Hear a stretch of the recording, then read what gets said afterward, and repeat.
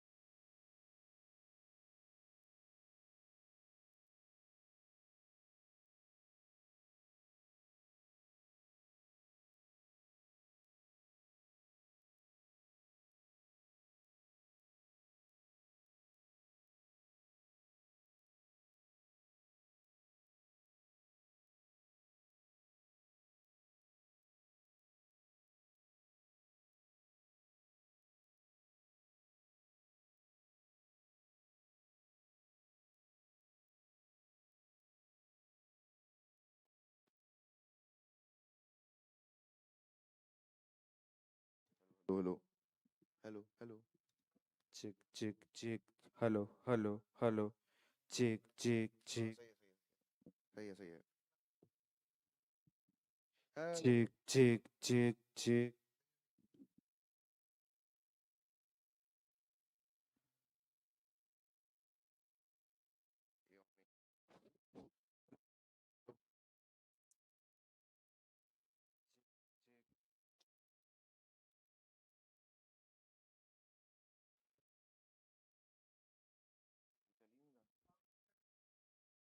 हाँ जी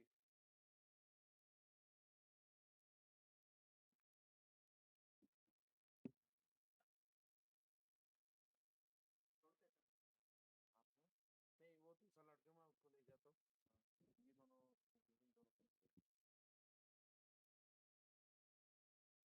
Check, check. Hello hello hello hello hello hello hello hello hello hello hello 1 2 3 hello hello Check, check, check.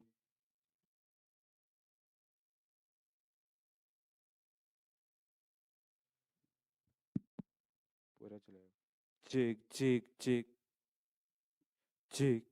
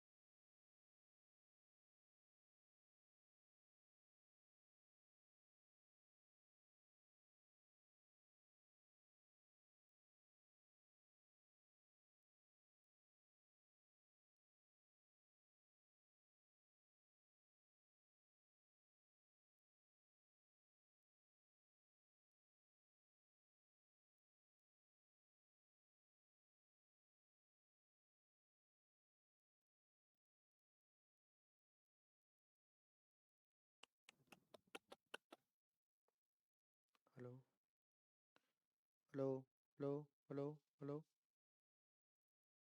hello, hello, hello, hello, hello, hello,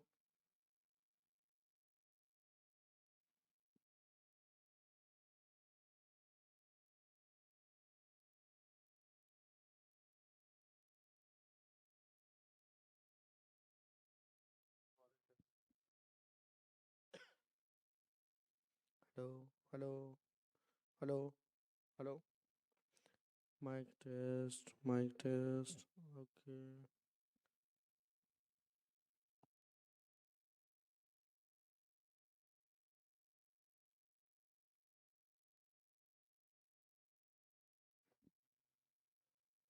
Hello, mic test, mic test. Hello, hello.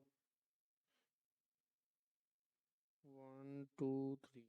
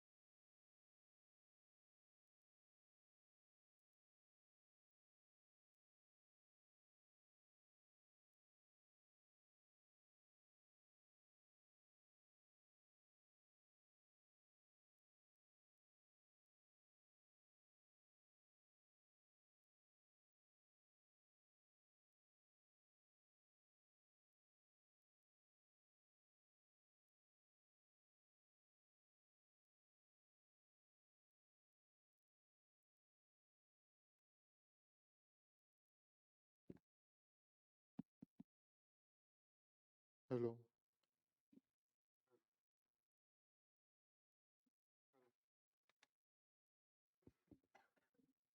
hello, hello, hello, hello, hello,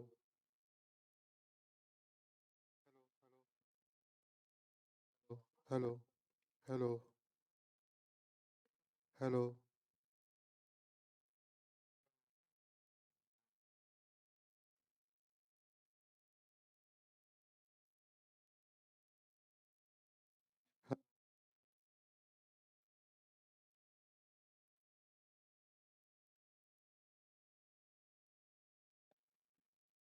hello,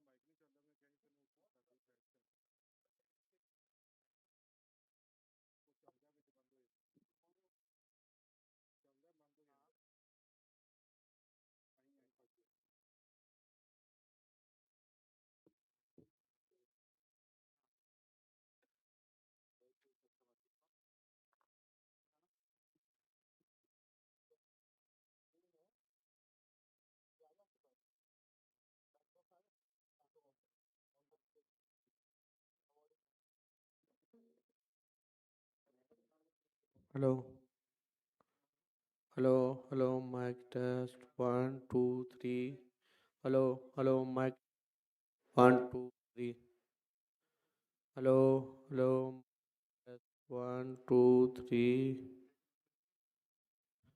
Carlo,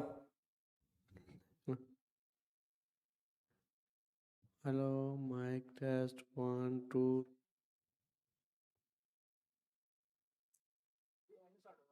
hello, hello, mic test, one, two, three, सही है.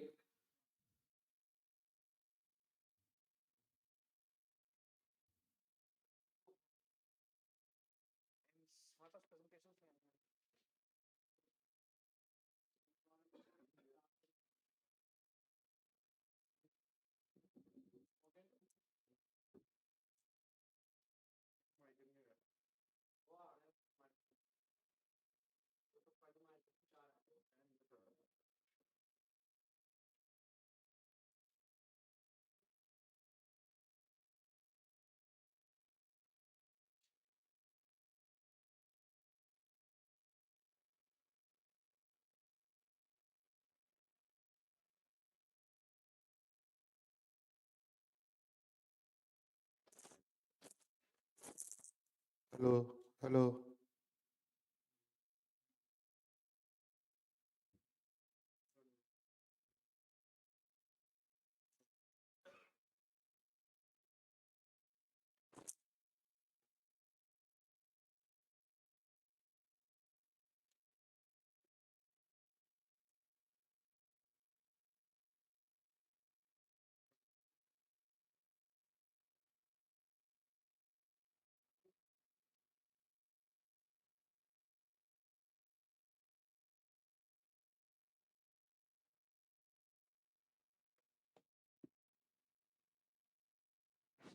hello, hello,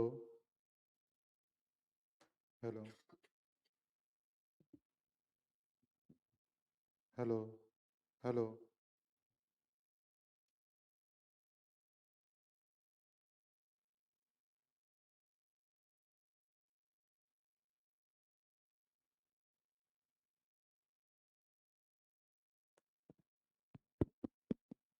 hello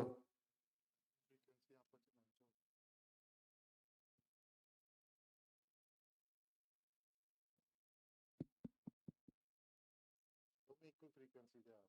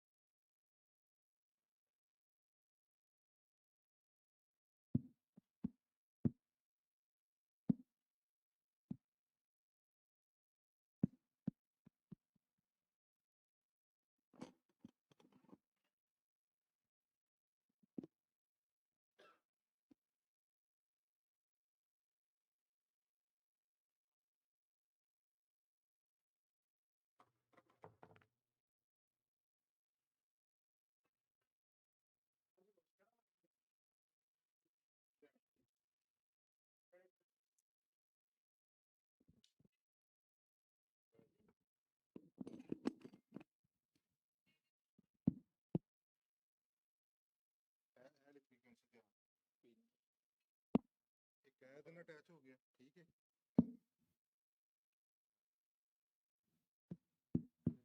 ਇਹ ਦੋਵੇਂ ਉੱਤੇ ਥੱਲੇ attach ਨੇ hello hello ਇਹ ਦੋਵੇਂ ਇੱਧਰ ਹੈਗੇ ਨੇ ਇਹ ਦੋ ਇੱਧਰ ਕਰਨੇ ਨੇ ਨਹੀਂ ਇੱਧਰ ਨਹੀਂ ਕਰਨੇ ਸਿੰਗਲ ਸਿੰਗਲ ਕਰਨੇ ਆਹੋ ਨਾ ਮੈਂ ਕਿੱਧਰ ਕਰ ਰਿਹਾ ਕਿੱਧਰ ਕਰ ਇਹ ਠੀਕ ਹੈ ਕਿਹੜਾ ਕਿੰਨੀ ਫ੍ਰੀਕੁਐਂਸੀ ਕਿੰਨੀ ਚੇਂਜ ਕਰਨੀ ਹੈ ਇੱਥੋਂ ਦੋਵੇਂ ਤਰਫ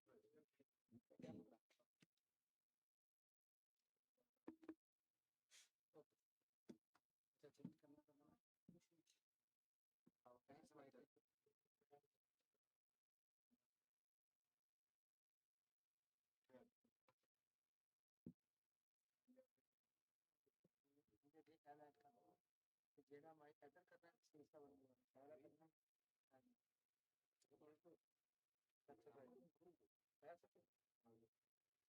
ਚੈਨਲ ਦੇਖੋ ਕਿਹੜਾ ਕਿਹੜਾ ਹੋਊਗਾ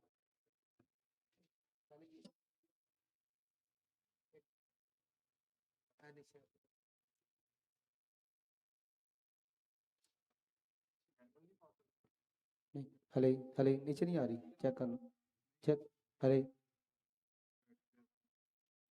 हले हले हले देखो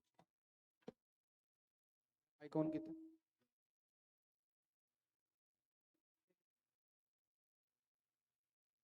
हले हले हले हले हले हले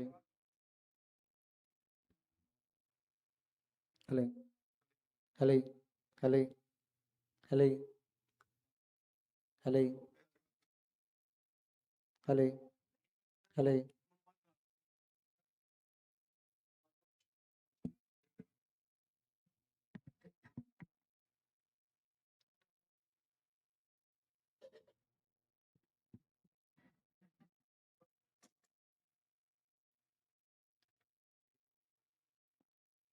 हले हले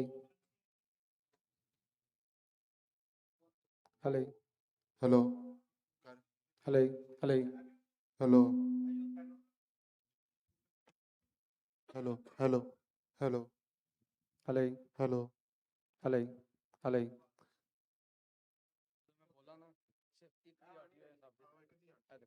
हले हले किसी और दिन ना हले हाँ लेकिन सही कर रहा है कल उधर भी मिक्स होता है ਹਲੇ ਹਲੇ ਹਲੇ ਹਾਂਜੀ।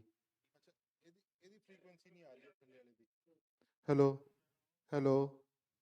ਇਹ ਕਹਿੰਦੀ ਹੈ। ਹੁਣ ਦੋਵਾਂ ਦਾ ਮਿਕਸ ਹੋ ਰਿਹਾ। Hello hello. ਆਹੋ ਹੁਣ ਇਹ ਦੋਵਾਂ ਦਾ ਮਿਕਸ ਹੋ ਰਿਹਾ। ਕਿਹੜੇ ਕਿਹੜੇ? ਅੱਛਾ ਇਹ ਆਵਾਜ਼ ਆਪੋ ਆਟੋਮੈਟਿਕ ਆ ਦੇ ਇੱਥੋਂ ਬੋਲ। ਹਲੇ ਹਲੇ ਬੋਲ। ਹਲੇ ਹਲੇ ਹੈਲੋ ਹੈਲੋ। ਠੀਕ ਹੈ ਉੱਤੇ ਥੱਲੇ ਹੁਣ ਮੈਂ ਦੋਨੋਂ ਆਨ ਰੱਖਿਆ। Hello hello hello. ਠੀਕ ਹੈ ਹਲੇ ਹਲੇ ਠੀਕ ਹੈ। ਅੱਛਾ ਹੁਣ ਇਹ ਦੇ ਲੀਡ ਦੇ।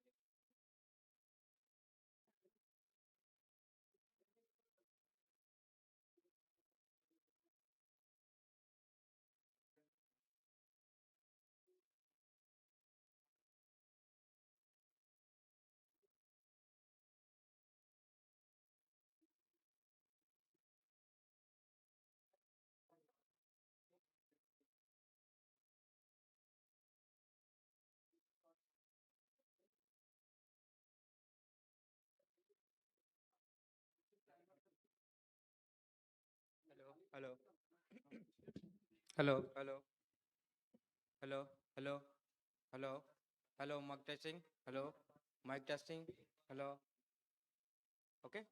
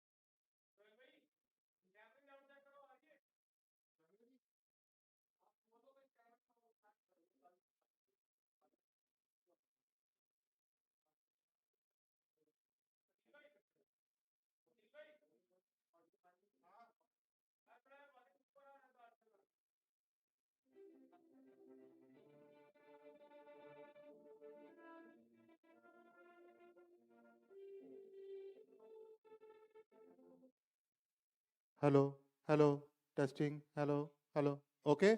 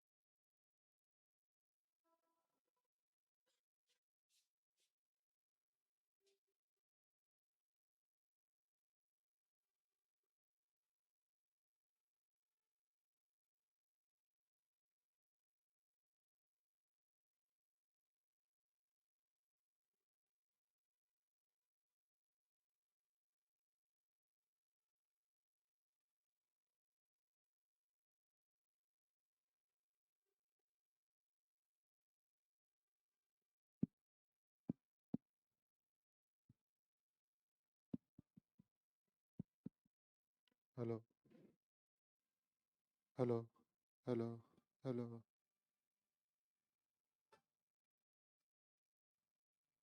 hello,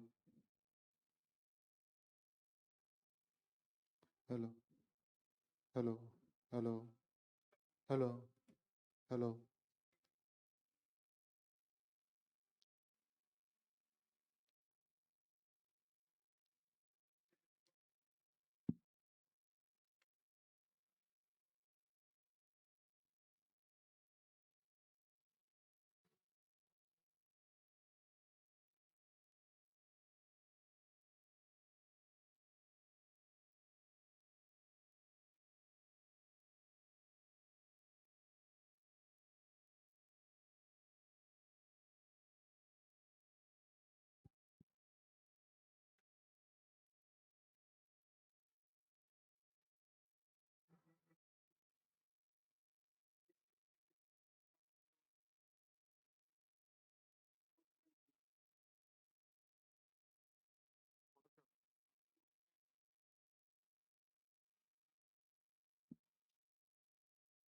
नहीं स्टार्ट करना इथों स्टार्ट ला के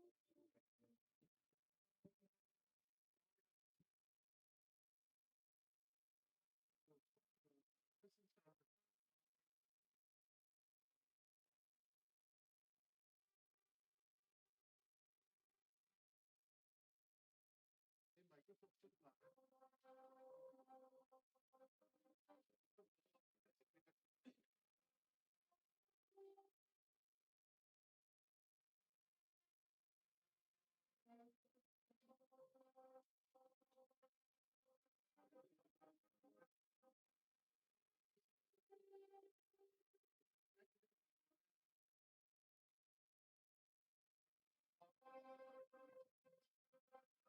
उधर चेक करी साउंड आ रहा है उसके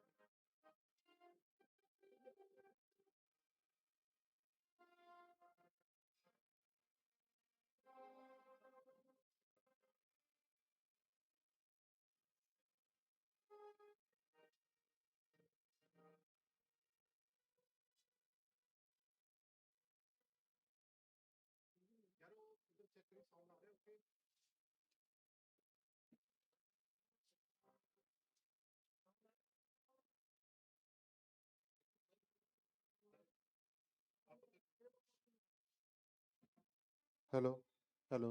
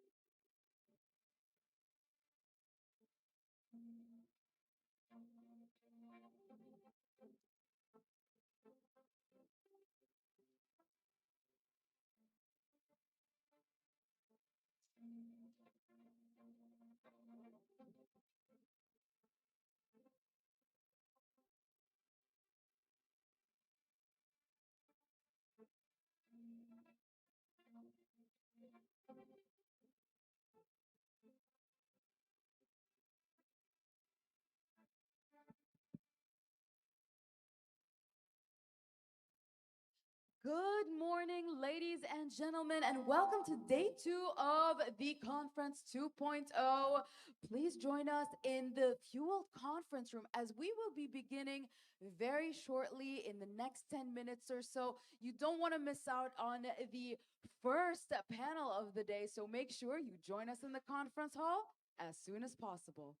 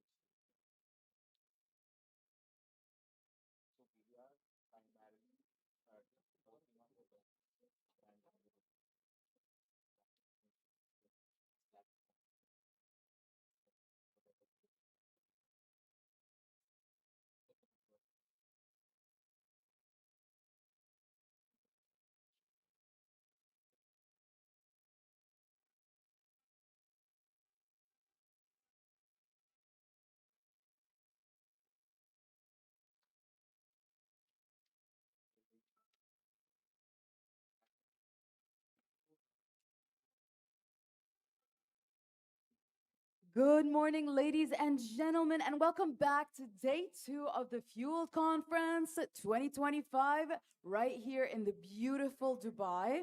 I hope you all had a chance to recharge overnight because today is going to be jam packed with fresh ideas, actionable insights, and plenty of opportunities to connect with people who are just as curious and ambitious as you are. Also, don't keep your thoughts to yourself. Please make sure you use the hashtag FueledConf and share all of the wonderful moments you're experiencing here at the conference with us on the hashtag. And now, ladies and gentlemen, I'm hoping you are ready to turn that energy into ideas and inspiration. So let's start and make day two unforgettable with a topic that touches every single one of us, often without even noticing. Our first panel of the day dives into the tension between convenience and privacy, between personalized experiences and the data trails that we all leave behind. The session is titled Big Data versus Privacy. How much do companies really know about us? And it asks a question that's becoming harder to ignore as technology becomes more woven into our daily life. Please join me in welcoming our panelists. Put your hands together in a massive round of applause for Mr. Shubham Kashyap, the co founder and CTO of Unified Labs. Joining him, we have Mr. Umesh Kumar, the Associate Director of IQVIA IDRDS.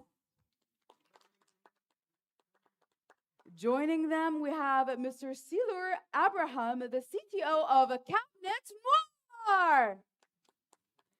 And last but certainly not least, Mr. Kior Shah, the CEO of VedLogic Solutions.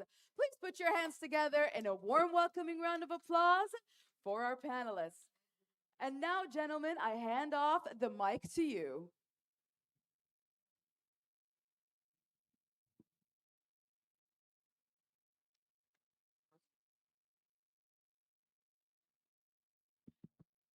Hello everyone, good morning. So I'm Umesh Kumar, I'm Associate Director for IQVIA RDS India Private Limited. I'm in clinical data science. So I'm working for the clinical operations where we develop softwares and we look for the clinical data. So this is about me. Uh, so, should we start with the, yeah? Yeah. Absolutely. So I think we have an interesting topic at hand, right? Given the fact with the advent of AI over the course of last 2 years, privacy per se, according to me at least, is a myth. And it has not been because of AI, it has been because like how we generally treat data to be the core of whatever we are making, right? The the balance between privacy and personalization, and how stakeholders in the who can afford it really decide on that. Okay, the government wants to actually the government's intent is to surveil, right? The corporation's intent is to profile, and the user's intent is to personalize. So I really think that, okay, privacy might not, privacy is a myth, is kind of a true statement. But I would like to know what are your thoughts on it? Like, do you guys agree? Yeah, so the basic point over here is like when we talk about privacy, it is much more of the data driven. Every decision is going to be a data driven. So now it is what we need to understand is how we ensure that the user privacy is much more stabilized, the user data is much more secured, and they are not utilized for other operations. So very basic example is like in India, means typically on when you are taking a credit card, they ask you to fill up a form. Now you are asking to get the credit card. Now that particular data is used for other operations also. They would be using that data for loans. They would be using those data for insurances, etc. So it has to be in a way where whatever data we are using or we are generating or we are getting from the users, it has to be used for that particular manner itself, not using it for other purposes. That is how it has to be there. See, at any given point of case, if there is a large data, then and then only we can make right decisions. So for example, when we talk about healthcare, so our smartwatches are getting the data. Now that is for the benefit of us, right? Because from that trend only, they would be able to get some information about our health, and they would be able to predict it, and they would be able to probably stop us from any catastrophic situations. So those kind of data collections are always good. They are not meant for privacy breach because that is not what they are doing. But we need to ensure that the data means there is always a pattern in data. The means you are a data analyst, right? So you can understand it very well. There is always a pattern. So if there is a pattern which can be matched, then it is also a privacy issue.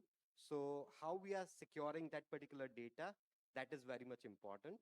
So typically GDPR compliances, right? So that is a very one of the basic example which leads people to ensure that that data is private, they are secured, and they are not used by anyone else. So there has to be the same kind of policies.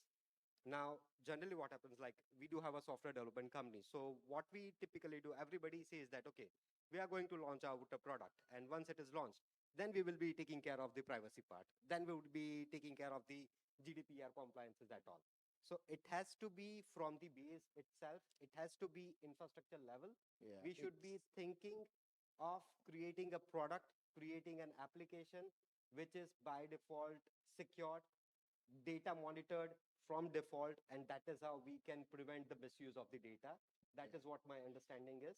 Without data, I don't think it's so. The world would be much more smarter I agree. and it would be able to grow much more. Yeah, I totally agree with that, that it is more of a compliance concern for us or companies, right?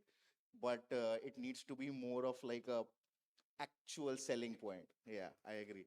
Silur, you want to take? Well, with privacy, this is exactly a good start because we can discuss why the title is a versus big data versus privacy. So, because they oppose each other, privacy is kind of an anti-product. Nobody likes to hear that you need to implement it, and if you hear it, it's only because of legal or compliance reasons, not because you want privacy solutions to be part of the architecture, because you're into the patterns that you can actually sell for a business value.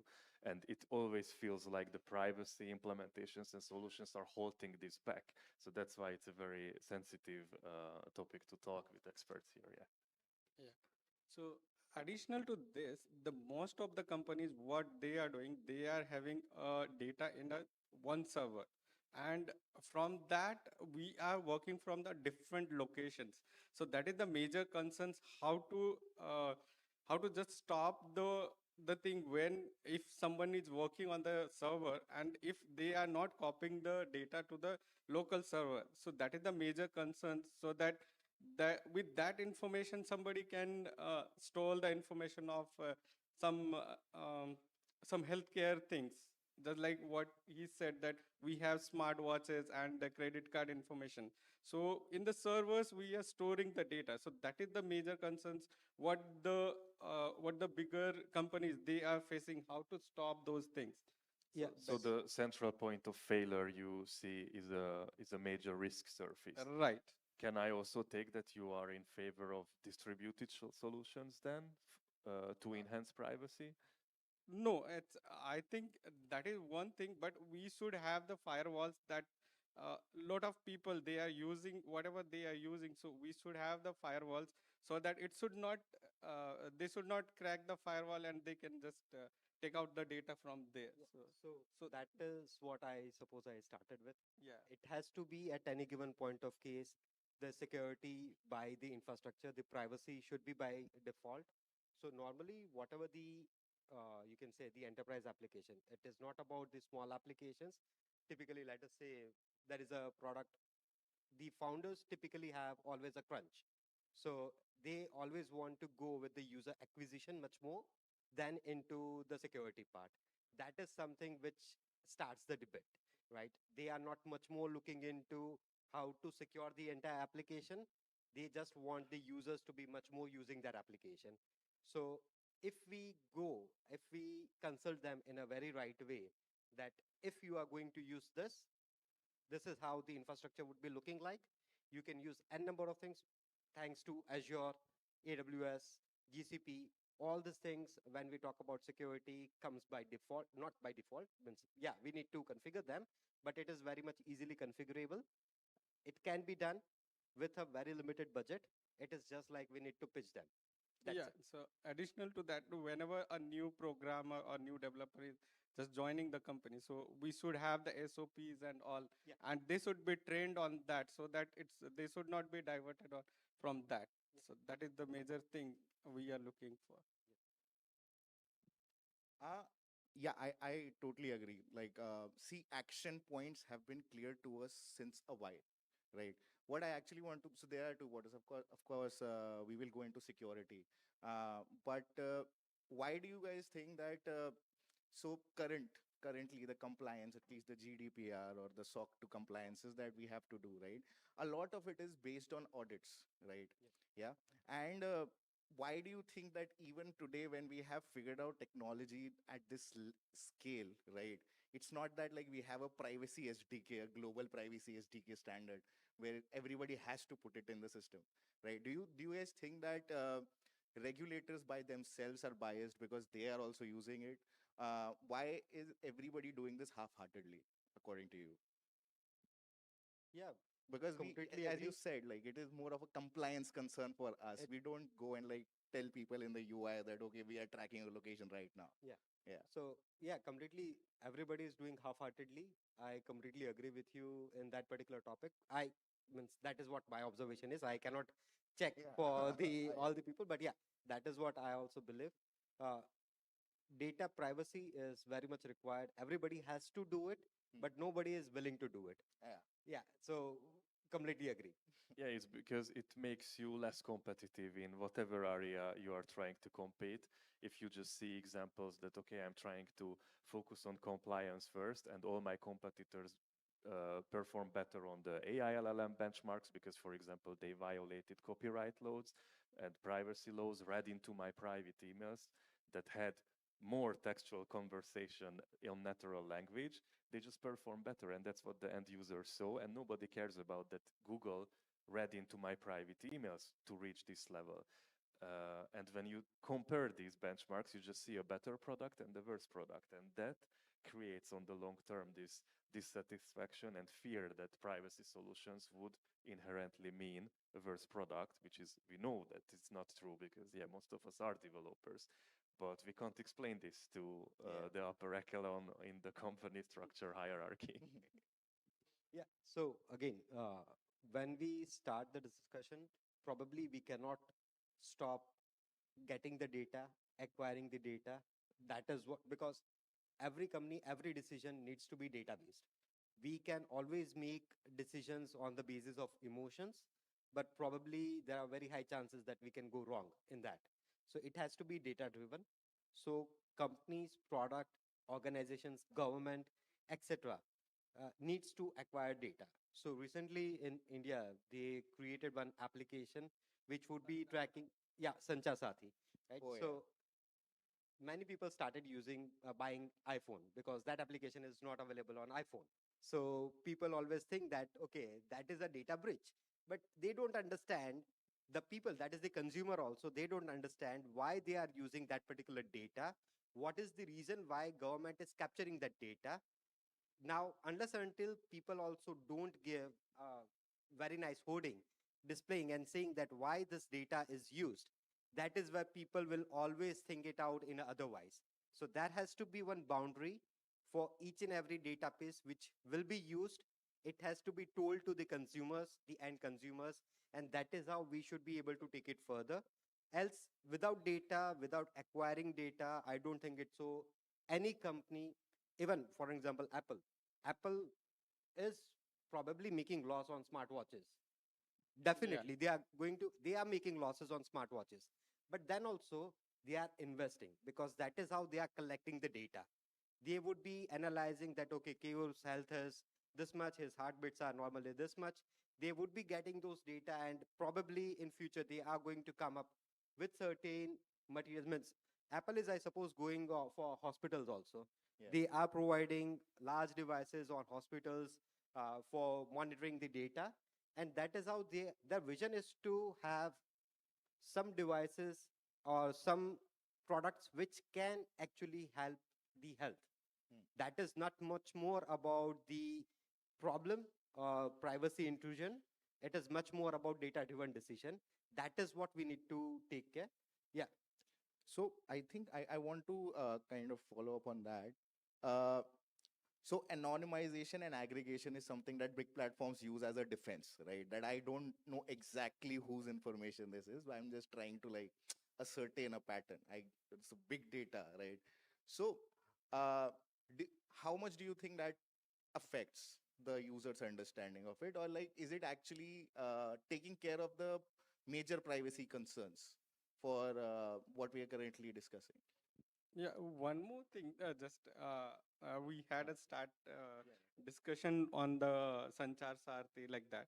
So, what do you think that how much it will be secure if we are giving a big data to our government? And so, what will be the how that can be useful for the government and how they that can be secured? Because now we are talking about the privacy, security, and how that will be. So, I want to just want to have a discussion on that if we can have. So if I that I is, I personally don't trust any government with data actually. Yeah, I I really want to hear from Keywood. yeah, sure. So he has started with that. So that's why just I wanted to understand that. What See, is your thought on that? what I normally believe is we didn't found any kind of data breaches from the government till date. We are not aware of it.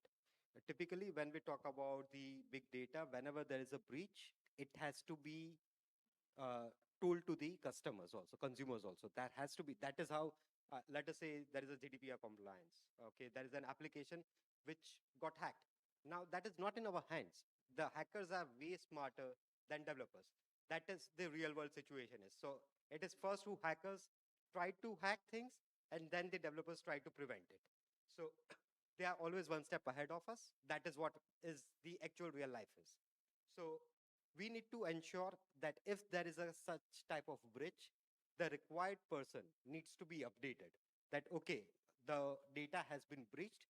These are the consequences and these are the remediation steps which we are taking in Proper. order to ensure that it doesn't happen for the next time. So for till date, I never found any kind of information where Indian government data has been breached. There are always chances that someone intentionally uses that data, but that happens with every government. It is not only with India, right? Yeah, incident response is a serious privacy angle, not just the general security and risk assessment, but the privacy angle of it is an important topic in itself to model in the company structure. Yeah, incident response, especially in the case of breaches. So getting back on your previous question, though, the solutions and anonymizations, I really like the layout because we have clinical data science here too. And with Cabin Noir, my specialty is advanced cryptographic solutions, privacy, encryption, all of these. And I want to bring up as an answer to your question, differential privacy, that I do think personally there are tools that can have the best of both, because my concern, not just as a developer, as a user, when I get angry that my data gets collected. Yesterday, for example, Uber announced that they are starting to sell the takeout and the ride data to marketers. Yeah, who would have thought?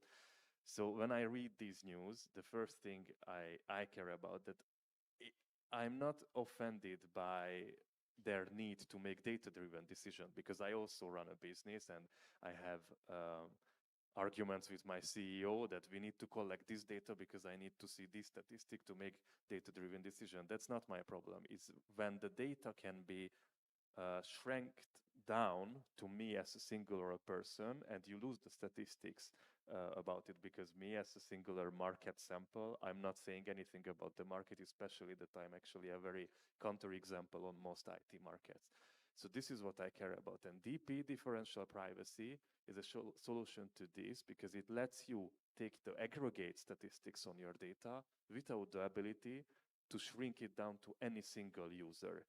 And Google actually, yeah, hats off to them. They are actually using it in Google Chrome when they collect usage data, silently shipped it out again, because there is this negative perception about differential privacy. It sounds a little ominous. What does it say about the product? So it's a silent feature. Apple also uses it. But there are these solutions even out there on the market that can bring the best of both closer to us, albeit I have to say they do skew the data a little. So again, when we talk about data, most of the cases, any enterprise grade application would be encrypting the private information. That is how the standards are, right? And there are so many nice algorithms. I suppose entropy, I forgot the name, in Web3. I'm very bad with the names. Homomorphic encryption. Yeah, so I don't know, means it is a very nice encryption methodology. User has to add a 12-digit keys. Okay, it is from a dictionary itself, and that means not the quantum computers. Even means that is what I have read. Even let us say if we combine all the infrastructure which we have right now, then also it will take around 10,000 years to decrypt that particular message. So those kind of things are already available. Data can be secured in a way where it cannot be decrypted by anyone. It is much more about what we want to do and how we do it. It is not about we should means we cannot stop drinking water if we think that okay, this water is polluted. right? We need to drink water. Big data is like that. We will require data because that is a need. Without that, we cannot take any decisions. It is how we ensure that we actually make it much more secure, make it much more data driven, ensuring it is not used somewhere else. That is how it has to be taken. That is, it has to be very much transparent. Yes, similar thing is getting used by WhatsApp also. Now everyone is using WhatsApp. So those things are encrypted. So nobody can just the first user and the end user, they can only just see, and they can just see what is the message on that. We So don't it's fully know that though. I They I claim to I use think the yeah, yeah. double ratchet from. I think one of the key problems of Meta taking over WhatsApp was there are fine lines in these things. oh So they can read if you're chatting with a business account. Yeah, uh-huh. that is clear. So if somebody has a local business and they have made a business account, all of their personal chats are also something that WhatsApp can read. It's not protected by end-to-end encryption. But that's what I actually am going back to our same point that is there a way in which big corporations can be actually regulated where they don't exploit this? And if there is, right, why are regulators not doing it? What do you guys So, think so about is that? there any other alternative for WhatsApp business? Just like nowadays everyone is used to WhatsApp, right? So now suppose if somebody wants to do a startup, so they are not aware of this kind of things. So if we know that some kind of alternative is there, so or we have to, if suppose there are a lot of developers, so we can approach to a developer and they can develop the things like that, so that we can use it. There doesn't exist a competitor to this, but not because of the technicalities of the encryption. It's because of the user base. So any of us can, by tomorrow, bring up a quantum safe encrypted and end-to-end chat, but we are not gonna have your family on there and your business partners. So it's more like, again, not the privacy and the technological push, but our tools are technological. So that's why we are always at a disadvantage in this big data versus privacy, because the driver of the big data part is much bigger than tech. It's data-driven decisions, it's business, it's user acquisition, but the privacy is only a technological constraint. And Completely agree with. coming back to your question, Shubham, so normally what I have observed is whenever some organization is capturing certain data, there has to be an audit. That audit is mandate every year once at least. It can be twice in a year, and that is always done by the third party. Now, many times the third party is not known. So many times Deloitte does it, many times someone else, unless until you know those kind of guys. I'm not talking about governments. I don't know about governments, how they are working on it. But that is what I know about some enterprise clients. And auditing is never done by the same organization. It is always third party. QA team also, it is always suggested you should be having a third party, and that is how there are the bounty hackers. Yeah. Okay. So they also do those kind of auditings XYZ. Not for the security part, but yeah, they do ensure that there are no breaches into the system. So those things are already there. I'm not so big to talk about the governments. I don't have any kind of information for that. But yeah, for enterprises, definitely there are clauses which are there in order to ensure that they are not doing it. But at any given point of case, see, there are separations for the private, means privacy. Yeah. There are separation for the normal data. What they are doing with the normal data, which they are collecting, that we don't have any idea because that something goes at higher positions. Okay, but it depends on organization to organization if they wants to sell out, etc.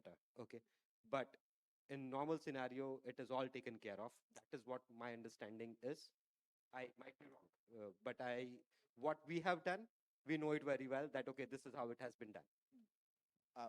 Yes, I totally agree with you. So, see, the nature of technology is such that technology itself is never going to decide what the application is going to be. It is the intent of the user, right? Intent of the stakeholders, at least, who are managing it. So when it comes to anonymized information, I don't know if anybody knows the tool Mixpanel, right? So they had a very recent breach where like I think they were able the hackers were able to like get emails out of their own live tracking pixels, right? So when it comes to these things where you are very very aggressively tracking the user on platforms, on their interactions and all of these things, right? When a security breach occurs, uh, what exactly do you think we can do to protect this data? What, because the audits, of course, are like getting a little bit outdated, right? What are the new steps that we need to take with the advent of AI, with at least like very new social engineering concepts that hackers use? What can we do to make it update it a little bit? So normally Web3 can be one of the solution. He would be able to add much Very more. expensive. Yeah, it is expensive, definitely, but it is one of the solution where data is decentralized altogether. It is not means even if there is a part of application which is hacked, the user won't be able to get other information. But yeah, there are certain things because it is all saved on the smart contract. So if you have that ID, the people would be able to get the information about what is there in that particular contract. So again, when we are creating a smart contract, we need to ensure that what information we are putting up in the smart contract, there are also bifurcations over there. So it is much more about architecture driven information, which we need to keep it. What data needs to be there in centralized server, what data needs to be on the decentralized, what information we keep on the smart contracts, etc. But yeah, combination of all of them can be a solution. In Web 2 also, there are certain ways where we again desegregate the data, but it depends how we are using it. There are always alternatives. It's every problem has multiple solutions. It is up to us which solution we want to go. The one, as you said, it is very costly. Yeah. Now, that is what people always think, that okay, it is costly, so we should not be taking that particular solution. That is the normal outcome, normal behavior of each and every user, each and every entrepreneur. Probably means that is how the decisions are taken by big enterprises also, right? So everybody wants cheap solution. Probably it is just a saying. uh, they are not looking for the sustainable solution. That is where the problem arises. Because of the this profitability that they all the companies they want the profits. So if they are going to purchase this kind of software, so their profitability will go down definitely. So that are the major things that definitely the companies they don't It is go for it. it is So not so only so the sorry, it is not only the profitability they are looking for. Many times they brand it in a way that your product is much more secure. yeah. So it is value driven many times. Yeah, at the end of the day, it is the numbers which counts. But he is into venture capital, right? So many times people don't look into profits.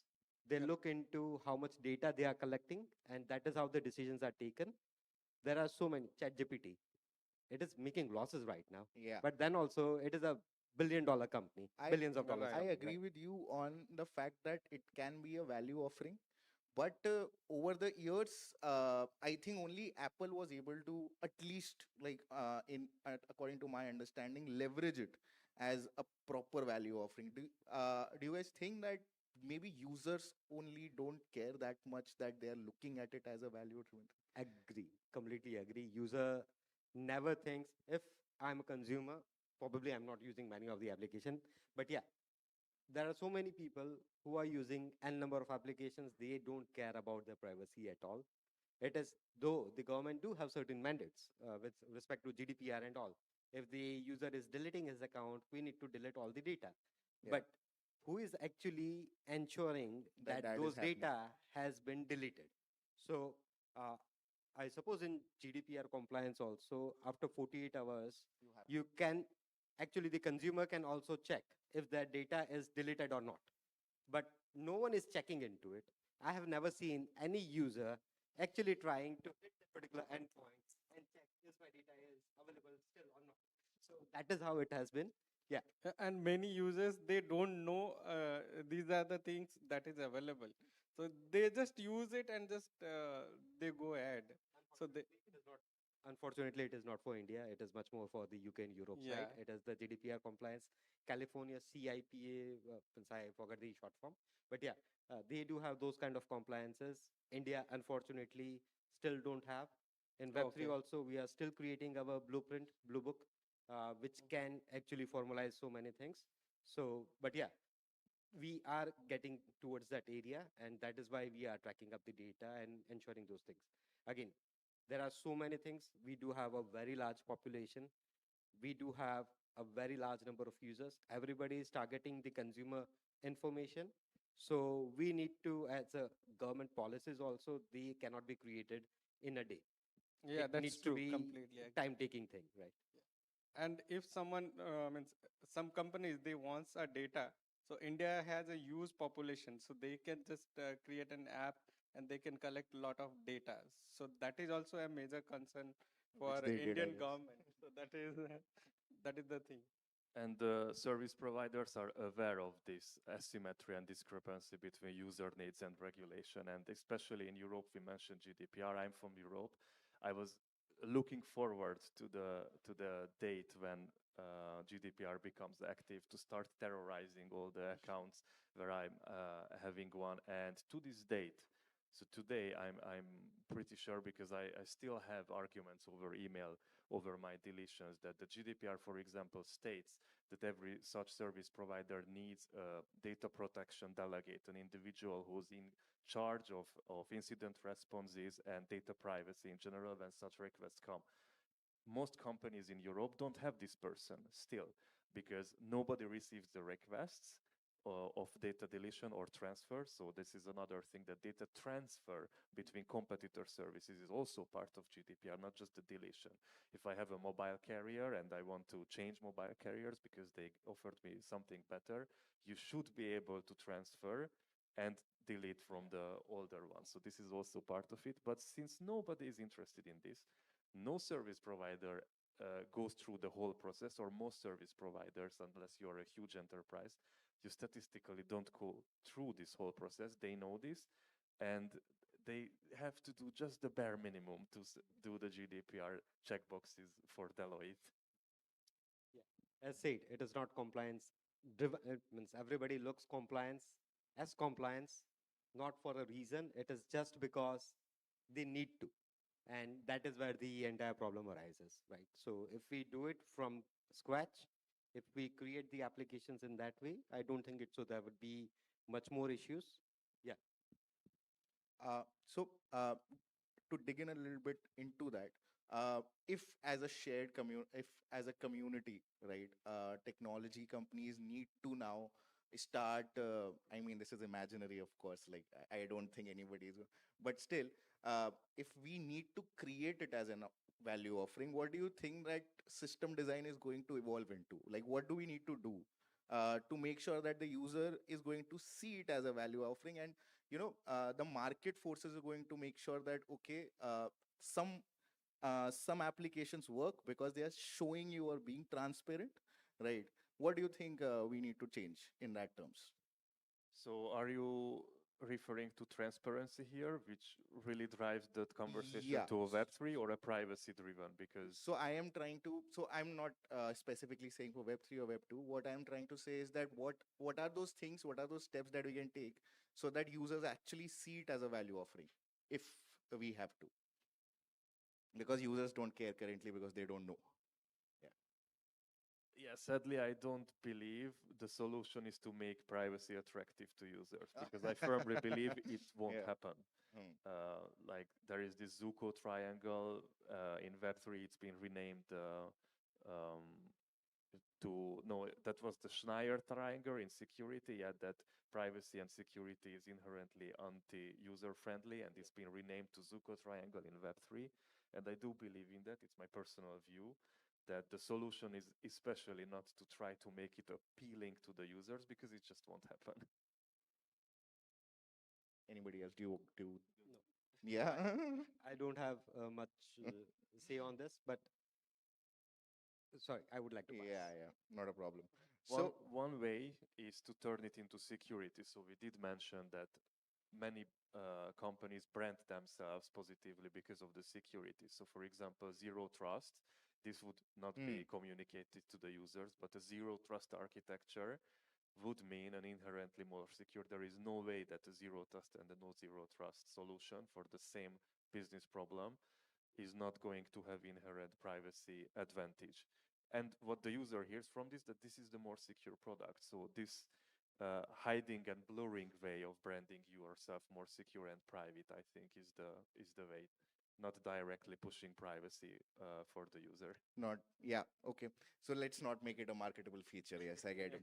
So, okay, so I think we should also take in your experience, because we are doing this as a question, and the topic is, of course, that how much companies actually do know about us, right?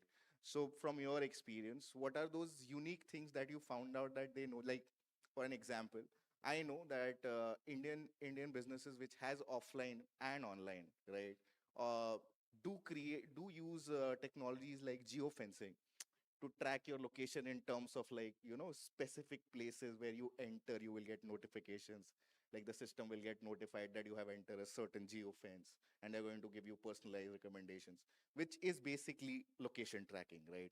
And these are very complicated ways in which you try and figure out information that might be considered private.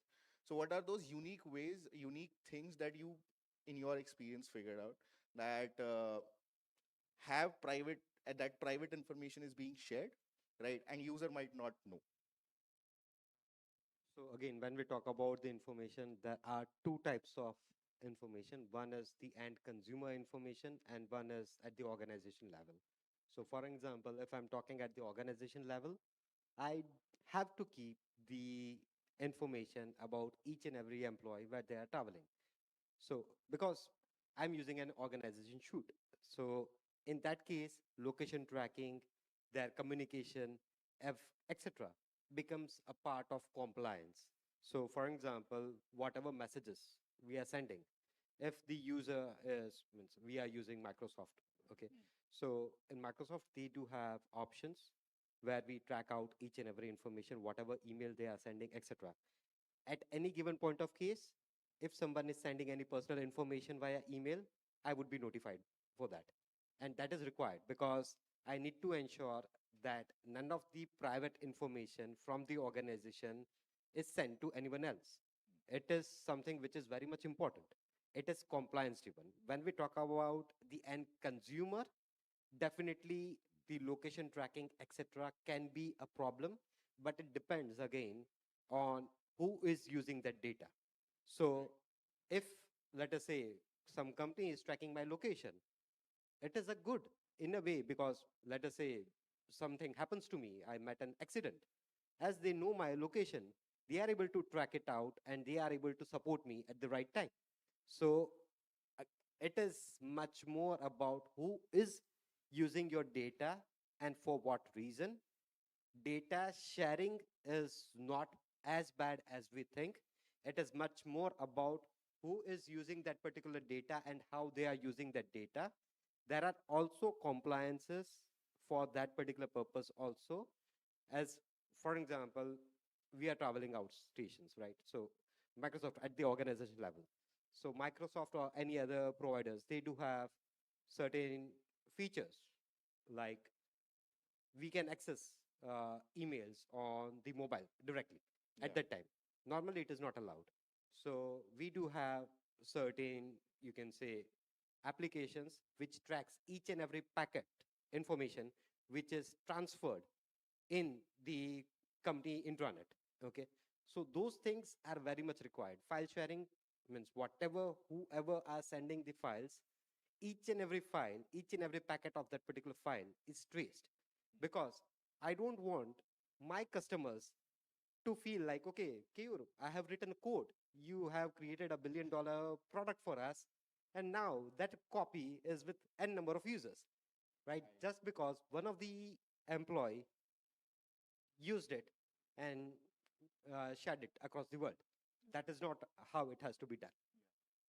Uh, I agree with you. In a corporate responsibility sense, I totally agree. Security is a synonymous. What my question is more about is how a lot like India, of course, has a lot of lending players, right? Digital lending players, they will get access to your SMSs, your contact lists, right? We have had those scenarios where their collection mechanism is like creating a WhatsApp group with your close ones, and then demeaning you in terms of, so all those things are of course existing. So my question is more about, in your experience, what are those things or technologies that are being that that is being used to collect private information in a sense that the actual end user wouldn't know. Yeah, yeah. I do believe the majority of it, and one of my one of my employees long ago, he now works for Facebook, and you're gonna understand why exactly. Wrote his PhD thesis on a topic that I didn't know before in algebraic geometry. Not gonna get into too much to the technicalities. He showed that if you draw a graph, so dots and edges, and you delete the dots, and I just only tell you the length of the edges, so there are long lines and short lines. Just by this, he's able to reconstruct the whole graph. And I immediately understood that you're gonna get headhunted tomorrow from this company by a marketing agency, because essentially what you said, that missing and incompletely analyzed data sampled at a particular point in time will tell you much more about the metadata, will tell you much more than the user who you are sampling. So I'm not on any kind of social media, but just because my sisters are, my wife are, they also have my data. Because I might have gone to a concert with them with a tagged photo of it, or just mentioning something about the brother or the husband. So I'm also there. And these are data that I not only don't know, but I explicitly want to avoid being collected, but I can't, because if the surrounding samples contain anything about me, I can be reconstructed. Yeah. I think I'm sure you must have, like, you are sitting on one of the most private data bases that yeah. So one of the major part is with respect to the phishing attacks, right? So most of the games, let us say mobile gaming companies, they do create games which are very much intuitive, and user also many times don't know that their private information are also captured. People many times don't check that how data means how they are securing the data. Is it like HTTPS or not? Is means those kind of information. The basic understanding is not there, and this is throughout the world. Yeah. It is not only in India. Means there are so many people from the Western countries also. They are getting hacked every day. They are you can say compromised because of the phishing attacks. They many times they go and admins. For example, if you receive an email saying that okay, your bank account is added by $10,000, then probably you will go and check, and it is a phishing attack for you, right? Gaming companies, so many other providers, means which we think, for example, e-commerce companies, we go and download a number of things, applications. Now, we don't know what that particular application is doing. No doubt, Apple, Google, they are trying to ensure that whatever permissions we are having, that goes with the application itself. We are not allowed to track a number of things, else the application won't be going on the App Store or Play Store. But then also, there are so many other things which can be done. Yeah. So, yeah. So the major thing what I have seen in because the hospitals, they have because in hospitals, if you are going for any checkup or any other things, so all the data what they are collecting in hospitals, so it will be get shared with the different hospitals, because they wants to collect that, and they want to see that uh, what kind of trends they are going on, and what kind of disease can come in the future. So for that, so that data gets shared between them, but we are not sure that what and with whom they are sharing that data. So there should be some compliance with that. So but most of in India, I have seen that that is not get followed. with the regulations. So many people, they are, means, if suppose if there are some patients, they are not aware of that, but we are using that data. So it has to be consent to them that we are using this. And suppose if we are using some app with the hospitals or some clinics, so they are also collecting the data, and with your geographical region, that how that, and so it has to be some kind of things should be there with the major hospitals. Yeah. So So I would like to add over here. So typically in UK, Europe side, NHS is one of the organization who is taking care of all these things. NHS tracks all this information for the people for a reason that they can actually check a trend that okay, how many people are getting flu, influenza, XYZ, XYZ, and based on that, they would be allocating a budget for the next year. That this you're is the right. budget which needs to be there for this kind of diseases, and every patient information is captured by NHS. That is the law. In India, government is also targeting those kind of information. It is typically EHS and one more thing. ECHS. Yeah, ECHS. So again, means it depends on consumer to consumer. Last time, what I know about is government tried promoting it very well. They also give certain kind of rewards to the hospital for adding those data using that particular platform, but that was misinterpreted. That was misused. So there were around 50 crore patient information which was pulled in just because government is giving the you can say per user per patient they are giving 10 rupees 15 rupees. Okay, so they added wrong data, right? Data we don't know, but that, see, typically it depends how we are using it. There are certain things, it is ultimately depending on the user. Yeah. Yeah. Users education, of course, is like, we are crunched on time, so I think like one thing that we need to cover, of course, because we are sitting here doing this, is now with AI systems in place, right?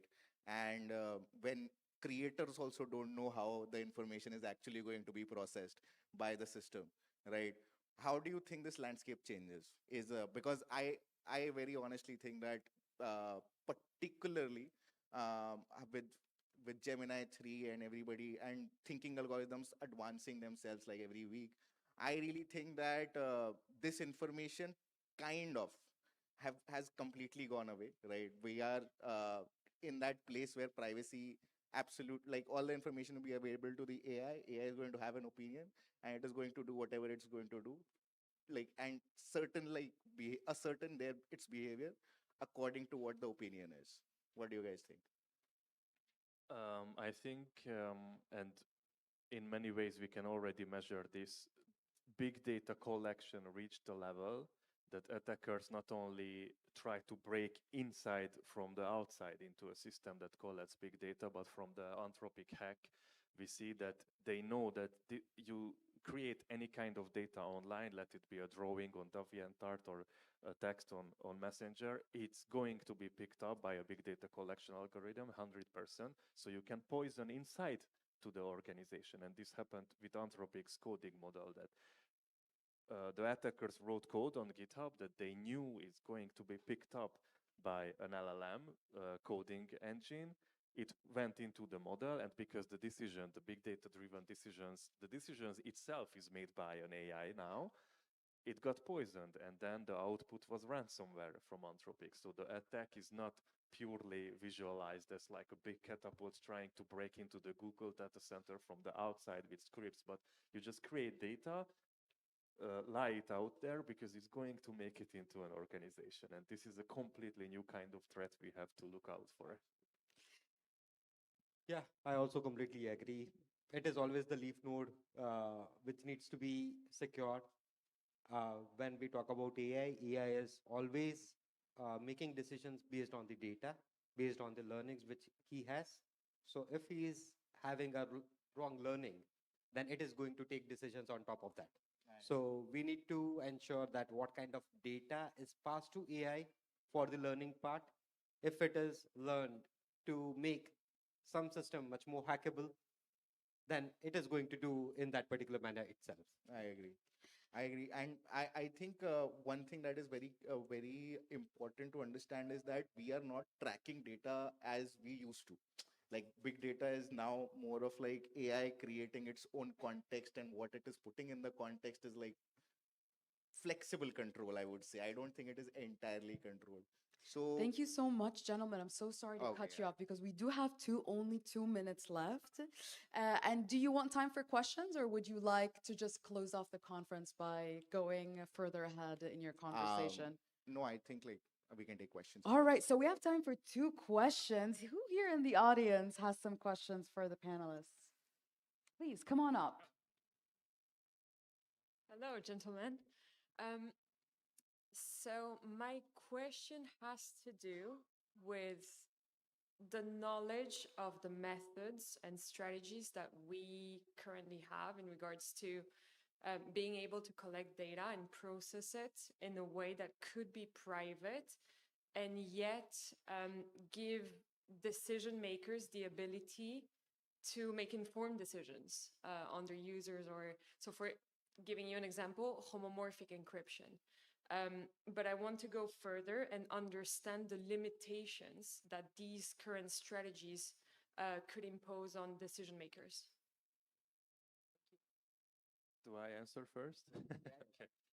So the example I brought up before, differential privacy, is very interesting because it's not just the name of the solution, but the underlying theory. So any kind of solution, even homomorphic encryption, you come up with that has this ability that the global statistics are still inferable, but you can't shrink it down to an arbitrary number. So not just one set of users, but you can decide 5 users, a group, a village, whatsoever.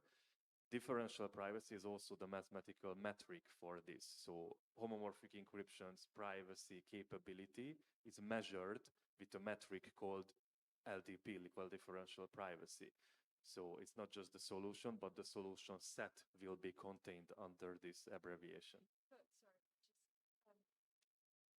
do like at a product level, would we still keep the same abilities to infer strategies and results over a product? Do I still have time to answer this? Yes. Not the same. So the capability, absolutely. If I have time for an example on local differential privacy, the most famous one, this is from Bruce Schneier, when we are trying to determine the number of communists in a room with coin tosses. So what we do, and you're gonna get the intuition behind LDP here, is that we flip coins. If the first one is head, you tell the truth. Either you're a communist or not. But if it's tails, then you flip again.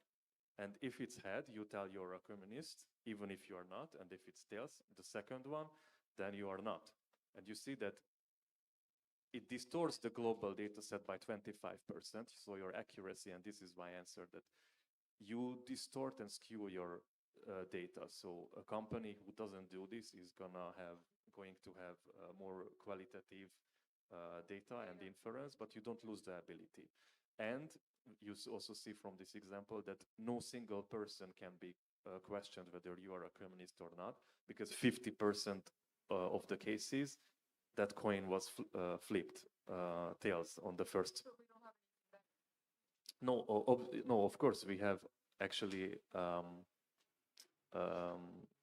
infinitely times better. So Google solution, the Raptor code, you can make as many coin flips as you want. So the chances get larger and larger, and it's inversely proportional.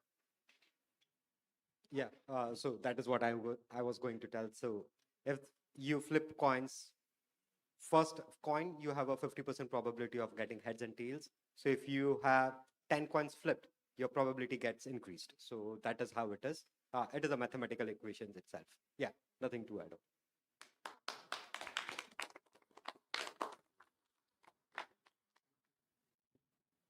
Thank you so much, gentlemen, for that truly insightful panel. Everyone, put your hands together in another very well-deserved round of applause. Let's all come forward together for a picture.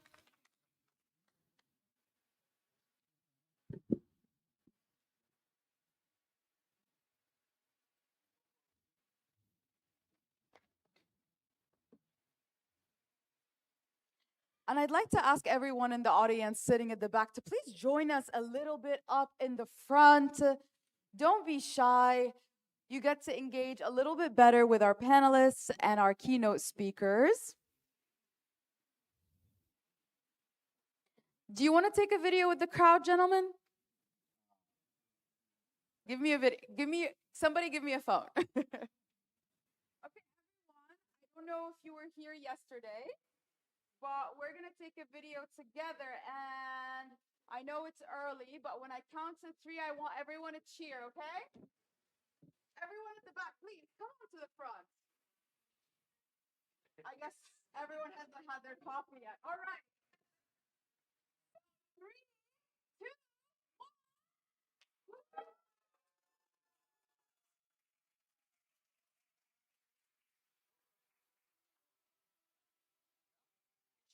Thank you so much. All right, gentlemen, up next, we truly have an exceptional keynote speaker coming up, telling us all about one of the biggest shifts coming to the business world in 2026, the rise of truly agentic businesses, organizations powered by autonomous systems that don't just support decisions, but actually drive them. The keynote, Build Your Agenetic Business, is all about your 2026 big opportunity.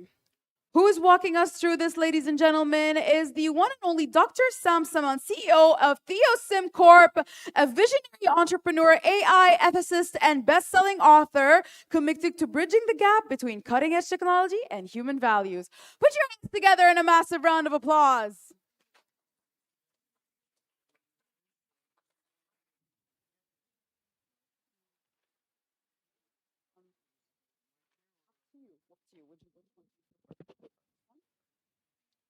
So, hello everyone. I prepared some slides, but apparently still have that chair. So,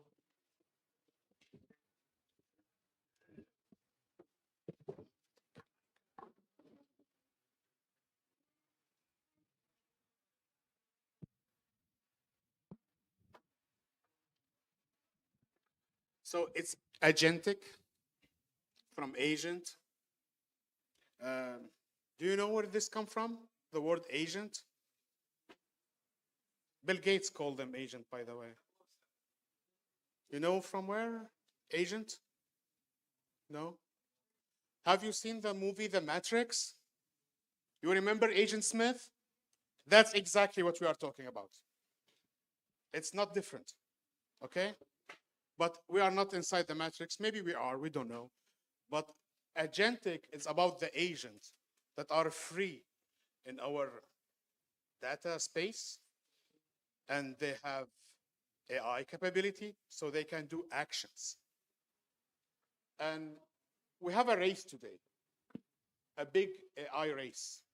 And I'm not talking about OpenAI against Anthropic, Google, even if that is funny, they are changing the places every, I don't know, sometimes 3 days. 2 weeks ago, ChatGPT updated and we got the 5.1, which was great, by the way. I don't know if you tried 5.1. 5 was a disappointment, but 5.1 was good. But immediately, Google released Gemini 3. And it was much better than ChatGPT. And even ChatGPT declared code red.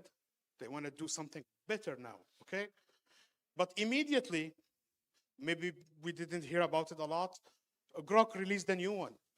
And it was better than Gemini. They didn't celebrate a long time.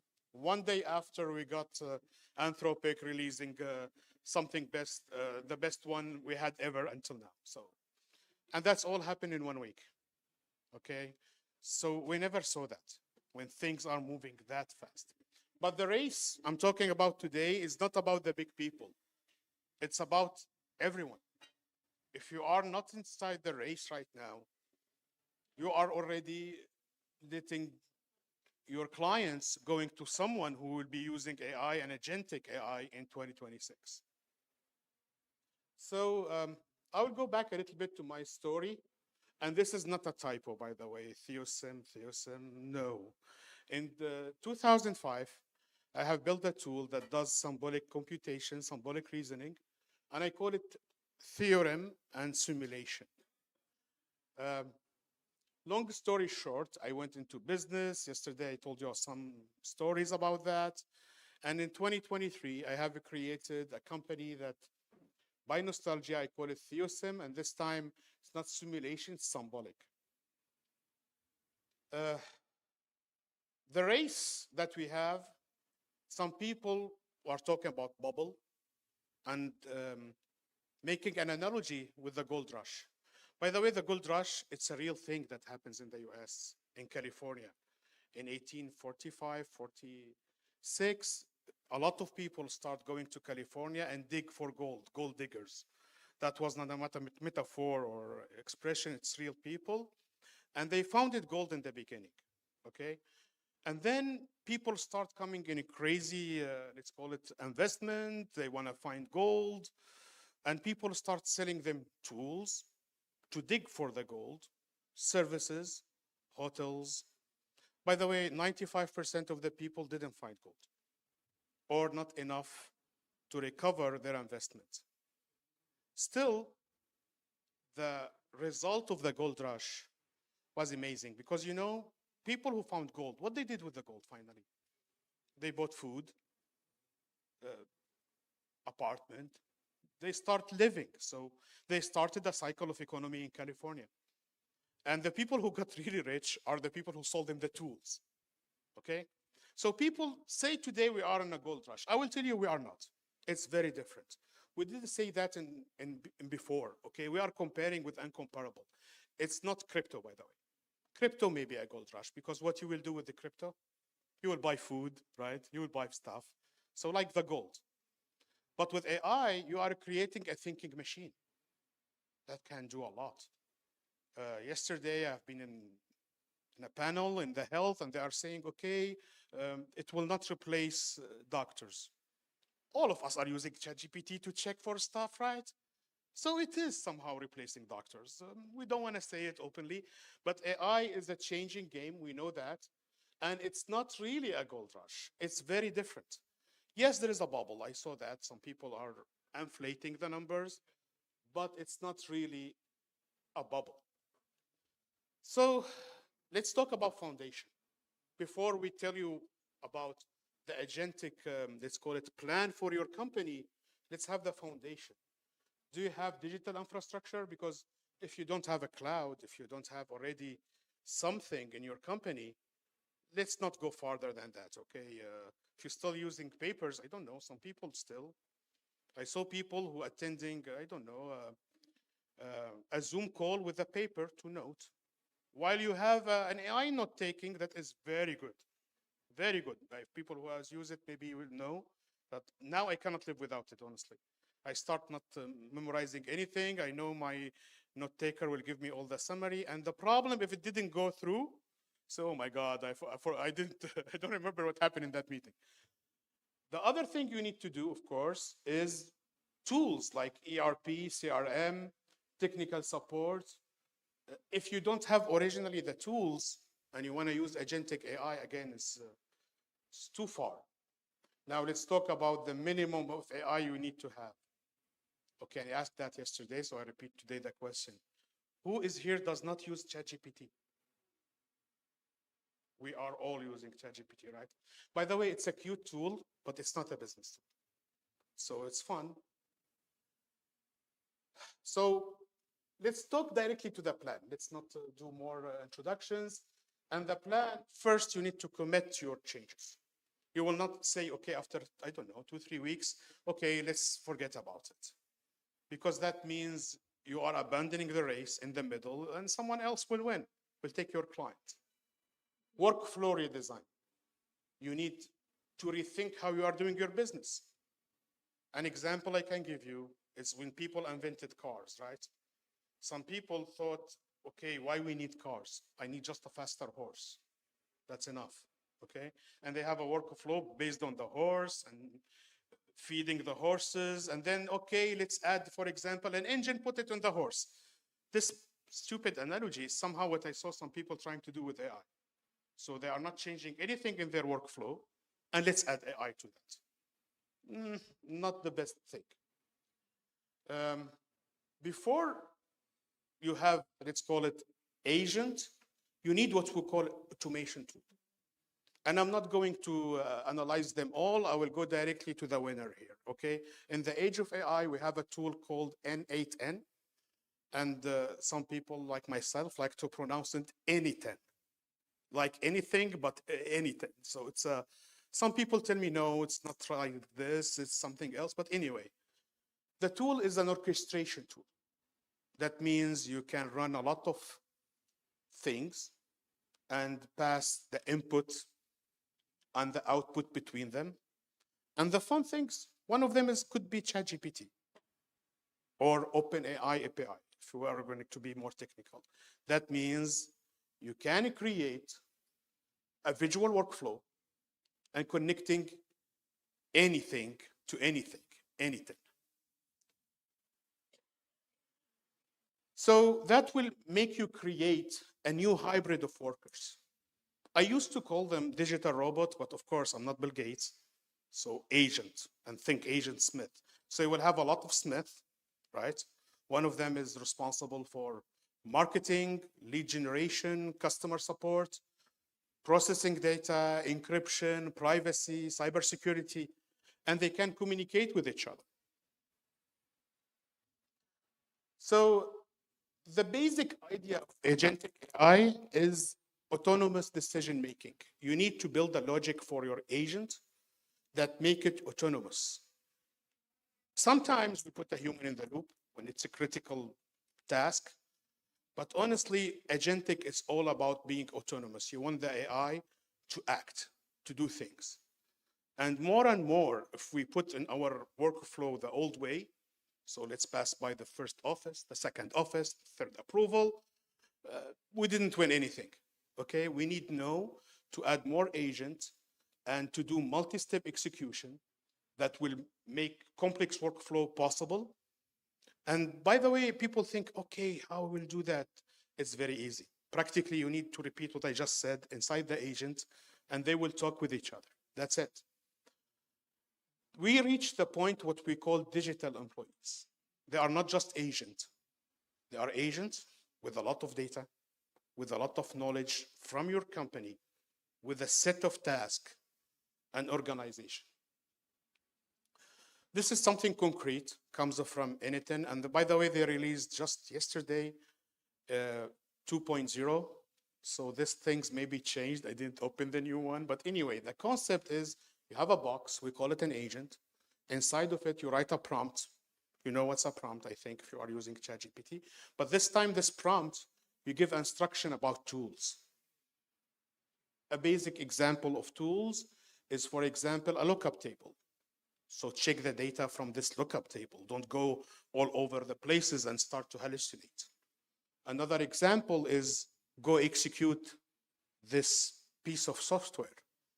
Okay, it could be sending an email, but it could also printing instruction for someone. So someone can talk with the machine and he needs a ticket and it's printed. So you see that simplicity in the structure of N8N. This is why it's the choice today for automation.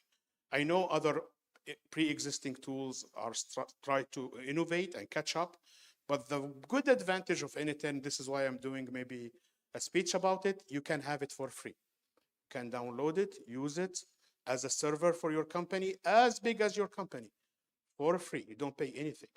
And sometimes they intimidate you. They will tell you, hey, if you do this and that and upgrade. If you have a company that has more than 5 people, don't upgrade. It's worth it to have the tool for yourself. The best thing to start with an agent is the talking agent. Is an agent that answers your phone. And by the way, again, we are talking about updating our workflow. It shouldn't be an answering machine. Leave a number or something. No, you need to give this talking AI more meat to talk, to engage with the clients. I am for engaging with this kind of things 100%. The only thing, ethically, you need to tell people it's an AI. I saw some people trying to play with that and make it, okay, more and more human. That's fine. But tell people the truth. What you have to lose? There is nothing wrong. We are all using AI. Of course, you can have them in marketing, you can have them in everything. One thing that I think is game changer is the human resources transformation. So this is very big irony. This is why I put it here. When you have AI controlling our human resources, that's funny, right? And but why it's good?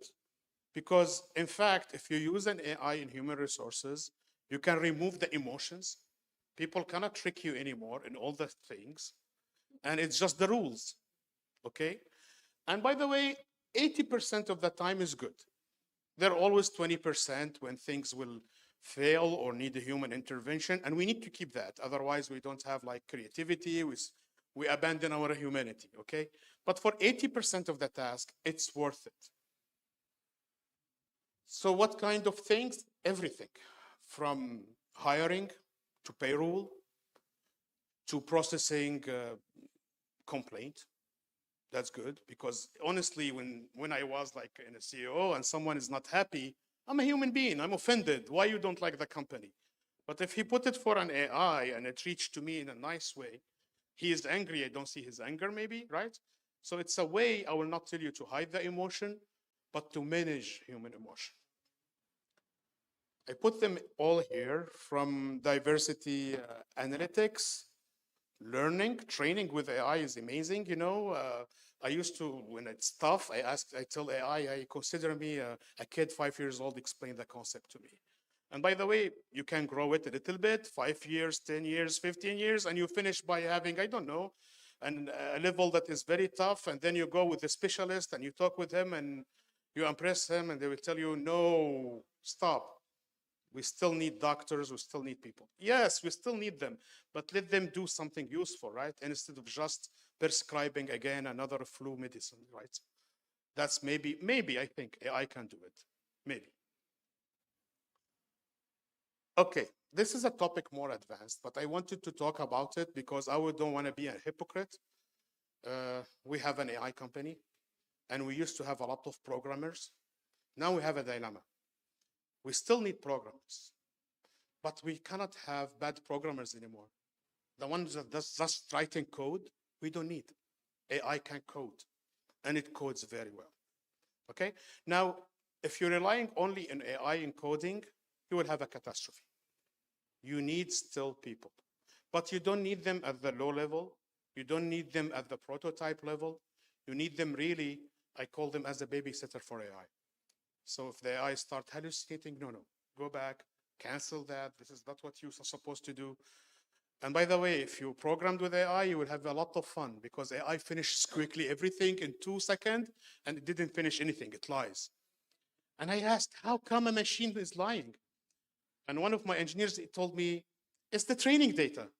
People are lying all the time. They finished. So they have a code, they trained on a code, it's finished, it's not the right one. But someone wrote it in the internet and maybe did a video about it and show us it's great and everything. And when you try it, it's not working. But they trained the AI on that. So AI will tell you, that's done, it's great, finished, not working, okay? Still, you can do a dashboard quickly. Yes, that's the example they give all the time when they want to show you amazing things. See, it's created the snake game. Maybe you saw that. So it can create snake games quickly without intervention because they tried it before. Dashboarding. But still, there are real good tools these days. I will give you the classification of these tools. I don't know what's Mocha. I think it's the AI who suggested to me, so I put it. I don't know it, but I know the other tools.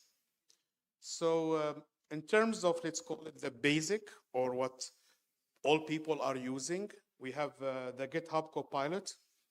Why everybody is using it? We talk about Bill Gates, right, and Agent Smith. So GitHub is Microsoft. Okay, so Copilot, Microsoft, they put that in our nose, and it's bad. Just, I will tell you immediately, if you are using GitHub Copilot, you are using the worst one of all these tools. Okay, but it's the most used, that's impressive. Okay, then we have Bolt.new. Bolt is good, why? Because it started somehow a new vague of vibe coding. When you write some lines and you have an impressive visual interface immediately and a good prototype. Then, of course, more you dig, they had problems. And recently they switched to Claude Code. I don't know if I put it here, I didn't, but anyway, it's the one that ended the debate. Then we had Cursor. Cursor is not a vibe coding. People like to include it in the vibe coding. I add it because people would ask about it. But Cursor is a way to code with AI. Let's call it this way. It will not, a lot of times some people tried it to use it as vibe coding, and they are trying to do that, like write some prompt and you will have an app. And no, it's more complex than that, but it's a real deal. Like with Cursor and good programmer, you can create real software. There is no limit what things you can do with Cursor. Why? Because if you are in trouble, just go and code, touch the code. I know people don't like to do that anymore. I have an engineer in my company who was just showing me something, and then I told him, do small modification, and he started asking Cursor to do it. I told him, just do it. It's just one line. Why you are asking Cursor to and consuming token, and the AI didn't understand. And for 5-10 minutes, we are waiting for the AI to change a line. So I told him, please do it.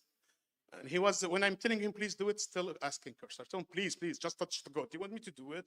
It's just one line. But anyway, it's become a habit. We have Replit. So Replit is impressive because it has a very different architecture and trying to do things well. And why it's very famous? Because one time they deleted the database for their client completely by accident, and it made the news. I don't know what happened after that because really they didn't have backup. Anyway, you need to be careful with these tools not to give them too much power. So I put here some statistics and KPI, and I think this is how much success they have in terms of first shot or first prompt. There is a tool I didn't talk about, but it's the most lovable, and from the name it's called lovable.dev. There is Figma Decode. Figma, we used to use it as a design, and they tried to say, okay, use us. But I like to talk about them as a bad example of redesigning workflow based on something old. In the past, we used to have designers that spent so much time in Figma to develop wireframe, step of our program. And now they will tell us do that and then transfer that to code. But why? If I have AI and I can write a prompt and it will generate all of that, why I will still need Figma? But anyway, they are trying to survive. I understand that.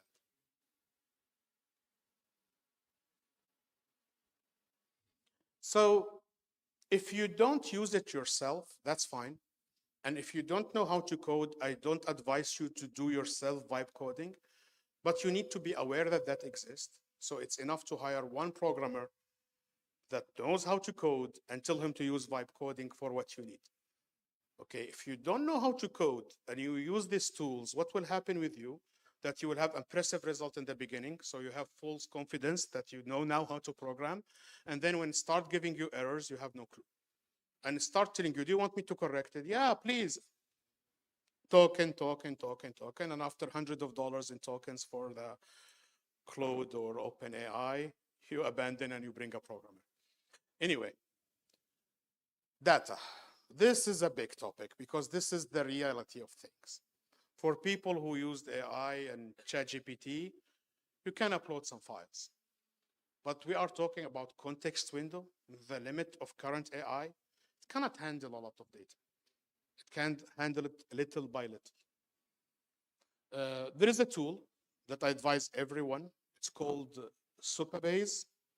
And Supabase works very well with Lovable. They are together somehow. And these tools are the perfect for today's data. And Supabase, again, if I'm advising it to you, because you can have it for free, download it, run it on your own private server with no cost.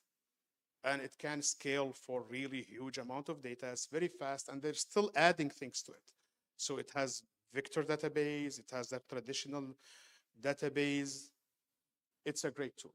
Let's talk a little bit about the future before going to questions. So we have new technologies coming. One of them is the quantum AI architecture. And this one can have unlimited memory. unlimited context window. We are talking about future things here. And by the way, I used to think the future is far away. Quantum AI is just here. You can have it now. It's not the future anymore. So here I'm making a small announcement. So TheoSim next year, unfortunately, will leave us. And we have a new company coming in. It's called QGI, Quantum General Intelligence. And we have a quantum technology with AI, and it's an agentic platform. So let me summarize the plan. I don't know why it's cut down here, but anyway, it's the plan we mentioned. First, you have a basic. You need to have a cloud or private system. You build on the top of that automation, and the tool of choice for the era is Anything. Then you need to have your killer agent, Smith, but not one Smith. You saw it in the Matrix, if people remember. If you didn't see the movie, at least you see clips of multiple Smith. And be careful, Smith is evil. It's true, okay? They can lie, they can manipulate you, they can delete your data. So you need to put also safeguard. And by the way, they talk about it a lot, but not openly. Like OpenAI, their last things they released is a guardrail AI. And we tried it and still stupid. We could like avoid it. Anyway, the next step, of course, is understanding how you can use AI to manage emotions in the company, like in HR, for example. Vibe coding is very important. And then you are ready to go and race in the AI war for market domination. And hopefully, victory will be yours in your domain. Last thing, try to use AI with your touch, with your human touch, okay? All that is nice, but at the end, if you are asking ChatGPT about something and it's giving you information, be careful. It gives the same information for everyone else. So if you don't have your human touch in that, you are following the same and everyone plan. This is not smart, right? Sometimes I tell people, ask ChatGPT, whatever it tells you, no, this is not the right things to do, okay? Because everyone is doing it, not because it's stupid or bad.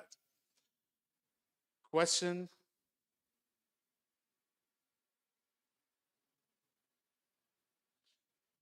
No questions? Yes. Myself, Prince. I have traveled from India to Yes.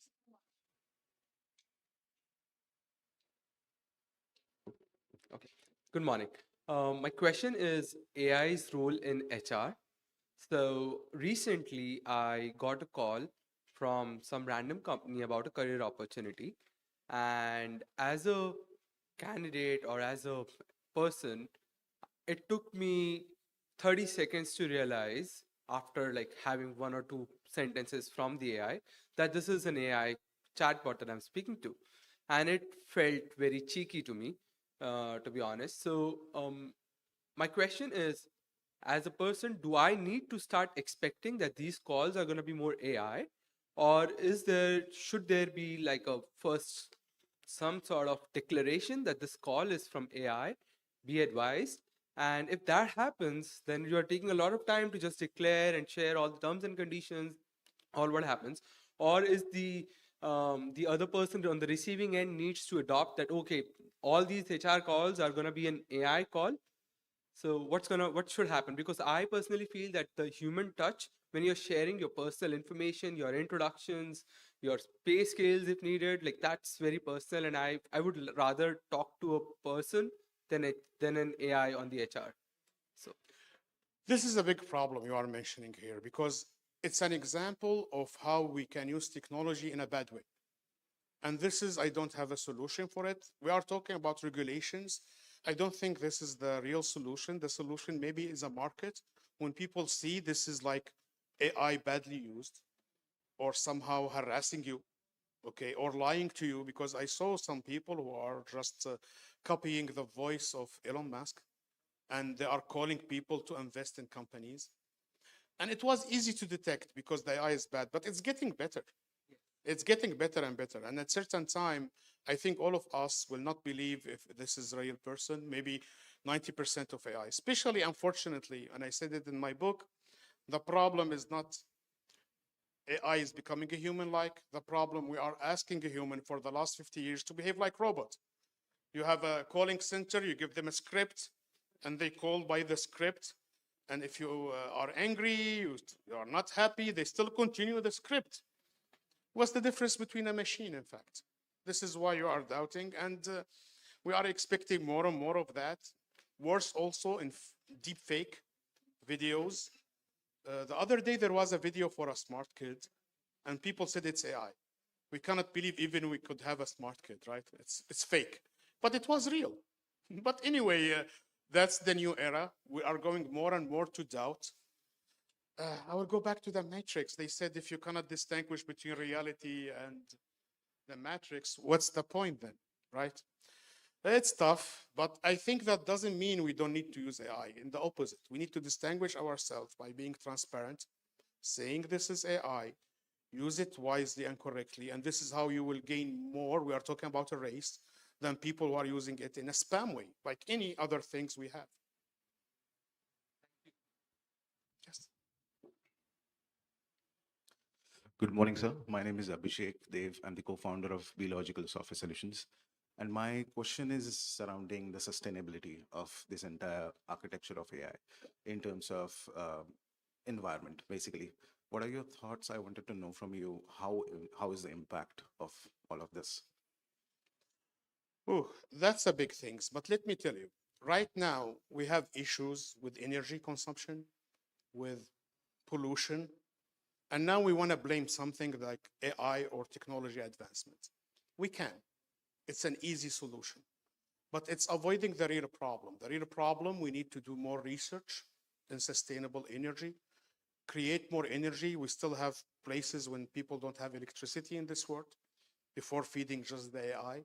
But we don't need to mix problems. I come from scientific background. If you are doing research, you don't put all the parameters and suddenly you want to figure out what's happening. You isolate them. So yes, there is a problem of sustainable energy, pollution. We can blame like reckless investment in AI. Yeah, that's true. There is reckless investment. But there are companies who are not, who are doing all like solar power, trying to be wise. Is it the wake-up call from the Matrix? We need to wake up? Okay. Definitely. Generative AI especially is very polluting. Generative AI is very, very polluting, and it's so widely used. And it's just interesting that it wasn't chosen to use renewable energy for something. There are companies that are using renewable energy. A lot of them are, in fact, like Elon Musk, okay? People always, now we are talking about him badly. I don't know why, maybe because he bought Twitter. But remember, he has a solar company, he has electric cars. So people are doing their best. More questions? What percentage would you say of companies are using renewable energy rather than? I don't have the statistic. You can ask ChatGPT. Oh, that was that. I needed to do that. I needed to I say love that today. you did that. That was amazing. I will take the polluting risk to do that. But Thank honestly, I know a lot of people are doing a lot of effort. When I mean people like billionaire, they are not all bad. And also nuclear fusion is coming. If you are following a little bit innovation, within 10, 15 years, we'll have ultra clean energy and abundance of energy. It's coming and very clean. But anyway, AI also is a solution because with AI, we'll have more intelligence as a human and we'll have more solutions. Ask ChatGPT. Ask ChatGPT. Yes. Yes. Sure. Go ahead. Our last question, everybody. Good morning. I belongs to LCAP team. So basically, we are developing agents for the automations where we can have some URLs through which we are downloading OSs. Recently, we tried to use some Copilot Studio stuff, but in terms of performance, what we feel Copilot Studio was not that much responsive. So what would be your suggestion? Which tool is better in terms of like invoice extraction or doing such type of stuffs? Okay. Copilot is bad. Yes, Microsoft. I told you it's Yeah, the my worst one anyway in the beginning, so I will tell you in advance. What you need to use is Anything, and the Anything is using LangGraph as backend for the agent orchestration, and this is much better than Copilot. But as a brain, the one for you, for what you are mentioning, is Anthropic. Anthropic is great for orchestration of this kind of things. So imagine Anything with Anthropic and the tools, whatever you are using for your stuff, could be any tool that generate this kind of things. I don't know. But anyway, this is the best structure for what you are describing, not Copilot. More questions? Yes. How far or close are we from AGI? Okay, we'll never have AGI. I will tell you why. AGI comes from science fiction, okay? And it's a vague concept. We'll have an engineered version when we have a lot of characteristic that we want in AGI, but it's not AGI, okay? We will have engineered intelligence. That's the direction. So QGI, quantum general intelligence, it's not AGI, but it's an engineered intelligence that is superior, that has more capacity. And that's what we will have. And by the way, do we need really super intelligence? Do you want to play God?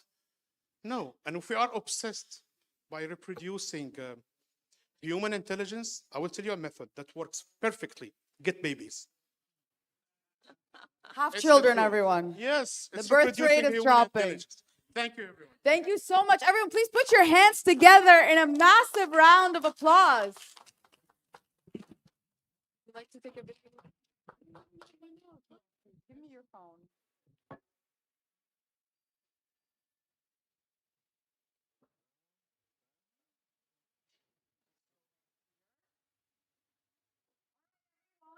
Familiar now? Oh, look at me. That's me. All right, everyone.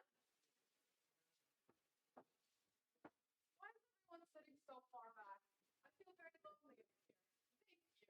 You're so kind. I really appreciate it. Come on up, everyone. Yeah, what did you and me? Exactly. Let's get you all in the video. All right, everyone, gentlemen in the back. It's your come on, it's the best. You're coming on to the front. All right. Everyone, let's take a video together. All right. 3, 2, 1, go!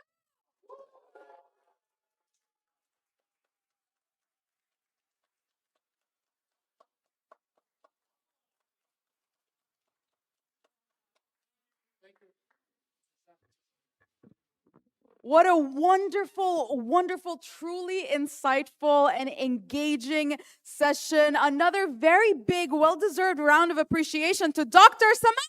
Saman. And now, ladies and gentlemen, it is my pleasure to introduce our next session of the day. Some fun facts for you. A recent survey found that 70% of people are more likely to support brands that take a stand on social issues. Now, how many of you would say they would agree with that? Right? How many of you would say that you feel people definitely support brands online that take a stand on social issues? I definitely do. I definitely support brands that take, do take a stand on social issues. I think because consumerism is highly just unethical in general. So we try to inject some ethics into it, and it feels a bit better to consume from brands that take an ethical stand. So that's actually, that statistic really resonates with me personally. I feel like it definitely is true. But creating campaigns that truly resonate goes beyond hashtags or donation. It requires a lot of thoughtful strategy, measurable impact, and authentic storytelling. Because a lot of the time, we do agree that it can sometimes feel like pandering, right? It can feel like you're just saying what is currently socially palatable to say. So we have some amazing panelists here to talk all about that.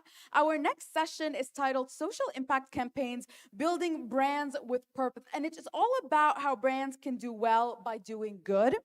Please join me in welcoming on stage our moderator, Patrick Lang, founder and CEO of Certainty Management. Joining him, we have Mr. Don Het, the founder of Critics Global. Put your hands together in a massive round of applause. Altamise Nicole, the CEO and founder of the Ezra Agency. Put your hands together.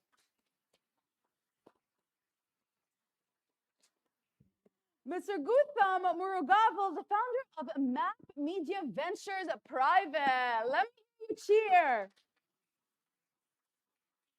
Joined by Mr. Guna Krishnan, the CEO of Trivec Labs. Everyone, I hope you truly enjoy this wonderful panel. Have a lovely panel and make sure you engage. Thank you so very much. I hand off the mic to you, Mr. Patrick.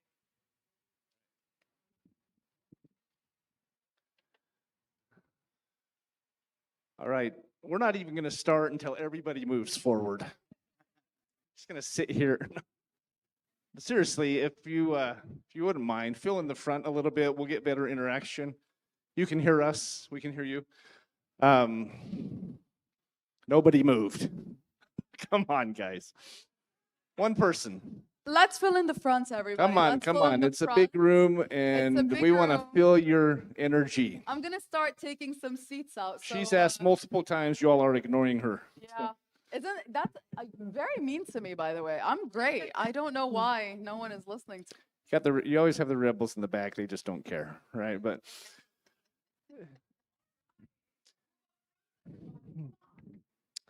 so we're here today to talk about social impact. We invite you to come forward because we feel like it will impact you and impact us if we're a little closer together. But ultimately, this panel is about how do we create this social impact? How do we have purpose in our brands? And why is it important? What can it accomplish? How do we bring it about, right? And so we have this extraordinary panel. I'm the weak link in the bunch here. We have marketing experts from around the world. Guna on the end from Malaysia. Gunta. Gautam from India. Altamise from South Carolina in the US. And Don from Sri Lanka, right? My name is Patrick Lang. I'm from Las Vegas in the US. The last conference we had was 15 minutes from my house. This is a little bit longer of a commute. But why don't we go around, why don't we start on the end with you, Gunta, and just explain, tell us in a minute, just your background, who you are, why you're here. Okay, cool. Take 60 seconds if you will. 60 seconds. Thank you, Patrick. And thank you all for attending for this one. So basically, I'm Guna from Malaysia. So I started Trinovic Labs 11 years ago. So basically, Trinovic Labs is an agency, originally as a creative agency, a creative digital agency. And if you look at the whole transformation that's happening today, we pivoted into a creative digital transformation agency, right? Because as we know, we are embracing the world of AI. Things change very quickly. So if you do not change and basically, you get lagged at the back and you're just left out. So what we do, essentially, I'm just going to summarize the entire services, is we help clients to build brands that impactful brands, right? So that's what essentially we do. So, yeah. All right, thank you.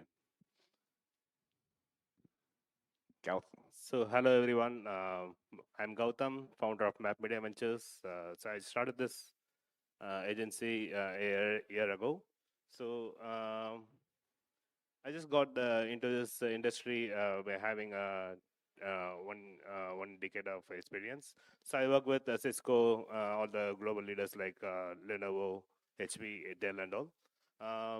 So my thing is to accomplish this get these things done, and as well as something like it should be impactful to the campaigns as a. Thank you.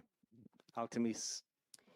Hello, everyone. I am Altamis Nicole, the CEO and founder of the Azar Agency. We are a public relations and digital marketing firm, and we specialize in helping our clients showcase their story through digital storytelling. And we also, one of our differentiators, we flip the funnel upside down. So a lot of times, companies, they start from the top down in terms of awareness, and they start very large at the top of the funnel. But we actually realize that there is power in advocacy. So we start from the bottom. We start with community management. We start with guerrilla marketing and building your advocates.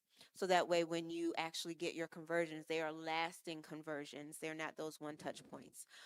So very excited to be here. Don, go ahead. Hi guys, my name is Don Head. I run a group of companies called Six Silo. So the philosophy of Six Silo is purpose-driven brands driven by its communities and giving back to its communities. So purpose is at the core. And I run it across 4 different industries, corporate services, martech, sustainability, and wellness. And then with everything that we do, we put the purpose at the center of it and then work around the business model around it. So for us, it's about, not the CSR is just an initiative, it's the whole business model. I love that. We were talking before, just as a group, and the stories from these individuals, they're not only applying these social impact principles in their own companies, but it's rippling out and blessing their clients, their communities, and so forth. Talking with Don, he talks about purpose-driven business, where it's not just a skin that wraps around a model or a concept or a company. It is the company. It's at the core, the purpose, and everything else builds from there. So my background is I'm the founder and CEO of Certainty Management. I own Certainty Global, Certainty Holdings. I'm an owner in a dozen companies. We own 4 that we're actively involved in, and another 8 that we're invested in. I'm an author and a speaker. Our last 2 books were international bestsellers, and I do a weekly talk show called Finding Certainty. It's syndicated on Spotify and iHeartRadio and so forth. But I look at what these experts are doing in their businesses, building this concept of building purpose into a brand, profit with purpose. They're doing it every day for their clients. We're living it every day. We're seeing it happen in our own businesses. I think that's why they invited me to be here. I joke that they're all digital marketers, and I get called on by digital marketers every day, multiple digital, and to be honest, I turn most of them down.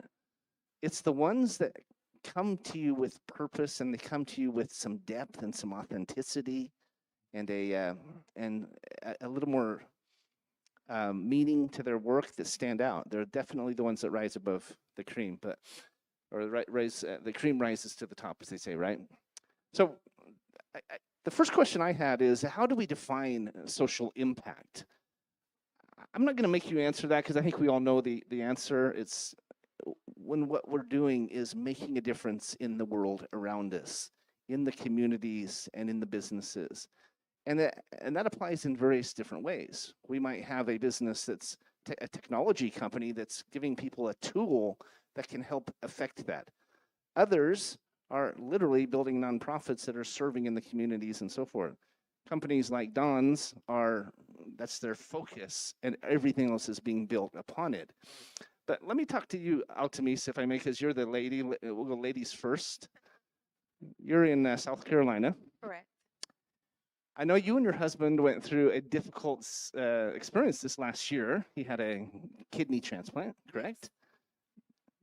How does that apply to this? Because as you were telling your story, I could hear the emotion in it. Yeah.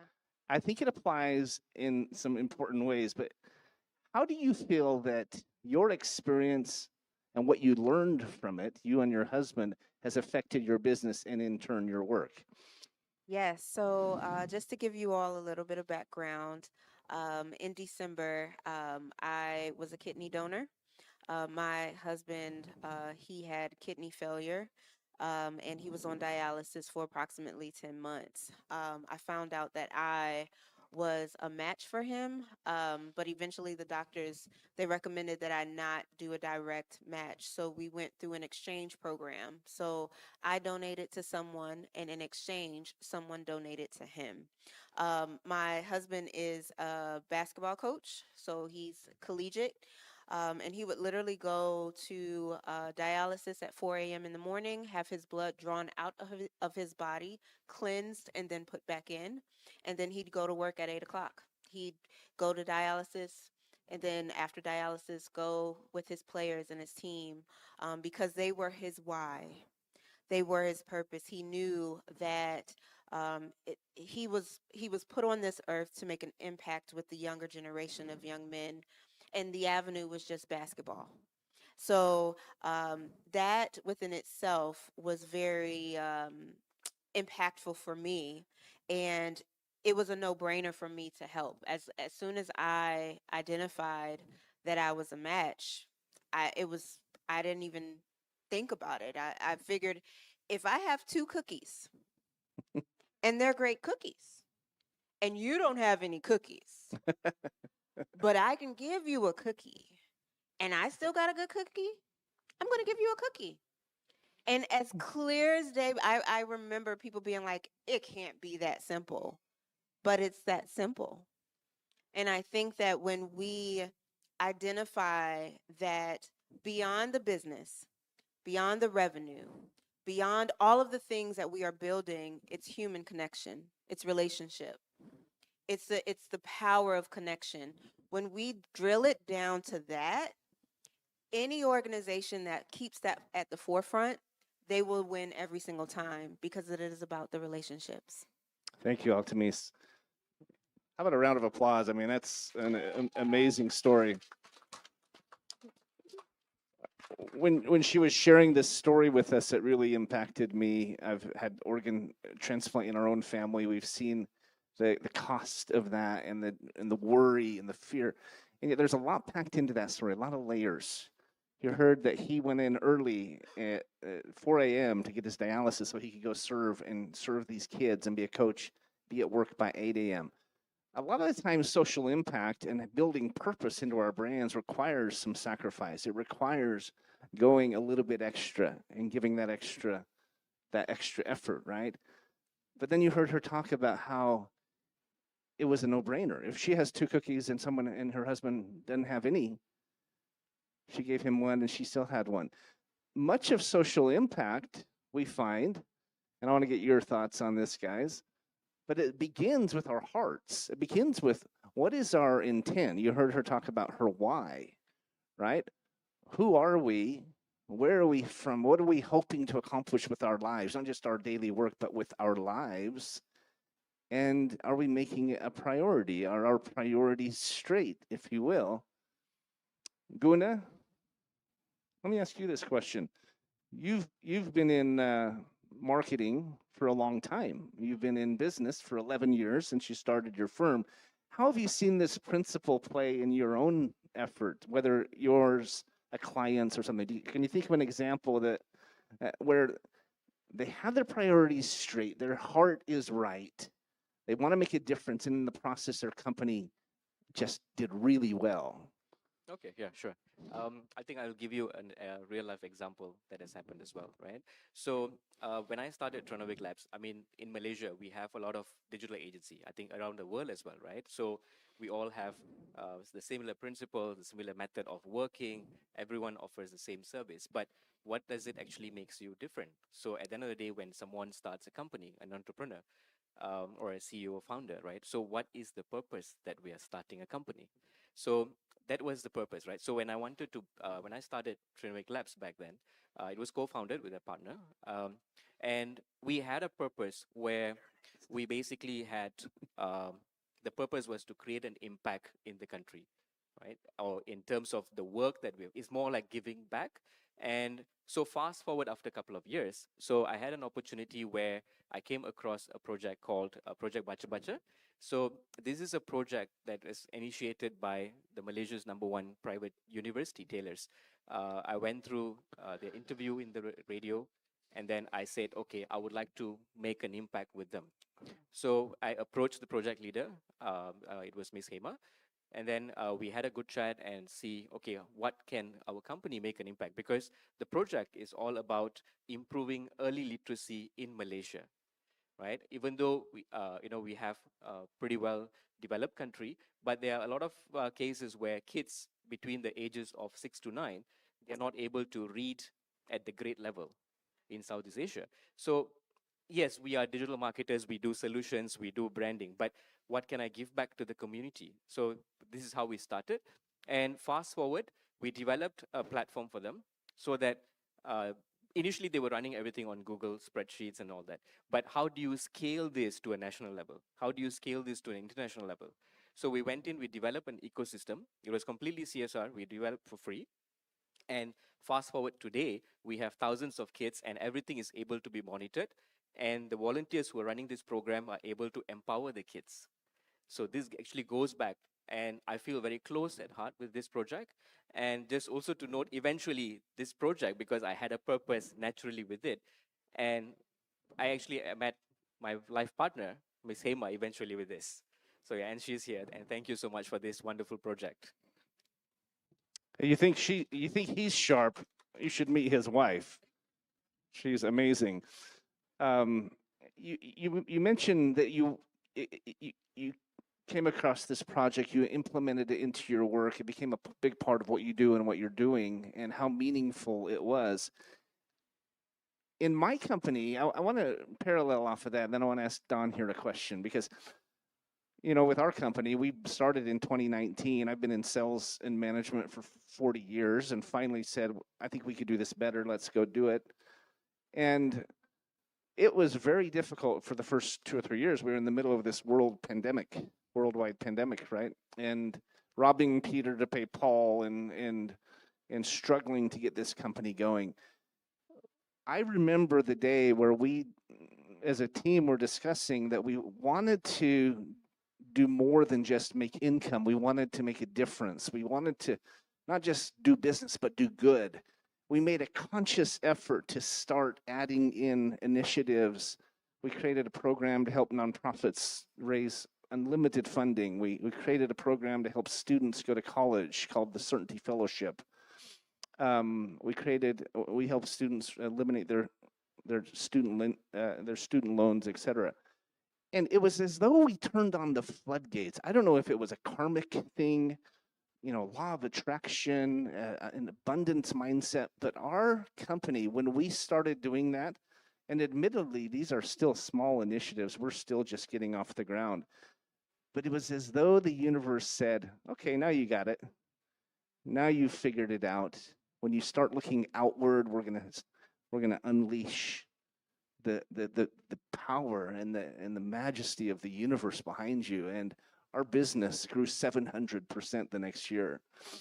I've gone from one company to multiple companies in the last 5 years, and it started with that. Now, I'm a slow learner, maybe slower than Guna. Don, he's figured out from the beginning, it seems, with his company, that is where it needed to begin. It's not the skin, right? It's not the roof of the house. It's the foundation of the house. And so how did you figure that out? I mean, because you seem to be 7 years ahead of me in your mindset, and maybe 5 years ahead of Guna. And it's working, right? And you're blessing lives. But it was because I think you maybe had foresight. But I'd love to hear why. How did you figure it out? How did you come about this thought process of making it so core and integral to your very business, not just as an add-on, right? Or an afterthought? Okay, I think the first question to answer what you said, what you just asked, right? I went and really tried to find out what I'm really good at, and then also what is really important to me. And I remember, like, back in the day, like when my mom, like I grew up with my mom, my father was overseas when I was growing up. And even at back in those days, like my mom used to ask us, like, if you have 100 rupees, if someone need that 100 rupees, as you said, give it back because that someone need that money, right? So that was the core for me to understand, like giving back is the most important thing for me. And then I wanted to find a model that's going to work for, for my businesses that's actually centered across giving back, right? Then I realized that when you're true to yourself, right, when you're true to your purpose, then everything's gonna, like what you just said, like the law of attraction.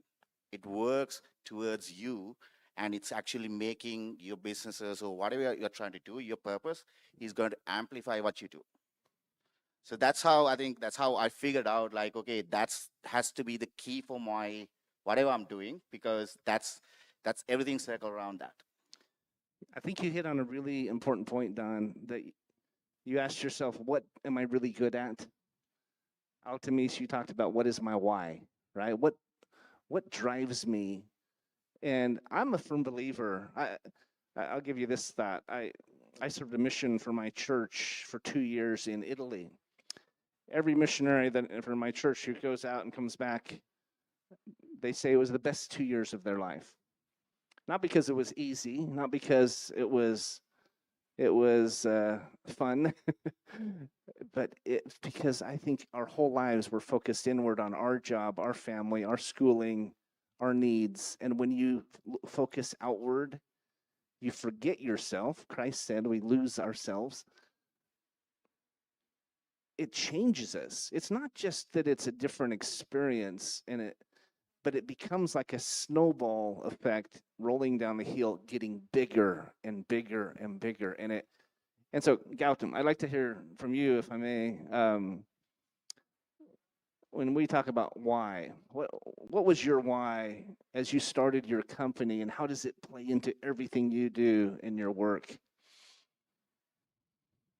Into this topic, if you will, into impact, social impact. Yeah. So everyone's doing marketing company as running marketing company, right? So I just thinking of what's what my USP, right? Unique selling point. So within just 6 months of timeline, I just introduced a marketing ecosystem called Lightning 48. Okay. So it's basically focused on SMBs as well as MSMEs, not for corporates. Okay. So they'll get as per the requirements from the clients or customers. So they'll get the marketing deliverables and collaterals in just 48 hours. So this is what my system is. So that will include all the marketing basic things. So even corporates can take it. So this is what my USP is. And I do have some of the features plans too. It's like a SaaS model. So once I grow bigger. So this is my Have you found it to be the case that when you incorporate this concept, I don't just want to do business, I want to do good.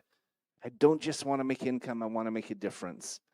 Have you found that it's changed how you view your work and your clients, or is it still the same? Yeah, definitely it's changed because I work for most of the corporates, right? So most of the corporates operates like MDF, that's marketing development funds, and the campaigns and the events, something like that. But in my company, I do have clients like SMBs and even small media businesses, something like that. So they don't have much budgets and they don't have much something like that. So they don't want only the conversions as well as the impressions, and they don't want instant results. Right. So corporates, they do understand about the analytics and other things, but just 1 month or 2 months old founder can't understand the marketing analytic things, right? So I just something I can feel these challenges during my period of time, so that I just introduce this system and this going on. Thank you. As we talk about building our why into our work, anybody want to add to that? Any thoughts? Una, Altamis, anyone? Yeah, I want us to remember that business starts with people. Never forget that business starts with people. And I think that oftentimes a lot of us in the room may be B2B, right? So we have our clients are business owners or corporations or enterprises, right? And when we lead our work, remembering that everything starts with people, things change, something shifts, right? So, yes, we all have the same common goal. Yes, we want to make profit, but we can't make profit unethically, right? We cannot make profit off of the backs of people and not caring for them as we do it. So I think, you know, one of the things my organization just kind of gravitates toward are what we call conscious leaders. So they're very mindful, they're very intentional, not only with how they run their organization, but how they lead their people. So in that process of, you know, leading your organization, being intentional with how you engage with your team, being intentional of how you build your processes out so that way your team actually has input in that process, right? And then also making sure that your clients have input as well. They have an opportunity to impact the growth of your business as you are impacting theirs. Wonderful comment. Just add one more thing to that, right? Like at Six Silo, what we do is, right, I've trained all my co-founders to everyone that who works for us to really ask like, okay, are we doing the right things and what are the things that we can do and put a strict boundaries what we can't do, right? So let's say for an example, if you're doing something unethical, well, it's a hard no, right? And then if we are trying to do something, then we ask the questions like, okay, can we make the lives better for other people, or are we making this world a beautiful place or not? If it's not, well, then that's a hard no, right? So the strict boundaries and putting that boundaries, like understand by entire your workforce to your co-founders, then makes your brands like really stick to that framework of like, are we doing an ethical business, we're doing something purposeful, and then that's something a great impact to the world and the communities that we serve. It's a great comment. Gun, I think you have a Yeah. comment, but let me just interject if I may. You heard him talk about building principles into your work in different levels, right? It can be a good idea, it could be a great idea, it could be a life-changing or a transformational idea. We have to ask ourselves those questions in business, right? And I want to qualify, I just want to make sure we interject. This is not just a feel-good social impact idea. We're all gonna, you know, we're a bunch of tree huggers and we want to sit around and sing kumbaya. It's more than that. It is profitable to think this way, to approach business in this way. It makes you look good as a company. It gives you more exposure. I do believe there is an element to it where it tracks into your path more success. Call it karma, whatever you want to call it. It is profitable. In fact, I say it's the third leg of a stool. If you have a great culture where people love to work where you work, they love your company, and you are highly profitable. But if you're missing this social impact piece, the purpose and the heart and soul of the business, where you're not just making income, making a difference, your stool is going to fall over. You'll never grow as big as you can or be as sustainable as you could have been if you don't do that. Gun, I know you have a comment. Sure, thanks. So basically, there's two keywords that I would like to highlight here, right? The purpose and the impact. And I think most of you here are founders, CEOs, and you guys are all in different domain and expertise here. And we all want to do great job for the client at the end of the day, right? From a business perspective, it's all about what we are delivering to the client. But it should start first with us, right? So the purpose should start with us internally. And when you have that purpose driven towards creating the impact in whichever respective domain that you guys are, naturally the trust is going to be built, right? Because you're genuinely doing something towards a purpose, you build the trust, and the trust naturally translates to revenue. And eventually, and that's how you're creating the impact at the end of the day, right? So the purpose that started with you, and this is also what I share with the team, and because you must have, everyone who is part of the company, you must have a purpose, right? Why do you want to work with Renovate Labs? Why do you want to work for a particular brand? So all this starts with a purpose. Why us? So it starts from us first before you can then eventually bring that energy out to the work that you guys are doing. Great And I just, comment. yeah, Altamise, please. I love that. And I want to add, when we are talking about this, and you touched on this, Patrick, it sounds fluffy. It's not fluffy. If you don't stand for something, you will fall for anything. As a brand, and I'm a, a part of our organization is public relations. So we deal with crisis management, right? Something goes viral that is not positive, it's not in the best light of your client. What do? Something happens in your realm of the world, and you have to stand up for something that may not be popular, right? Will your brand do that? How will you stand? Will you stand up against racism? Just biases? What would you do, right? And I think it's so important to understand that sometimes it does not feel good. It doesn't feel good. However, you are doing good.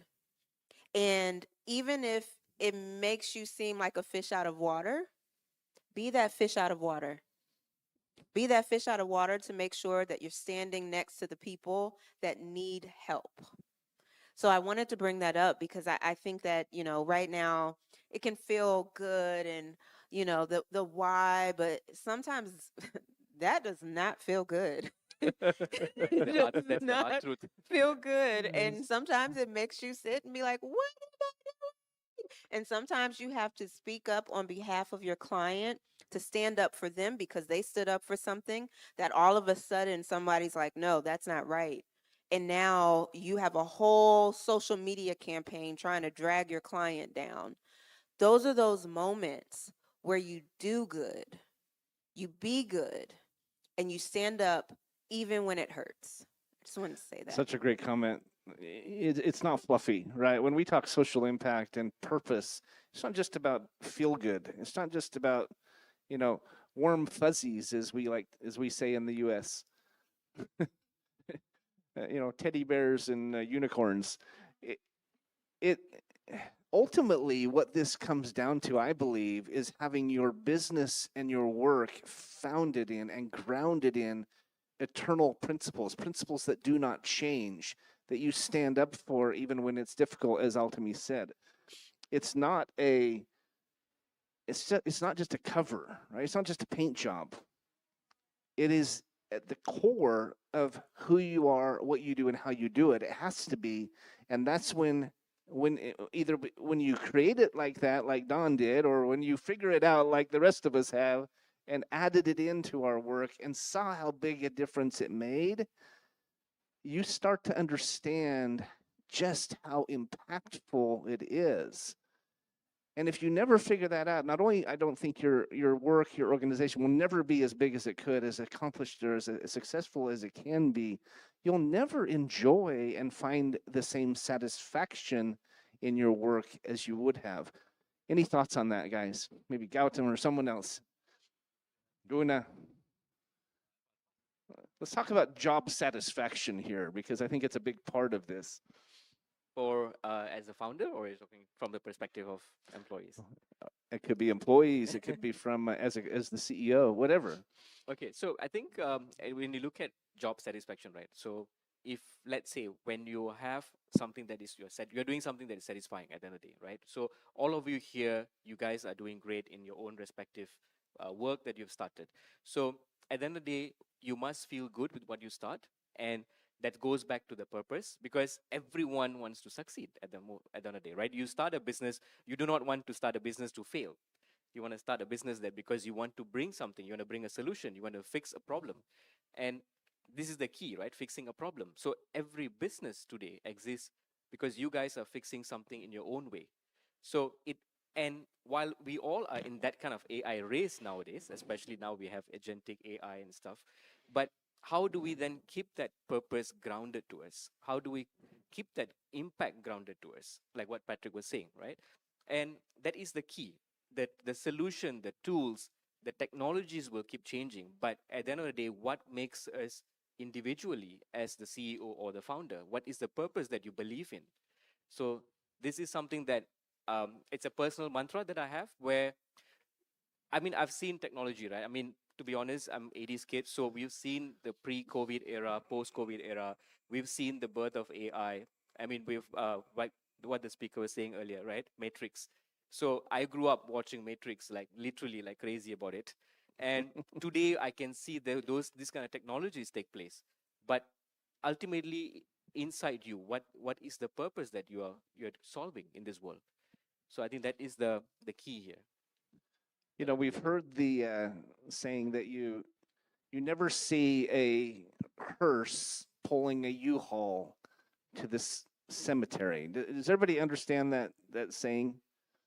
It's kind of U-Haul is it might be just a U.S. based company, but it's a moving company, right? A storage company, and they say so. You never see a moving truck hauling someone's things to the cemetery because you can't take it with you, right? I learned a lesson from my dad that I've tried to apply my whole life, and it is that there are three kinds of sight. One is foresight, where we look forward, we plan. Maybe we have a plan for our life, for our business. We want to be profitable. We want to be successful. We want to make our parents proud, right? Ultimately. That's the first, though, is foresight, where we look forward and say, what do I want to accomplish in my life? The second sight that many of us are familiar with is hindsight, where we will look back on our life, maybe from our deathbed, and say, what have I done? Did I have the relationships I wish I had? Did I make a difference? Did I work too much and I wish I'd, they say no one wishes they spent more time at the office, but did we do that? But my dad taught me, he said, the most important sight is, because we can learn things from hindsight. We can look back and look at how we could have done better. We all make mistakes. We all have regrets. But he said the most important sight is mid-sight, where we're planning ahead, we're looking back and trying to adjust. But while we're going through it, are we asking ourselves every single day, on a weekly basis, an annual basis, what can I do more? How can I do it better? How can I think of others more, put them ahead of myself? What can I change? This applies in a lot of areas, but it most definitely applies in this question of impact and on building a brand with purpose, is stepping back a little bit from our lives and our businesses and saying, how can I do better? How can I do more? I'm curious if any of you, if one of you would like to speak up, do you feel like if there are those in the audience who want to do this better in their life, how do they incorporate it into their life? It's great to talk about, right? But what are some strategies? Maybe we can hear from each of you. One strategy to make this actual reality, not just we heard about it at a conference, we go home and we forget about it, right? What's a takeaway you think the audience could leave with to make this actual fact, make it a part of their lives? Let me just start with you, Don. We'll just go down the list. So the first thing is impact needs to be measured, right? So if you don't have a way to measure whatever the good that you're doing to the world, then that means you don't know what you're doing, right? So you don't know the depth of your impact, right? So at Six Silo, what we do is that we build systems and we incorporate systems to really understand what's the difference, what's the impact that we make.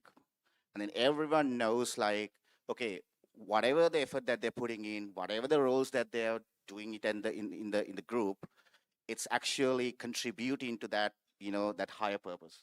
And we have a way to measure it. We put systems and processes to really understand these impact. And then we know by every quarter, every month, every year, that like how well we are progressing. And that is kind of like the foresight for us, because we know, right, we are in the right direction at the right phase, and what are the changes and what are the things that we can actually do to improve ourselves. It's a great comment. You cannot improve what you don't measure, right? 100%. Altamis, I love that. what would be your takeaway if you had one tip for the group? I would say it's very rare for a founder of an organization to have core values that differ from their business, right? So let's start there. What are your core values? Identify the core values in your life. And how do you apply them within your business? How do they show up with your team, with your clients and your partners, and an overall approach in terms of how your brand shows up in the world? Start with your core values, right? And if we want to go a little deeper in that, I would highly recommend identifying your brand archetype. Identify how your brand shows up. What is your brand archetype? Is it a sage? Are you the magician? Are you a creator? Right? And if you start there, then you'll be able to identify how the archetype shows up in the world and how you can start to infuse purposeful, impactful work within your business. Wonderful comment. Thank you, Gautam. So my vision is to, if you want to stand out from the business or any domain, so if you are a creator or any businessman or something like that, you should stay authentic first, right? So if it goes along with the trend, current trends or any trends, it looks like you force into it, right? So maybe customers or any consumers will will get a chance that you're not at all in the current trends, right? So, and the second one is I choose to prefer only speed, like the speed of execution. So what I believe is impact delaying is impact diluted. So whenever you're delaying the process, it will dilute your business. So this is what my two key point is. Thank you. Guna, last but not least. Last but not least, I would say find your why, right? Because at the end of the day, only when you find your why, you will be able to create amazing solutions out there using the tools that we have today in this AI race, I would say. Thank you. That's a great comment. You've heard these themes as we've been talking today about finding your why, about understanding that it's core. It shouldn't be secondary, it should be primary. If you think about your purpose and your impact first, and then build upon it and build everything around that purpose or that why, for some reason it goes better. It changes how you view things. It changes what you're attracting into your path, et cetera, et cetera. We hear these thoughts. If I had a one tip to share, it would be to not just try to do it by yourself, but attract a tribe, attract a team, work and collaborate with others to do it, because you're not alone in wanting to make an impact. Everyone does.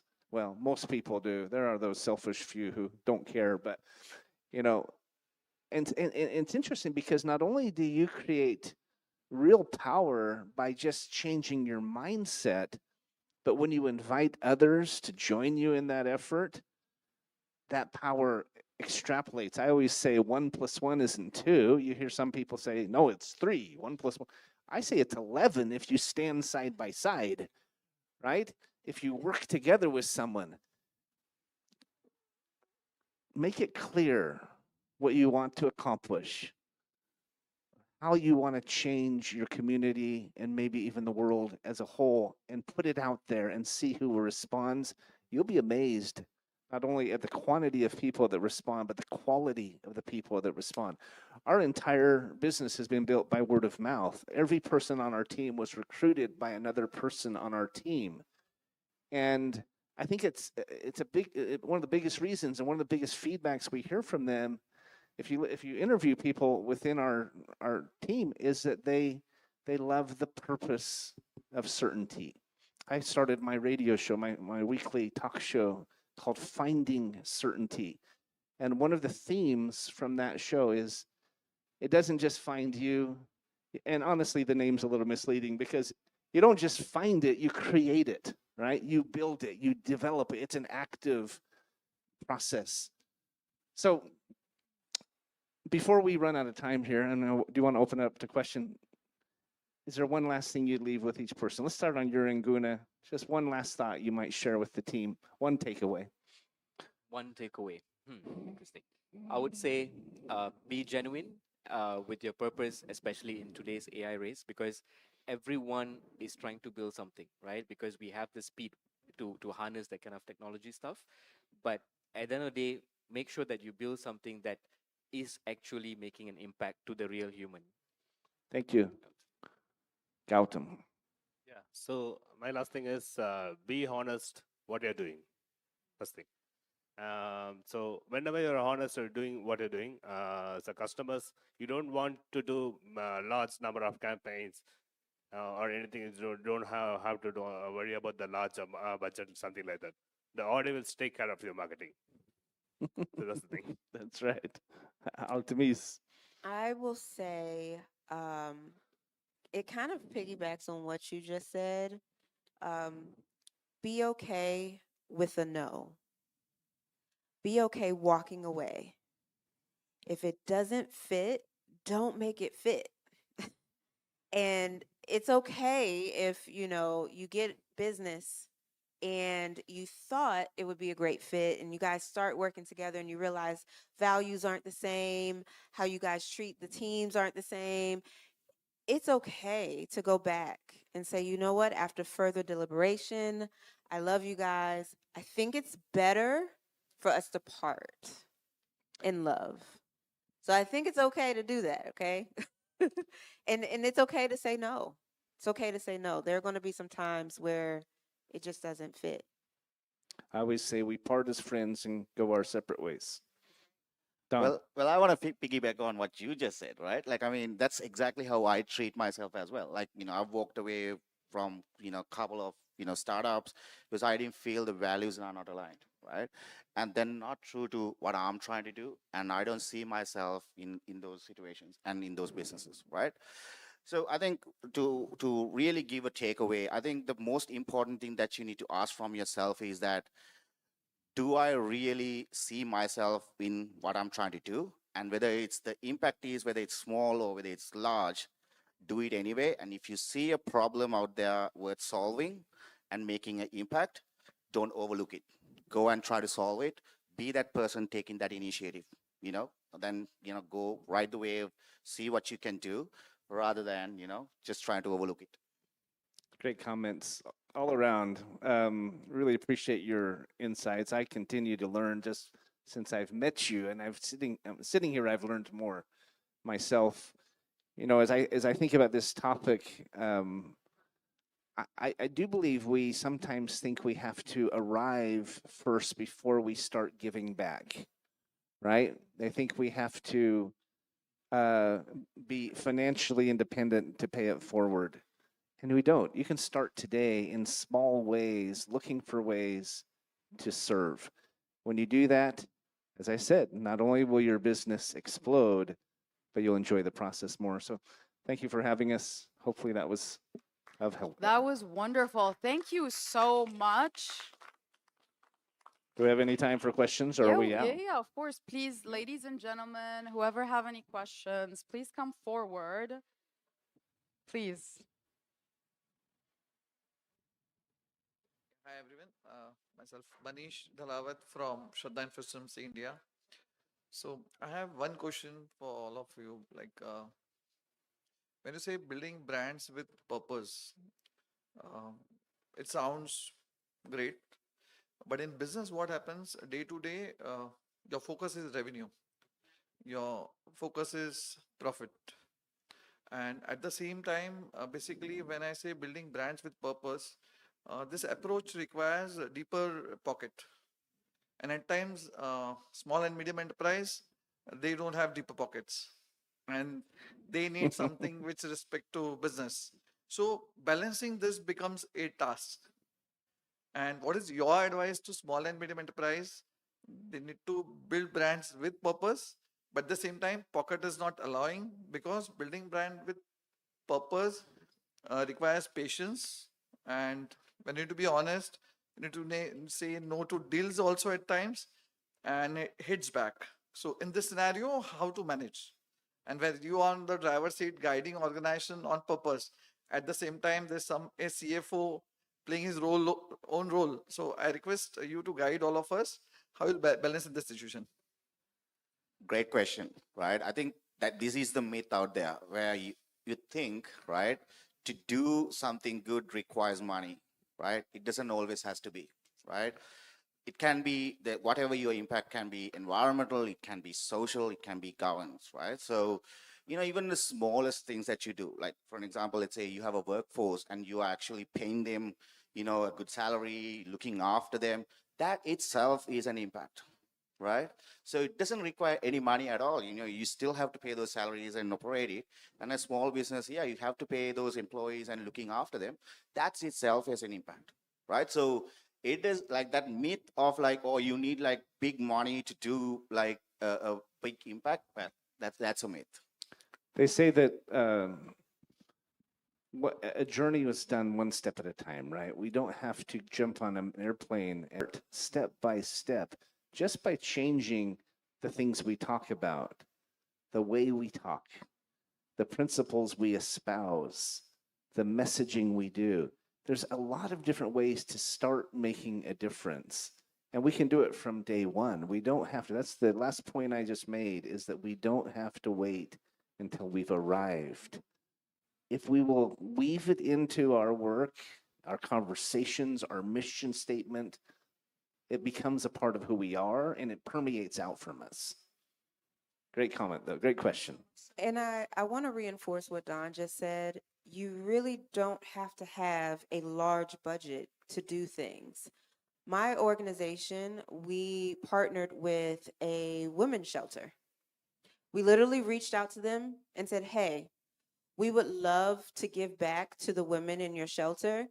No cost to you. We just want to love on them. What do they need?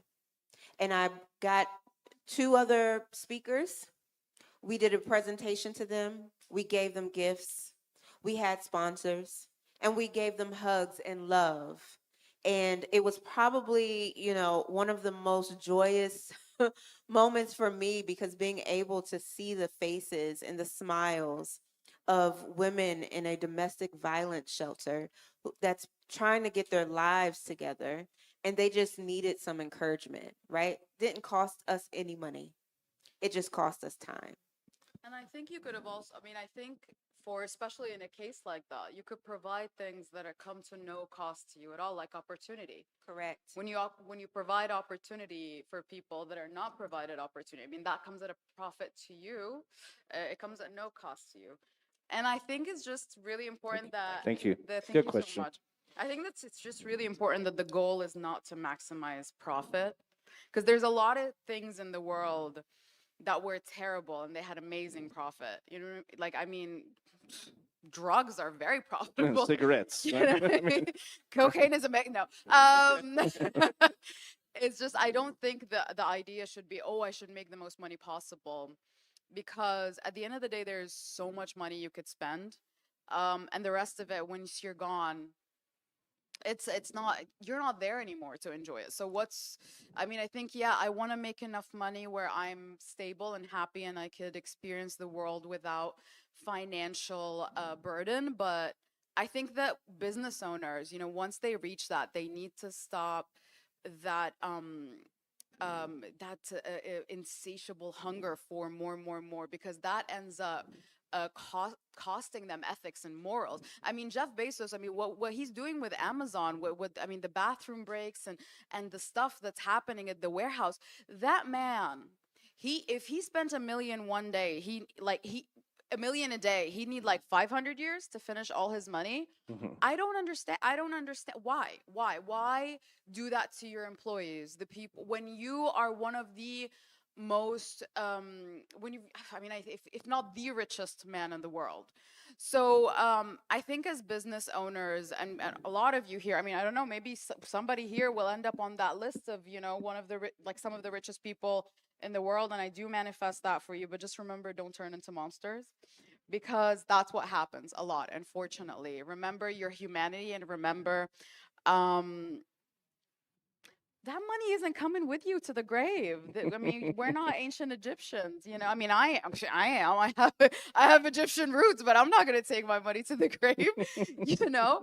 Can't But take yeah, it with you. you can't take it with you. You No. can't take it with you. So what's the point of spreading that poison into the world?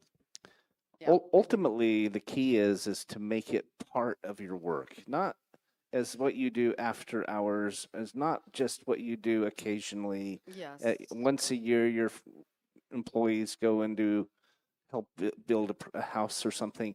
Make it a part of your comfort to work for companies like that, and they want to do business with companies that have those values in place. I attribute most of our success to the fact that we have tried to do that. We're not perfect at it, but that is integral to why we're growing as quickly as we are. Definitely. And Yeah, oh, let me add one more thing there, right? Profit and purpose are basically can coexist, right? they can coexist, but maximizing profit always comes at the cost of ethics and morality. If you're thinking, I just want to maximize everything, you're going to pay your employees less, so you get more money. You know, so I do think It doesn't that have to, though. It doesn't have to. but that's what often It happens. It It happens. happens. And More that's what often often than not. happens. Yeah. I would say that's what happens 95% of the time is what I noticed, you know, because I've worked in, I'm talking like I'm 74, but I've worked in this field for a long time, and that's what I've noticed. And I've unfortunately noticed that I think that's something that's really important as well is I do appreciate that Gen Z and what I'm noticing, because you know I have a 20-year-old cousin that just started working, and Gen Z doesn't keep their thoughts to themselves. I really think that they're going to be an amazing change, because what we did is we nodded and smiled and we said, "Yes, sir. We're gonna do whatever you want to." Gen Z is just like, "No, I quit," and I love that because we need them. We need a workforce. So they say, "No, I quit." So the you know the institutions have to change, and that I think also everyone please start businesses and don't sell them, because I think few companies having a monopoly is what causes them to not have to evolve.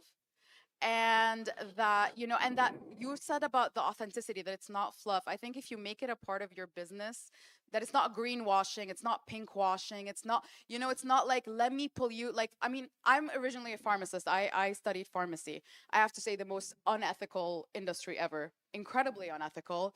We're terrible people because we I like that honesty. yeah, no, we commodify human health. We're not looking for cures, we're looking for treatments. I want you to remain sick so I can make money off of you for the rest of your life. And we pollute so much, and then we're like, oh my God, we donated, I don't know what to, like what to agree. Greenwashing, you know, it's like a veneer, and it's transparent, and no one falls for it anymore because we're too informed now. So I think that you can't do you can't greenwash, you can't hide anymore. You can't fool people anymore, and you especially can't fool the younger generation. I love Gen Z so much. I know they're annoying, but I mean, I am Gen Z technically. I'm holding on to it tooth and nail. I'm like, I'm so young, but but even the ones that are younger than me, they really. I mean, yes, sometimes we look at them and we're like, oh my God, their brains are mush. But no, I think they're amazing because they just have no tolerance anymore. Yeah. Anyway, I'm very That's passionate right. about this. I'll I'd stop like talking. just to add Guna, go something, ahead. right? So when we talk about impact, I mean, even the gentleman earlier, you asked a question specifically on SMEs. See, the impact at the end of the day, there's a scale to it, right? So the question is how big of a scale that you want to make an impact as a business owners. So there are point where you can choose to afford and say, okay, I'm going to take on this project. Let me just, doesn't matter, let's say we're going to bleed about, let's say 100,000 US dollars, for example, but how much of impact is that going to create down the road for so many people? And because you're doing this genuinely with a trust, and naturally as you go on, when you build trust, your revenues will grow back. So this is something that is tested at our company as well, like what I was explaining earlier with the project. And when it comes to SMEs, especially, they do not have that kind of budget, right? And of course, as a company, everyone wants to say, you know, I don't want to bleed too much because I have to retain certain amount of money. But maybe then you can switch your strategy to say that, okay, for SMEs, I can then maybe do some sort of offering in a very different way of package your product or your services. So that way, you balance that out. So you do still make an impact, but at the same time, you do not bleed so much of your revenue, your top line. In the US, we say there's many ways to skin a cat. Absolutely. I always never understood that metaphor because I don't know who would want to skin a cat, but there's many ways to accomplish this, right? And it's different for each one of us. You may be passionate about stopping trafficking. You may be passionate about the environment, education, whatever the case might be. My advice would be to two things. I'll add it to my original point is one, pick your passion, find something you're excited about, and then go after it. And then two, share that message and invite others to join you. You'll accomplish amazing things and you'll do it more quickly because you're not trying to do it alone. And I will also add, be the good. I said that earlier. If there is something that you have noticed in your organization or with your partners or inside your team that it just doesn't vibe well, you be the good. It always starts with us, right? We can see on the outside, oh, they're not doing this, they're not doing that. You know, to be in business, you have to be unethical and all of these things. You be the change. Be the catalyst to make it different because there's a domino effect in that, right? So when you are good, you be the good. There's someone else watching you. There's always someone watching you, and they're just watching. And you're going to inspire them to also be the good. So it starts with us. It starts inside, starts with just one person choosing to be good. I don't think we could improve on that. Are we out of time or are we still going? She gave up on us. Question there's a question in the front there. Nice suit, by the way. Thank you so much. Hi, my name is Anil Kumar, and I work as Director for Growth and Business Development for Asia Pacific for Skanda Media Service in India. So, such a wonderful session, really good insights, and wonderful to know your story, Altemis. May you have a great future. So, my question to you is from the customer perspective, audience perspective, that in a world where every brand claims to be driven by purpose, how do we as a client or how do we as a audience separate purpose with well packaged PR? What's the litmus test? This Altemis one's needs to answer mine. that one. Your expertise. This one is mine. Oh my gosh. First of all, as a publicist, I am charged with helping advocate for your brand, also protect your brand, and make sure that your message is as sincere and authentic as possible. You can read through the fluff of a press announcement when it's tone deaf, when it is completely dismissive of the audience that they're supposed to be serving. And it sounds like a blanket statement of I'm sorry with nothing else to follow. That's when you know. A true, let's say something happened and you have to put out a statement. It should be followed with action. It should be followed with something more than an I'm sorry. We'll do better. We're so sorry this happened. We'll look into it and further investigate. No, there should be action. There should be something following that. And, you know, I honestly believe someone mentioned it earlier that we are in an information era. Like you can't pull the wool over people's heads. You can spot that a mile away when it's just a press release that's going out just to cover face, right? That's the worst thing, and that grinds my gears. So I'm glad you asked that question. I really think we have the intuition inside of us. of knowing when that happens. And I think we should honor it and believe it. Couldn't agree more. We've talked a lot about principles, right? About your why, about choosing who you are and what you want to stand for, and then standing up for it. I think really what we're talking about is accountability to ourselves, our employees, our teams, and to the world as a whole. I think one of the most important things we can do in life and in business is to be accountable. It's interesting because you would think that a CEO who's made a mistake, who admits it and apologizes and takes full responsibility, would lose credibility, especially if it was a serious mistake.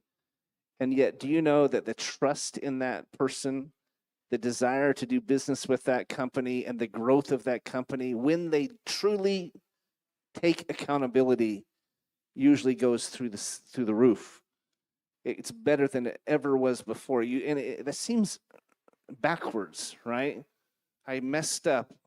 I completely screwed the pooch, as they say. Right?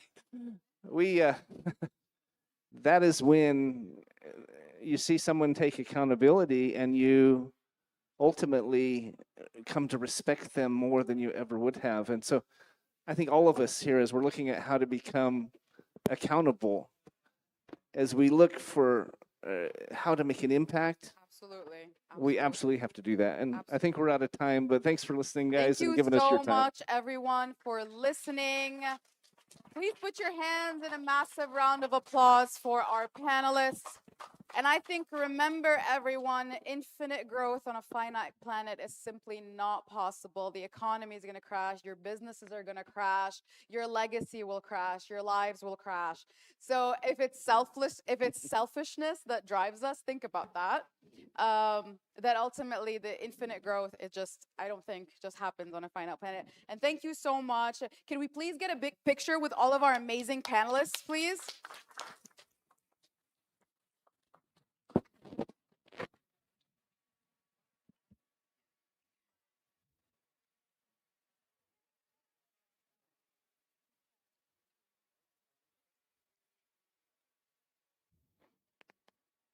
Everyone, please put your hands together in another very well-deserved round of applause for our panelists.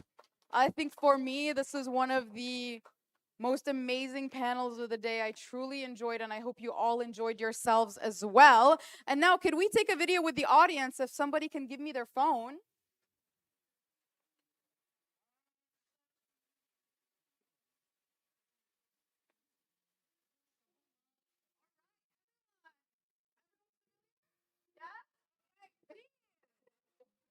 All right, ladies and gentlemen.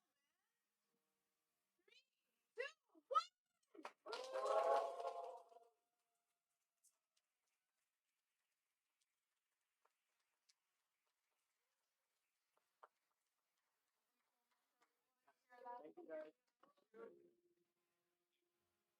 Thank you. All right, ladies and gentlemen, it is now my absolute pleasure to announce our upcoming panel that is all about the AI scaling plateau, navigating the limits of model expansion. Please put your hands together in a massive round of applause for our moderator, Mr. Alexander Head, the CEO of Squared Circle Ecom. Joining him, we have Mr. Wiley Finch, the Chief Technical Officer of Unknown Data. Joining them, we have Aniket, the Data Transformational Lead at Neostat.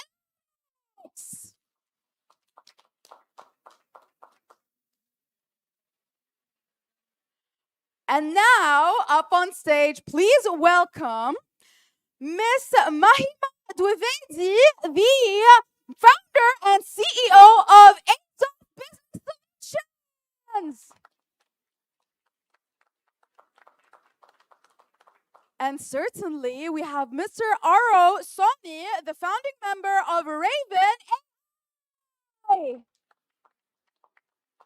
And last but certainly not least, Mr. VJ Madhavan, the VP of Communication at FinCEN.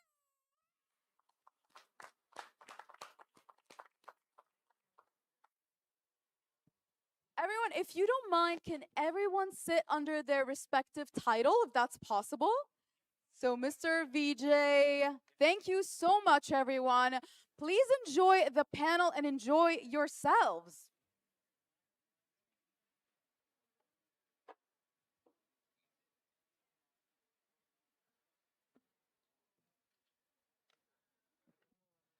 So I hope we can be heard. A very warm welcome to each one of you to today's discussion. We have a topic which is, I'm sure, on everybody's mind day in and day out in today's business world.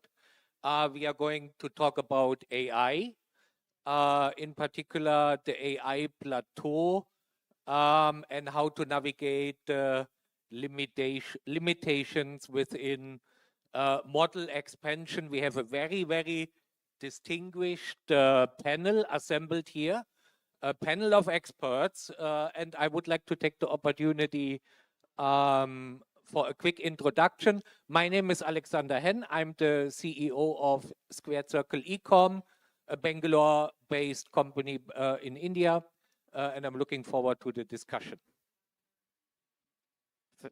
Let's see. I need to keep it really close to my mouth, I think. Can everybody hear me, or do I need to eat the mic more?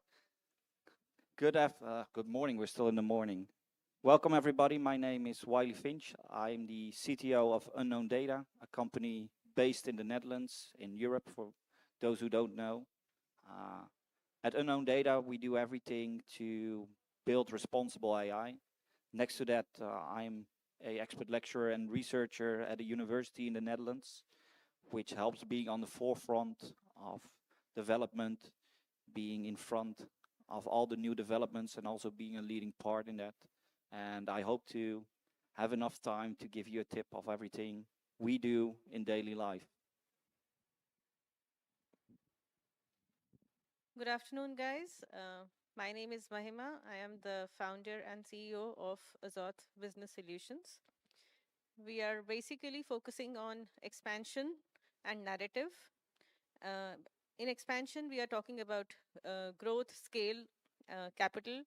And when it comes to narrative, we are talking about how the objective can be fulfilled and what is the way in expression of that. AI has become a very important part of all growth and capital things. So I have witnessed it very closely. So I believe I come from a business aspect in this esteemed panel. Hello. Can everyone hear me at the back? Am I audible?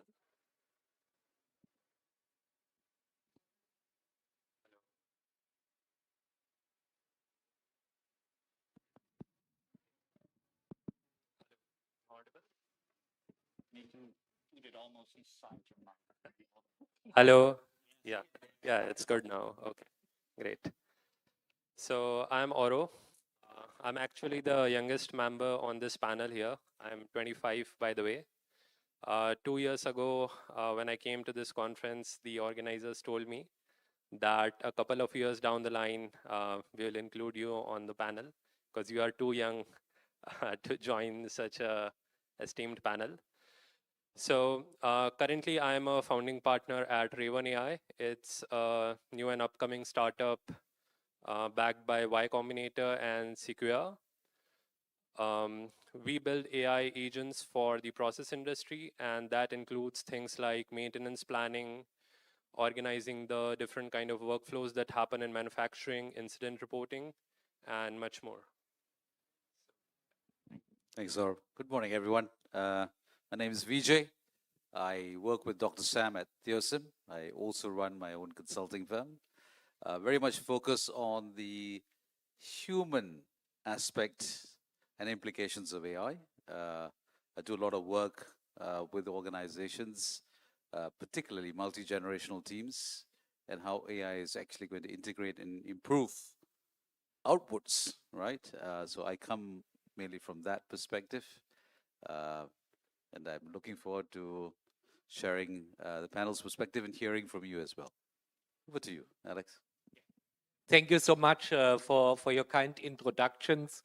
So we have a very diverse panel today where we cover multiple aspects. Our company, for example, Squared Circle, is a business user of AI applications. We have business AI development in the panel. We have AI regulation. So I'm looking very much forward to the discussion. So as recent numbers say, the global AI companies ramp up their capacity quarter over quarter by at the least 30%, if not more. And that leaves us with the question, have we not reached a point, and I would like to route that question to all panelists, have we not reached a point where expansion of model size leaves us to limitation in reasonable results? Would like to hear your thoughts. We start ladies first with Mahima. Yeah, thanks, Alex. Well, actually, when we are talking about AI, unfortunately, we restrict our discussion just to the kind of model that we are talking about. And there's a lot of other aspects which have to be built. The first is obviously the clear objective, that why are we using it and is it the really right technology to be used? The second part is the actual risk. What is the blast radius of mistakes? Because something as big as a frontier model, and if you incubate it in a enterprise thing, the whole impact, a negative impact, is actually systemic and not local. So the most important thing is essentially look into all of these things from the point of business, from the point of risk, from the point of objective, from the point of people who are required, and then take a decision. So right now, a lot of what has happened is a hype has taken over. We are using a lot of things because somebody else is using it, rather than looking it internally and from the organization's aspect.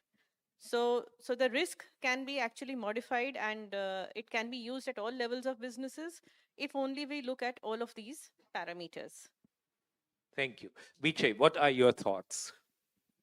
Well, I'll take one word that Mahima said was frontier. And just to give it some context, I think that we are seeing some plateauing. But the question is, what is that signaling in that plateau?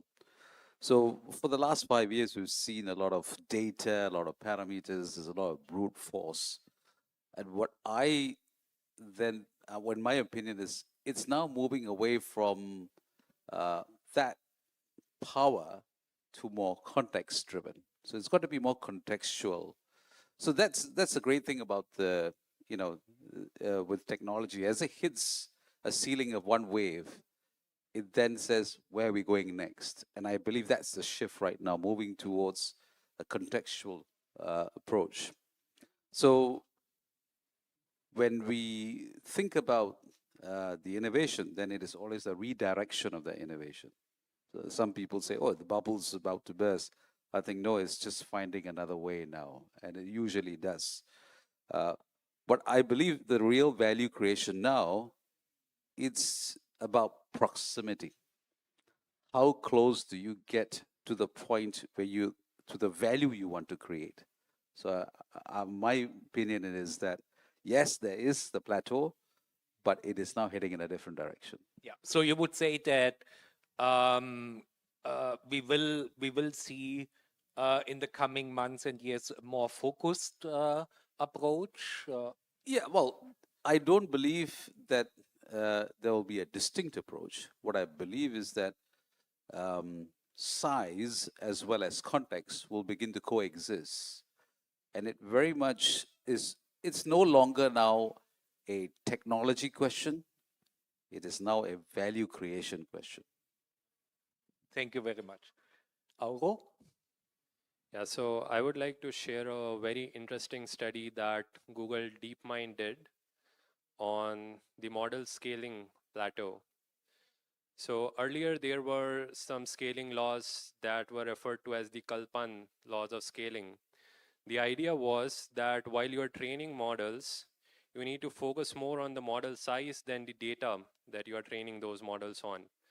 Now, the Google DeepMind team questioned this approach, and at that time there was GPT-3.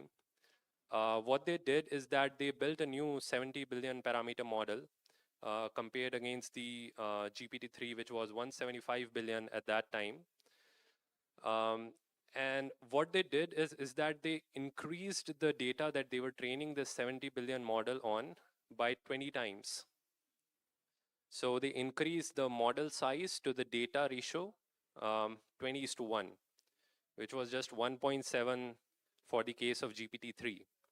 Now, what they observed was that even the smaller 70 billion parameter model outperformed the larger GPT-3 models. So this gave us actually a really important insight in the AI scaling, is that you need to focus more on saturating the data within the neural network that is these large language models. And that has actually fundamentally shifted the approach that companies like OpenAI and Anthropic are taking in training their models.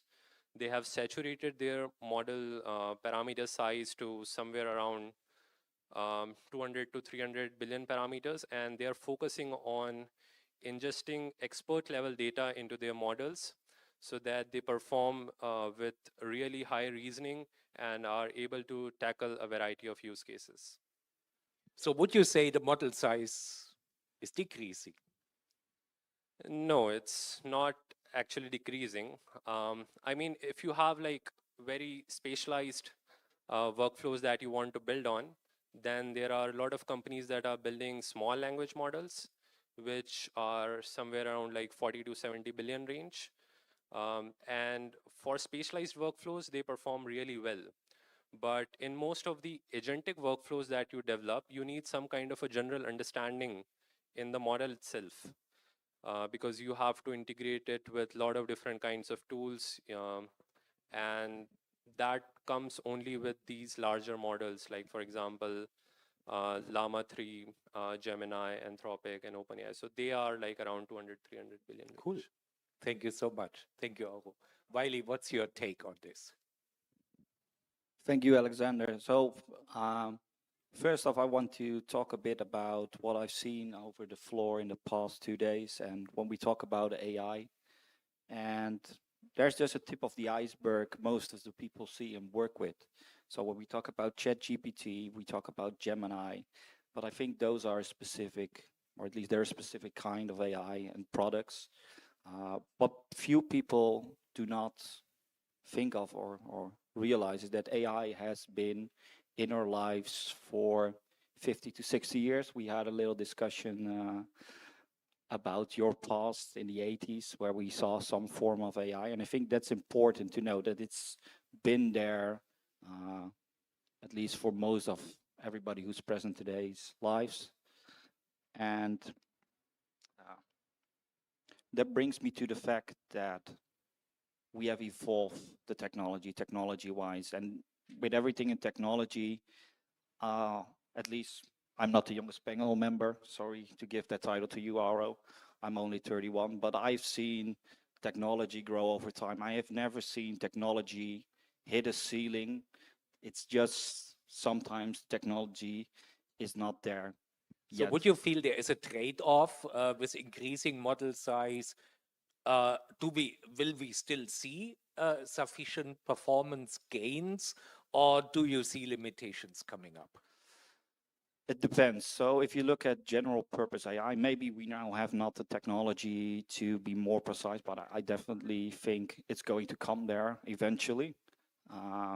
There are a few things that my fellow panel members mentioned that I really believe in. That's adding value. So I was very fortunate to start my career at an innovation lab, and one of the first lessons I got in that innovation lab was to fall in love with the problem and not with the solution. And now we have products like ChatGPT coming out, Gemini, things that make AI more approachable for the general people.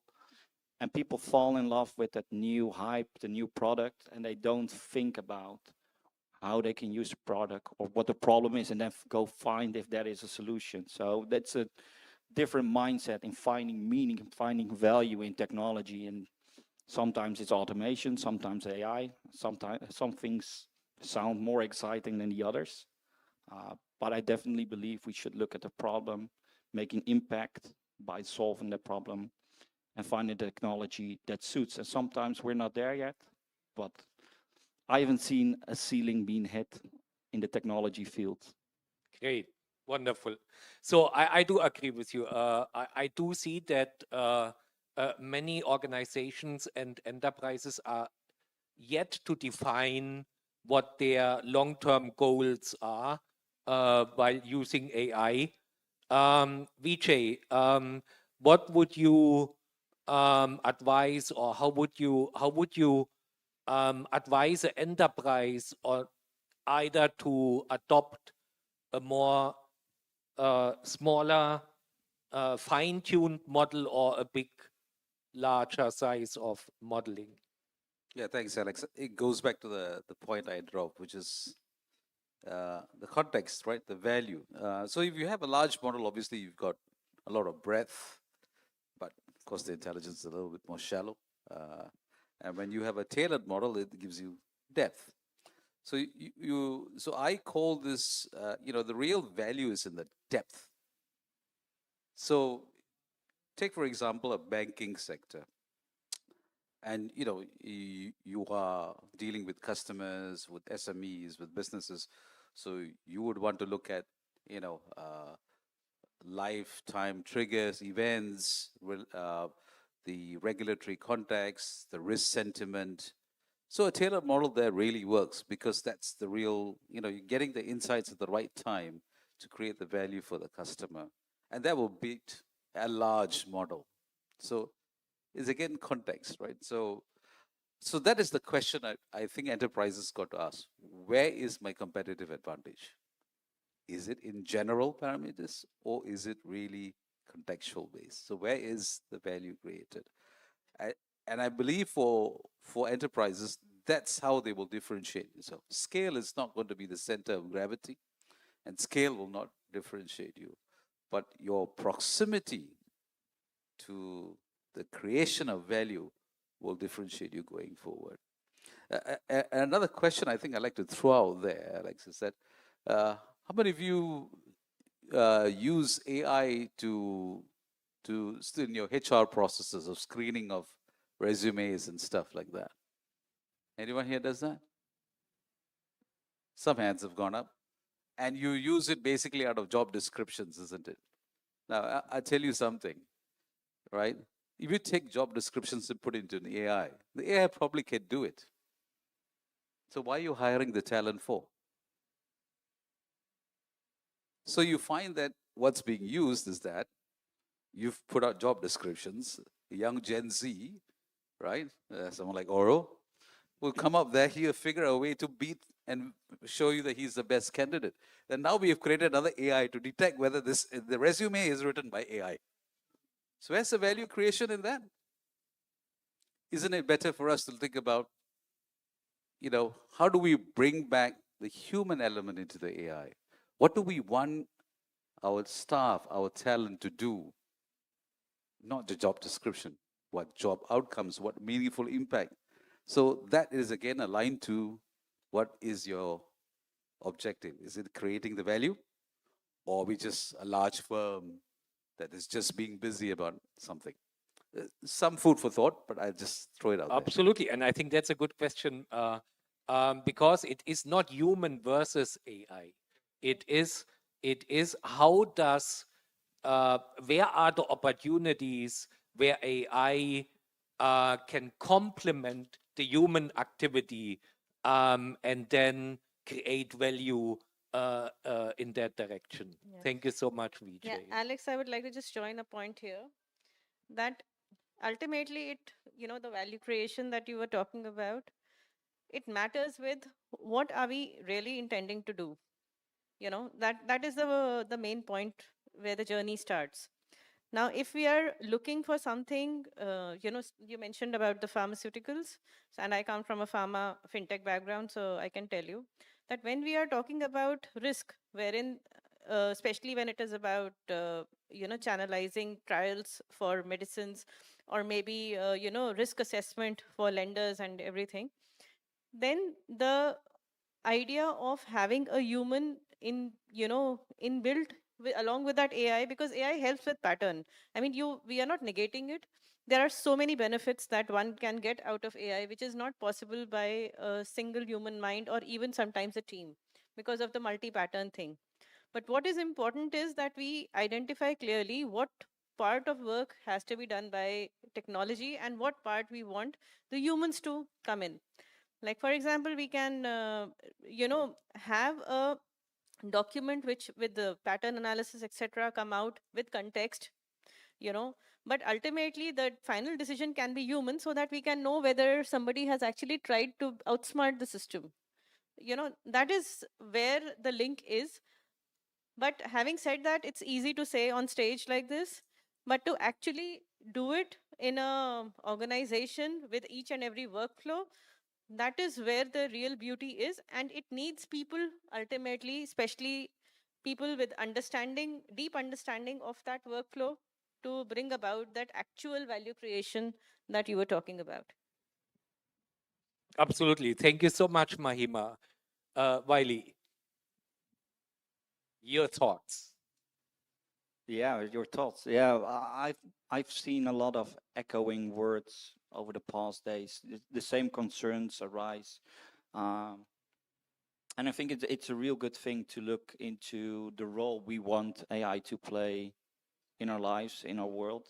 Eventually, in the end, I think AI is nothing more than a tool, a means to an end, and we as a society or world, as human beings, are the ones in control of defining where those boundaries are and where we want those boundaries to be. And boundaries, I think, are flexible in that sense, because we've seen norms and values change over time. So I'm being here today and seeing what the future will have for all of us with technology. And don't get me wrong, I'm a technology guy from start, so I fall in love with every new technology very fast. And uh, I'm just very excited to see where everything is going to go. Yeah, absolutely. And it's an exciting journey. And I think we are yet to find out. Yeah, thank you so much for your inputs. So back to our main topic. So we are approaching the plateau. We might have reached, we might have not reached. We are yet to find out. So the next question is for Auro. Where do you think the scaling plateau showing up first? Is it on system performance? Is it on infrastructure cost, or is it on downstream reliability? Yeah, so most of the firms that are creating AI agents nowadays, the plateau, first of all, comes in the downstream reliability. So let's say in our case, like we are building agents for process industries. We have certain evaluations, benchmarks that we have worked along with our customers um, to kind of create the baseline for our agentic performance. And the first plateau that we hit is obviously in the reliability of these agents. So to give you some numbers, like it would be 90% reliability, that would be kind of like the gold standard for AI agents nowadays. The next thing where you hit the plateau would be actually your inference cost. So in a lot of these sectors, such as in fintech particularly, you have a lot of data to ingest and a lot of transformations that you have to do on your data.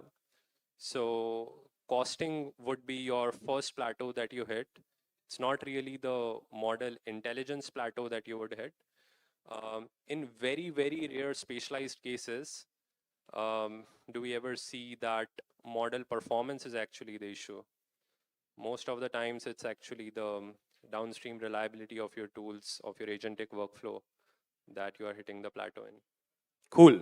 Wow. Interesting insights, Auro. Thank you so much for sharing. The next question I would like to ask Mahima is, does bigger AI mean bigger risk? And how would you as a company evaluate what the risk factors are, if any? Bigger AI does not necessarily mean bigger risk, but it definitely exposes to bigger risks, especially depending upon, as I have been literally harping, depending upon the work that we are talking about. And that is why, actually, that's a very wonderful point which Oro mentioned, inference cost. Because one of the more important things is that when we are actually adding such inferences, additional inferences, what ultimately benefit are we actually getting out of it? So there are, like for example, I mean, just taking a cue from Oro again, he mentioned processes. Most of these processes are, straightforward. So you can actually have a smaller model, which is contextualized to work much better than compared to the other example that I gave about, lending or pharmaceutical safety, wherein you need actually multi-diverse adverse edge cases so that you can actually have some ways to manage it. So basically make your own product ultimately more robust. So you need all those edge cases to come in. So that differentiation is one of the most critical factors that is there. And other part is definitely there is a cost aspect from the point that unit economics, because ultimately it is business. So until and unless we actually have a drawdown version of the unit in economics from the point that what revenue are we getting or anticipating, and how all of these factors come into play to ultimately make us, profitable and not basically lead to a sunk cost, that is also an implied factor. So if there is something in which the cost is too high and there is no end to ever achieving a profitability or getting a reasonable accuracy, especially the kind 90%, I mean, it sounds very fair, but getting 90% accuracy is no joke, especially in the, at least from what I have experienced. So that balance has to be always in mind when we are actually finalizing, upon these models. Cool. Thank you so much, Mahima. Wiley, you are from the Netherlands, and we do understand and we see recently that Europe is at the forefront on putting some sort of regulations around development and usage of AI. Where do you see a reasonable a reasonable scaling from a technical and regulatory perspective? Yeah, so one of the things we European are most known about is our innovation on regulation, especially if we look at technology. One of the things we speak of, if you look at Europe, is the digital decade coming up. So every rule set that focuses on everything that comes after 2030. And those regulations are built with human values in mind. So a lot of things I've heard over here in the past days, security, privacy, bias, making sure that technology is being used to help people grow, to add value to people's lives. Well, I'm not a regulator, but it kind of makes me feel proud that we are in the forefront of trying to protect that humanitarian values.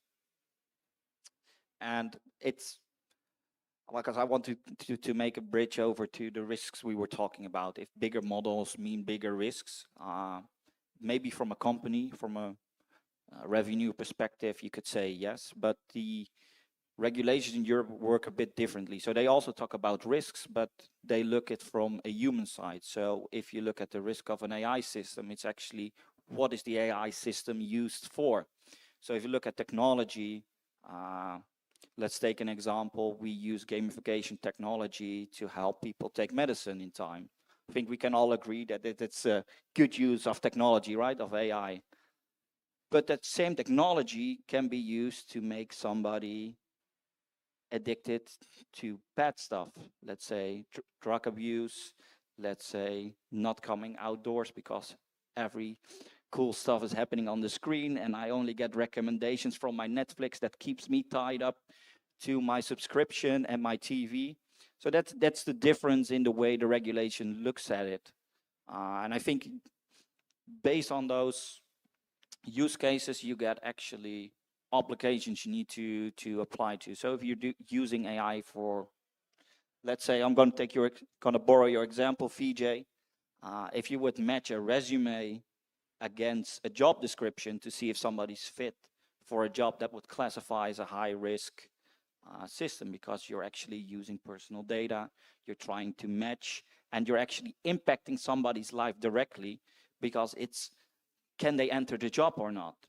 And that's where we talk about the human factor or human oversight comes in. So you actually get obligations to not have that decision only made by AI. So I think I see a balance. I see it also coming up in the ChatGPTs, the Geminis, where they explain more now where they get the answer, they give you sources. And that transparency obligation is also something that stems from European regulation. So I'm quite happy with those coming into place. There are a few things I dislike. In Europe, we're all about data sovereignty right now. So we want people to respect European values, and that means that they have to have a European presence nowadays. So if you want to bring your AI to the European market, you actually need to have a distributor or an importer of your systems. And there is the technical plateau you're hitting, because we talked about it yesterday as well. I think Europe has built a bit of a technical debt, a bit of dependency on the US specifically. And it's something we need to try to manage and keep in mind that this is a shared responsibility when we use technology that crosses borders. So I thank you very much, Wiley. I think we all agree that AI requires governance, requires regulation, which currently does not happen at a global level. It is more regional. My question would be, the Europeans working very hard to put some sort of regulation around AI. Is that an advantage or a disadvantage? Number one, and number two, does regulation limit innovation? Vijay. It's a, it's a very fine line to navigate. And again, it goes back to context, right? I think what Europe is doing is absolutely necessary. You do need to have a basic set of rules on how you operate. And it needs to be one that is done ethically. And that is without doubt. I think we've seen a lot of instances out there where AI not only has been abused, but misused, where it's affected the livelihood of people. We take Australia as an example, where right now they've sort of limited the use of social media for young teenagers. Now, there is a reason for that, and obviously, you know, the algorithm and what you watch and how that influences will have an impact. But does it really solve the problem? No. So I think it's going to be very tricky, and it's a big challenge for a lot of regulators. As the AI evolves, how do you keep track and regulate it? And that is a very interesting challenge, right? Yeah, definitely. If I may respond, it's in Europe we call the compliance paradox, where we want to innovate, we want to also regulate, and it's also with tech. I've seen it over years. Tech comes first, and then we try to regulate it. So we try to hinder the impact. And I don't think that those values are always against the opposites Yeah. on a scale. And I think I've heard a lot of talk about impact, value. At the end, I think we're mostly founders and we try to make a living for ourselves, our families, for our employees. Yep. But what I've seen as I've been working, being a founder, being an entrepreneur, if you bring value, if you bring impact, people will follow.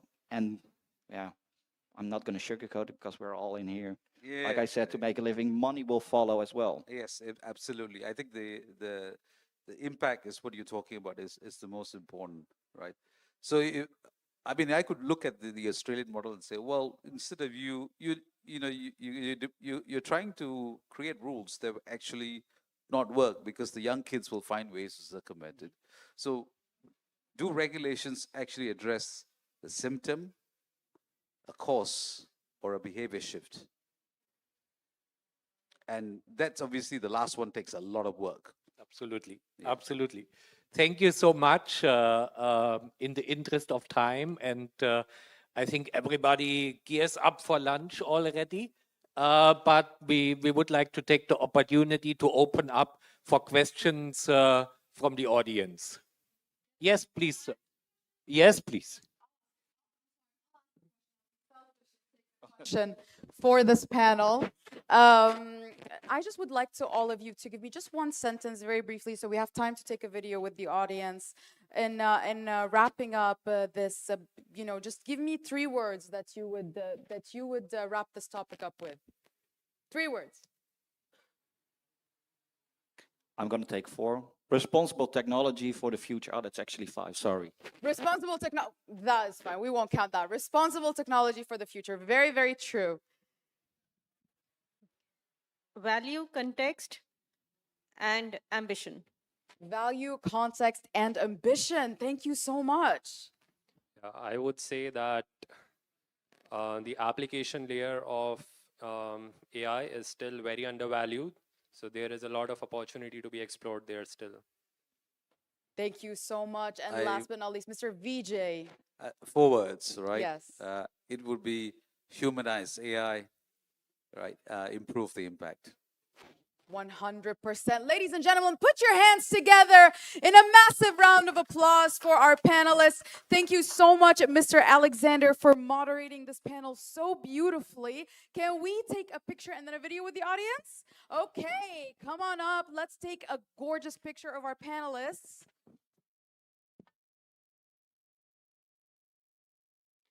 In front of the tables, if you don't mind. Thank you so much.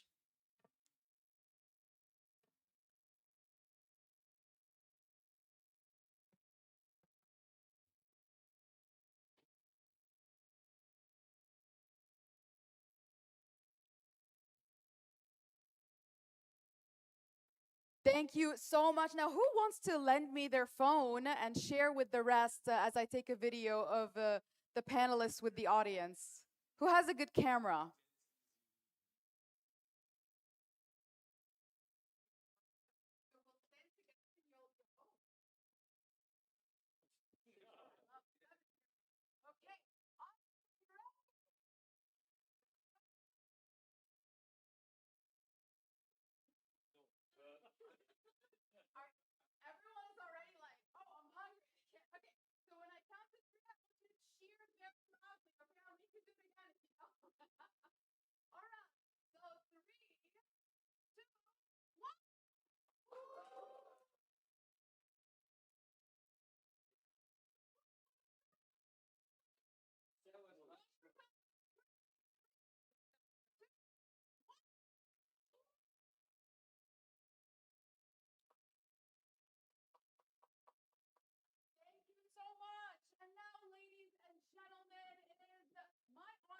Truly thank our panelists for this wonderful, wonderful panel. And now we'll introduce our next panel. Thank you so much, everybody.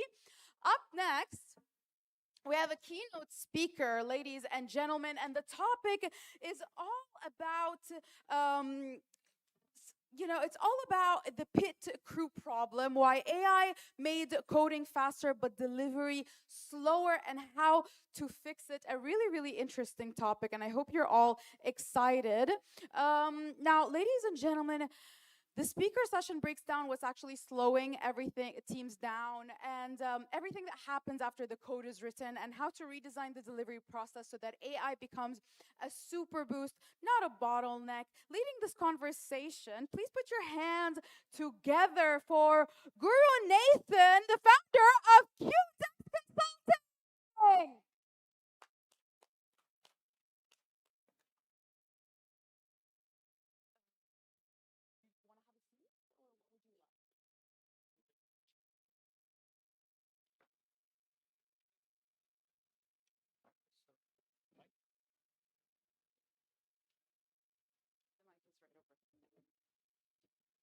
Hello. Hello, everyone.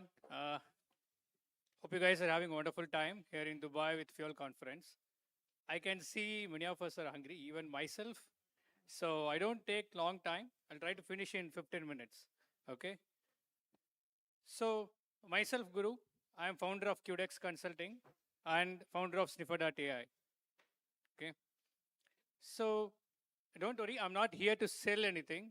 I'm here to talk about a real-time problem with software engineering due to the arrival of AI. Okay. Who is common across all of us? Any guesses? Who is common across all of us? Customers, right?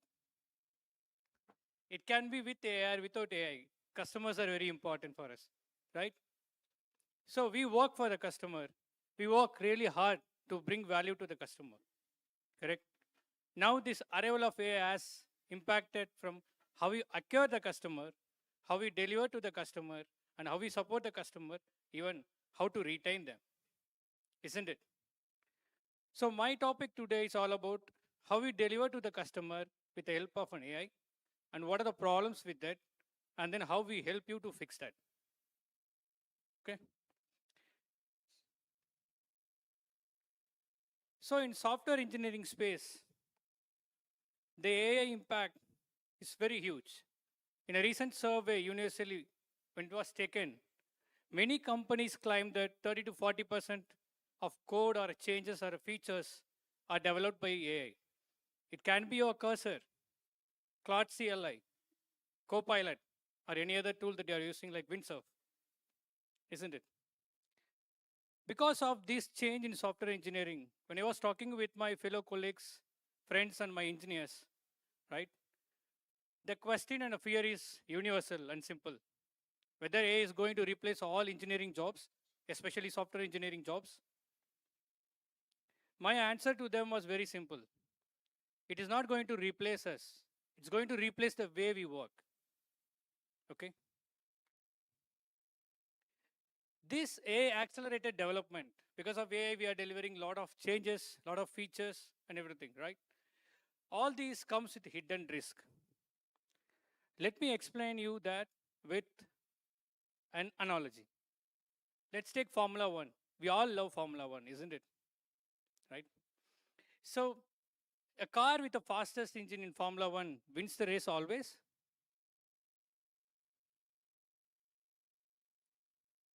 No, right?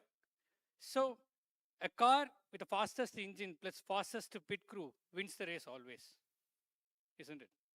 So your car should be fast, and then your pit crew should be fast enough to change everything, review everything, analyze everything, right? So, sorry.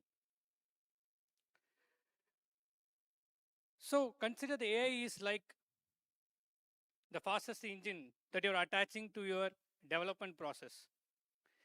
It speed up your development.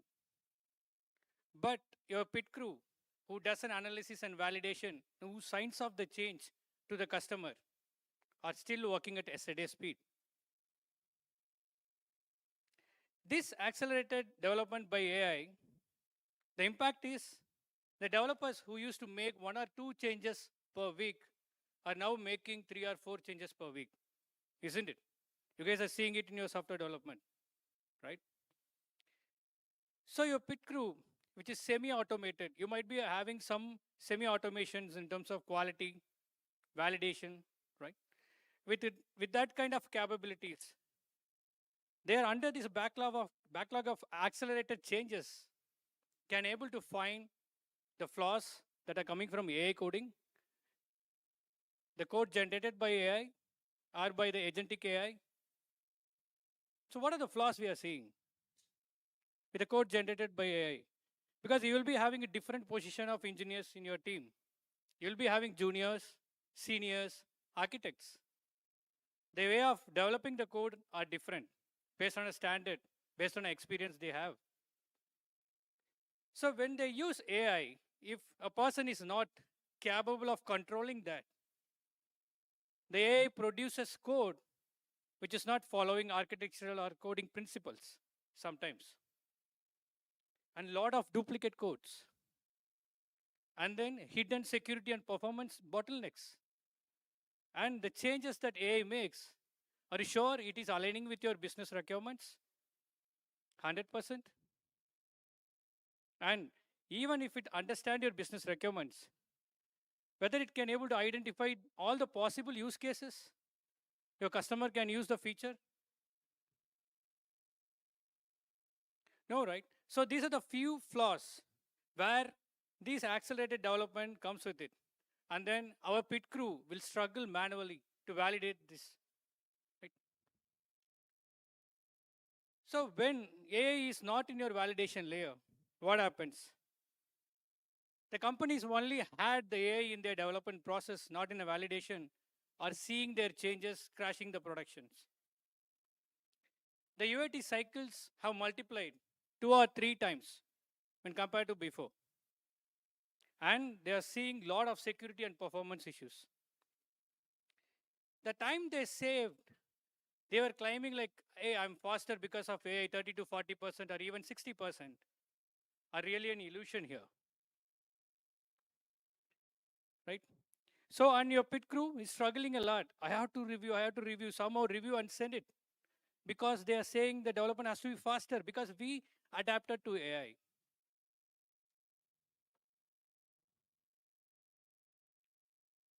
So what engineering team need right now? They need AI at their validation layer, which validate the changes made by the AI, whether it is correct in terms of architectural standards, coding principles, and is it aligning with business intent, and whether all the use cases are met. That helps your pit crew. They don't need to spend so much of time in reading line by line in your code or changes that made by the AI. Right? So when you have that kind of an AI validation, that will reduce or help your team, especially your pit crew, by at least 50 to 60%, so that it can match up with the speed of a development. Right? So that's why we built Sniffer.ai. It will review your changes, every change that your AI makes, or even it can be by human. It review every change like a technical architect and ensure there are no flaws in the code in terms of architectural or coding standards.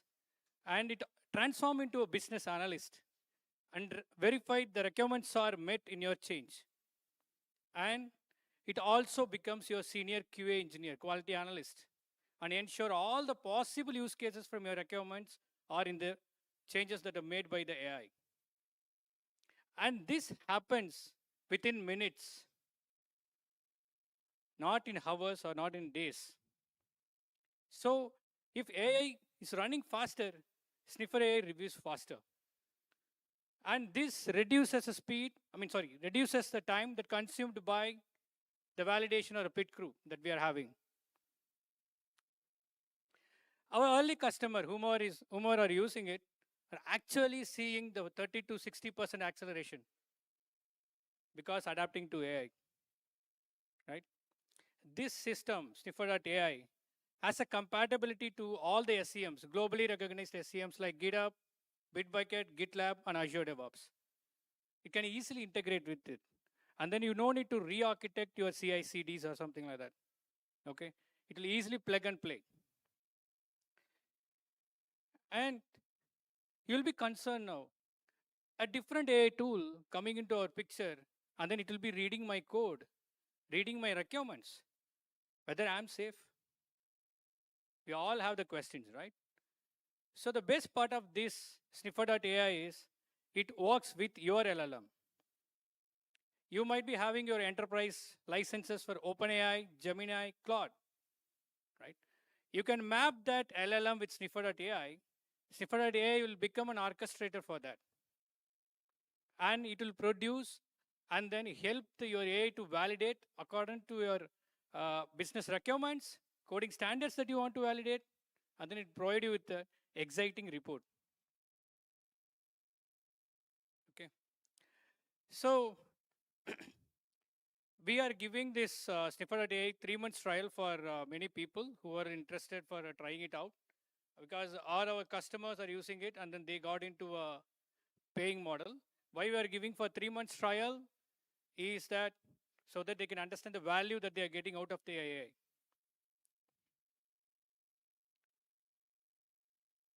Yeah. So we have many competitors. I mean, not many competitors, only few competitors, I would say. GitHub Copilot is one of our competitor. And there are other other competitors like CodeRabbit, CodeAnt. So when we did a kind of a comparison, even our partners did a kind of a comparison, we are standing out in terms of review analysis and reporting. And our unique feature that we give, since we are interacting with your code changes, interacting with your SCMs, interacting with your Jira or with your Azure DevOps board, we are able to read the time it takes to deliver. As an executive, when I'm handling my team, I want to understand how fast my team is working. Because I said I got a budget for my team to use AI. Correct? So I have to prove the results. So this gives you insights of how fast your team can deliver things to the customer, like velocity, the quality, right? How accurate I'm delivering things to the customer. And you can able to find the gaps in your engineering process. So, okay, I'm lagging in my cycle time. What's happening? Should I bring in some more resources? Or how I can fix it, right? So you guys would have understood, came across a word called quick metrics, right? Many FANG companies using that to assess their engineering teams. So we are eventually building a quick metrics to give them insights on what is their engineering team progress and then how to improve them. Because I was working with a consulting business before. I mean, it's Sniffer.ai is a part of QDEX Consulting. We are running the QDEX Consulting for the last 5 years. This tool idea is from one of our client because they were working on a vendor model. They don't have internal engineering team. They are paying more to the vendors, but still their delivery timeline is extending. And they want to understand and then bridge this gap.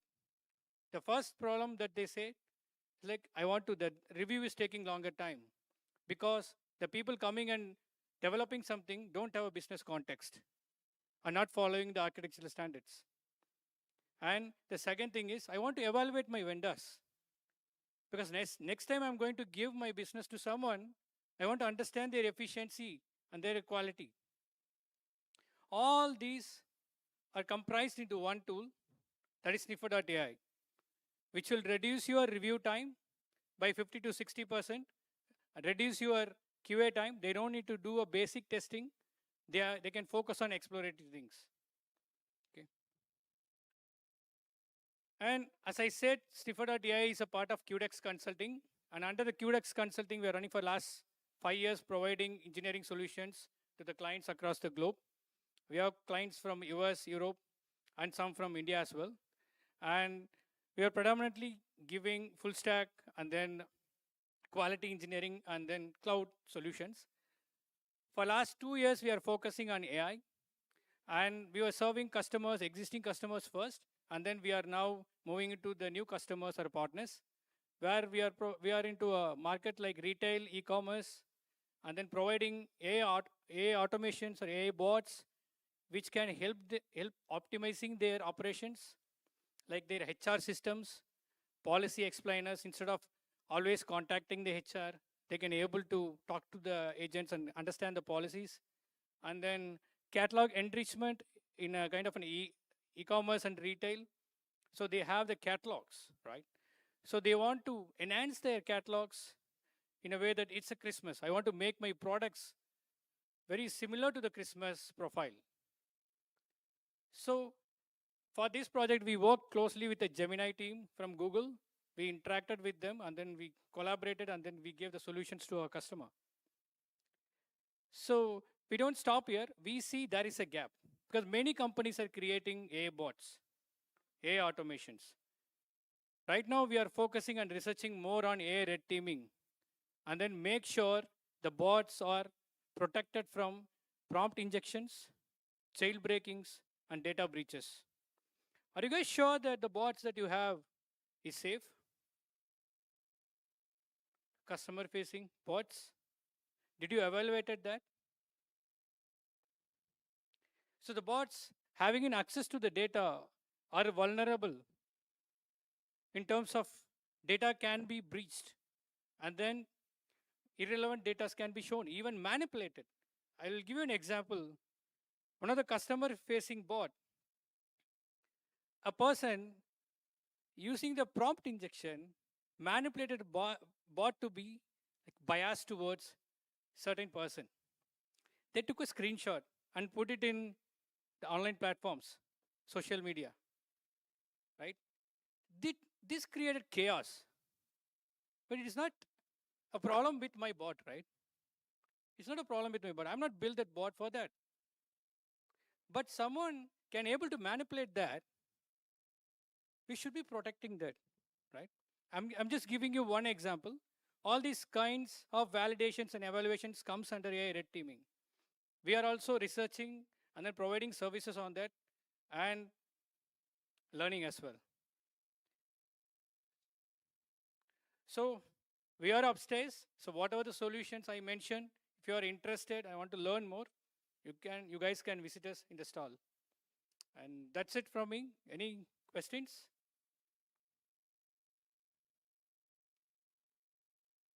Should I come over there?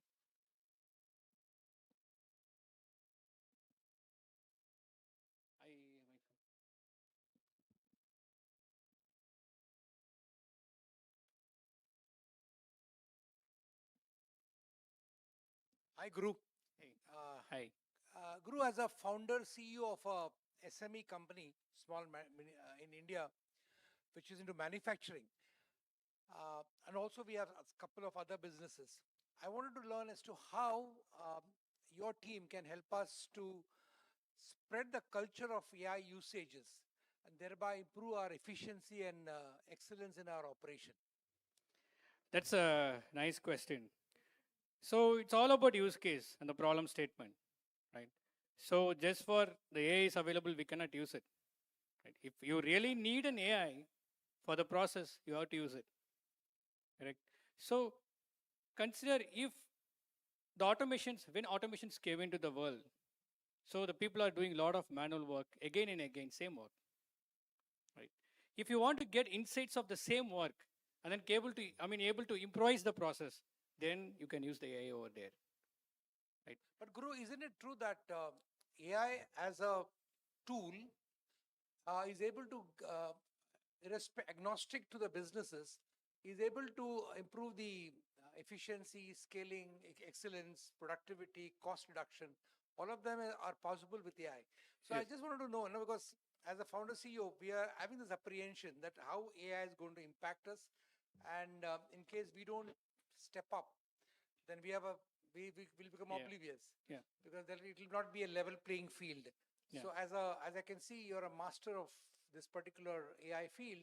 So how can we as founder CEOs can really look at it, have a self audit of the organization, find out the gaps, and can it be how we can use this, leverage this technology to take it up. Yeah, that's where we are coming along. So the consulting that we are doing, right? We get into your business, we find the places where the AI can be used to optimize your process. Either it can be your operation side or customer engagement, right? So we don't bring in like the AI, I have a AI solution. I can do AI solution. I cannot bring in, push something to you. First, I want to learn where it can be used, how it will be useful in terms of you'll be looking at how I can reduce the money, how I can increase the money, right? So as a business, we look in that perspective, correct? Yeah. So we can meet up. You have got us Thank you solved. so much. Yeah, sure. Thank you so much. That was 2 questions. That's all we have time for. Everyone, please put your hands together in a massive round of Thank you. applause. Next time, everyone, every person gets 1 question. No person gets 2, all right? And we'll take a video with the audience.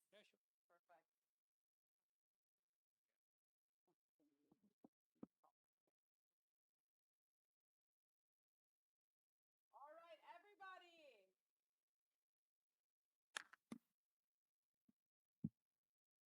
On 3, 2, 1, everyone, let me hear you.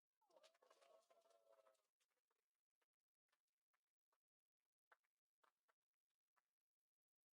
you.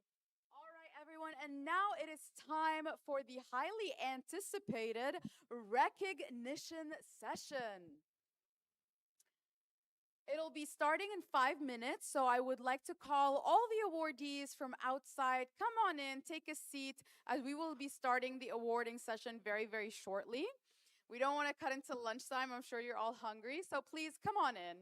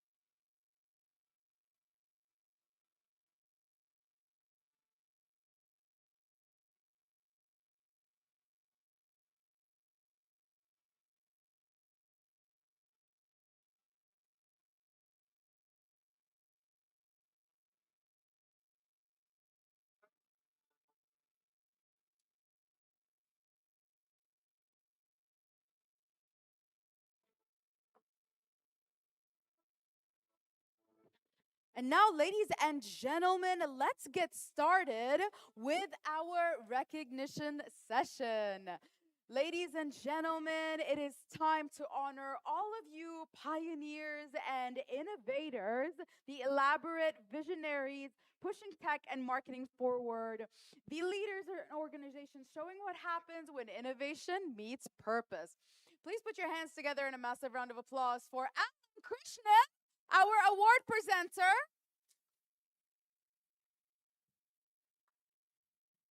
And because we have so many awardees today, we're going to combine our session of taking your videos with the crowd along with the photographers, right? So I need you to just hand me your phone once you get on stage. And as you stand with Mr. Alan Krishnan, I will go pan onto the crowd as they cheer and back onto you. So we get a 2-in-1 so we can get to lunch. All right.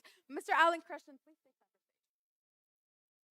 Ladies and gentlemen, the first award goes to Dr. Marsha Lipton and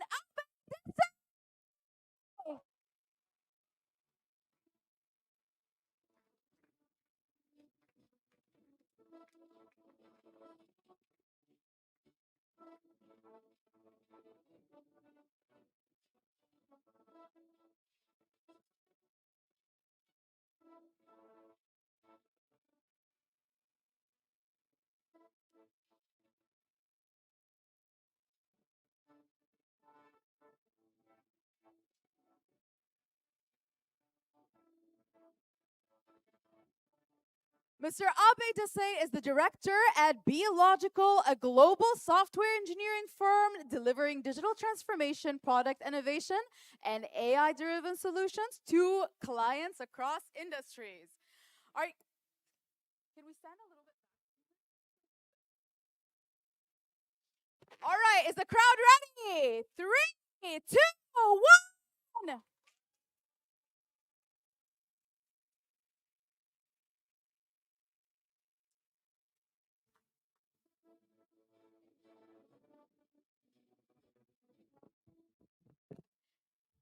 And now, ladies and gentlemen, Forgive me for my animosity to plastic. We have this beautiful award wrapped up in that stupid plastic. If you're taking a picture, the plastic will spoil the picture. And I'm from America. And one of the things they teach us, there's no free lunch. So if you get the award from me, you're going to put it back in your plastic and box and take it, because I'm not going to hold it and mess up your pictures. Thank you. all right, thank you very much. And now, ladies and gentlemen, put your hands together in a massive round of applause for Akansha Kumar.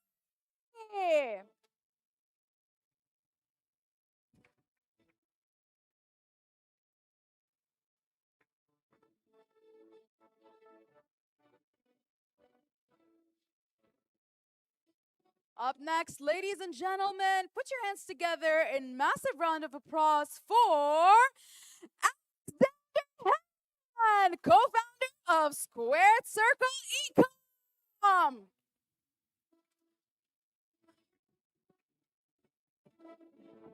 Serving as CEO with a bold vision to help brands scale seamlessly and set new industry benchmarks.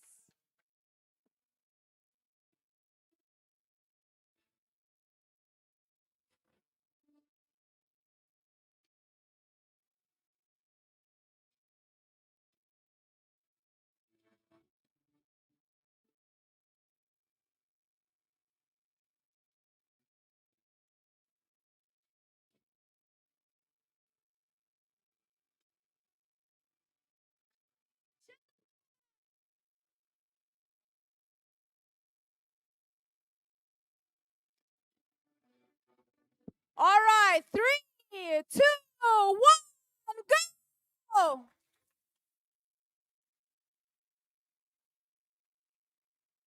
Thank you so much. Remember, ladies and gentlemen, it is true visionaries that celebrate each other.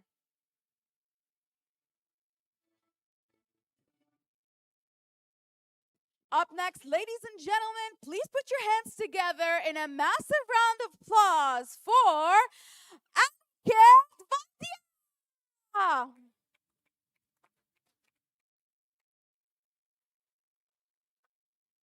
Mr. Aniket is the data transformation lead at Neostat Analytics, bringing 17 years of expertise in financial services and data analysis.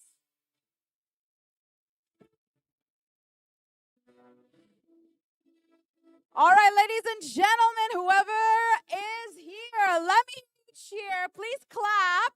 3, 2, 1.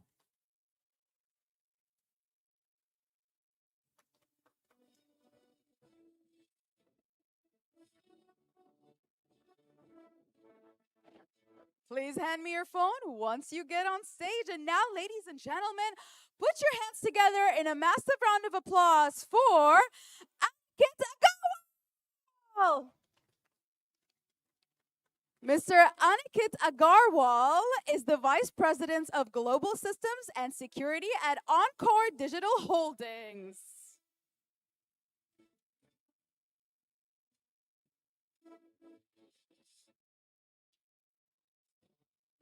Ladies and gentlemen, 3, 2, 1.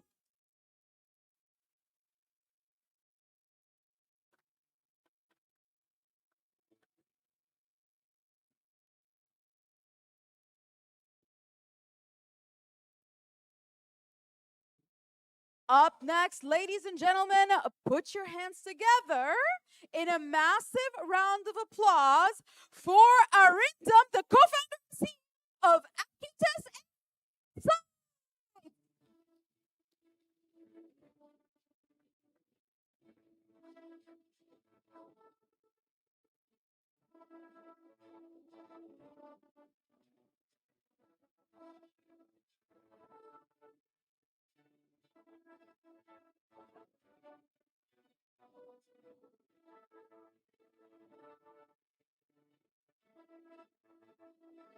3, 2, 1.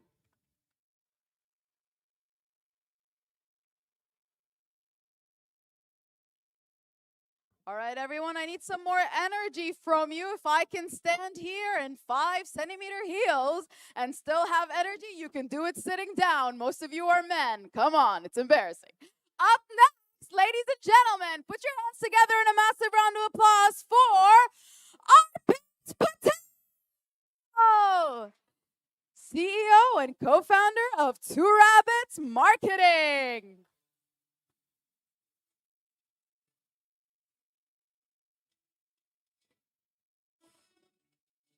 Ladies and gentlemen, get ready. 3, 2, 1.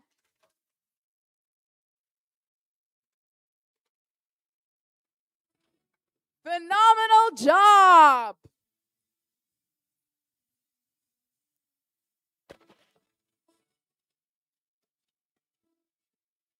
Up next, ladies and gentlemen, we have the honor to honor Arul Raj, the founder and director at Inboxes.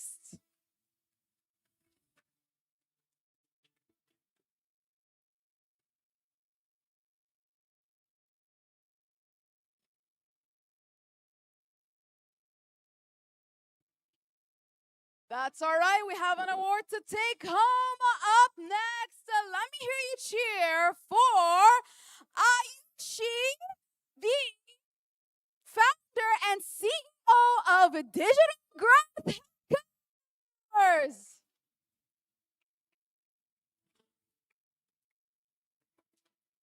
Ayushi Srivastava, with over a decade of experience and 8 years leading Digital Growth Hackers as founder and CEO. What an innovator.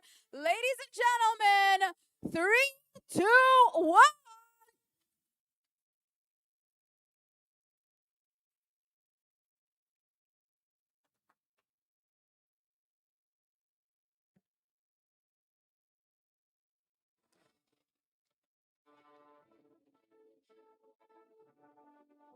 Thank you so much, Miss Ayushi. And up next, ladies and gentlemen, please put your hands together in a massive round of applause for Dr. Brenda, the Senior Director and Head of Generative AI Governance at the United Overseas Bank Head.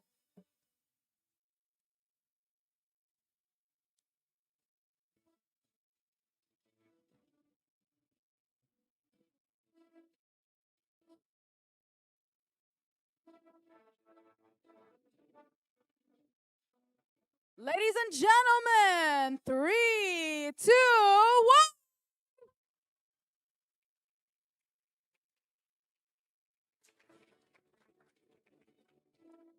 A huge heartfelt congratulations, Doctor, for this well-deserved success. Up next, ladies and gentlemen, put your hands together for Dave Up, the Managing Director at Reboot Up, bringing over 20 years of experience across Europe, North America, and Asia.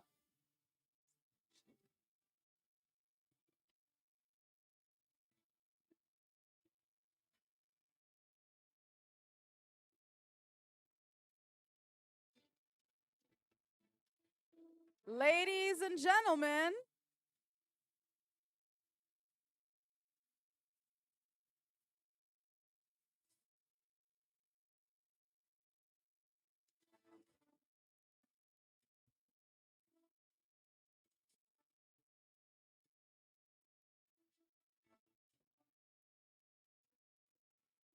ladies and gentlemen, 3, 2, 1.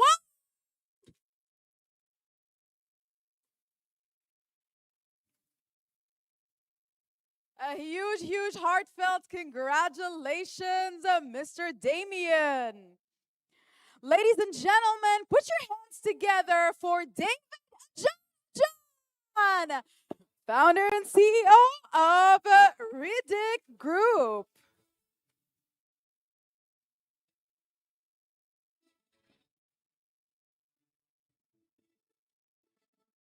Leading a global venture studio spanning Dubai, Estonia, Singapore, Kenya, and London. Building and scaling digital ventures that merge finance, technology, and innovation.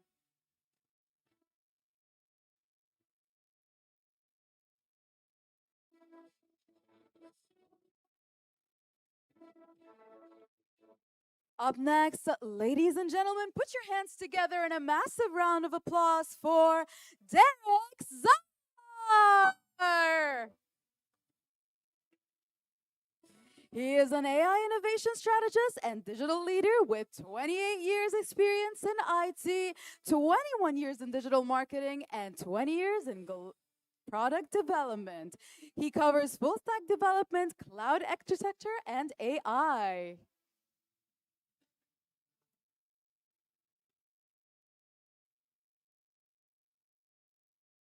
Ladies and gentlemen, 3, 2, 1.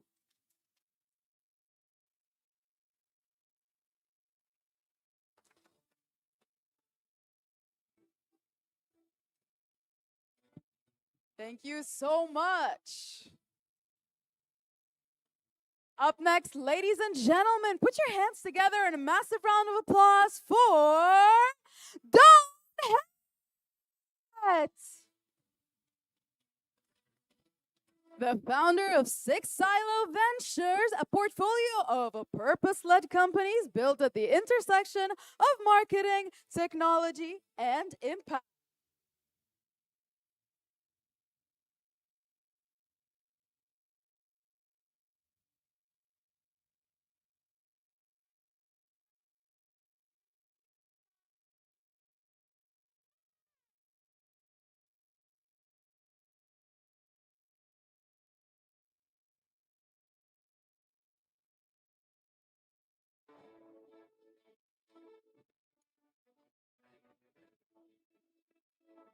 Thank you so much, ladies and gentlemen.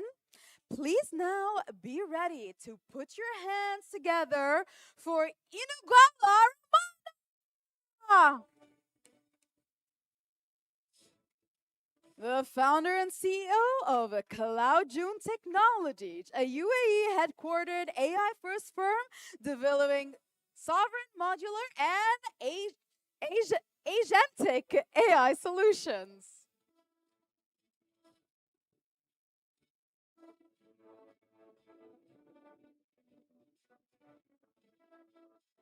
And now, ladies and gentlemen, let me hear you cheer. 3, 2, 1. Woo!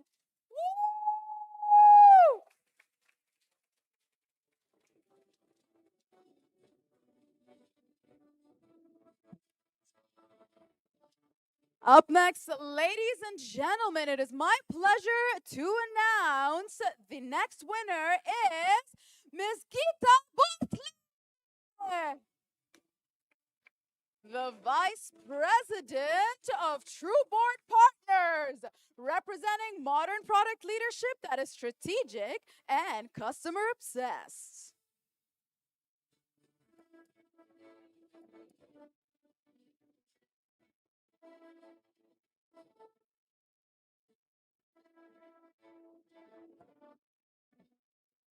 And now, ladies and gentlemen, 3, 2, 1. Woo!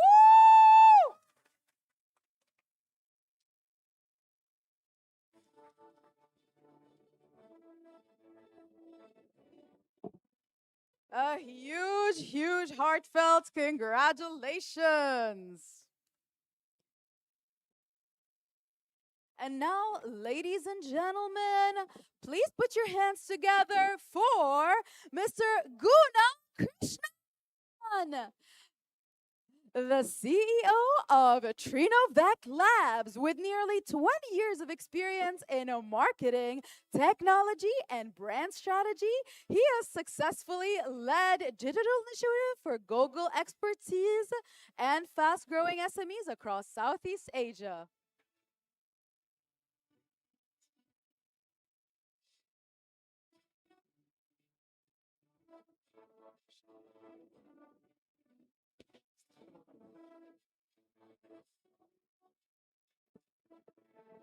Up next, ladies and gentlemen, let me hear you. 3, 2, 1. Woo!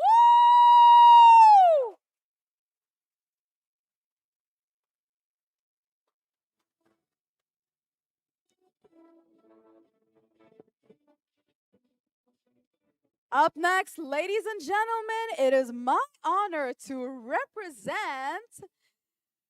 Put your hands together for Heba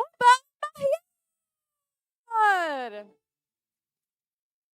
the head of sales at Aleph Group, with 23 plus years in marketing, media, and digital advertising. Heba is among the first women to pioneer Saudi Arabia's digital advertising.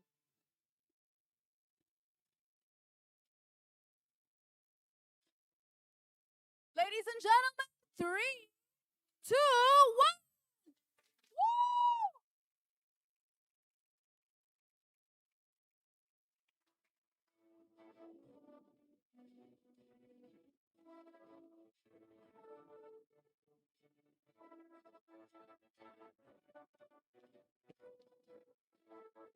A huge, heartfelt congratulations.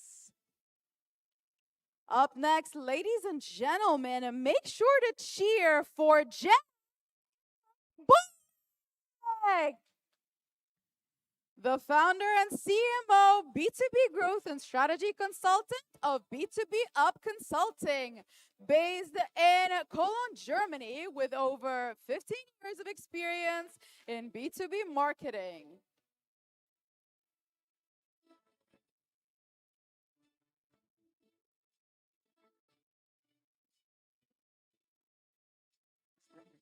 Up next, ladies and gentlemen, put your hands together for Jay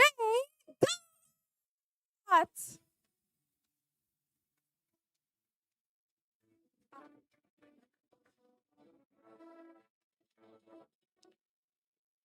CTO at Sarada Thinking to the challenges of modern expertise.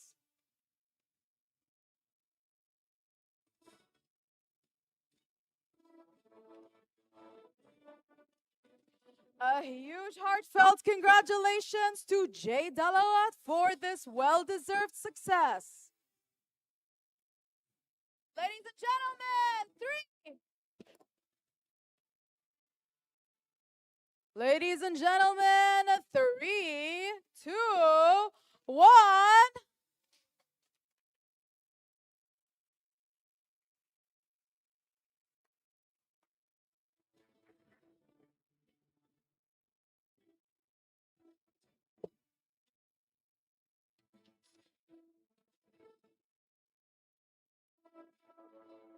Up next, ladies and gentlemen, let me hear you cheer for Jibran Dress, the founder and CEO of Innovate AI, a Singapore-based technology firm drawing his background in software engineering and cloud architecture. Jibril has led multiple enterprise initiatives.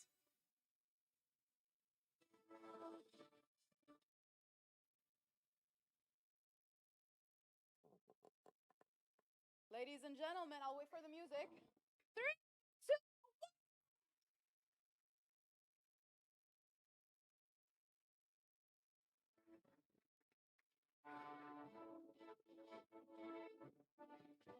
Thank you so much. Up next, ladies and gentlemen, put your hands together for Carl Gretton, CEO of Fuego Digital Media. He is a serial entrepreneur with a proven track record of building technology companies and organizations in the UK and North America. Ladies and gentlemen, 3, 2, 1. Woo!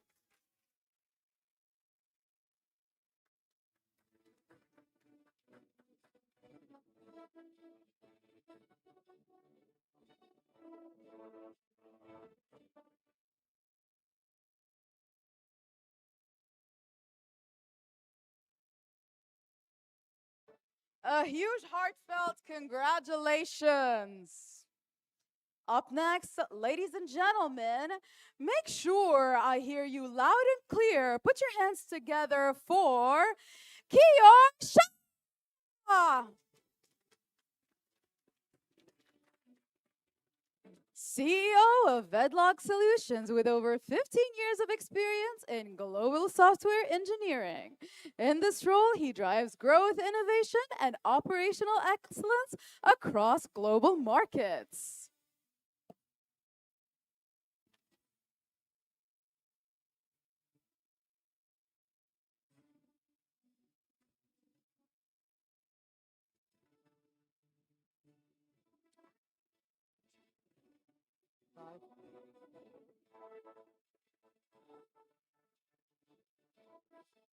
Ladies and gentlemen, 3, 2, 1.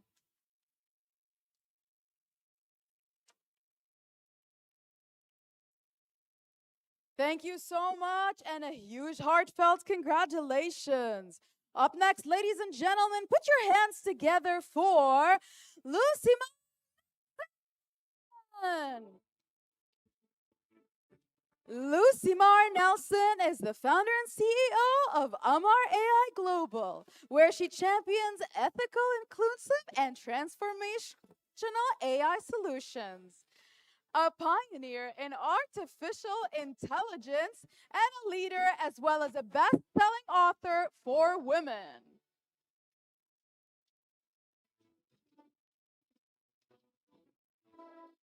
And now, ladies and gentlemen, in 3, 2, 1.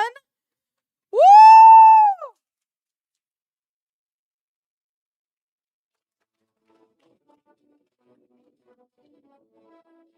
A huge heartfelt congratulations. Up next, ladies and gentlemen, please put your hands together for a massive round of applause for Mahima Dwivedi.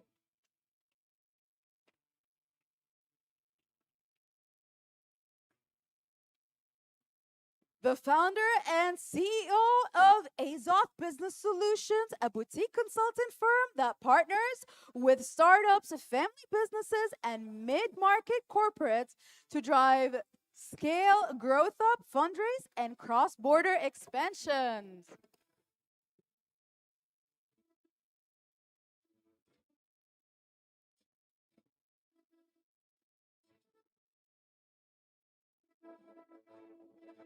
A huge, heartfelt congratulations for this well deserved success. Up next, ladies and gentlemen, put for Marco Pellegrini,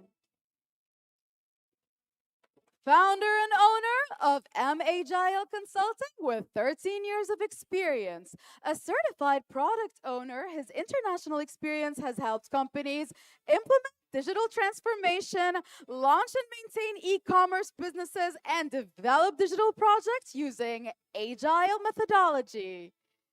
Ladies and gentlemen, in 3, 2, 1, woo!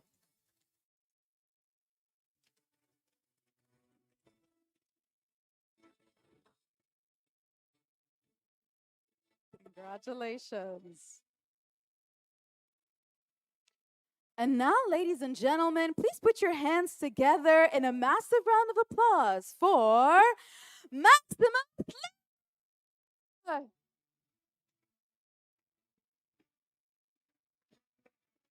Maximus Lee is an executive coach, founder and CEO of Emboldened LLC. He began his career building Google's technical recruiting systems before joining Google Ventures, where he advised more than 400 startups on how to grow with clarity and trust. And now, ladies and gentlemen, 3, 2, 1, woo!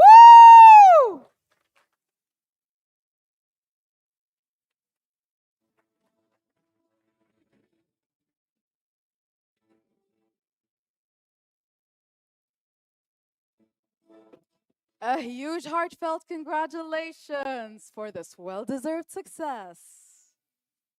Up next, ladies and gentlemen, put your hands together in a massive round of applause for Mohan Deepak.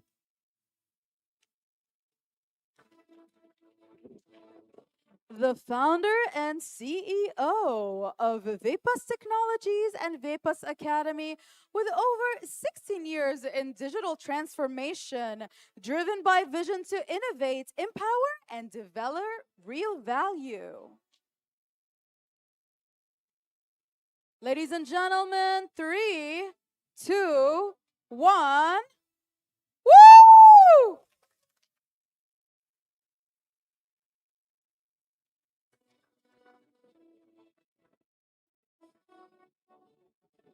Up next, ladies and gentlemen, a huge heartfelt congratulations for this well-deserved achievement.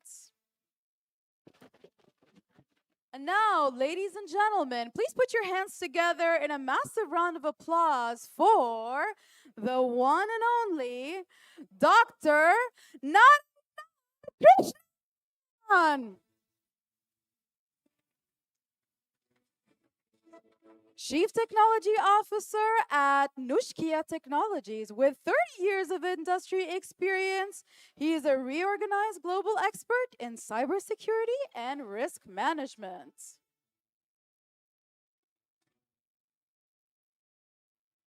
Ladies and gentlemen,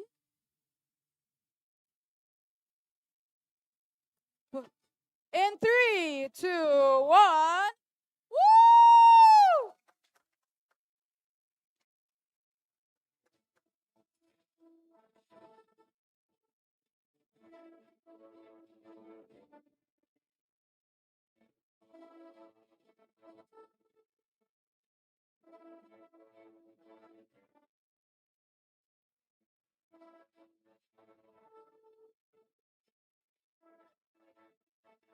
Alrighty, a huge heartfelt congratulations for this well-deserved achievement.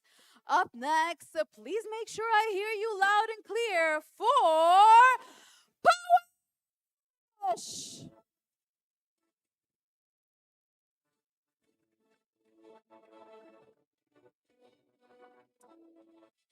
Up next, ladies and gentlemen, please put your hands together in a massive round of applause for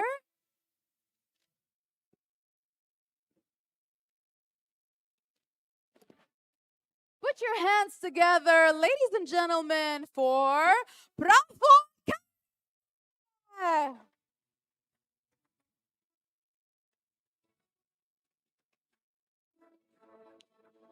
As a global head of AI strategy and solution engineering at Radiant Digital and a Forbes Technology Council member, Praful leads AI transformations for Fortune 500 enterprises and government agencies.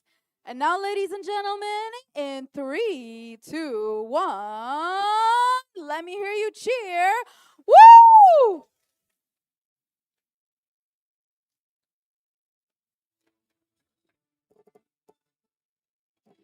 Up next, ladies and gentlemen, it is my absolute pleasure to announce our next winner. Later. Put your hands together in a massive round of applause for Pratik Nagpal, visionary founder of Suj AI, an India-based enterprise specializing in omni-channel experience management and expertise-grade AI solutions.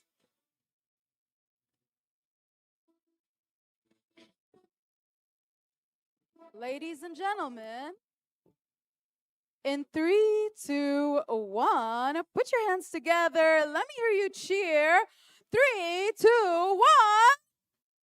Woo!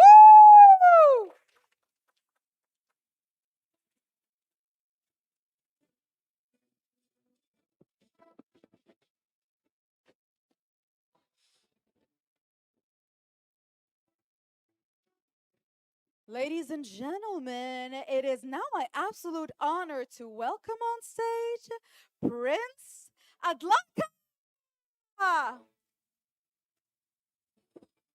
Prince Adlaka is a manager of software engineering at Rich Products. He's a seasoned technical manager with 11 plus years of experience in software development and consulting.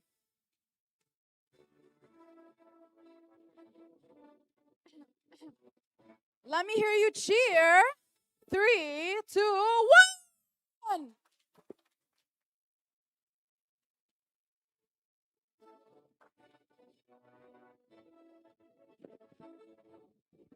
A huge heartfelt congratulations to Prince Adlaka for this well-deserved achievement. And now, ladies and gentlemen, it is my honor to welcome on stage Quality.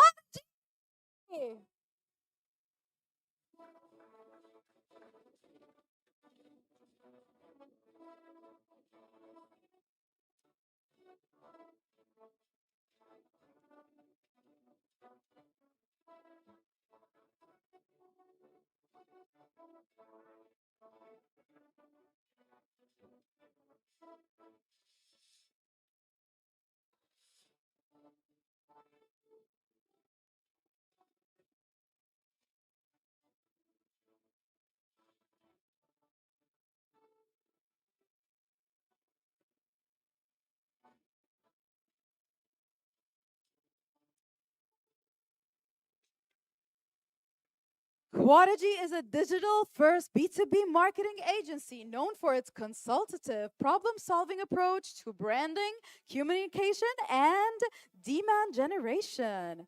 Ladies and gentlemen, in 3, 2, 1, woo!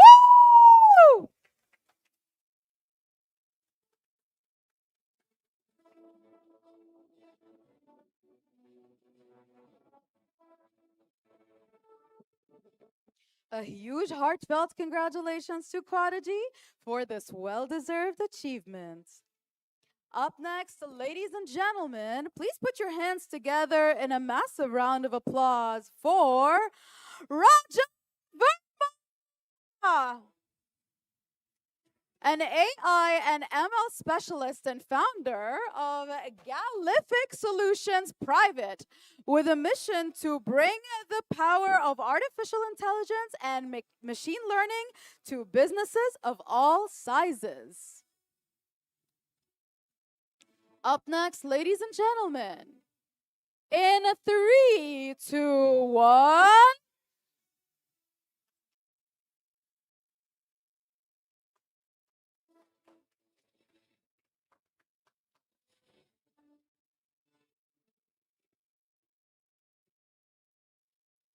A huge heartfelt congratulations to Mr. Verma for this well-deserved achievement. Up next, ladies and let me hear you cheer for Sajid Winner. Sajid is the founder, filmmaker, and AI VFX specialist at 8Sur Technologies Private, an award-winning filmmaker with 18 years of experience crafting media agonistic content. He develops youth impact stories across film, OTT originals, VFX, ads, digital, and TV broadcasts. And now, ladies and gentlemen, in 3, 2, 1, woo!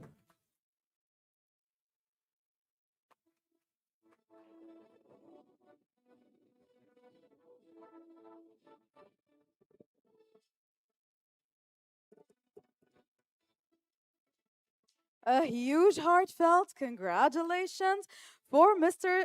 Saji for this well-deserved success. And now, ladies and gentlemen, put your hands together for Santosh Kumar. Hey.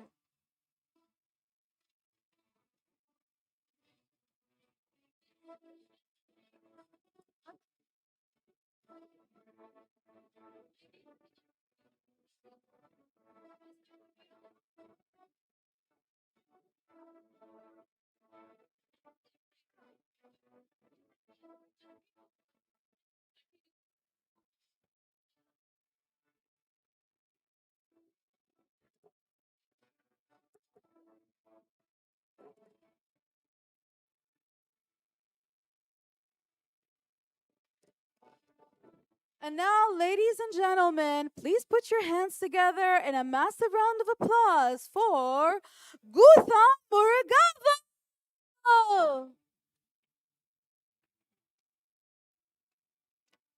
The founder of Map Media Ventures Private Limited, with a strong background working alongside global tech giants like Cisco, Dell Technologies, HP, Nvidia, and CrowdStrike.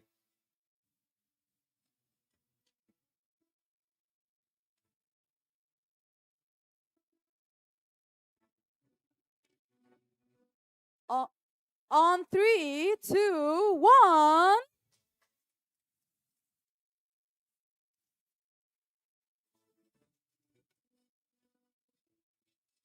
A huge heartfelt congratulations for this well-deserved achievement.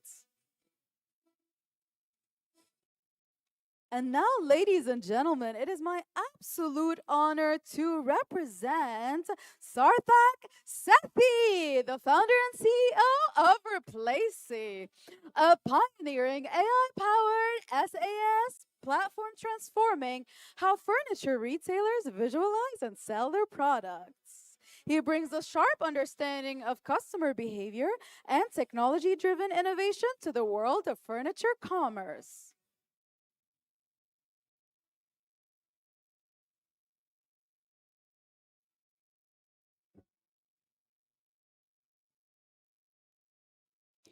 A huge heartfelt congratulations for Mr. Sarthak for this well-deserved success.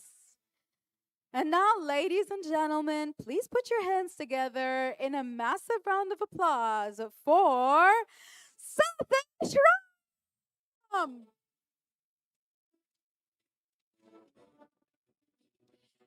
CEO of Identify You Technologies. He's a visionary leader with over 3 decades of industrial excellence. Drives innovation in the cutting edge domains of data services, including data advisory, data engineering, and data analytics.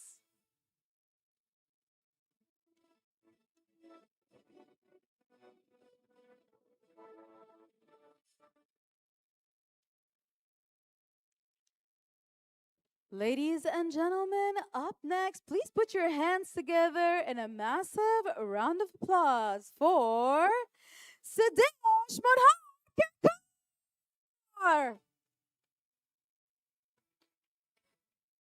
principal partner of digital at WPP Media. He's a 360 marketing leader with over 18 years of experience transforming brands through strategy, creativity, and technology. He leads a digital business for Mindshare India. He's a driving force behind Baby on Board Academy parenting and maternity ecosystems. In 3, 2, 1, woo!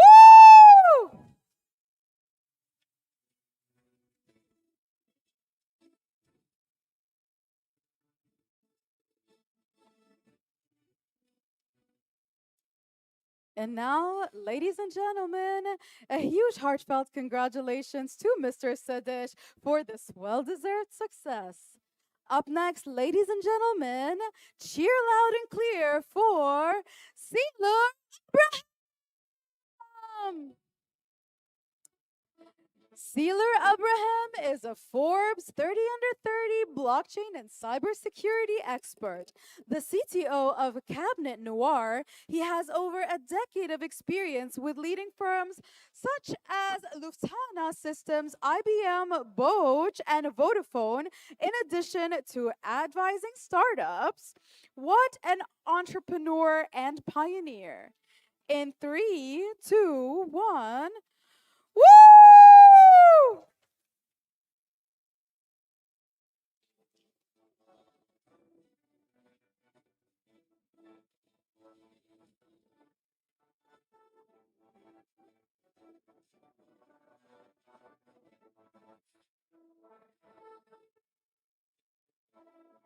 A huge heartfelt congratulations to Mr. Siller for this well-deserved achievement.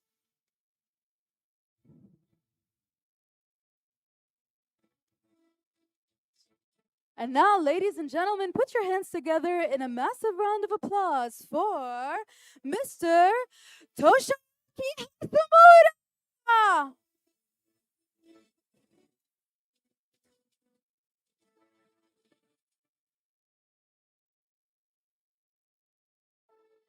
Up next, ladies and gentlemen, it is an absolute honor to welcome on stage Vaibhav Gupta.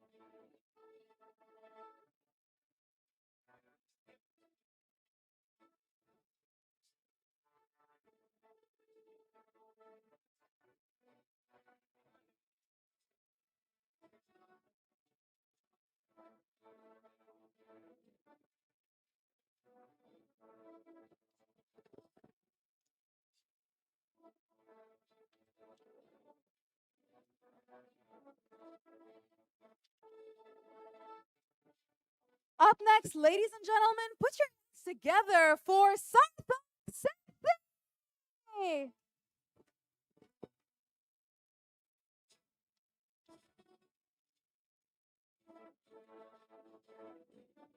Sarthak Sethi is the founder and CEO of Replacey.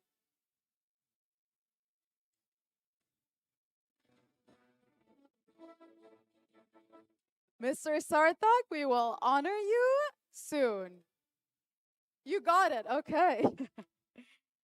Up next, ladies and gentlemen, please put your hands together in a massive round of applause for Serkan Akuzan.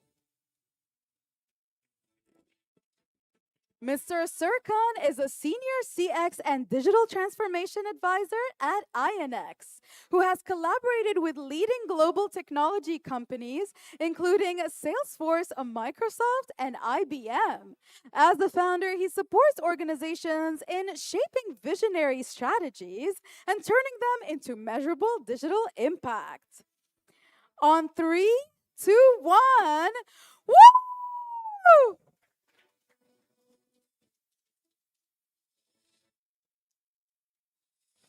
A huge heartfelt congratulations to Mr. Sarkhan for this well deserved success. Up next, ladies and gentlemen, please put your hands together in a massive round of applause for Shilpa Jatiya.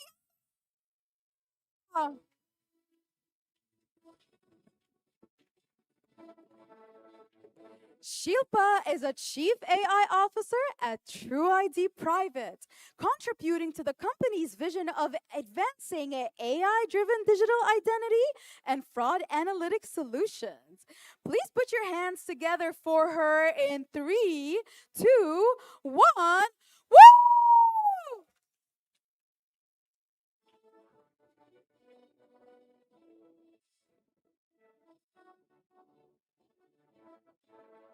A huge heartfelt congratulations to Ms. Shilpa for this well-deserved success.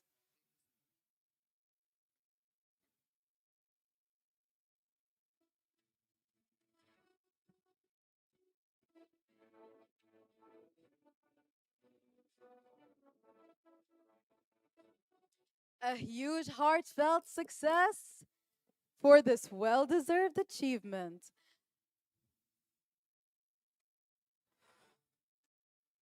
Up next, ladies and gentlemen, please put your hands together in a massive round of applause for Pawash.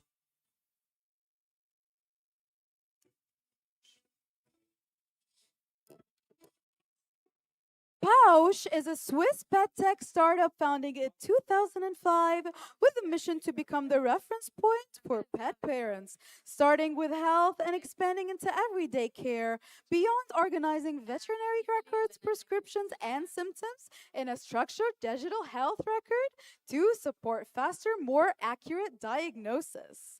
On behalf of this organization, please put your hands together for Sylvia Gangi, the founder and CEO of the organization. Thank you.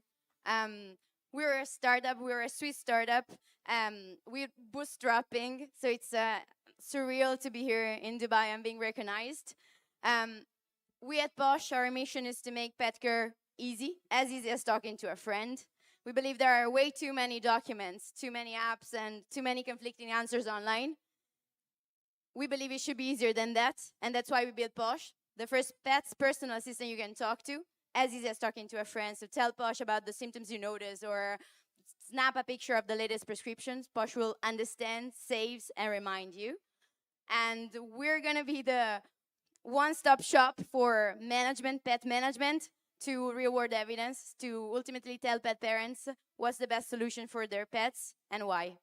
Thank you. If you're curious to know more, follow us on A huge heartfelt congratulations to Posh for this well-deserved achievement.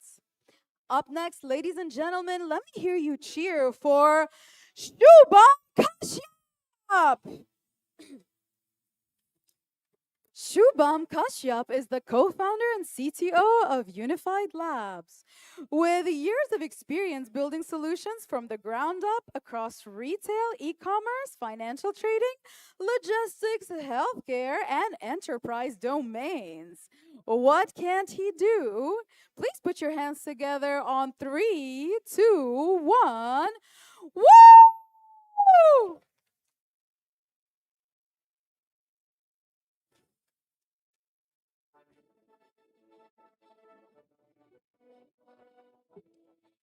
A huge heartfelt congratulations for this well-deserved success.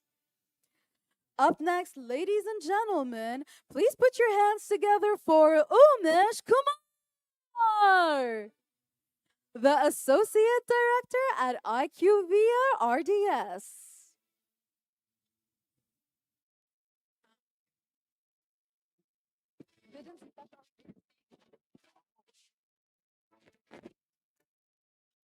Uh,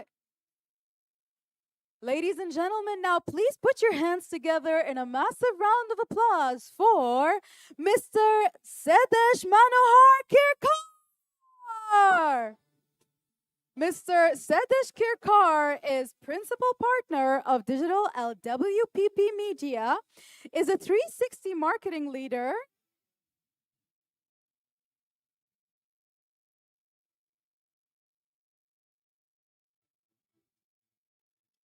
Ladies and gentlemen, please put your hands together for Sedesh Manohar Kirkar, principal partner of Digital at WPP Media, a 360 marketing leader with over 18 years of experience, transforming brands through strategy, creativity, and technology.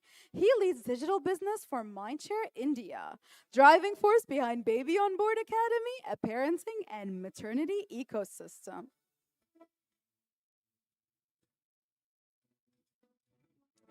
Up next, ladies and gentlemen, please put your hands together in a massive round of applause for Dr. Marsha Lipton.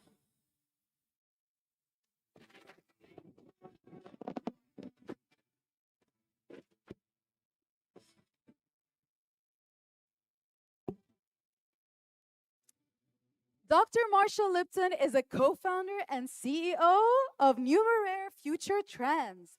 The Abu Dhabi-based company pioneers biometric-level digital identities for high-value physical objects. Please put your hands together for this well-deserved success. On 3, 2, 1, woo!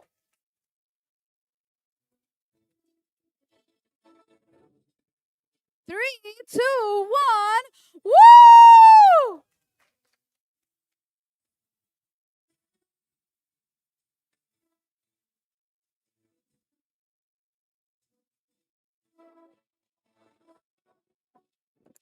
And now, ladies and gentlemen, put your hands together in a massive round of applause for Mr. Silur Abraham.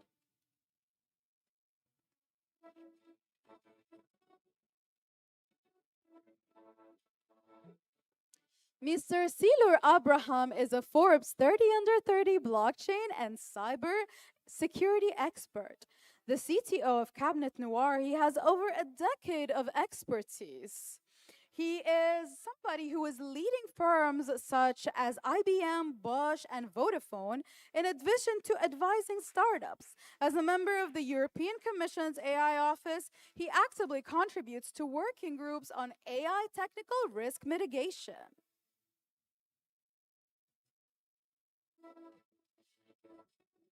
Up next, ladies and gentlemen, let me hear you cheer for Toshiyuki Hasumura.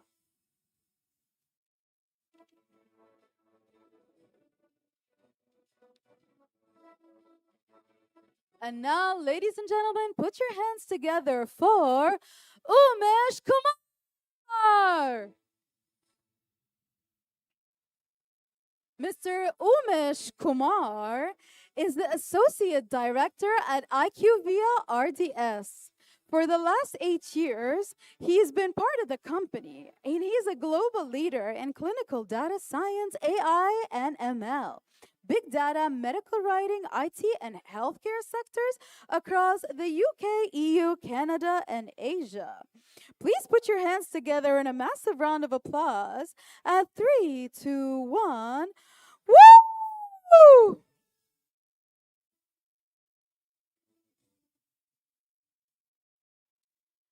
We're not going to pan to the audience. It's so empty, but please help me out at 3, 2, 1. Let me hear you cheer.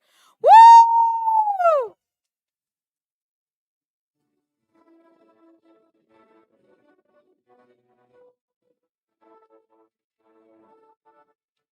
Ladies and gentlemen, it is truly an honor. Please put your hands together for Vaibhav Gupta.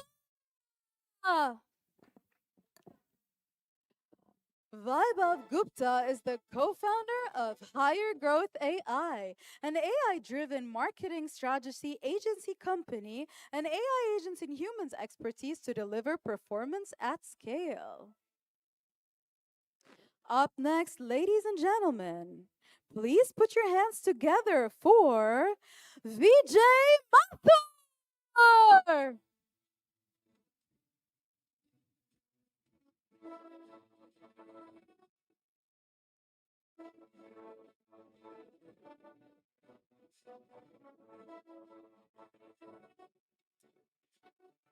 And last but certainly not least, ladies and gentlemen, put your hands together for Zaka,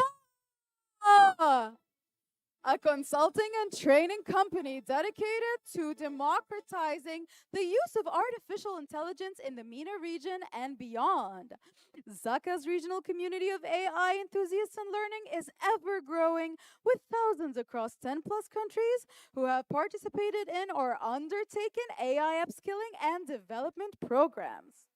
Ladies and gentlemen, on three, two, one, can you do your best to cheer for me? It's the last one. Three, two, one. Woo!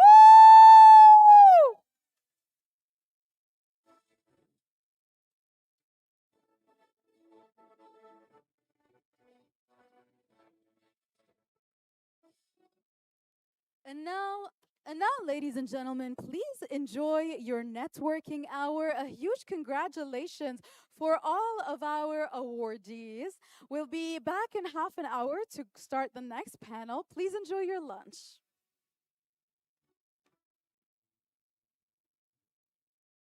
Thank you very much. You're very kind. Thank you so much. You're very kind. Thank you so much. Thank you so much. Have a good lunch.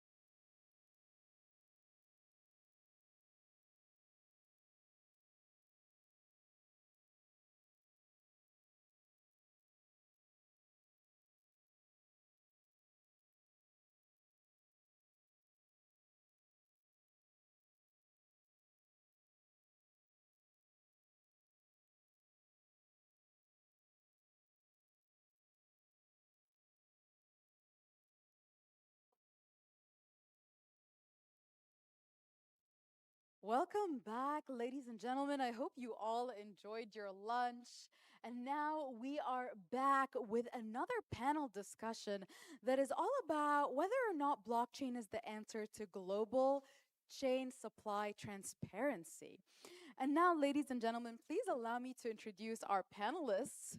Please welcome on stage Mr. Kiyor Shah, CEO of Vedlock Solutions.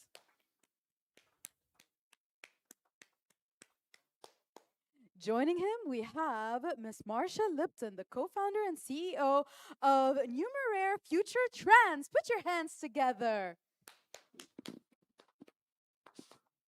Along with them, we have Mr. Carl Gretton, the CEO of Fuego Digital Media.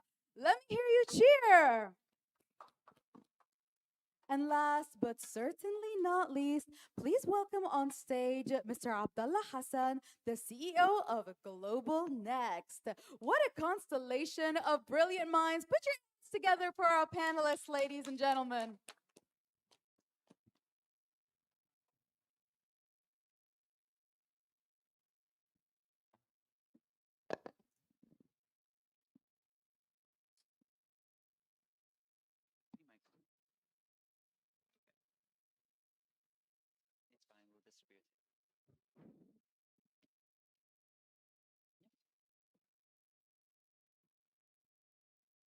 Good morning, everyone.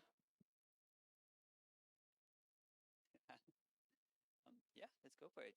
So look, this is a more of a conversational introduction into the concept or the role of blockchain technologies into supply chain transparency.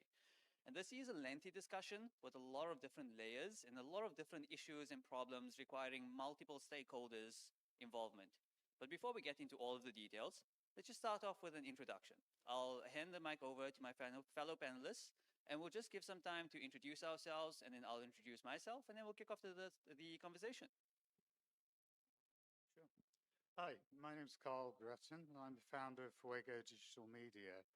We were established in Qatar in 2008, so 18 years, well, actually in the Gulf now for virtually 20 years.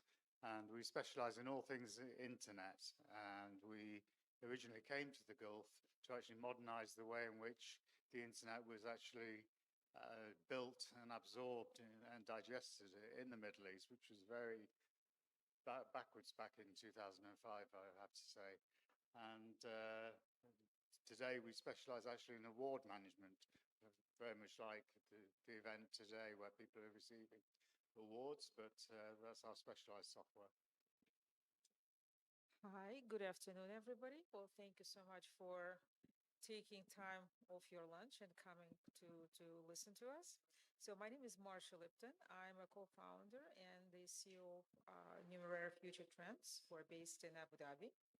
So what we do is we develop biometric level verifiable identities for high value objects. And although we started with cultural aspect of things, we called ourselves culture tech.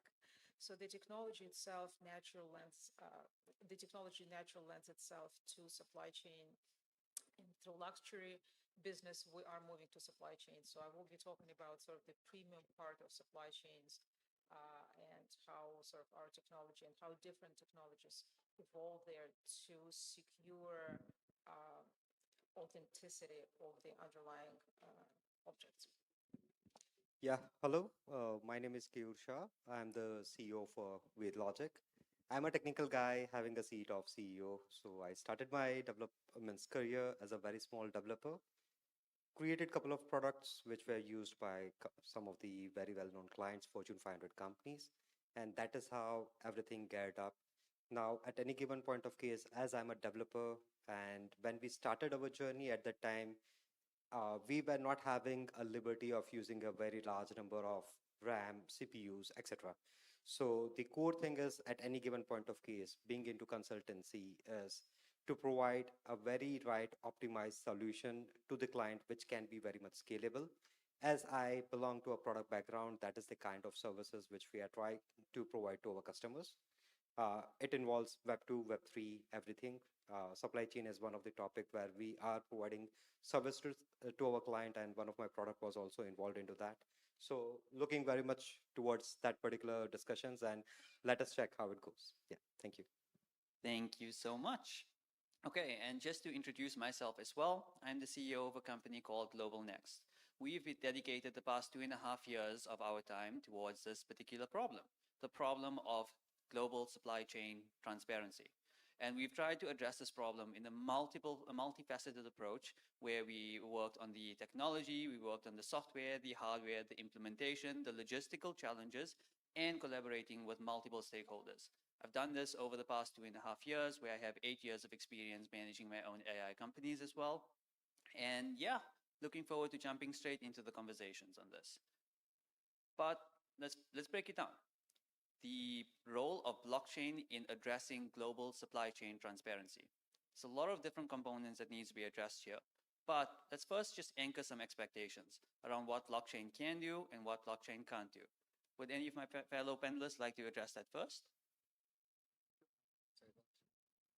Yes, I mean, I don't know how much everyone knows about blockchain and whether they've used it or not. I mean, everybody's obviously familiar with the Bitcoin and Ethereum, but it's a lot more than that. And I think one of the real transparency advantages is that you don't have to, but normally with the blockchain, there'll be multiple copies of the blockchain and multiple verifiers. So in an environment like supply chain, there are so many different aspects to it, as Abdullah was saying, so many layers from, you take something as simple as agriculture, there'll be a very diverse range of suppliers to that, a very diverse way of doing the logistics for that. And, when we come into things like shipping, containers, so many different elements. The blockchain, it's hard to imagine one single blockchain covering the entire diversity of those different layers in the supply chain across all the different types of products, all the industries, all of the continents and countries, all of the different methods of transportation. Very hard to imagine one single blockchain, but blockchain is definitely a solution for transparency and verifiability. We're not really to discuss that today. And in my personal opinion, I think it is going to be the future, but it's going to be multiple blockchains. And then one of the questions will be how we get the interoperability between those. Well, so blockchain, everybody is looking for a solution which will cure the world from all ills at once. And at some point, about 10 years ago, 7 years ago, it was blockchain. Obviously, that isn't the case. So blockchain is sort of a distributed database. It has its own advantages, but there is a lot of stuff which is left outside of this. Usually, in today's context, blockchain is mostly used for payments. That said, there is obviously much wider applicability of blockchain for supply chains, and that's what we're talking about here. That said, and I'm a very skeptical person. I came from science background, receiving a PhD from the University of Chicago. Then I worked on Wall Street the whole my life. I was a managing director at JP Morgan. So my role is to be a skeptic, to challenge everything. And the biggest challenge here is you might have absolutely, that people should understand that you might have an absolutely impeccable digital record on blockchain, not on blockchain, but impeccable digital record. And you still might have a forgery in your hands. So this record describing something which you hold in your hands have to be linked to this object. And this link is absolutely necessary once blockchain process from just pure payments, pure financial industry, to real world. And this bit is almost always is missing. It's, my company, as I said, we started with sort of a culture tech company, so we were dealing lots with art. And people are saying, well, look, I have this digital record of sort of my painting, and it has all the information. And my answer is yes, but how can you prove that this record is related to what you hold in your hands? So what if I, if just an example to give you, you have identical twins. You talk to one twin, and perfect. You had this conversation, and then twins switched. So how do you know that you are still talking to the same person? That is the biggest challenge which has to be addressed once blockchain shifts and moves from pure financial industry to real world. So One more point to be added over here is like we are much more looking into the logistic part. Supply chain is a very big ocean. It is not limited to only procurement, providing it to the end client and customer. It is ensuring means blockchain is going to help you in providing the authentication of the product which goes from the production side to the end consumer. Now, that is the only thing which we are going to track out in this particular discussion. We are not going to get into something which is from where you are procuring the items, what are the costs, etc. So all those things, that is something which we are going to limit out in this particular discussion. Yeah. Thank you. And that's exactly the point. I mean, from whether you need to have a series of networks, per Carl's point, or how do you actually approach the proof of object and proof of movement conversation, per Marsha's point, or just acknowledging that there are multiple limitations and the true solution then requires a full-on structure of technologies that would be required to address each of the problems that we will be addressing right now. That's the core focus that you need to hone in on. And that's the problem that we've addressed over the past few years as well. We're implementing this and achieving global supply chain transparency cannot be achieved without actually having the conversation around traceability and the technology and the corresponding collaboration that would be required in order to achieve a global level of transparency. And in order to do that, you have to also look at what have people done thus far. And you have seen, well, over the past few years, people have been discussing the potential of blockchain in supply chain technologies, not as a proof of concept or proof of value for any form of payment or any store of value, but rather is a technology that provides an immutable way to verify information. It's a shared ledger. But the initial implementations on this, where IBM, Maersk, several other companies then have actually tried to approach this problem, but they approached it with the solution of a global but centralized shared digital infrastructure. Basically just saying, look, we can either push all of the information onto a shared blockchain. That became quite difficult, and it resulted in those projects failing. And so the core solutions actually that would be required would be both a top-down and a bottom-up solution, targeting all of the relevant stakeholders to allow people to then push three main problems. The problem of traceability. Where do you actually get that data from? How do you collect that data? The problem of digitization. If most of the global supply chain issues are still manual and paper-based, then how do you actually digitize to actually have the data that can be pushed? And then standardization. If you have multiple countries that need to collaborate across multiple infrastructures and at different checkpoints or events in the supply chain process, then you need those data points to speak to each other on a shared network. Many people have been trying to do this, but it's still quite difficult because it's a global task. So what I'd like for each of my panel members to address then is any particular use cases or verticals that you've seen other people try to push to just start addressing some of the data and technological limitations that you are seeing in this space. Carl, would you like to begin? Yeah, I think one of the points is that blockchain doesn't come without a cost. So typically, where you'll see blockchain being used addresses a couple of different things. One is typically for higher value types of commodities and transactions.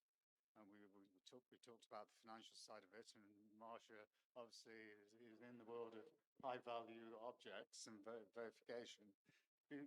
But we're not talking about cost in the terms of, for example, mining Bitcoin. People think about blockchain as being hugely expensive in terms of natural resources, the actual cost proposition, because they think about things like mining Bitcoin, which is a proof of work based blockchain. And that is not the case when we're looking at open source ledger technology, open ledger technology. And it can be a single company, but it's very important that for the verifiability, that there are multiple participants keeping a replica of that particular chain. So you can see how, for example, it could be not hugely high value, but hugely marked up commodities. And we also have to recognize that we're not inventing here supply chain, and we're not inventing traceability. It's been around for decades and decades, if not centuries. People have been keeping accurate records about where things originated from. And so all we're doing is we're applying the blockchain technology to an existing solution. And this is where you get the multiple networks inevitably arising, because the industries themselves will largely already have their own supply chain and traceability and so on and so forth. And it's where we can apply blockchain as a layer that connects to that existing world, maybe replaces it in some cases or originates it in some cases, but largely will be connecting to what is already out there and finding a way to actually improve the solution using blockchain technology. One of the point to be added means I have a very nice data which we can share it out. So typically we think that DHL, Delivery, Blue Dart, etc. They are a very big giants, and they are taking care of most of the quick commerce, or you can say logistic part. But they are actually having a market of 10% in the entire world. So 90% of the market, the logistics, they are still taken by a very small truck driver who would be having 5 fleets, nothing more than that. So that is how the entire ecosystem works. So typically, as we are seeing, we need to concentrate on very high value items over here, because that is where the ROI would be very much bigger for the companies, because that is where authenticity of the product is very much important. So let us say there is a engine in an automobile industry. It is very much required that it is coming from the right dealer to the customer. If we are targeting about this water bottle, just for an example, because blockchain is very costly. So if we try to target having transparency or traceability for this water bottle or a pack of bottle, it is going to increase the cost. And consumer, they are always taking that decisions mattered on the cost part. So other guys who are not tracking or having the blockchain as the ecosystem for traceability, they would be much more cheaper. They would be able to provide a very right solution, and you would be far behind them into the market. So those are the things which are very important for taking the very right decisions. Okay, so let me just go back to what Abdullah started talking about. So trying to find one solution for all, like one size fits all solution, I think that actually was the cause of so many failures in so far using blockchain to supply chain, applying blockchain to supply chains. So the problem is, as exactly as he said, and we discussed it before. So there should be sort of two streams going from top down.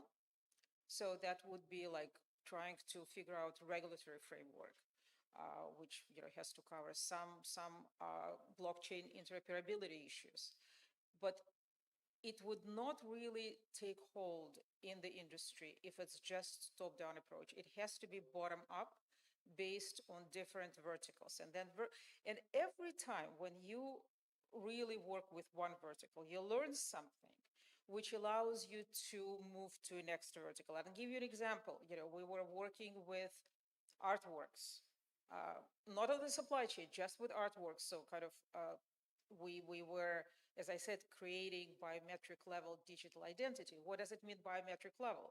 So how do you link physical and digital? There are different ways of doing this. Some people will use NFC chips, right? When it comes to, but chips, everything, every solution which exists out there has its own pluses and minuses. Obviously, NFC chips, it's an easy solution. It's a cheap solution, but easy in implementation. But the problem is, whatever is easy in implementation, whatever you can track almost like manually, it could be hacked, it could be removed, and it could be switched around. So for the premium parts of supply chain, and especially for art, nobody will allow you to touch their artwork or the culture or the artifact. Nobody would allow you to touch it. So we capture the unique identifiers on the surface of those objects, which we call fingerprints, because in a sense, they are fingerprints um, of the object. And that would allow, that becomes a part of the digital product passport, which allows you always to identify that this, whatever description you have in the digital product passport relates to this particular item. You might have a limited edition series, all the objects look alike. As I said, you have identical twins, triplets, quadruplets. They all look alike, but they all have their own biometrics. They have their own retina scan, they have their own fingerprints. The same thing happens here. So every time when we go from unique item to limited edition to unlimited edition to luxury items, every time you learn something. And that we are all learning. This is relatively new technology. Its applications are new, all the nuances are new, all the regulatory stuff is new, all the geographic specifics is new. So every time when you move in verticals, you really enrich next vertical when you sort of jump over. So when you're moving from artifacts or limited or unlimited edition objects to, say, premium pharmaceuticals, you can do the same thing. If it's a high volume pharmaceuticals, you can tag them. You can tag them with NFC chips, for instance. But if it goes to very high sort of high value, high like premium pharmaceuticals, then you can simply fingerprint the seal. They can be sealed. You can fingerprint the seal, and you can always check at every point where the item arrives that the seal is untouched, hasn't been compromised, and that kind of allows you to pass on. Okay, so obviously on each step you can go into very detailed chemical analysis. Is it exactly the same? Is it the same composition or not? But there are like faster ways of doing this, and one of them would be like biometric identification. But generally speaking, there are different ways of doing this. There is no one size fits all solution, and that has to be understood. So it really depends on the problem you're trying to tackle. In our case, we're talking about sort of high value objects, and we're talking about the premium supply chains. But that's what you have to understand. But in any case, whatever you do, you absolutely must have the link between the physical and the digital. Without this, in a sense, you might be actually doing kind of doing exactly the opposite to what you are trying to do. Because if you have a perfectly digital record and you have a forgery in your hands, then you would be, giving credit to the legitimizing the forgery. So that's why it is very important. Just having those two worlds living separately, not enough. It could be even counterproductive. Okay? I love that point. And I love the points that Keyur and Masha made as well around, well, actually from Keyur's side, commercial viability. Well, look, if there are going to be additional costs that are going to be absorbed either by the supplier, the manufacturer, or even the customer at the same time, where we are introducing traceability and we allow us to actually then provide greater transparency into the supply chain, but it's going to come at the added costs. And that's also one of the biggest reasons behind why each of the implementations over the past 8 years have been unsuccessful. And so one of the challenges that any person would need to address when introducing transparency into the supply chain process is, how do we make it commercially viable? And yes, well, some of the conversations also comes into play with, okay, if you're making it traceable, then you need to actually be able to prove the object's ownership. You need to be able to identify that object on a digital landscape throughout the process of the supply chain. There are multiple ways or papers that have been trying to approach this. And I mean, there's literature from 2016 up until now. There's 57 papers, each taking their own approach to this. But we wanted to actually see what a successful implementation would look like, a proof of concept. So what we did at my company is we ended up actually setting up full end-to-end traceability across an entire supply chain process, a full distribution network between Malaysia and the UAE, where we have a full dashboard where the customer and the actual manufacturer, well, every stakeholder in the supply chain process was aware of where the products were in that process. We allocated a digital passport and allowed it to go through each of the supply chain events as a form of a checkpoint that that passport representing the product needed to go through. We provided granularity on the container level, the carton level, and on each product level. And you can get to a point where you can provide transparency or traceability from supplier to shelf, or you can actually get it all the way from source to shelf. And what that ends up looking like to the end customer is just a QR code on the shelf at that endpoint where the customer can scan it and will be taken to a Web2 page or a dashboard that will walk through every step of the process and where that product went through to get to this point. And that's lovely. And it's actually been successfully implemented by the IBM Trust Fund, and Carrefour has it for some of their products. But the point still stands. One, how do you verify those products, per Marsha's point? And how do you actually make that commercially viable, which is also why you aren't seeing it implemented everywhere.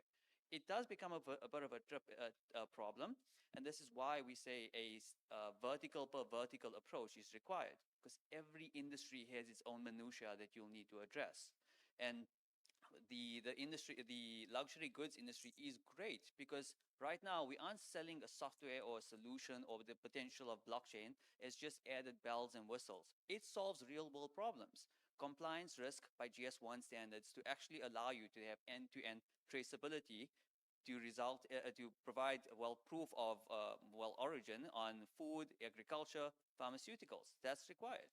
Or also on the luxury goods space or within the art and additional goods space or automotive, you'll need to be able to prove that that product that is coming from an acclaimed supplier is actually verified. And that requires multiple stakeholders to actually verify that, where people will then be giving surety and assurance around where that product comes from, that the data that has been provided to the blockchain or to the corresponding networks is verifiable. And truth be told, it does become a bit of an issue around what data is shared on the database side and on the network side.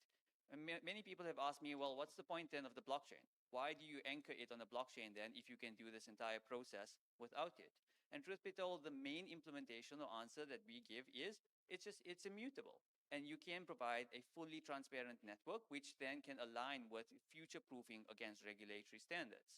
But I'd like to break that down a little bit more, because there's a lot of issues that comes into play. Adoption barriers that prevents blockchain from actually being resulting in a viable solution to achieve global supply chain transparency. Some of those are related to data sharing and a few other components. But yeah, Carl, would you like to go into a bit more detail? Yes.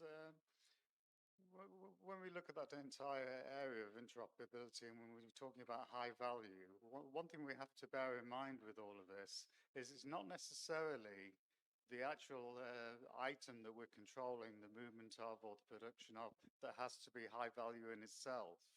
It can be very much the actual brand behind it. So when we talk about luxury goods, obviously everybody probably knows what a Birkin is.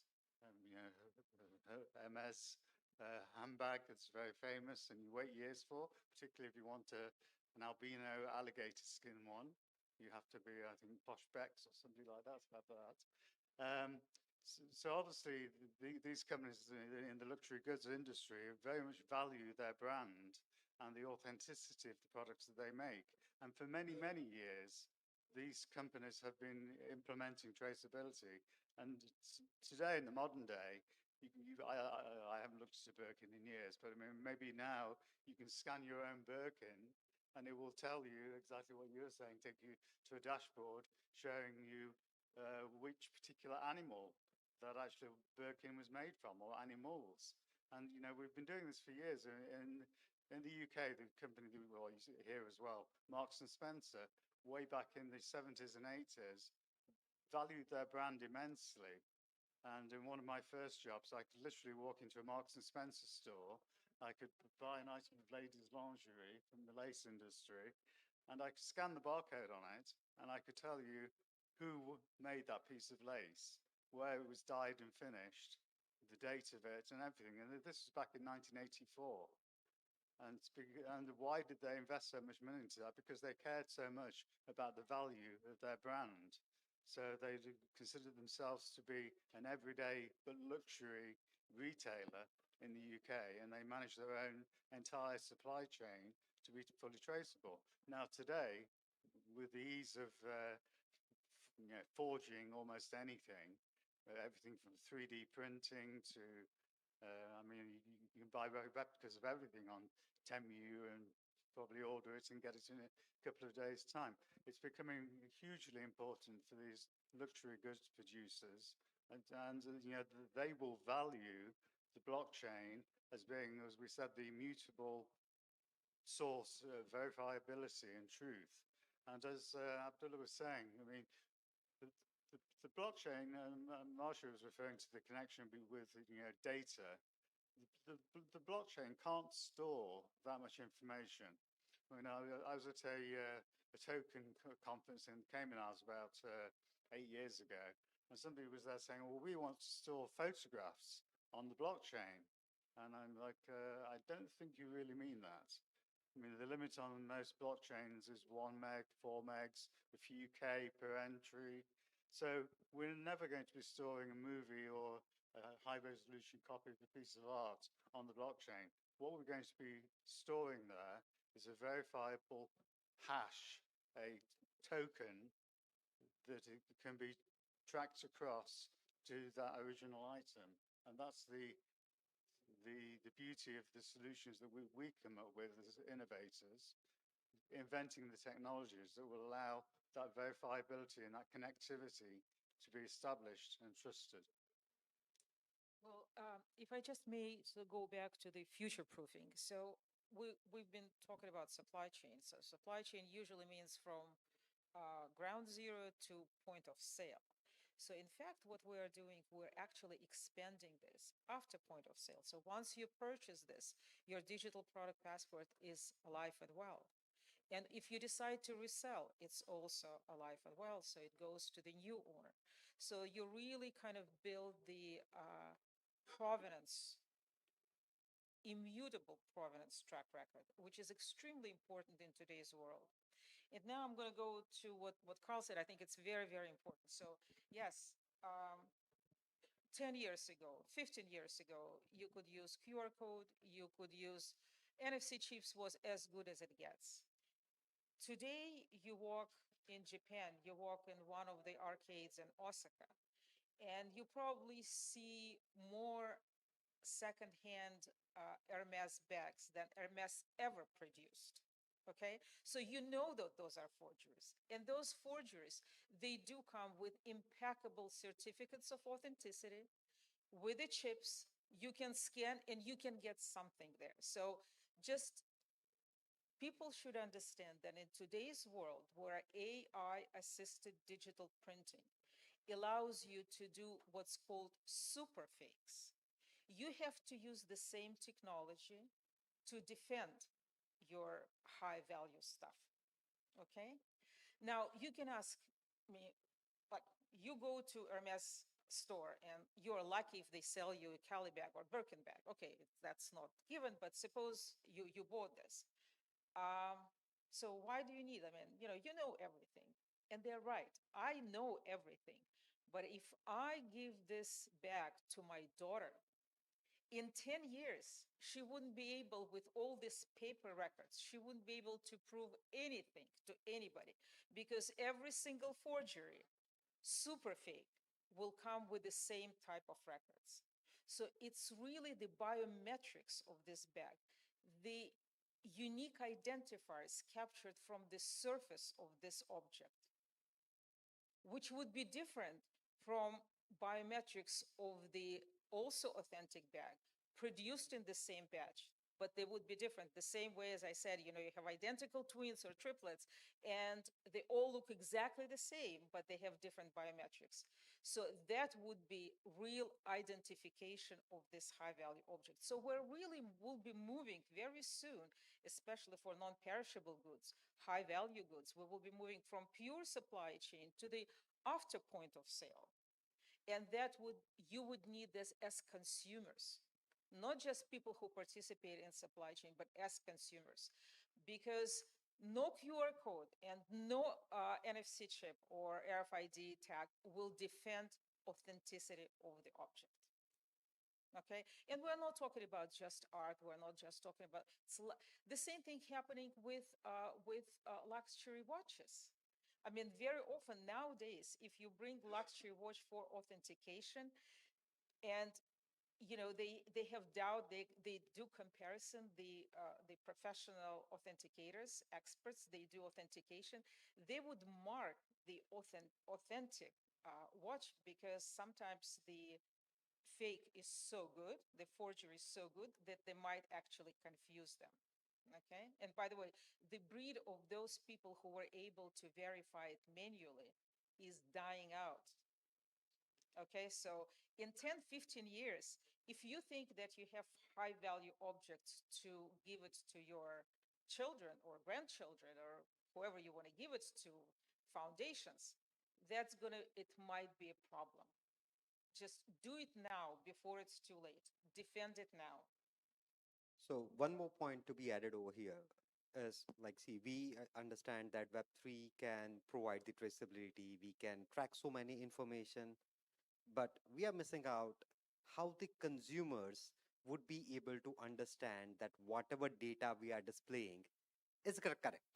So let us say, normally that is what happens with the phishing attacks too. So in phishing attacks, they typically create a random website for a bank, which is just looking like the original banking website. So people go and add their credentials over there and they are scammed, completely gone. So now we need to provide knowledge to consumer also that, okay, these are the valid sites, etc., from where you would be able to trace it out. Unless we simply say that, okay, this is the information and you can check it out. So if I scan a QR code, it takes me to a website directly and I can see the data that, okay, it was coming from this places, and yeah, it is authentic. But who is going to validate that particular link, that particular QR code, which lead me to that particular website is authentic? Because consumers at any given point of case, they are very much not aware about what is blockchain. Probably means over here also, many people might not be knowing what is blockchain. And that is where the entire problem arises. So it is not only with respect to the implementation, it is more with respect to the educating the consumers.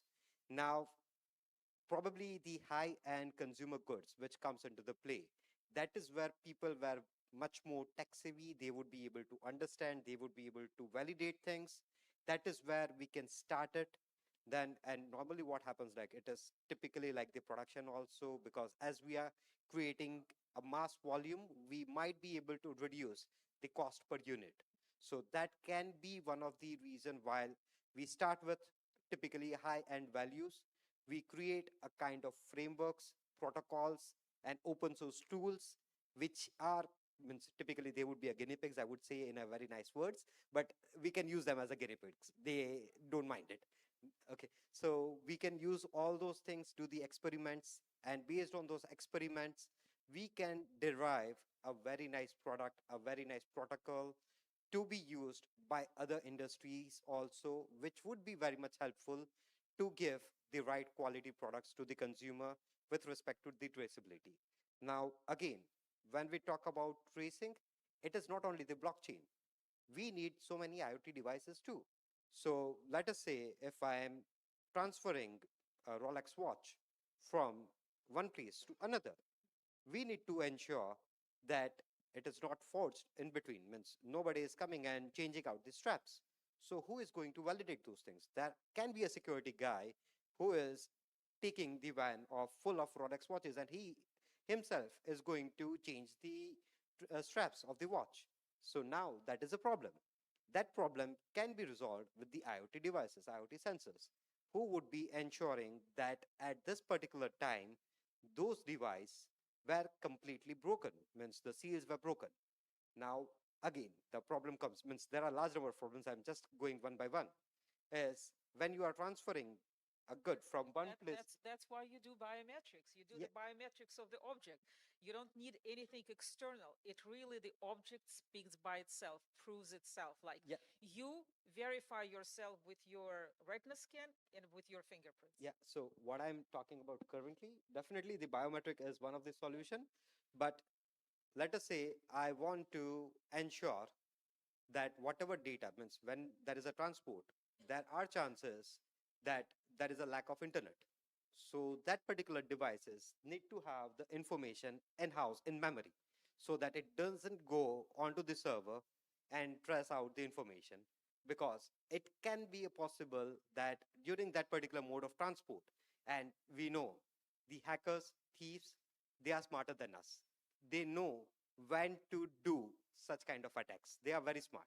So we need to also ensure that whatever happens, those things are audited into the system. It has that much amount of memory and they are traced so that we can capture whenever the time comes in. Yeah, and exactly, that's the point that we've made over and over, which is in order to achieve this level of global supply chain transparency, there are a lot of problems that will need to be addressed, and there are a lot of stakeholders that will need to be included in this. But as we are running out of time, and I would like to also give some time for the audience to just ask some questions, I'm going to close out by asking each of my panelists one question, and I'd like you to try to answer it in a single sentence. It is, if you are a regulator, a manufacturer, a retailer, or a consumer sitting in this audience, what is one thing that you would be the most concerned about in a system that is anchored by a blockchain representing the supply chain? For me, it would be much about how the consumer would be able to trace it out.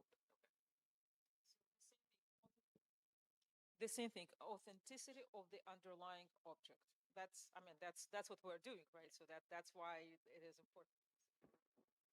And yeah, I think we're coming down to the trust. You know, how can I trust this particular piece of technology when I probably don't even know what it is? Have I mentioned blockchain to my parents?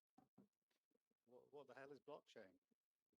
So you know, that just comes down to trust. How can they trust?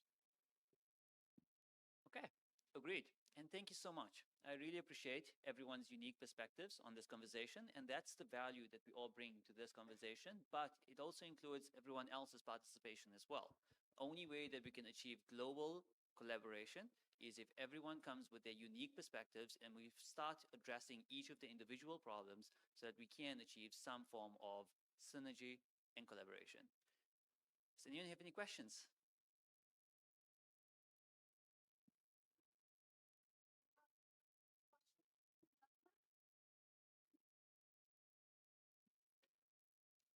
Ladies and gentlemen, we have time for a few questions. Would anyone like to ask and get some more insight from our panelists? It can be any random question. It is fine. Please go ahead, sir. Hey, hi. This is Vaibhav. Could you please throw some light on your perspective of the whole topic? Like, is blockchain the answer to global supply chain transparency for software supply chain predominantly, and tying it up with cybersecurity angle? Because you know it's a hot topic today. Especially everybody needs a SBOM, but nobody really creates an SBOM. So, yeah, your views would be highly appreciated. Thanks. Okay. Yeah, okay. So to kick it off, well, yes, exactly that. There are multiple layers that will need to be controlled in terms of the data that will be shared, in terms of the systems that will be implemented, and the true solution will likely require some form of a zero trust implementation. There's a lot of details that will need to be discussed around every single vertical and what data can be shared then into a permissionless network that can be made publicly available versus what information does want to be secured on a permissioned network, which is basically just blockchains that have controls over who can see the information versus who cannot. but it requires layers of cybersecurity implementations, layers of security across every single process, from the hardware, the sensors that record the information, to the databases that store that information. And there'll also be other considerations around the sharing, the controls around that data. The true solution does require a tailored solution on each unique case study, but it's a lovely conversation to have because you are achieving greater insights into the system whilst also trying to introduce guardrails and controls to protect the system. So when we talk about the software, so typically people do stand out the licenses, etc. Now, we also need to understand that what we preserve on the blockchain, because those data can be viewed by someone else. So now we need to ensure that what kind of data we are saving on the blockchains. Plus, typically we need to go with the zero trust protocol, right? So that is how it has to be at any given point of case. And one thing, typically, that is what I have observed also over a period of time. Security, when there is a startup, they don't look into it at all, right? People always think that, okay, we are a startup. Nobody is going to hack us right now. We can look into this particular problem when we are growing or when we are at a particular level. Now, that is the biggest problem. They don't take care of the security part. They don't care about the compliances part. Even means I have seen certain clients from the Europe region also, because that is our primary domain, right? So they are also not much looking into those areas when they are startup. They say we will be doing it at a later part. But it is like when you are a consultant, we need to look into from the day one, giving them the compliant driven solution as an architecture to them, giving them secure application as an architecture, ensuring zero trust protocols, classifying PII data, means all these things, even if it is a Web3 or Web2, all those things are at the architecture level. And that needs to be uh, taken from the day one, or you can say day zero, into implementation. Yeah. I hope I can answer your question very well. And by the way, it is a very important issue when you deal with high value objects. You know, if you deal with paintings, multi-million dollar paintings, so the owners, they don't want to, the first thing they ask you how our information would be secured. So what happens if something, what is available? What exactly are you publishing on blockchain? So do we have our names there, or it's a zero knowledge protocol? You just put a hash there, so we will prove that we're the owners, but nobody sees it. So this is a really huge issue when it comes to cultural assets, heritage assets, manuscripts, ancient manuscripts. This is all sort of become, you know, all becomes very important. Yeah, and I think one thing that we haven't really touched on that is very much a limitation when it comes to supply chain is speed. So you probably notice when you transfer Bitcoin to somebody that the transaction is never instantaneous. And if you actually look at the blockchain itself and see what's going on, there are a number of steps to that transaction being verified and written as an immutable record on multiple copies of the blockchain. So when we're looking at the supply chain management, it can actually be a real limitation in the actual throughput of keeping that immutable record on a blockchain. And you know, you can take the example of the high value painting. There are only so many copies of the Mona Lisa in this world, and you're not going to be transferring one of those even every year. But you look at something like a piece of chicken or an egg, and I mean, do you know how many millions of those are being transacted each day, and how many million eggs are being consumed? Trying to write each egg to a blockchain may well never work, simply because of the throughput limitation. And I'm sure you faced that, Abdullah, in your solution. Okay, thank you for the answer. Do we have any other questions? Okay. Yeah. Okay, sorry, we don't have time for it, but One more is all right. One more, but you can yeah, answer briefly. That'll be fine. happy. Hello. Hi. My question is, since we're short on time, how can countries work together to ensure this transparency, to standardize the whole process of supply chain? through a centralized push. There are multiple organizations worldwide that are working on this problem. The GBSN is one of those networks that are currently trying to push for global collaboration towards this. There are multiple data models pushed by the world's customs organizations and by an EPCIS standard that are all trying to have these conversations, and it requires multiple countries to just facilitate the conversation related to that country's import and export rules and the documentation that's required. But to tell the truth, it's a much broader question because there are not even standards for blockchains. There's still the standards have been developed as we talk, as we speak now. And for instance, our CTO, who is also CTO of MIT Connection Science, he sits at MIT. He is a member, he's a leading member of most of the engineering task forces in Europe. In the US, working on standardizing blockchain. Even this part hasn't been done yet. So, there's a lot of things to do. Thank you so much, everyone. And with that, we've come to the end of our panel. Ladies and gentlemen, please put your hands together in a massive round of applause for our panelists. And if we could go ahead and come to the front to take a picture together.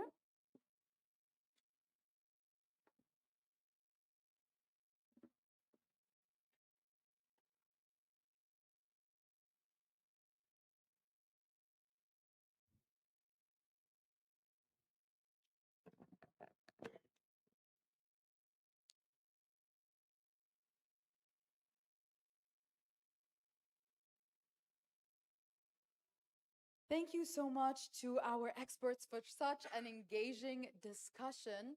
Our next panel, ladies and gentlemen, is all about the digital self. Who am I without the algorithm? It takes us into one of the most intriguing questions of our time.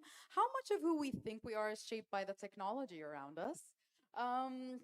It's a very, very interesting topic. As you know, our algorithms, they curate our feeds, they influence our decisions, and even anticipate our preferences.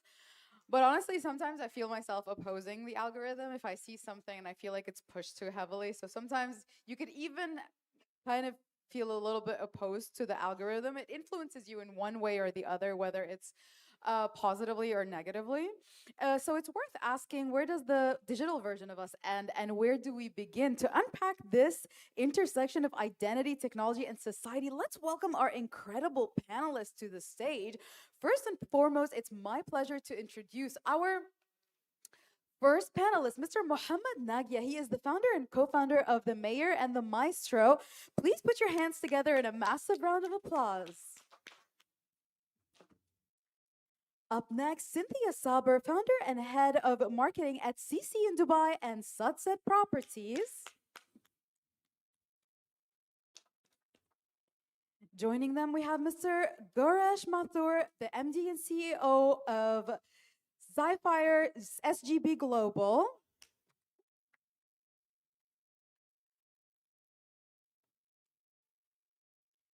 Joining them, we have Mr. Vaibhav Toll, the founder of CISO and Science Limited. And last but not least, Mr. Andy Nicholson, the CXO of BLR World. Please put your hands together in a massive round of applause for all of our panelists. But last and certainly not least, joining them is Mr. Heleb. He is the co-founder of Rikama Technologies. Everyone, please welcome all of our panelists on stage. And then last, again, once more, I missed one person. Last but not least, Mr. Arindam Bhattacharya. He is the co-founder and CEO of Acutus AI Insights Private Limited. I hope everyone enjoys this incredibly interesting topic. And please think of questions in our mind. Now, we're going to have 45 minutes, and the question time is going to be included in the 45 minutes. So please feel free to think of all of the different things you want to ask our panelists today. Hello, everyone. I'm very happy to be here and share just a very, very important thoughts about algorithms. So here is Mohammed Nagia. I'm an entrepreneur and content creator. And before going for a very important discussion, our panelists will gonna introduce themselves. Please. Yes. Hello, everyone. My name is Cynthia, and I'm the founder of a personal branding agency and also a real estate agency called CC in Dubai and Sunset Properties. And I'm super happy to be here with you all. Hello everyone, this side Gaurish. Actually, I'm the CEO and co-founder of Zafire SGP Global Private Limited, and we work in the IT sector, and we have developed multiple softwares and services. So we will be talking about it in the near future, and I will be passing it on to you. Thank you, Gorish. Hi, everyone. This is Vaibhav Tole. I am the CISO cyber security expert and chief information security officer for Scient Limited. And yeah, it's an interesting discussion. I'll be actually looking at this particular topic from a cyber security lens purely. So thank you very much. Hi everyone, my name is Arindam Bhattacharya. I am the CEO and co-founder of Acutus AI. We actually work on consumer digital twins, so topic that's very close to my heart, so yeah. Good afternoon, everyone. My name is Andy Nicholson.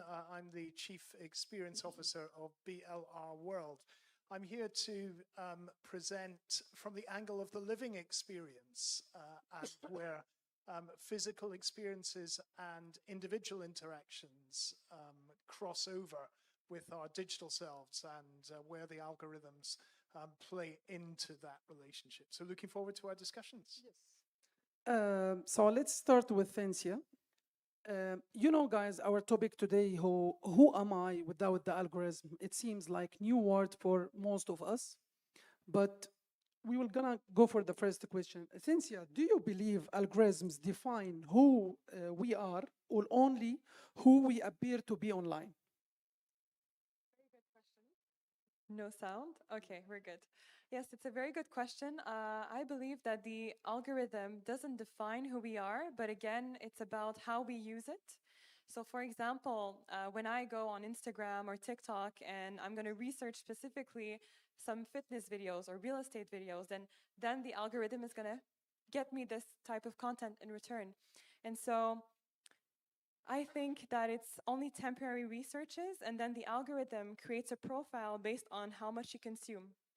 So for example, how much you've spent time looking at a video, how much time you've spent clicking on certain parts of the video, and then the algorithm is going to give it back to you more and more and more, but that doesn't define you as a person. Still, at the end of the day, it's just like some temporary searches. It doesn't mean that I'm a fanatic of fitness or a fanatic of real estate. So I think it doesn't define. Now, where it can become a little bit blurred is if you let what the algorithm is sending you to define yourself. So you already need to be pretty much confident about your values and how you stand in the world to not let yourself be absorbed by the content that the algorithm gives you. Yeah. Oh, that's a great answer. Mr. Gresh, do algorithms reward authenticity or do they reward conformity? Could you please repeat the question? Do algorithms reward authenticity or do they reward conformity? So I guess they don't do they are not authentic enough, right? Yeah. Because as CC said, they are just the temptation, the current temptation. They work on the current temptation. As you know, you do some research, you're doing something, you're scrolling down your Instagram or Facebook feeds, and you like something. You get in, the Instagram algorithm catches it, and then that's how your entire feed will change. So it change automatically. So it doesn't work on the actuality. It just works on the fictional parts. So I believe it's not. But moreover, if we focus on in-depth aspects of the algorithm also works on our current needs. Sometimes people like me, you know, I need to find something which is more convenient for me in my day-to-day life, and I want to look around, I want to know the feel and zest of it. So obviously, the best place for me is Instagram, Facebook. because people are using it nowadays, right? So As they well, TikTok today is taking a lot of places. Like 2 years back, TikTok was not that important. It was Yes. only for singing like this. But now that like everything changed. I believe TikTok right now is very very important educational channel. Absolutely, but in India it is not there. Not the same, yeah. Okay. In India, TikTok is banned actually. Banned. Yes. Okay. So in India, we only use Instagram and Facebook, though Snapchat is there. But yes, when we talk about the algorithm in the algorithm aspect, the algorithm makes it more approachable for the person who wants the product, because there is real-time reviews. There are multiple factors which authenticate us as well. So it is yes and no from my side, both levels. So yes, we can focus on both the aspects. Yes.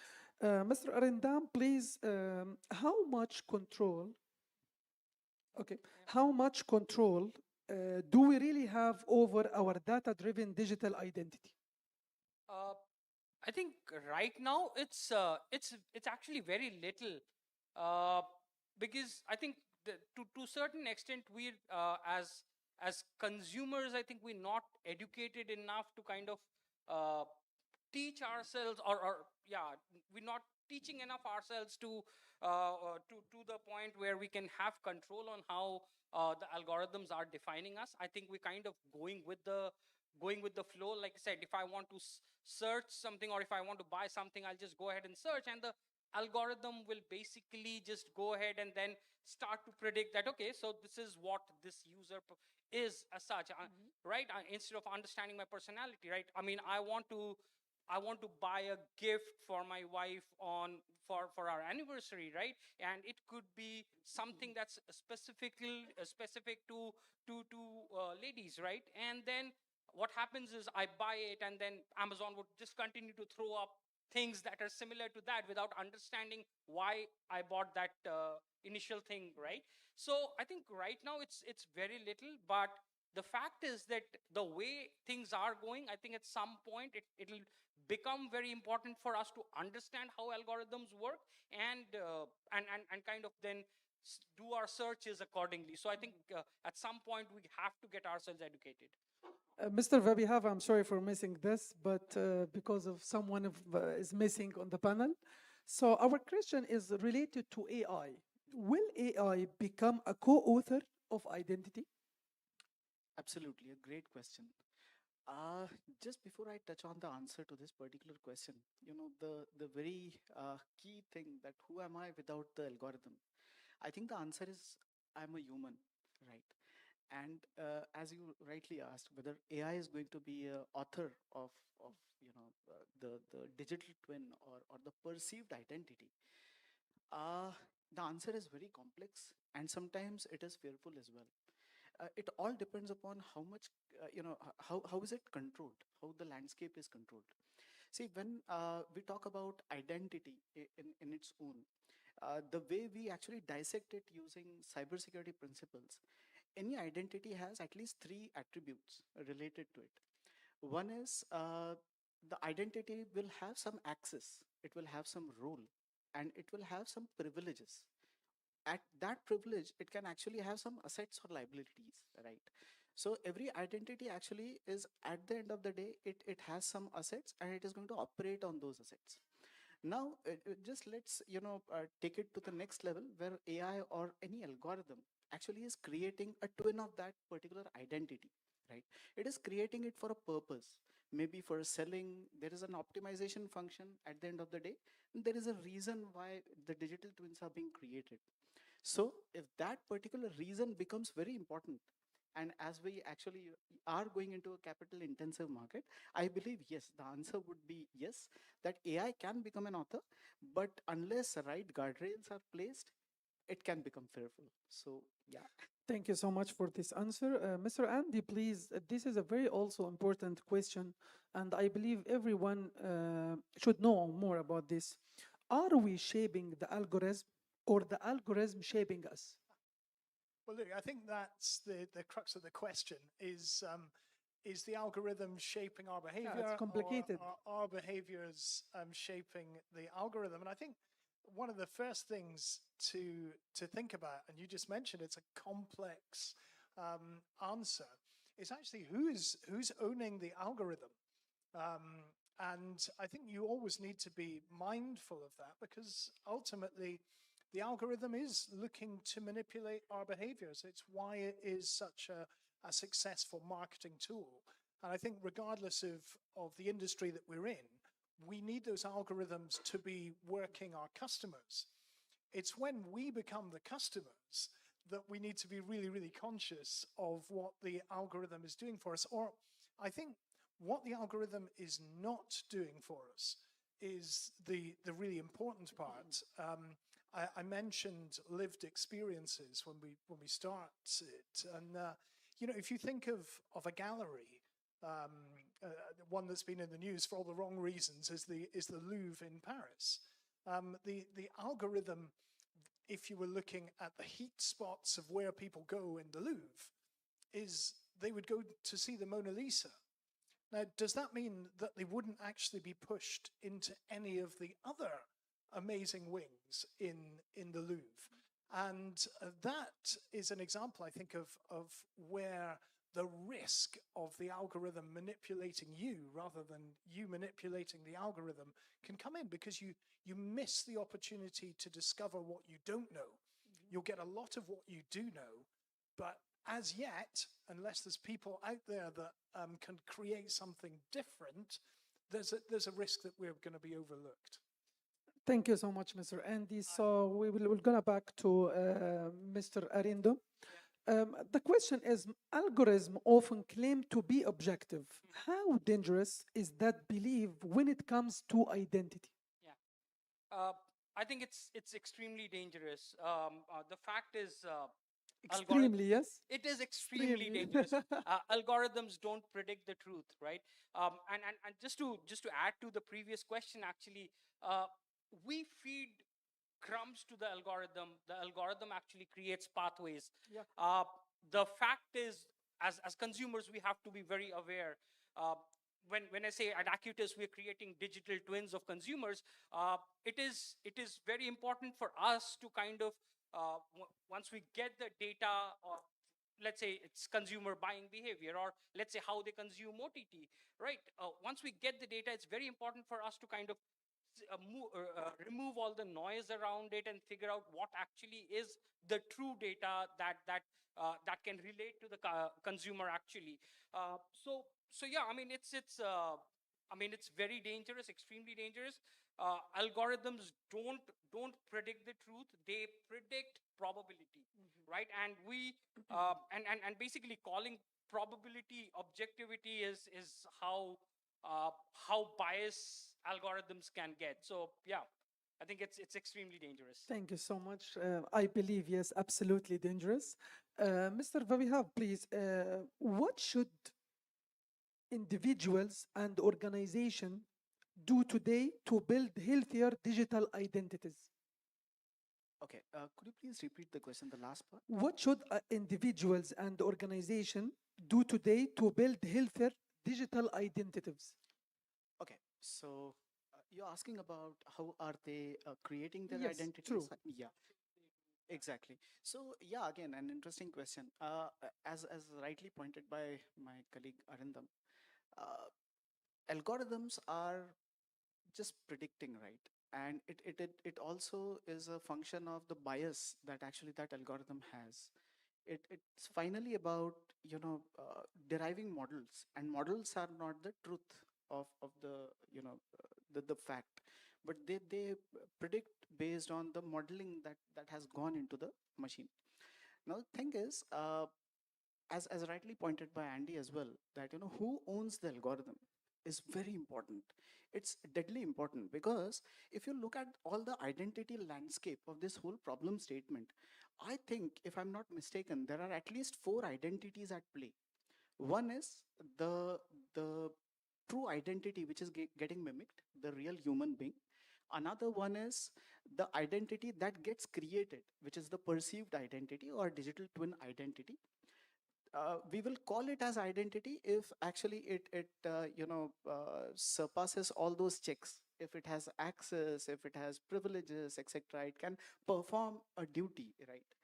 And then there is a third identity, which is very interesting. The identity context under which this algorithm runs. So ownership and the context under which this algorithm runs on the process. Finally, it's a process, right? It's a machine. Now, from a hacker's perspective, I'll just take a adversarial perspective and then try to answer your question so that we can then defend the adversarial aspects. So basically, the first thing that an attacker would want to do is, and we never know if someone who owns the algorithm is also an attacker. So I'm not taking that case here. I'm taking that it's a well-governed machine, which is an algorithm here.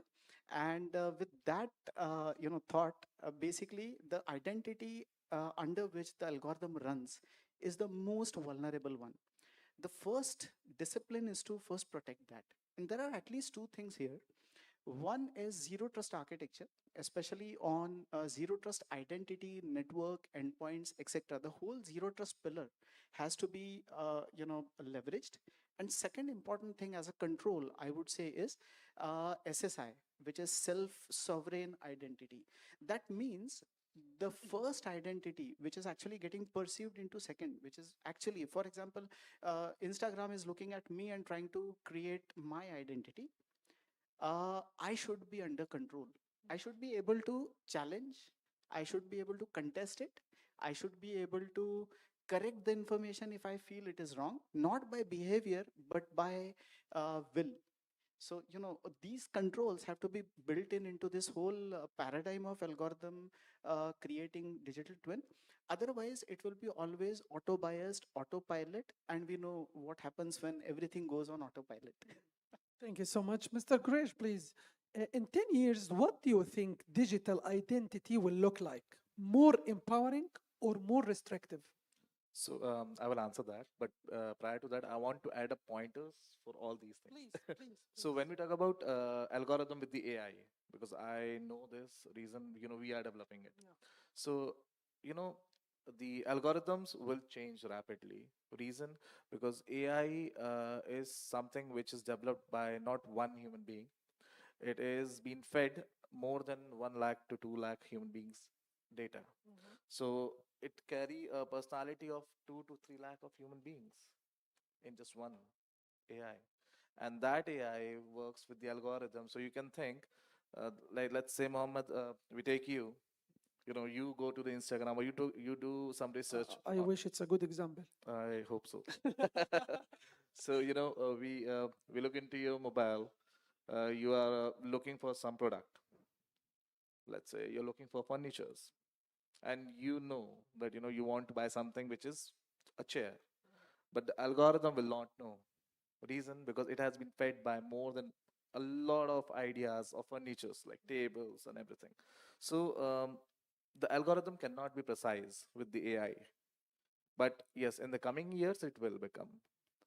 So that is something which I wanted to add up in the AI part. So AI will change algorithm, and algorithms, yes, they are unsafe. They are highly unsafe. And before the panel discussion, we had a discussion. We four had a discussion about it. I hope you remember, guys. So algorithm is unsafe. Reason is, your entire self is being exposed to the people, because obviously algorithm has been captured by people only. So it has been exposed. So it is unsafe from my side. And then coming down to the question, in the coming 10 years, I believe algorithms will change drastically, and They will be changing the era. They will be changing the way we think, because right now algorithms are not penetrating our lookalike field, but later on they will, because nowadays I believe algorithms are changing things for me. Like as a person, as a human being, I want to buy something, but again, as I have been seeing something because of the algorithm, I'm buying that. So it is penetrating, and it will penetrate more, and I believe it will not only penetrate, it will rule you over. Thank you so much.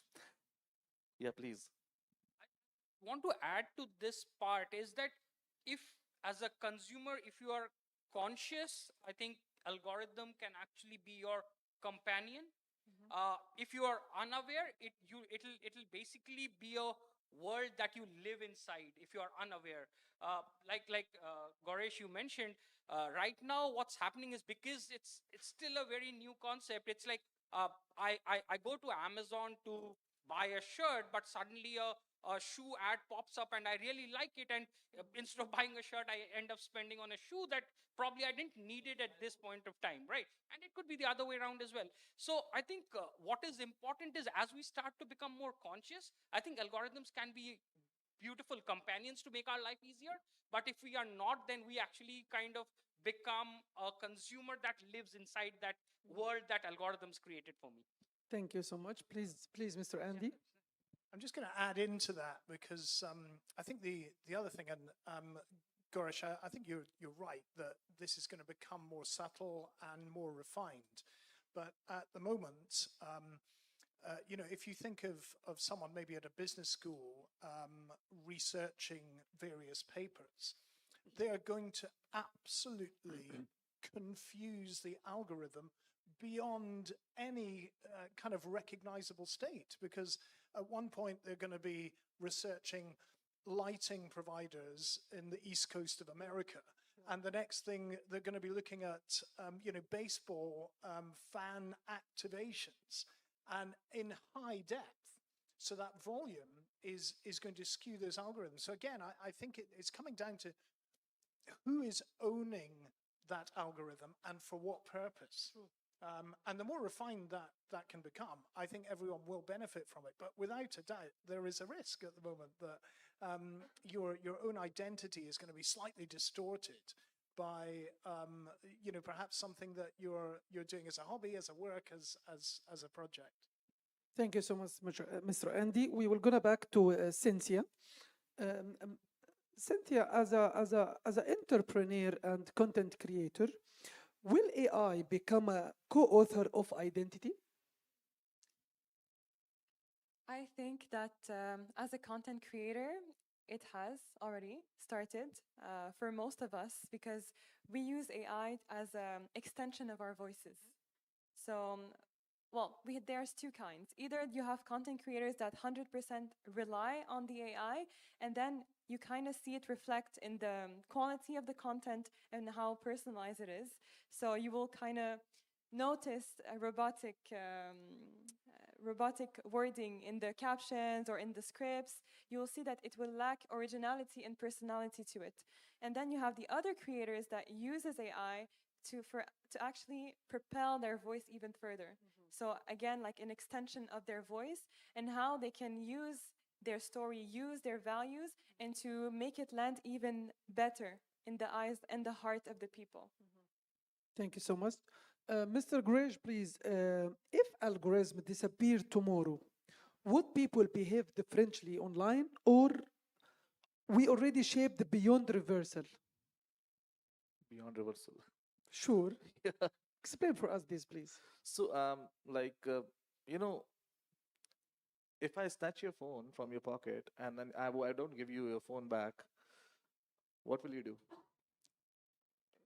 I feel the same.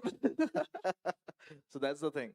We all are now exposed to this. As we are exposed, we cannot go back to our old days. Even, let's say, in the previous time, there was a very refined time where we were not having the electricity, we were not having the mode of commutes. And if we go back to those days again, they are really good for holidays, but not for living. Sure, 100%. Yes, Right. true. So that's the thing. It's irreversible. If in case we reverse it now, there is no coming back. And I believe we guys cannot survive. We guys will fail to survive in that aspect because things have changed us. Thank you so much. Mr. Vabihav, what is one thing that you believe every person should know about how algorithms represent them? Awesome. Let's take a simple case. Okay. Can I, as an attacker, maybe I'll just step into the shoes of adversary. I come from cybersecurity, so everything, every thought actually runs from that arena. Can I look at your Instagram profile and not just guess, but just, be very sure about what your password is. Uh, so if that really happens, that should not happen, right? And I think I'll just resonate with what Cynthia mentioned a while back, that a user has to be very, very cautious about how algorithms are used at their disposal. Again, with, I resonate with everyone here that the purpose is very important. While and just an answer to your previous question, I believe, if there is no algorithm, we can be, again, who am I without an algorithm? I'm a human, right? I In ideal world, I should be human. And again, it should not be reverse. Algorithm should not, again, ideal world, should not, you know uh, it should not control me. How should I use? It can influence me. It does influence me, and definitely that should be the limit. Again, it all boils down to the purpose. What is the purpose of that algorithm? Why is it built? Who has built that algorithm? If it is just Instagram, Facebook, it is for social networking, great, fine, no problem. It gives me connections, it gives me some kind of cool advertisements, etc. I can buy something cool. But just think about it. If what if an adversary, an attacker, real attacker, profiles you, creates your digital twin, uses that digital twin in your name for doing miscreant stuff? That is what we should all, as users of these algorithms, should not, succumb to. Thank you so much for this answer. Mr. Verendam, uh, do you think young generations can separate their self-worth from their digital performance? Separate there. Digital performance, separate their self-worth. Uh, well, ideally they should, and that's what we've been discussing. That algorithms are meant for our convenience. We shouldn't live inside algorithms. But also the fact is, and just going back to a couple of questions back, where is it becoming habit? Can we live without it? It's a real life example that I want to give. I landed here on Sunday, and I was supposed to meet a friend who's staying in Jebel Ali. I didn't get an international data pack because I was like, I'm here for a couple of days. Most of the places where I will be, I'll probably have Wi-Fi, so I don't need an international data pack. It took me about 35 minutes. I booked a cab from my Airbnb Wi-Fi. I booked a cab, went downstairs. I didn't have any internet. 35 minutes from here to Jebel Ali. I panicked. I was like, I can't see Google Map. I'm not sure where I am. As soon as I reached my friend's house, I was like, give me your Wi-Fi and let me just recharge my data pack. I don't care whether I'm here for.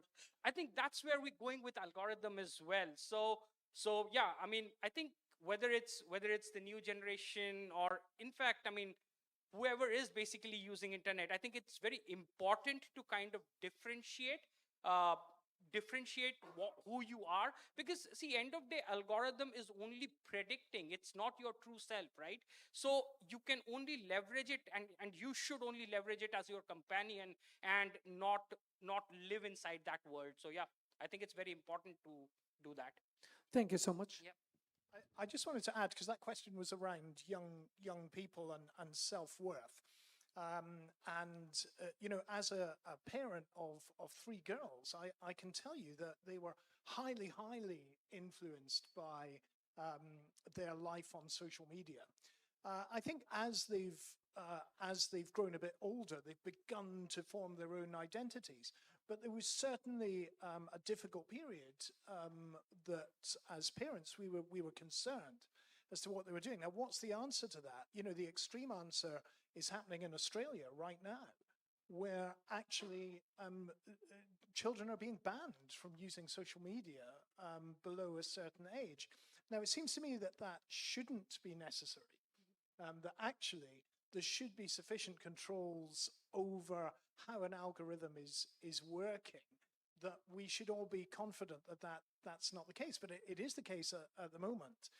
So when we're talking, about security risks and dangers and societal risks, without overplaying them, I think those do exist at the moment, and we're looking forward to the development where actually those risks can be better controlled so that everyone can have a full presence regardless of their age. Actually, I have a question for all our panelists. What are the biggest potential security and autonomy risks of algorithm identities? I think this is exactly. Yeah, this came from him, by the way. This is his question.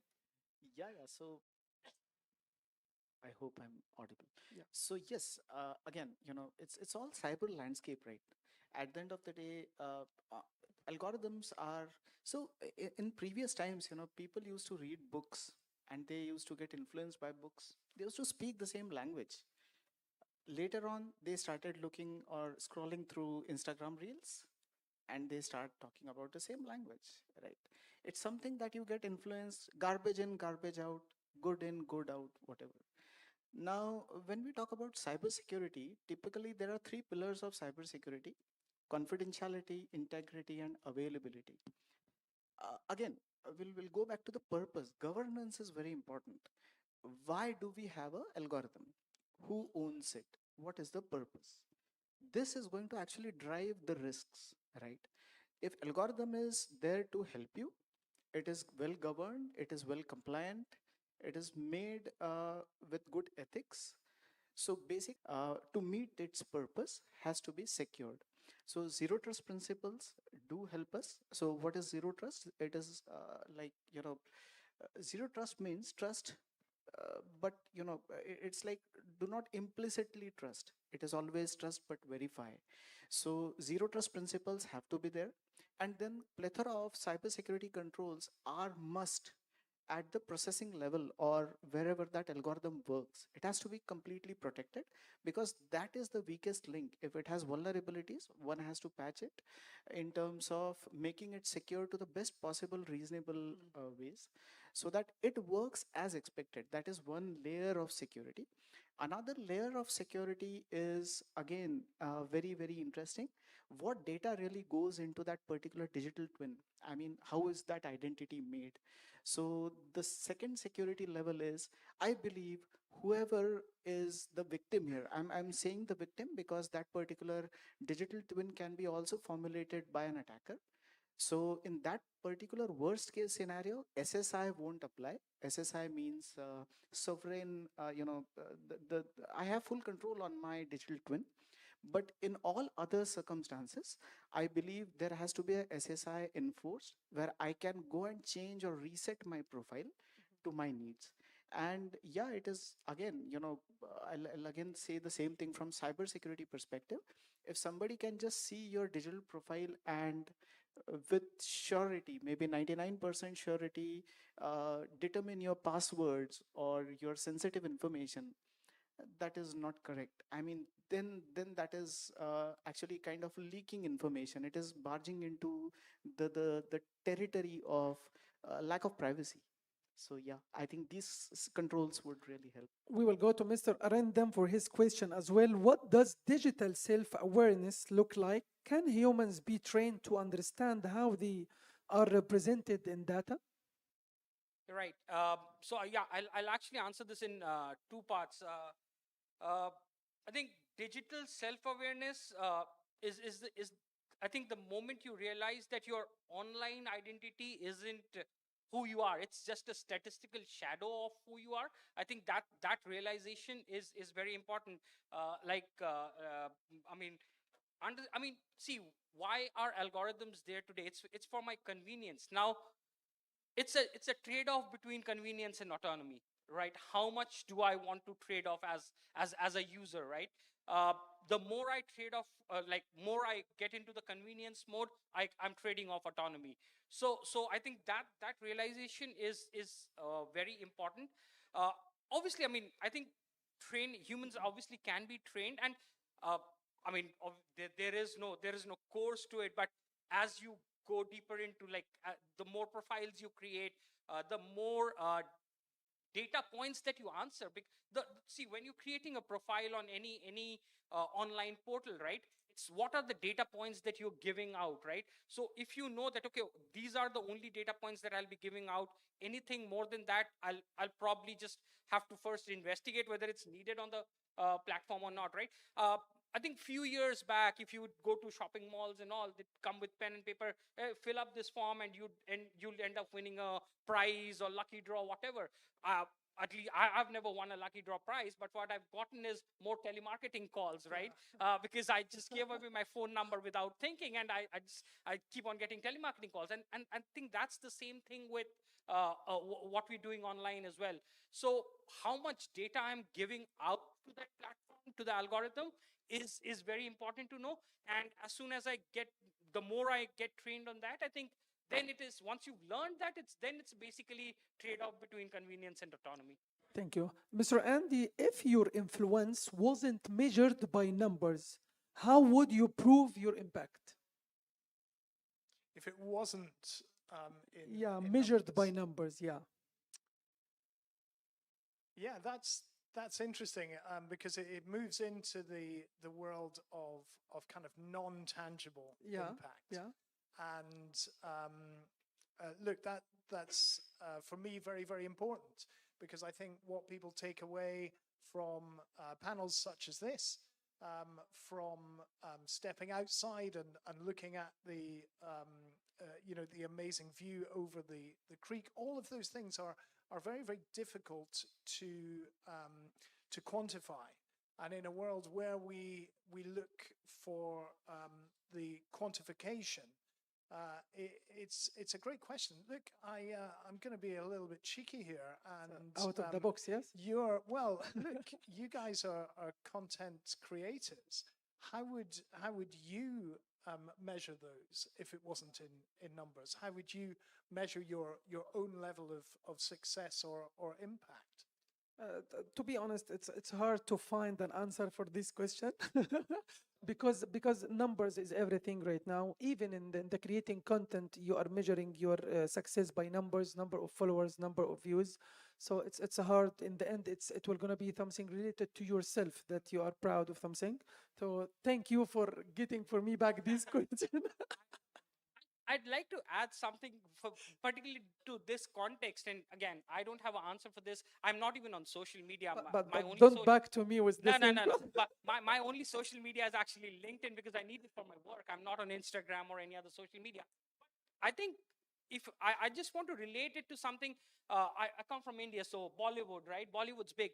The last of the biggest superstars that Bollywood's produced, Amitabh Bachchan and let's say Shah Rukh Khan, when they became superstars, it was nobody knew what followers were and things like that, right? Yeah. I mean, post Shah Rukh Khan, you have stars today. You have big stars, names, and they have followers. But if you look at the biggest of superstars, they don't make any more post Shah Rukh Khan, I would say. So, and they came from an era where there was no social media and no followers and things like that, right? So I don't know. I mean, I think again, it's coming back to the fact that the algorithm is actually becoming our habit. So that's why we need those followers and counts to say that, yeah, I am a successful content creator.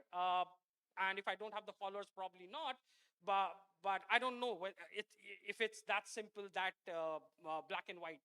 I'm sure there is a gray line in between. Mr. Goresh, I feel that you want to add something related to this question. Actually, I have a question for everyone over here. Okay, sure, we are ready. I just want to know, how many of you know more than 3 or 4 contact numbers of your people? You guys know? No, in your mind? Yeah, in your mind, yeah. Not on your phone, in your mind. Leave 2 maximum for me. So see, you can see, right? Like more than 95% people, they don't know. Reason is because, we algorithm, we pocket data saving, we CRM tools, we made them lazy. Your mind is becoming lazy. That's it. That's the moral of the story. Sooner or later, that is how algorithm will penetrate us. Right now, we don't use any pocket data, like, pocket diaries or something to save the number. We use directly phone. Okay. We note it down. But now it is becoming more easier. Just tap the phone and that's it. That's how you swipe the numbers. Yes, true. Right? True. So that's gonna that's the new era. And that's where we all are living. Yeah, please. Yes, and to respond to what you're saying right now, as a content creator and as the founder of a personal branding agency, I think now with the AI and the algorithm, I think the person who will succeed the most is the one that stands out and doesn't define themselves entirely by AI and by the algorithm. So that's why I think more than ever, if someone really wants to differentiate themselves, then they always need to work hand in hand with the AI and how, especially the relationship that they have with their social media, because again, it becomes a mirror of what you consume becomes a mirror. So you need to be responsible in your use of how you're using your socials if you want to differentiate yourself and take, okay, what's best for me? What's best for my brand? And regarding what we were saying earlier, the sound is cutting. Okay. Yeah, it's coming. It's cutting. It made me think of, thank you. Thank you. Hello. Okay. So it made me think of a concept because I'm from the empowerment background and the mental health, and it's the use of social media and the algorithm. It can quite become, I compare it to body dysmorphia. So you know when they first came out with the filters online, like I'm sure you've seen Snapchat when they first began with the filters, they would smooth out your features. A lot of people were using it, and then they started seeing themselves only with the filters. And it created a very toxic relationship with the social media itself. So I think now more than ever, you need to have a strong confidence in who you are and to be able to differentiate, okay, this is becoming a toxic use for me and I need to back off from it, and I need to use it differently. And actually I think I would like to hear like from you guys, how do you feel about the algorithm? I'll let Muhammad maybe continue on that. Yes, sure. Before going for our guests, we have still 3 minutes. I have my last question as identity versus algorithmic identity.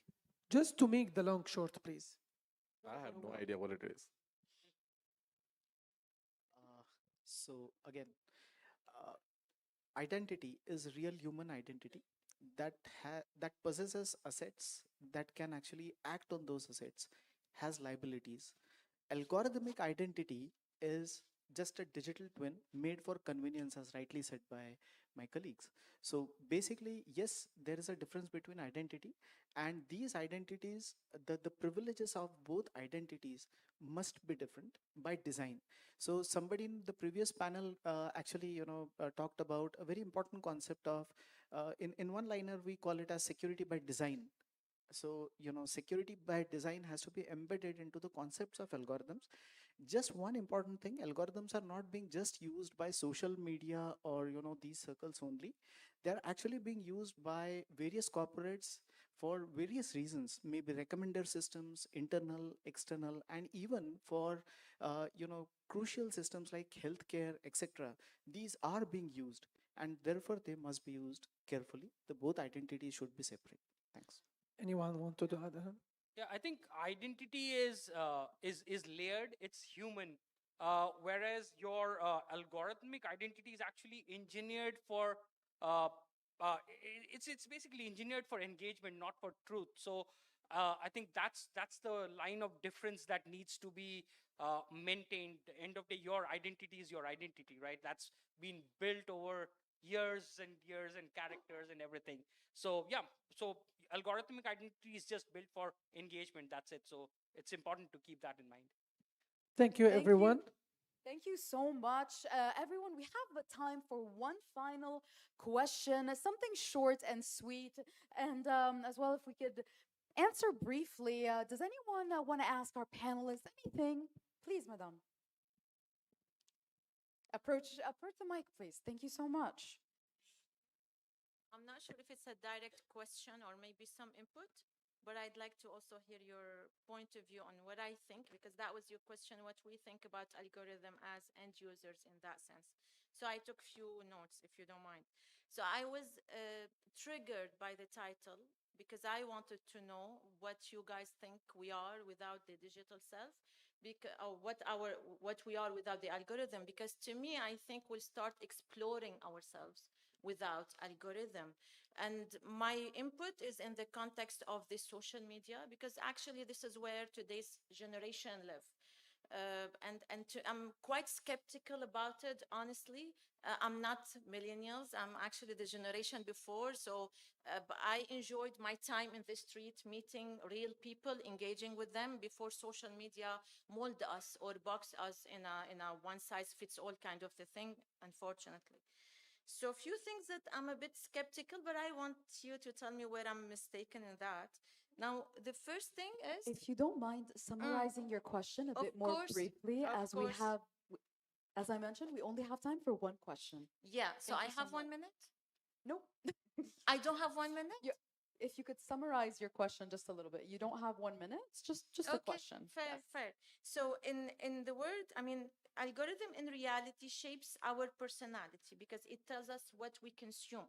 And I resonate a lot with the Louvre example that you gave, because in times where you can be exposed to everything in the world, they are telling you what to consume. So in reality, I'm also exposed to a content that other people liked, because this is what social media will push for me.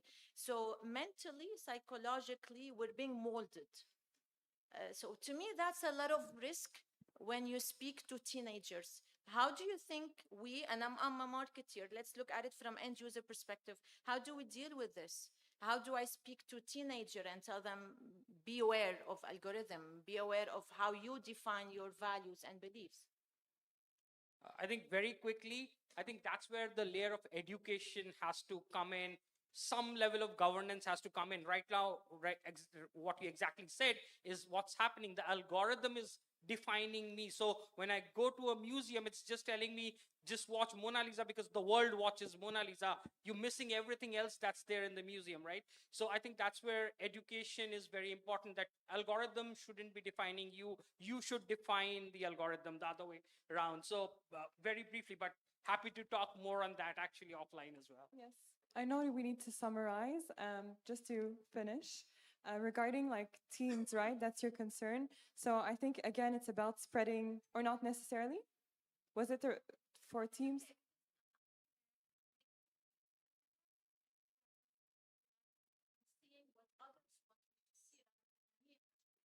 Yes. So I think, again, it's about like spreading the awareness on social media, like about social media, and to just show the reality. And that's why more and more online, you can see creators being very raw with their content. So they're not only going to share the positive side of their life, they're going to actually share like the human side, that, you know, we all have fear, we all have challenges. And I think to push towards accounts that are more like this, representing the reality of a human being and not like all filtered, can help others feel more, well, less alone and less, challenged by filtered content, for example. So yeah, thank you for your question. Yes. Would anyone else like to add anything? Thank you so much. Everyone, please put your hands together in a massive round of applause for all of our panelists. Thank you so much for delivering such insightful perspectives to everyone attending here today. If we could all join in the front together so we could just take a picture.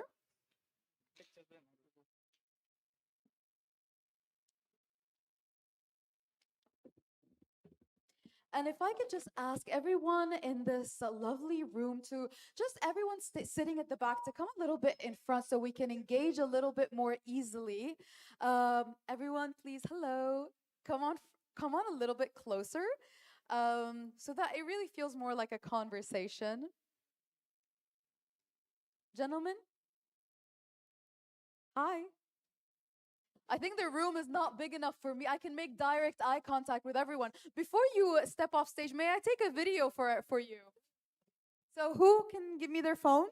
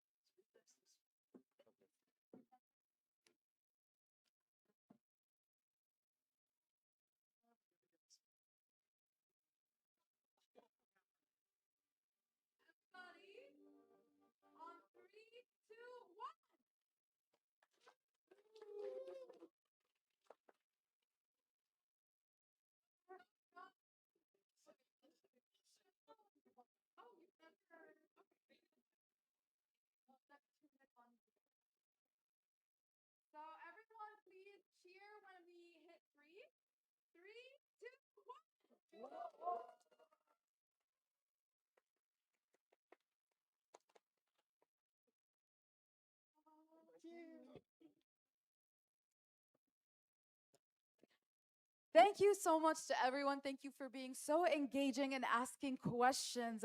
And now, ladies and gentlemen, while we're within this momentum, allow me to introduce our next panel titled Slay the Spotlight, the Art of Being Memorable. It is all about what it really takes to stand out on stage, online, and in the moments that really matter.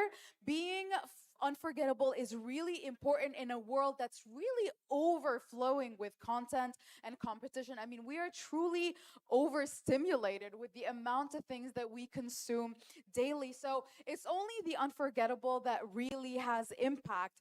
And being unforgettable is never accidental. It's a skill, it's a strategy, and sometimes it's even a superpower that I'm sure all of us are trying to develop. Guiding this conversation is our moderator, Mr. Tushar Kalawata. Put your hands together in a massive round of applause. He is the co-founder and creative director of Ad Unit Media Network. Please welcome our moderator with a warmer round of applause. Joining him, we have Prajakta Mahwara, the founder and managing director of Device Management Consultancy.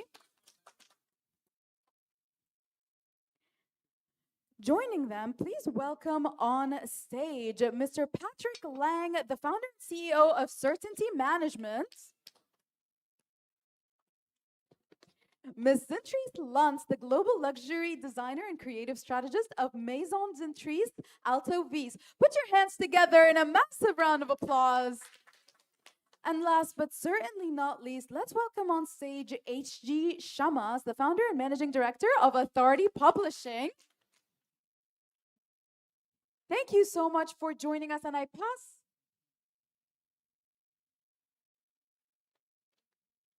I'd like to introduce our moderator once again, Mr. Prince Al.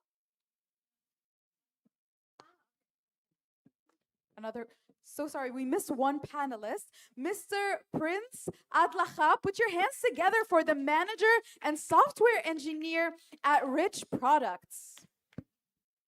And I'll pass off the mic to our moderator. Hello, everyone. I can see everyone's craving a nice shot of caffeine here. We'll try to keep it interesting throughout. Have your questions. We'll keep it a very interactive one. All right. I'd like to start off with a very simple case study from Steve Jobs. If you have seen me in a turtleneck, you would have thought I will speak. I will definitely quote Steve Jobs. 17 years ago, Steve Jobs launched MacBook Air in a rather interesting way. He took a small envelope and he pulled out the MacBook Air from inside it. This is the first time the world saw a laptop so thin, so incredible, and that memory stayed in people's minds long after Steve Jobs spoke about the specs, how fast the computer is, and everything else. Now, that simple truth that MacBook Air is the thinnest laptop ever is the recipe of memorability. And in today's session, we are going to dissect just that. And we're going to help you figure out, with our experiences, what the art of being memorable means and how to crack it.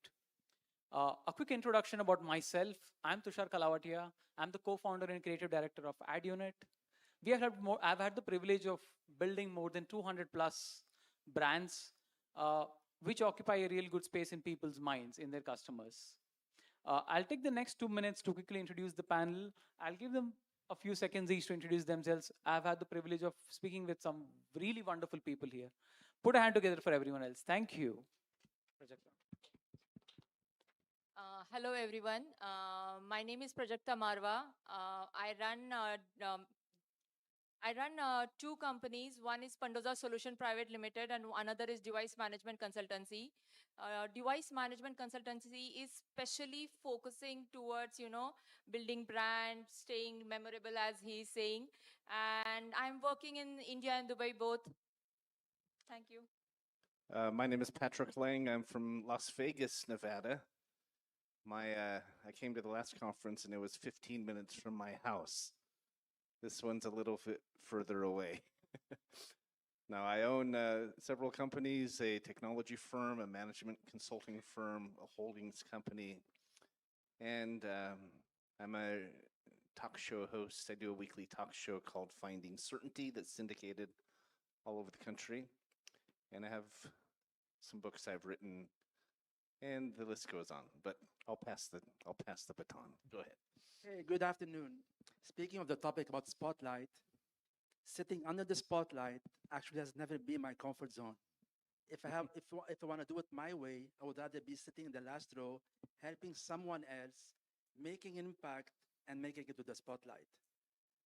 So, my name is Ajay Chamas. What I do basically is help experts write their stories, publish their books, and make impact. But I help them do that without trying to be memorable. It's about how can they serve more people, how can they make more impact, and guess what? By making impact, this is how they become memorable without actually making an effort. And what I do basically, I serve a team, and that team really works with all the experts, consultants, coaches, in really bringing their life stories into light with their books so that we can make the world a better place. Thank you. Thank you. Great. Hey, good evening, everyone. The art of being memorable, right? For me, being memorable means providing great experiences. And providing great experience comes from three key pillars: being consistent, positive, and being authentic. So, staying on the subject, so myself, Prince, I lead low-code power platform teams at Rich Products. We do software development, automation, AI integrations for our internal business solutions. Happy to be the part of panel here, and thank you. Thank you so much. My name is Zentrice Luntz. I recently married. My company is Maison Zentrice Altovise. I run a global luxury design firm. What we actually focus on is creating impact from the company, corporation to the client, and creating and being the bridge between the two. We focus on consulting, events, as well as design in many different areas, from clothing, shoes, websites, graphics, marketing and branding, and try to make sure that we can create something that's memorable for both sides of the fence. Thank you, Zintrice. While we start off the panel with a few questions, I'd like each and every one of you to take home a few really good points which can help you build your personal brand or your enterprise brand. So the next question, like Habib rightfully said, he helps his clients not be memorable, he helps them make impact, which the result of which is them becoming memorable, right?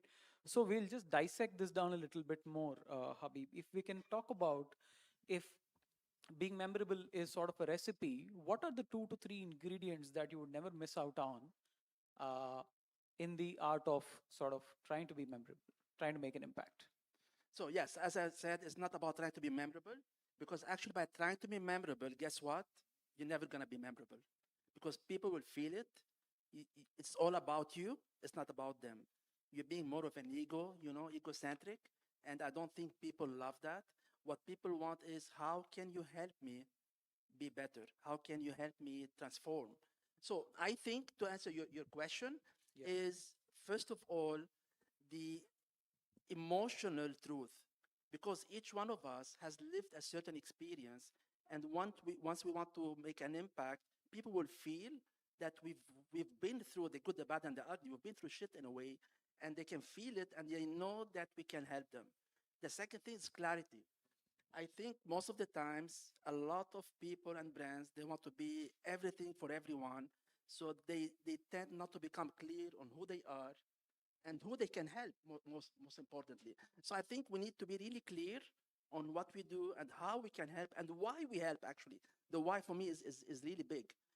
And the third thing is our lived experiences. Each one of us has different experience. No AI can emulate that or copy that. AI can help you create content to be maybe to script your post or your content. However, with your lived experiences, wow, you take it to another level. So think of it in that way, that content informs, and we see a lot of content. However, stories transform. And I think we need to share more stories to transform people around us. Thank you. Patrick, can you add to this from your experiences? Sure. You know, we struggle with the desire to provide more value to our clients without losing the clarity of who we are. We from the beginning, that was a concern of ours. And it's because we do offer a lot to our clients. We have 10 divisions within our consulting firm of profitability management. There's 10 different divisions through which we help our customers make more and keep more. And yet our theme, our company is named Certainty Management. Our technology company is Certainty Global. We have Certainty Holdings, Certainty Ventures. And so we've built this broad suite of services, if you will, these broad offerings around this theme of certainty. Somebody said consistency is one of the keys. And I think that's what you need. In our experience, that's how we've approached it, is by building upon this one core theme of creating certainty in our clients' lives. We do that in various ways through AI and benefits and cost reduction and tax credit recovery and all these different things. But so I think if you're trying to be more memorable, whether you do one thing or you do 100 things or you offer a number of services, build it around a theme or a message, build it around a reason, platform, yeah, a why that will help guide you in that process. Decide who you are and stick to it, no matter what you do and no matter what you add to your repertoire. Singularity. That's fantastic. Synthris, can you talk about the art of being memorable and a few non-negotiables which you think make a memorable brand in your experience? Sure. So for me, one of the most important things working with clients, especially on the business side, in order to be memorable, is very important to also add an element that makes it personable. If you remember when I introduced myself, one of the things I mentioned was being married. Someone may remember that, not because it had anything to do with my business, but it was something that was personable that they can relate to. With luxury, because that's my focus, a lot of the brands that we aspire to have a person behind them, Coco Chanel, Saint Laurent, these different brands actually embrace a person that created a type of idea that we wanted to follow.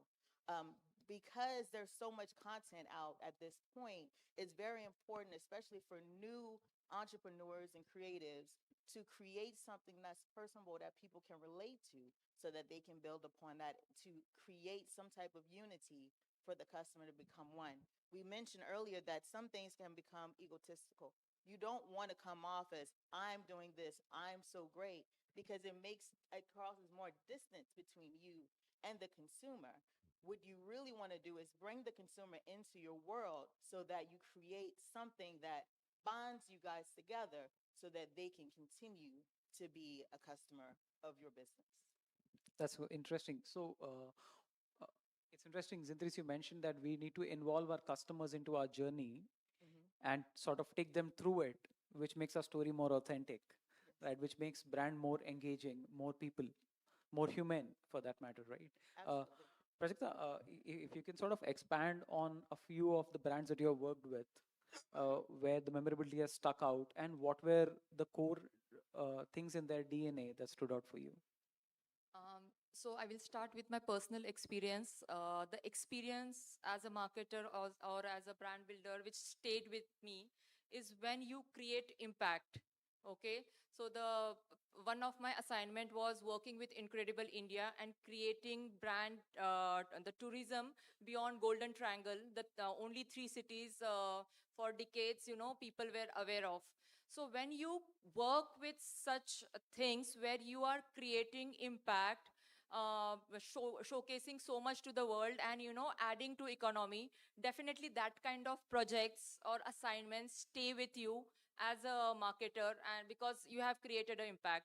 But if I have to say, and admire some projects, so recently Cadbury did a very beautiful ad where it said the ad was not just any Cadbury ad, where it promoted a small entrepreneurs. It tried to create small influencers.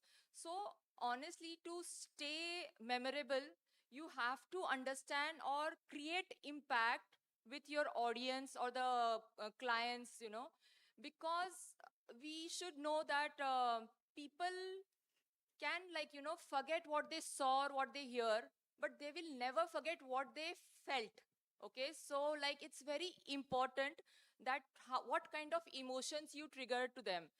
Because of that social ad, Cadbury increased its revenue like 2-3 times, where they were not advertising their main product, but they were trying to connect to the audience and creating small influencers. So I feel brands, like, I have to say key in branding what stays, emotions first, algorithms, later, because what you feel will be always in your memory rather than just what you saw or what you heard. So that's the one thing which I seriously feel. There are two more points which I will quickly highlight, which are very important when we Yeah. say making brand memorable. Consistency is very important because it creates familiarity. Since last 35 years, Nike has just one line: just do it, and it is consistent. So good brands don't reinvent their core, they reinforce it. So that will always be memorable. And third, which you just said about Steve Jobs, I feel simplicity attracts.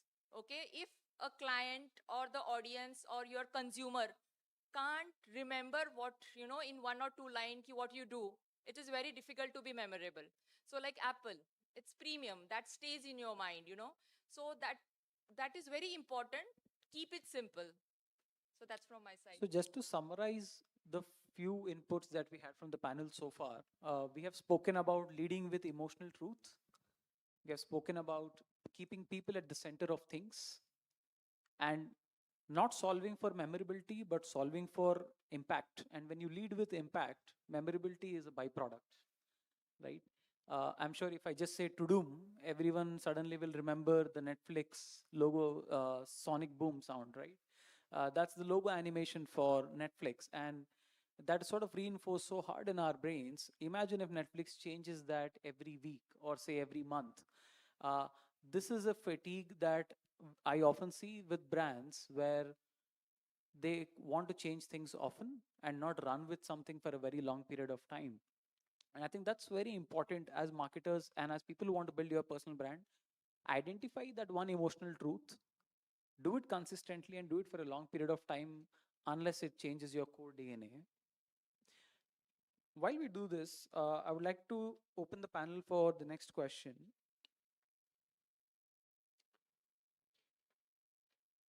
Which is how do in this race where everyone wants a, so when I speak to a lot of my clients who are our partners, I often tell them that branding is not a logo, it's not a feeling, it's how much space you have in people's mind. It's almost like real estate, it's quite expensive, right? It's how much time you have in people's mind, how much they remember you in the certain space. So when you're building a brand, how do you stay clear from being memorable versus being someone who's very noisy? Uh, Zintris, can you start? Maybe give us a few luxury brand references. Thank you. Of course. So, one of the things, of course, is going to be being consistent. Creating. Zintris, can you please bring Oh, the mic a little closer? sorry. Yeah, thank I'm you. sorry about that. So, one of the things, of course, is going to be staying consistent. That's going to be very important, but consistent in what? Your aesthetic, the way you're showing up, your verbiage. And if you begin to change those things, then you begin to lose your audience. With social media, I believe it's at least 7 times someone needs to see a piece of content of yours before they even begin to remember it. It may actually be 12 at this point now. But with that being said, as entrepreneurs and new business owners, we may post something 4 or 5 times and say, I'm not getting any results from this. So I'm going to switch it up. People aren't responding. And it's not that they're not responding because they don't like what you're actually showing them.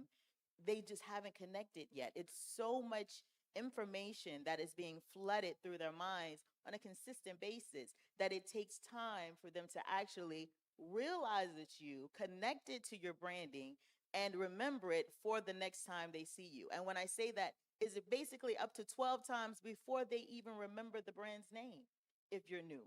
So you're going to have to be very strategic in understanding, not from a personal perspective, because a lot of times we put our brands become our passions. Starting out as a luxury designer in couture, everything that I created was part of my passion, so I was very connected to it.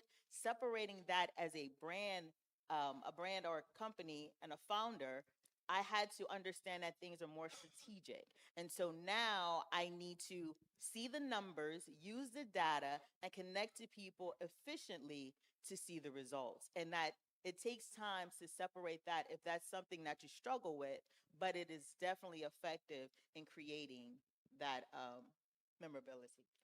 Thank you, Zintris. You're welcome. Prince. Yes.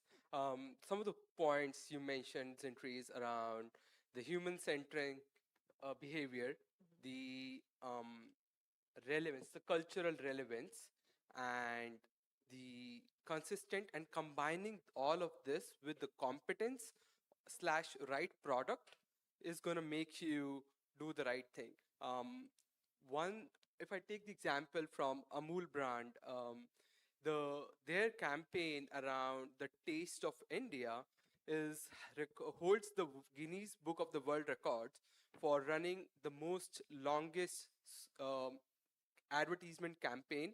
Yes. And um, if anybody is from India, the Amul brand has the one baby girl character on their every product, and it has become now the significance of the brand itself, right?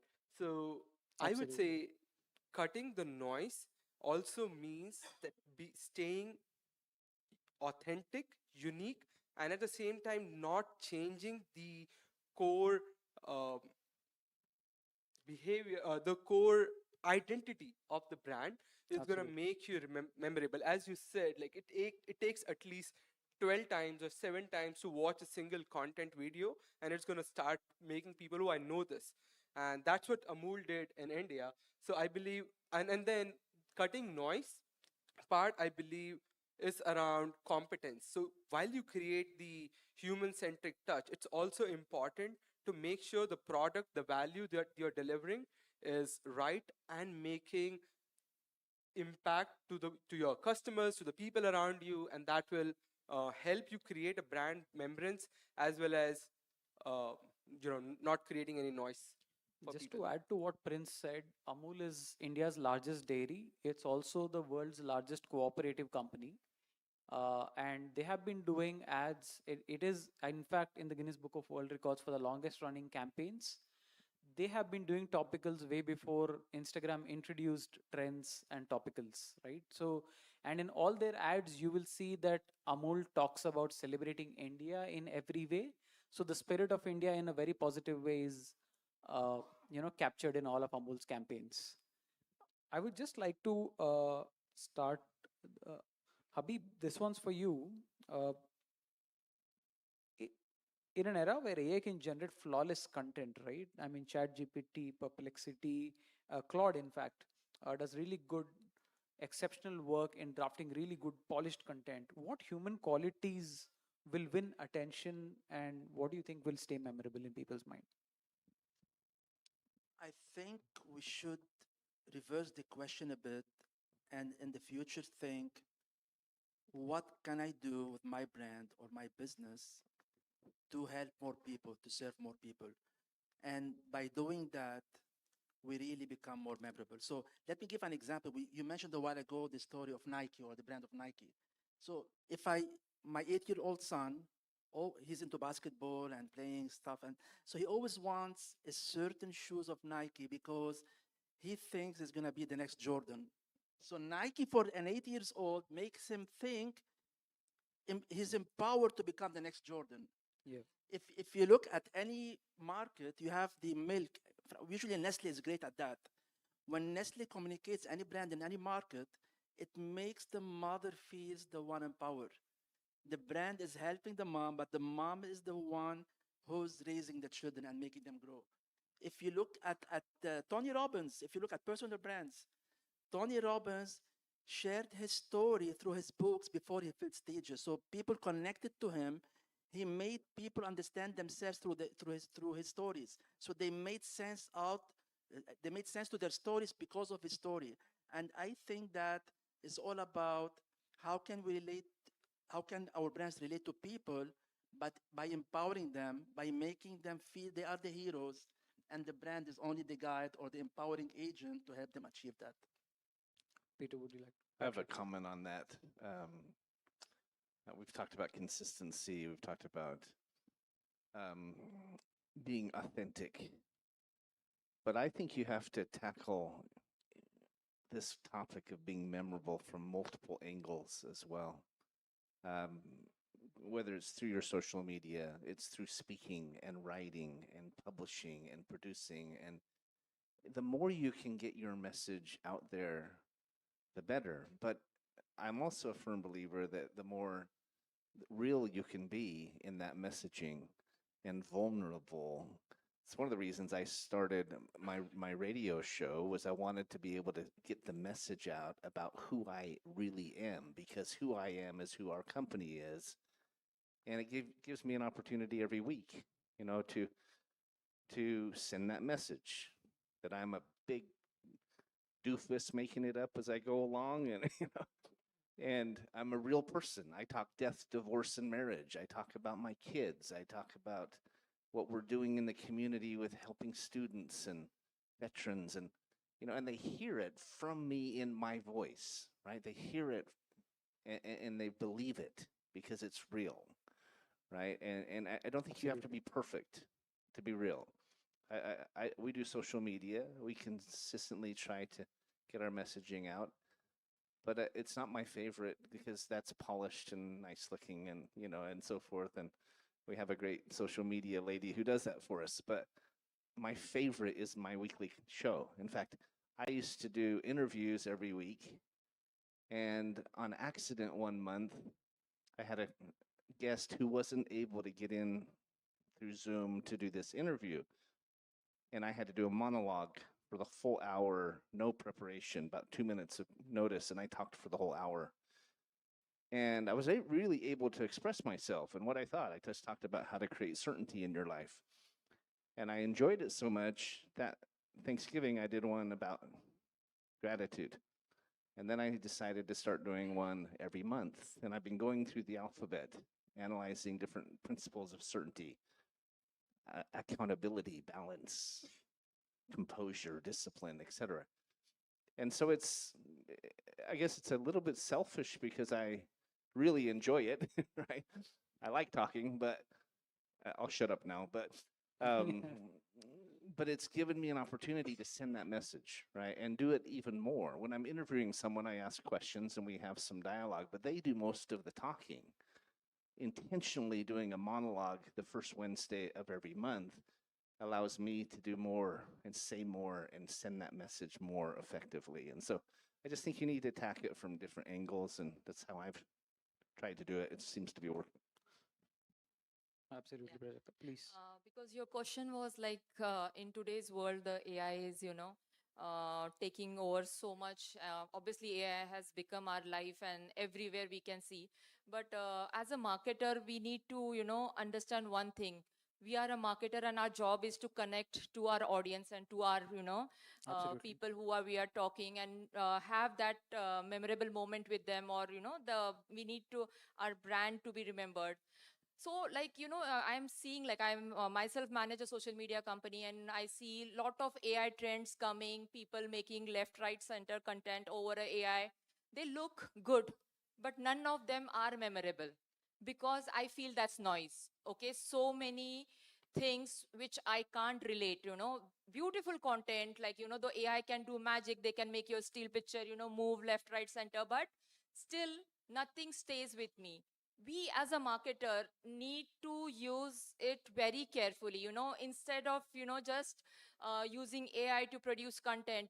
Why don't we think it like, I have 100 people's list, make a personalized content for them, or just, a voice note with a personal name ki, hey Tushar, how are you? I am talking from this. That can be a real use of AI where you are making the content personalized, okay? So that is something, because at the end we should know people like to connect, and that's where the memories, are there. So that's what I That's a feel, great point, noise Prajakta. versus, That's a great point.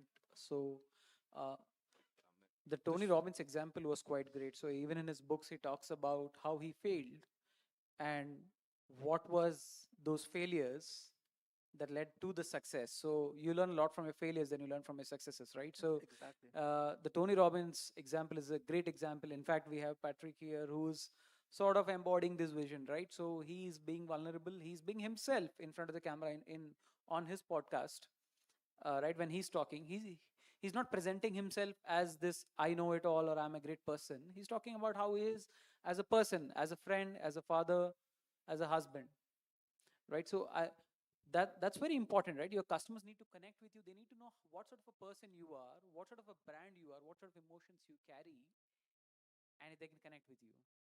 Actually, it's just adding on the vulnerability, and thanks for mentioning that, Patrick. So I remember when I first failed in my business because I wanted things to be perfect, very well polished, scripted, all Yep. that blah blah blah, and I failed big time. It costed me really a lot of time and money. But when I started to share my failure, people started to connect with me on my next business, and they said, "Wow, this guy is in our shoes. We're failing now. He failed before, and that's Yes. that's what I remember. They join us. They become our clients because they knew that I failed, and now they feel they are in my shoes, and they tell us, "Please help us." So I think being vulnerable Absolutely. is very personal, and this is why people relate to us, and they feel that yes, we can work together rather than with a brand out there and unreachable or whatever. Yeah. Well, it's the same thing, if I can interject, with Yes, Patrick. any sort of failure, right? We see CEOs or other dignitaries or celebrities who make big mistakes. And there are those who try to cover it up, gloss it over, make excuses, point fingers. And then there's that few who say, I screwed up. I'm sorry. I really messed up. And they take accountability, right? Yep. I mentioned starting my monologue. The very first one I did when I was going through the alphabet was A is for accountability. I think it's the foundation of certainty. It's the foundation of being memorable. It's the foundation of authenticity, being accountable, right? Taking ownership and admitting that you're not perfect. And to his point, customers love that. You know, Absolutely. people out in social media on the internet, they love someone who is real and admits when they're not perfect. Perfect. Yeah. I'll just branch out the session with what Prajakta said. We should not chase brands, we should not chase trends, rather, on social media or any other place, but rather focus on using AI as a technology to personalize our messages, right? So, I think all of us sitting here, if you have brands, if you have agencies that you're working for, please stop doing topicals. It makes no sense. Honestly, just for the likes, it's not going to get you anything else. It's a 12-hour fame at max, a long shot in the dark. But when was the last time you saw Apple or Nike, like we all mentioned, do a trend?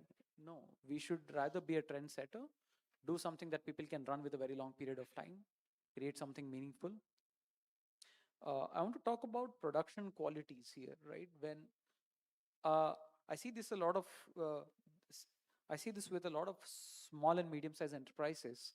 They get stuck in trying to get the best production for their company, you know. And maybe Patrick, you can answer here because you have built so many companies from scratch. Should you chase a high quality output that's only one piece, or should you run with what's available and do more of it and increase the production qualities on the way? Can you repeat that? I didn't quite understand. A lot of people get sucked into creating something perfect. I'm talking about production values. So, for example, if you're putting out a piece of content, or if you're starting out a brand, then a lot of people get hung over. I will crack the best logo, I will crack the best brand deck, and only then I'll hit the market. And oftentimes it's too late because they're chasing perfection and they hit the market too late. Uh, Versus people who bootstrap, they innovate things on the go, and they are most likely to be the brands where the logo doesn't matter. The story is that matters if they run with it. Oh, I love this topic. As I said, I'm a big doofus making it up as I go along. It's an Americanism. It's a U.S. phrase that basically means you're an idiot, right? I think, well, someone is working to be perfect, have a logo perfect, a perfect logo, a perfect brand, a perfect message. Others have already gone and made their millions.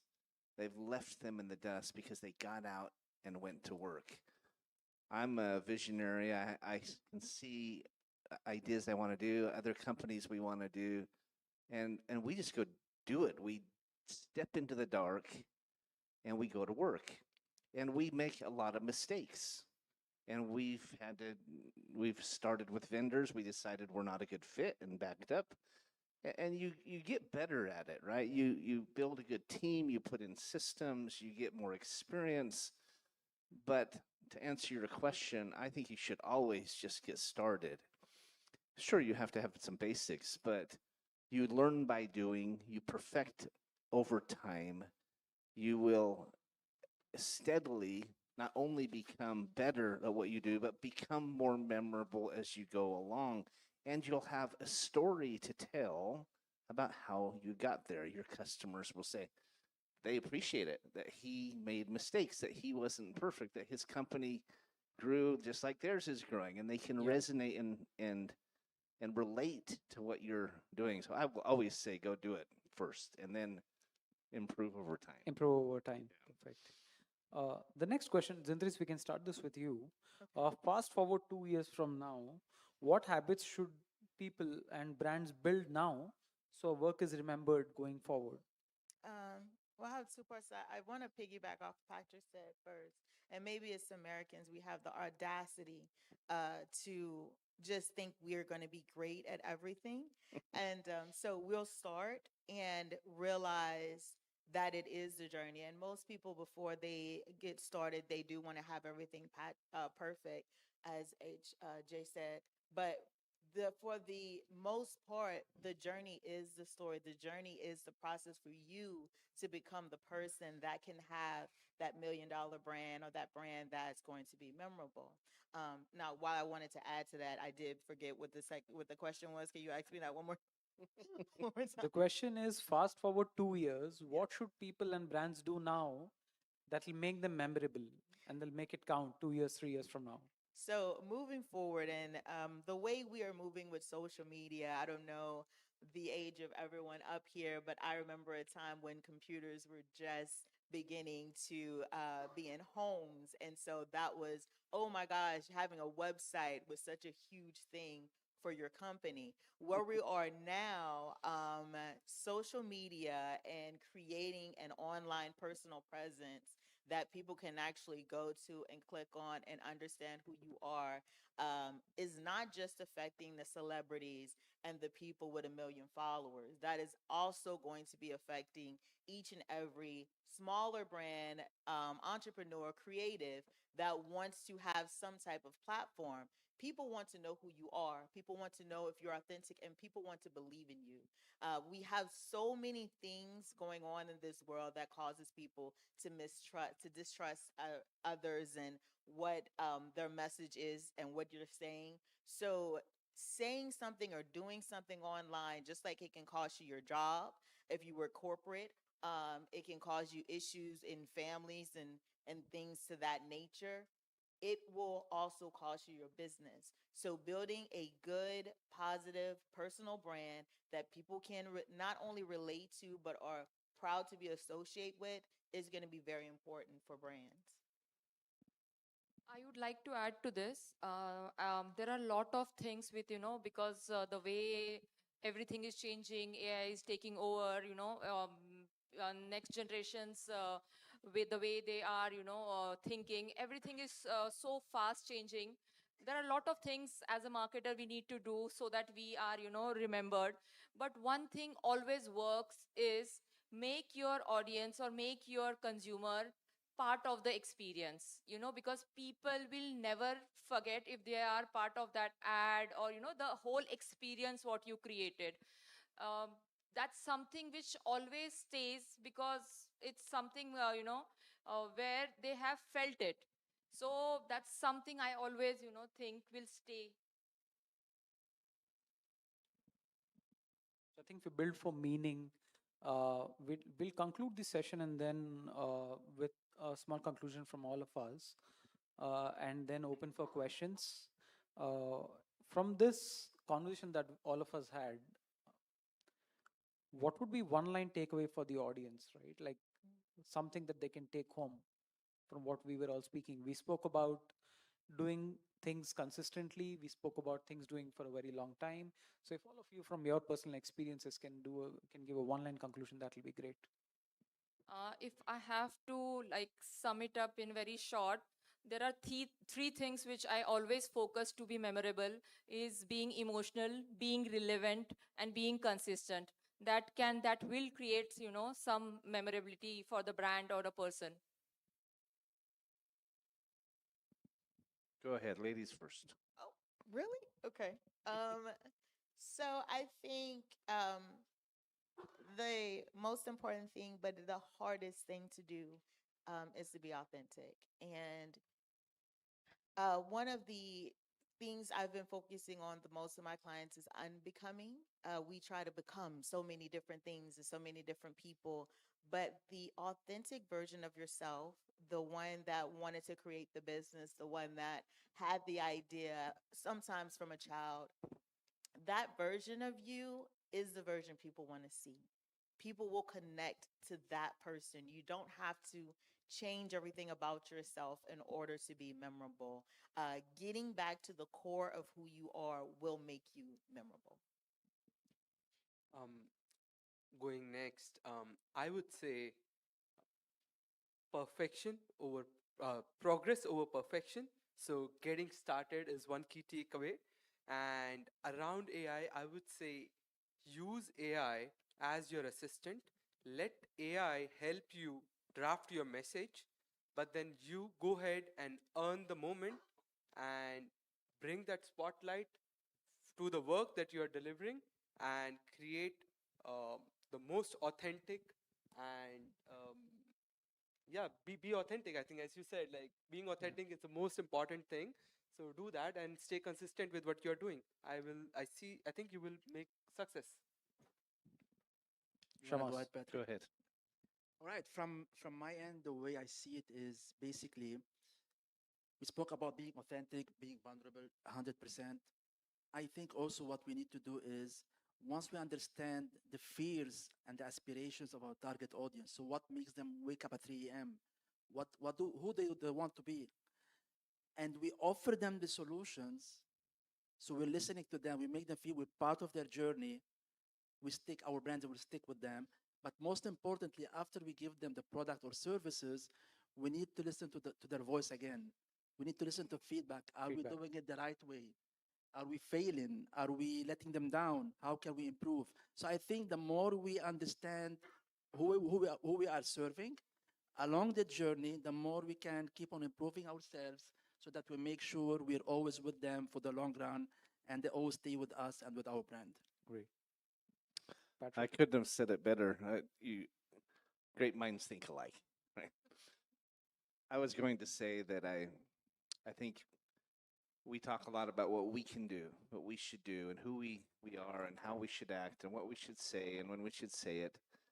And unfortunately, that sends the message that we should focus on ourselves, our business, our interests, our goals, our numbers.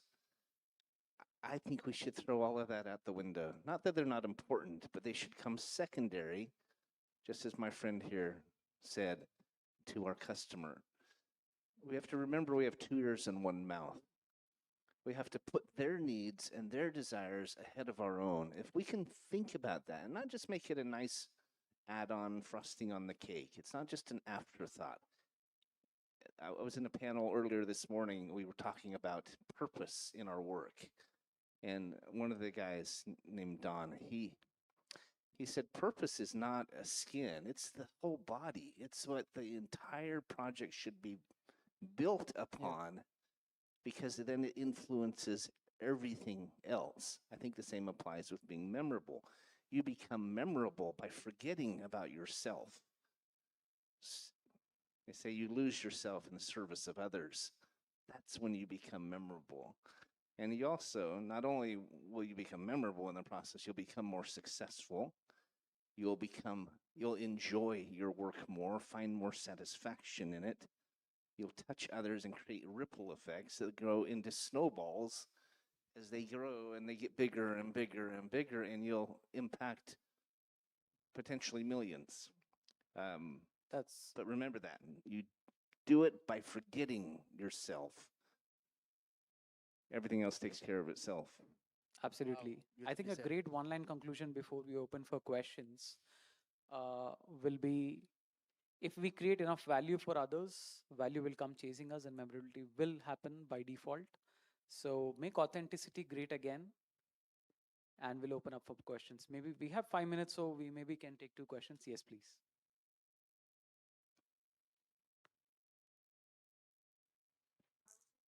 In the other room, and I was so happy that you might have been a bit late, so I got some of the nuggets and the nuggets of information. So I myself, I'm a holistic fertility expert, and I help women get pregnant naturally and successfully. But my problem is that I feel that my target audience, they don't care about me, but they care about the results that I serve others.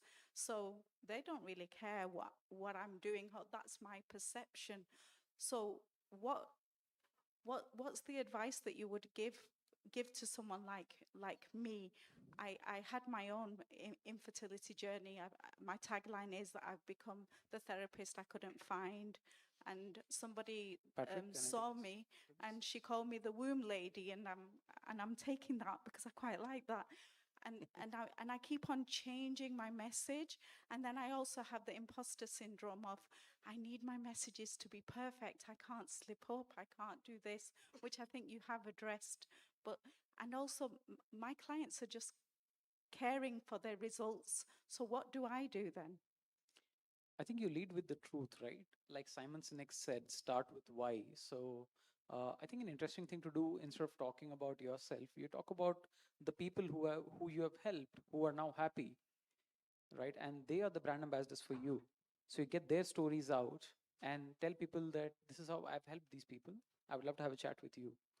And do not, I would not chase a quality of content or being perfect out there. I would keep the story as realistic as possible. If it's too polished, it will seem fake. So keep it as realistic as possible, and don't pivot too much. That's the feedback I would give. Thank you. I would add to that it's an old adage. You've probably heard this many times, but people don't care about what you know until they know how much you care. And it's like we've all experienced this, right? It might be at a conference like this, at a family reunion, or wherever. You ask good questions, you get someone talking about themselves. They'll talk the entire time, and at the end they think, wow, that was a great conversation.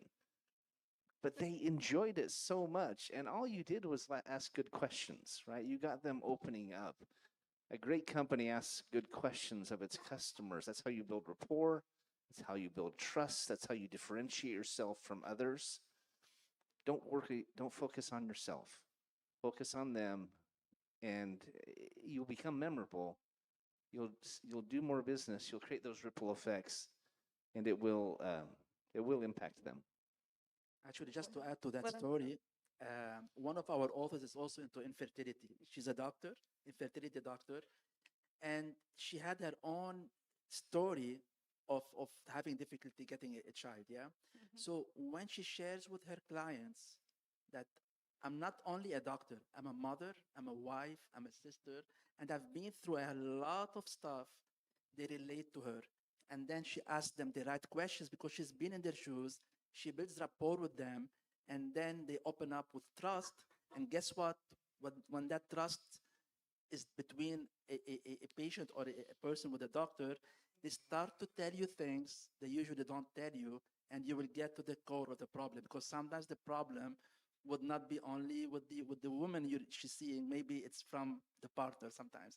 So you need really to build that rapport for them to open up, and really for you to go into their lives and understand their stories. The thing Yeah, is, sorry, I keep talking, but do what you can to find common ground. Find things in common. Your story is great because they're mothers. They want to be mothers. But anything we can do to find common ground with someone, find things in common. I say, I can find something in common with anyone, even a skinhead who hates everybody. Hey, probably loves his kids, right? I can find something in common with anyone. And if you do that, you can do well. Okay, I have a few theories when I'm consulting clients. One of them is, who are you in their lives? I would say for you, you're the best friend. Use the best friend theory. So think about how you would speak to your best friend. Like, okay, and she's coming to you with these problems and she's crying, and you're like, okay, come over. I'll hear you out. I want to talk to you. How would you share your stories with your best friend? How would you engage with her? How would you allow her to have space to speak? What questions would you ask her? When you come from that place, you're not coming from like a mother figure. You're not coming from just the therapist side. You want to be a friend, because this is a very intimate situation that women will go to their best friends with. So when you think of it from that perspective, and I hope that helps, you can begin to like create content and do your messaging from the best friend perspective. I totally understand that. And in this, because there's no screen here, Yeah. I'm absolutely fabulous. But as soon as that phone goes to video myself, I don't know what happens. And it's because now, who are you speaking to? Yourself? So like in our minds, we have to create who's on the other side of that camera. Because it's not us. Even though you're looking at yourself, it's not us. But if you're talking to your best friend, then you can relate to them. You can create content that you know that they will want to hear, and you can begin to feel the connection for yourself, so that the customer starts feeling the Thank you. connection. I would like to add few more things to this, like, because first of all, the congratulations for doing such a wonderful job. And one thing is very important is your audience, or the target audience, is very vulnerable. Okay. And they need confidence. And it's not one aspect which is going to give them a confidence, the testimonials of other moms, like, the case studies, what you did, and even they want to know who is going to help me with my critical situation. So one thing will definitely not work here. There are a lot of values which, or the confidence for the because it's a very vulnerable situation for your clients, so to build that confidence, you need to connect to them through multiple ways. Okay, it's not one simple way. And because they have already gone through lot emotional things, they must have tried few more doctors and they are not successful. Giving your success stories and being like, you being in front of them is very much important in your case. That's what my take is. Ladies and gentlemen, please put your hands together in a massive round of applause for all of our panelists. That was truly wonderful. Thank you for shedding some insight and really making this conversation and including our audience so very heavily in the panel. And now, if we could step forward to take a picture together.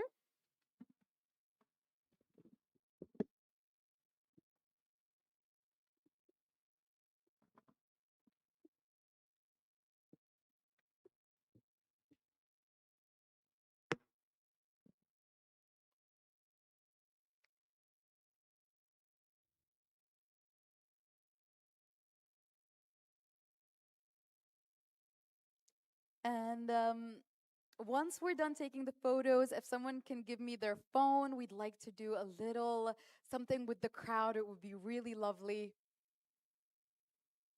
And then you could share it together as we've done for all the previous panels.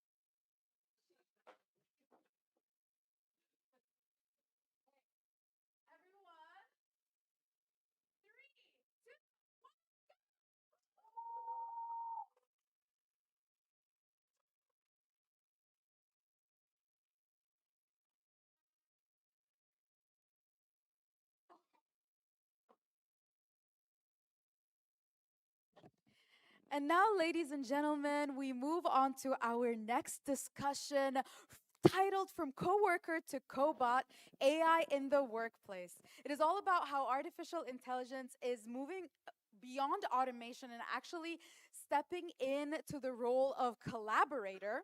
So let's dive in and please help me welcome our panelists and moderator on stage, Vaibhav Anand, the CEO of Emvo AI. Put your hands together in a massive round of applause.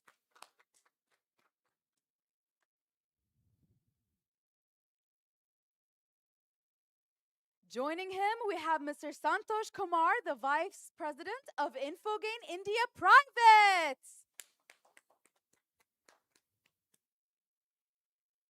Along with Mr. Rohim Uddin, the former and global CTO of ItCart Private. And last but certainly not least, Mr. Mayuresh Soni, the co-founder and CEO of BetaCraft. Please put your hands together in a massive round of applause for all of our moderators. And now I'll pass the mic off onto our moderator, Mr. Vaibhav. Enjoy the panel.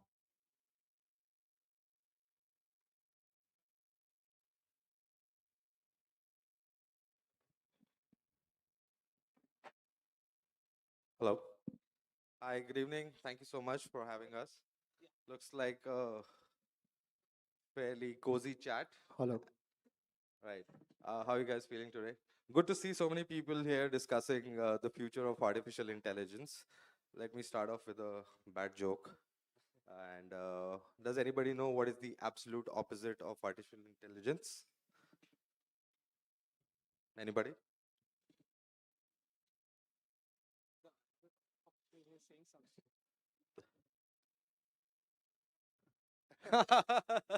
Well, that could be one, but when I say an absolute opposite, it could be real stupidity. Right. So, and one of the pressing questions these days is, will AI take my job? Well, the good news is no, but the bad news is I let ChatGPT write my opening lines. So maybe yes. Well, welcome to the panel, guys. We are in a very exciting times these days, trying to decode what artificial intelligence can do. And I have with me the esteemed panelists who are breathing artificial intelligence. And largely, I look at it, they come from a background where they've been from the cusp of digital transformation, technological evolution, sales, and now moving from rudimentary, machine learning models to now large language models. And yes, I think the next 50 minutes or whatever time we have, we do not want to discuss on the hype of AI. Everybody is hyping around AI. I really want to touch base on the operational truths of artificial intelligence, wherein we like to bring in your snippets of your real-time experiences in terms of where it fails, what really works, and who calls the shot when things go down south. So, and quick introductions. I'll start with my introduction. I'm Vaibhav, the CEO of Emvo AI. We started off last year in the US, and we're building the sovereign AI brains that enables enterprises to build secure, reliable, non-hallucinating agents completely in their environment. So clearly, I have my skin in the game when it comes to cobots, and yeah, I'll want to hear from you people. Start off with your introductions, tell us what you've been up to, and from your vantage point, where do you think this working with cobots in workspaces is a reality, or how far or how near are we to this reality? Thank you for the warm introduction. So I am Mohammad Rohimuddin. I am founder and global CTO of ITCard. At ITCard, we have built AIX Hub Enterprise OS, which is basically a platform meant to allow enterprises use AI in a far more governed, secured way. So as Vaibhav shared, that it's very paramount of importance that we build a governing an AI brain which can actually work with respect to what your organizational needs rather than what public large language models or small models offer. So, but then the brain has to operate, it has to operate in an enterprise ecosystem. So that's something we are developing, and that's why we were meeting yesterday, and they said, yeah, one is building the head, another is building the brain, and another partner is building the body. So that's what I feel we are going towards that. And when we talk about cobots, I mean, if you ask anyone in enterprises as of today what cobots look like, I don't think it looks like robots walking into your office and working as your colleagues. Certainly not. So I think during this conversation, we'll ponder more light upon that, the actual use cases of artificial intelligence in enterprises and what the reality looks like, after the hype. We have seen the hype for last 3-4 years. Now it is time for all of us to start looking at the reality on the ground zero. Hi everyone, I'm Mayuresh from Betacraft. Essentially, Betacraft is an AI consulting agency. As they said, they're building the brains. We're on the application layer, really focused on building agents that plug into workflows. So workflow understanding is something that we spend a lot of time with our clients. And I myself have been into business and product strategy for the last decade. And yeah, I'm happy to have this conversation, really talk about the hype, but also talk about the failures that are happening in the AI cobot space that we're observing in enterprise. Awesome. So I'll start with Rohim. So Rohim, the cobot fantasy is, as they call it. I mean, and we understand at the speed at which the dynamics are operating at. We've learned one thing, and I want to hear it from you because you're building an infrastructure which the enterprises really don't know, that exists until it breaks, right? So we figured out one thing in our journey that agent or agentic AI or cobots, as you call it, is way beyond prompts, right? So there is auditing, guardrails. There are a lot of things that go along with it, and most importantly, when you try to connect it with an enterprise systems, things start to go down south. So I want to understand, with your experience, what disconnect have you seen when you've been trying to integrate or build agents or build these infrastructures for your customers, and what is the illusion that your customers, prospects have before buying, and what is the reality check that you eventually end up discovering for them? Thank you, Vaibhav. That's a very interesting question, actually. During the course of last 6 months, what we have experienced with respect to our customers, just this 6 months experience I'm going to share. So it felt like we have built a cathedral for artificial intelligence without actually focusing on how we are going to pray. So before we learn how to pray, we are actually building the infrastructure. We're focusing more on, GPUs, TPUs, and LLM models. But when you actually take that technology to enterprises, there is a huge disparity between what enterprises actually want, what they have been doing. So when for an AI to be successful in enterprise organization, because we have worked with multiple different industries, for example, in last 6 months, the experience were that if you ask a customer what is the expectation with respect to AI, they don't know much about it. It's typically on the non-technical side of the house, but then they feel that AI could be their magic wand to speed up their entire processes, automate, connect with all the systems, and then exploit things. But the reality ground is the LLM models, which typically we go with publicly based LLMs, it hallucinates a lot. There are no guardrails, there are no governance framework, there are no SLAT matrices, there are no risk profiling. So hence the learning and the self-learning of artificial intelligence, what we have been told by the LLM model companies, is not actually there. So it's like you have, we build machines to work better than us, and now we are expecting machines to work like us. So that's a huge difference. We expect AI to work on data only, but human beings don't just work on data stored in their brain. We work based on the data and the experiences we gain around. So until and then reality checks happen and you are actually building what That's why it so fascinates whatever you're building in a company. It will. This is something which was bound to come, and the time has come for companies like us to focus on, like what you are doing. It really makes sense that when companies are just selling the LLM models and they think they've done a great job, but when we take it to enterprises, we understand that we have only focused on the what of AI. We have not focused on the how of the AI. And we as companies are fortunate enough to get that in our lifetime. So if you ask me, I'm very fortunate to see two revolutions in my lifetime. One is the internet revolution while I was a student, and the second is the AI revolution, which we are looking at right now. Makes sense. Absolutely.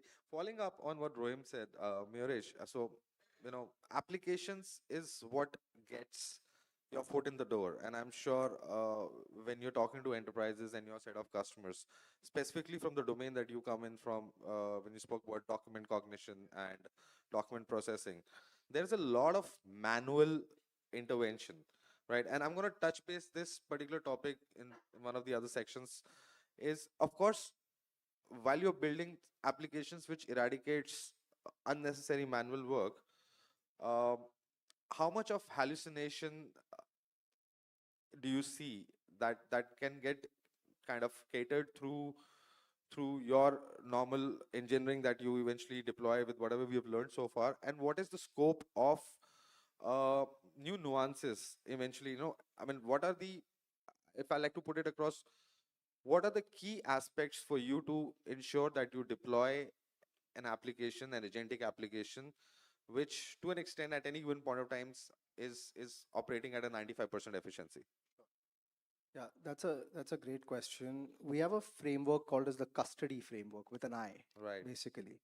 And I can quickly elaborate on those points. So the first one is the context. What is the context that you're really building the agent for?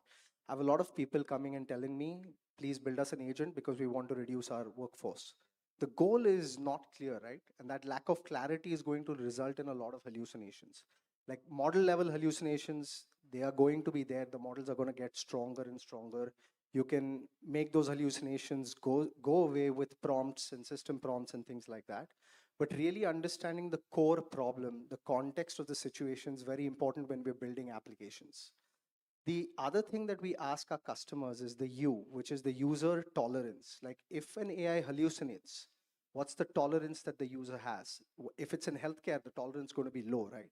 Versus if it's like a customer interview, a very simple customer interview that we build for an education platform, the tolerance is going to be at a much higher level, basically. So that's something that we take into account.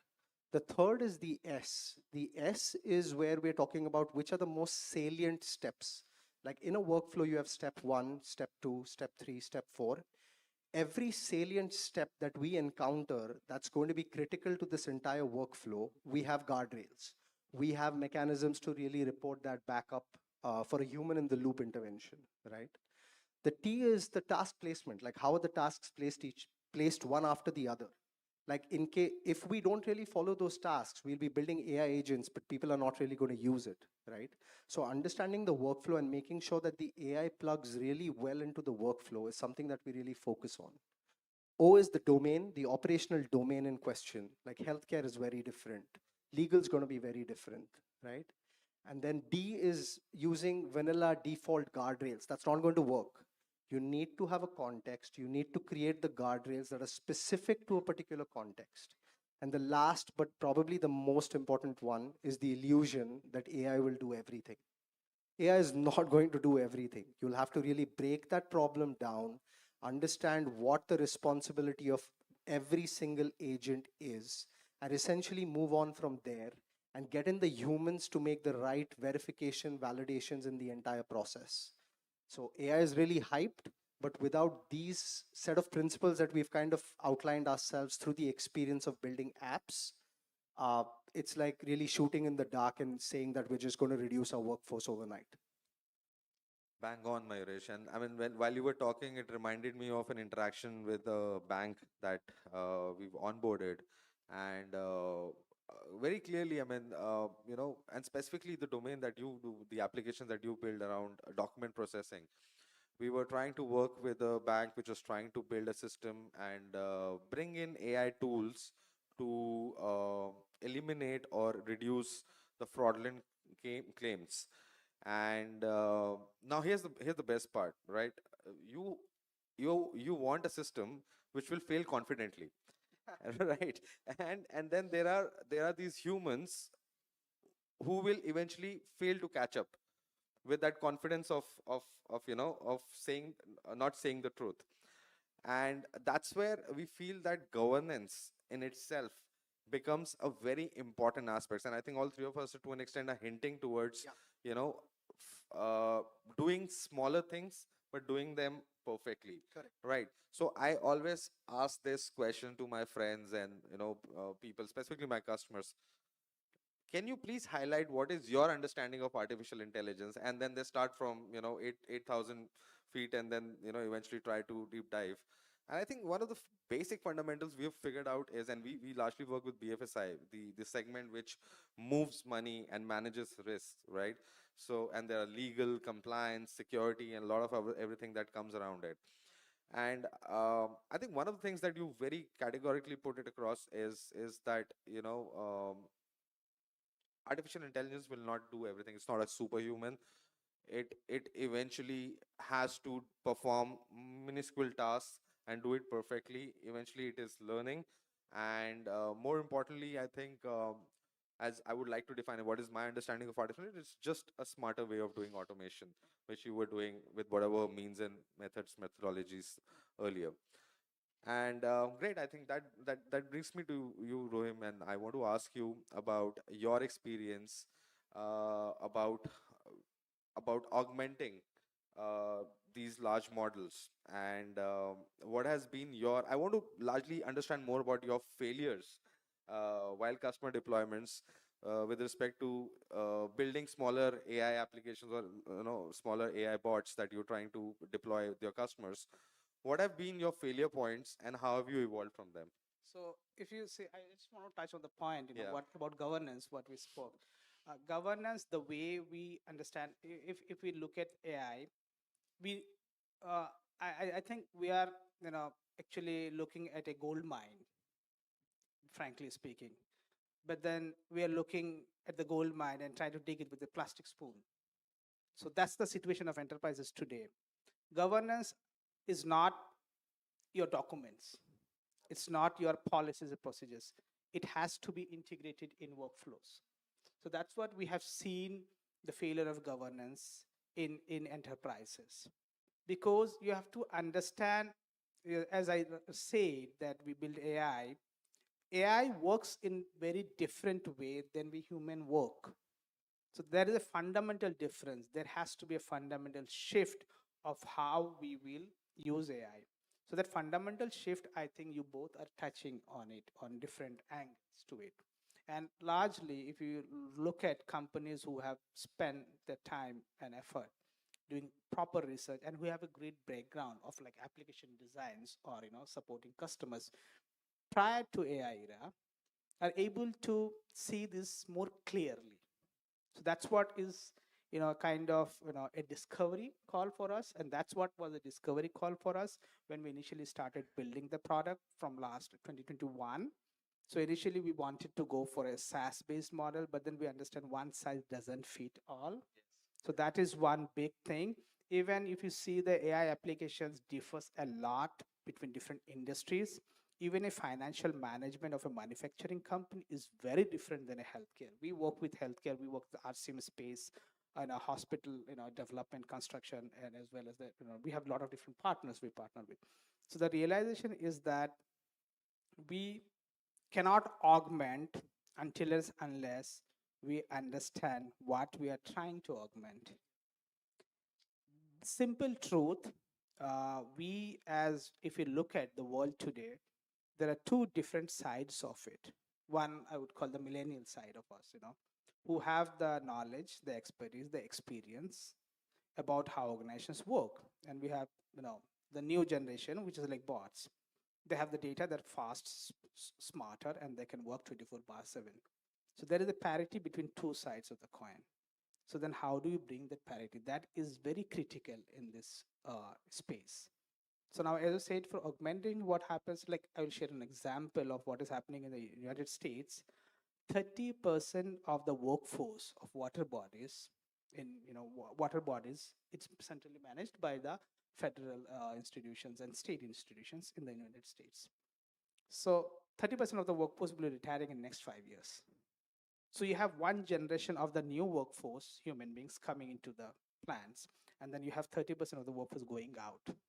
So the biggest problem for the government is how to capture or use the knowledge what you already have, the experience, and then transform it into actionable intelligence and provide to the new generation of employees.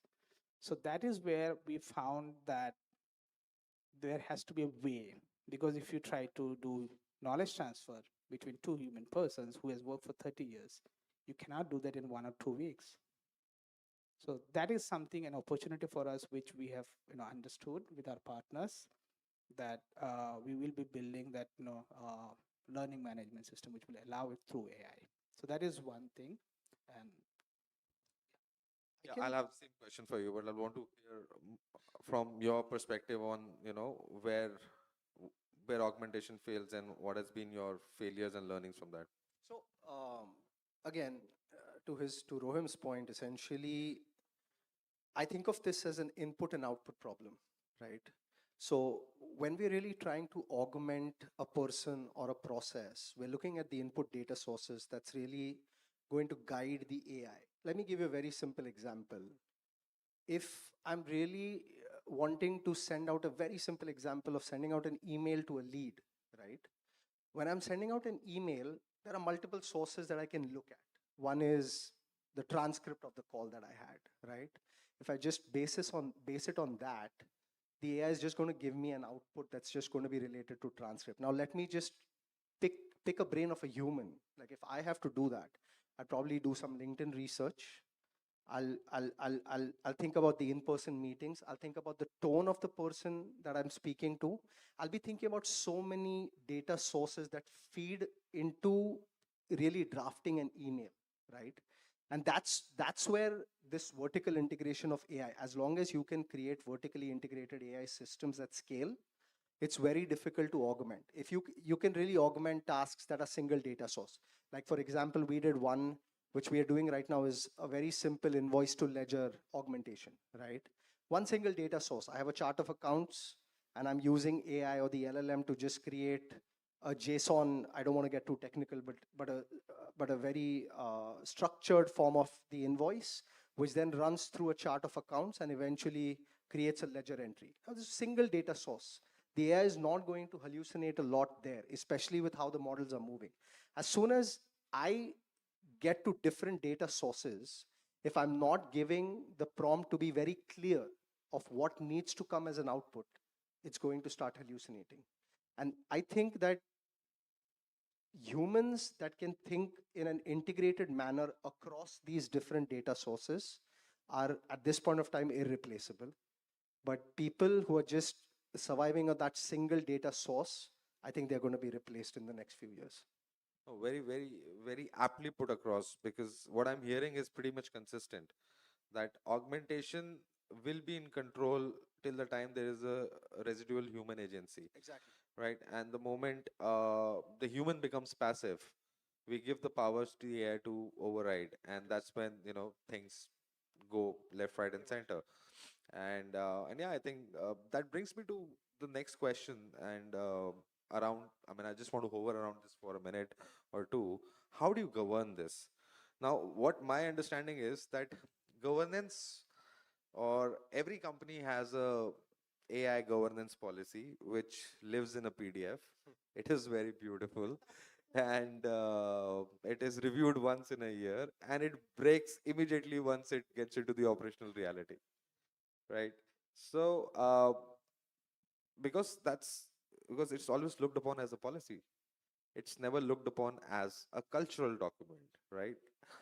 While implementing AI, and we've also seen, now you see, I don't want to name some companies as, okay, but I can definitely use the category of vibe coding, right? That, hey, you can vibe code this in minutes.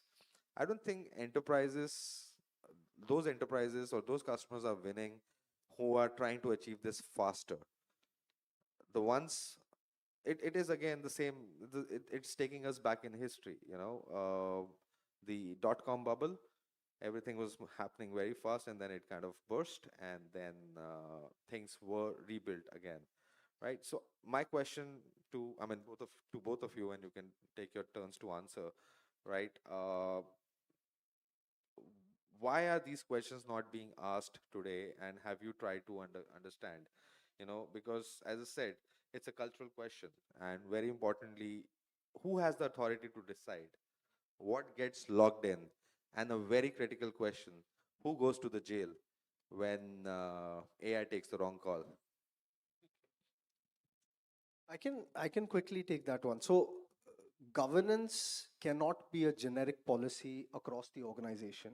Governance is a policy that's process based. Every process needs to have its own governance. And as I said, you need to map those steps out very critically. The steps where most of the decision making is happening by the agent has to be logged, has to be reviewed. And if those steps are not reviewed, the person accountable, which is the human in the loop, is the person who basically goes to the jail. That's how we really look at this entire workflow problem. And the second part of the question that you asked is who takes the decision. It's really the goal of the organization. I know there's still a lot of understanding of agents and governance policy, especially in the non-technical field, that still needs to happen.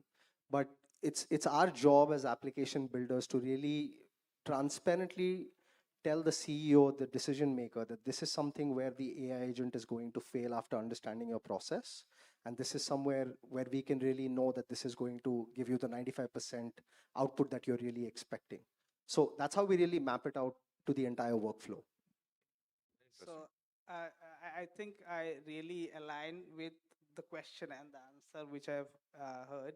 So basically, governance has to be implemented in the architecture. For example, if you are processing an invoice in your company, and as Mayuresh has said, if it is single source of command and truth, it works. But then we have to look from it a different perspective. Before we design an AI powered application or an AI powered agent, we have to understand the impact of a decision making of an agent in other part of a bigger orchestration.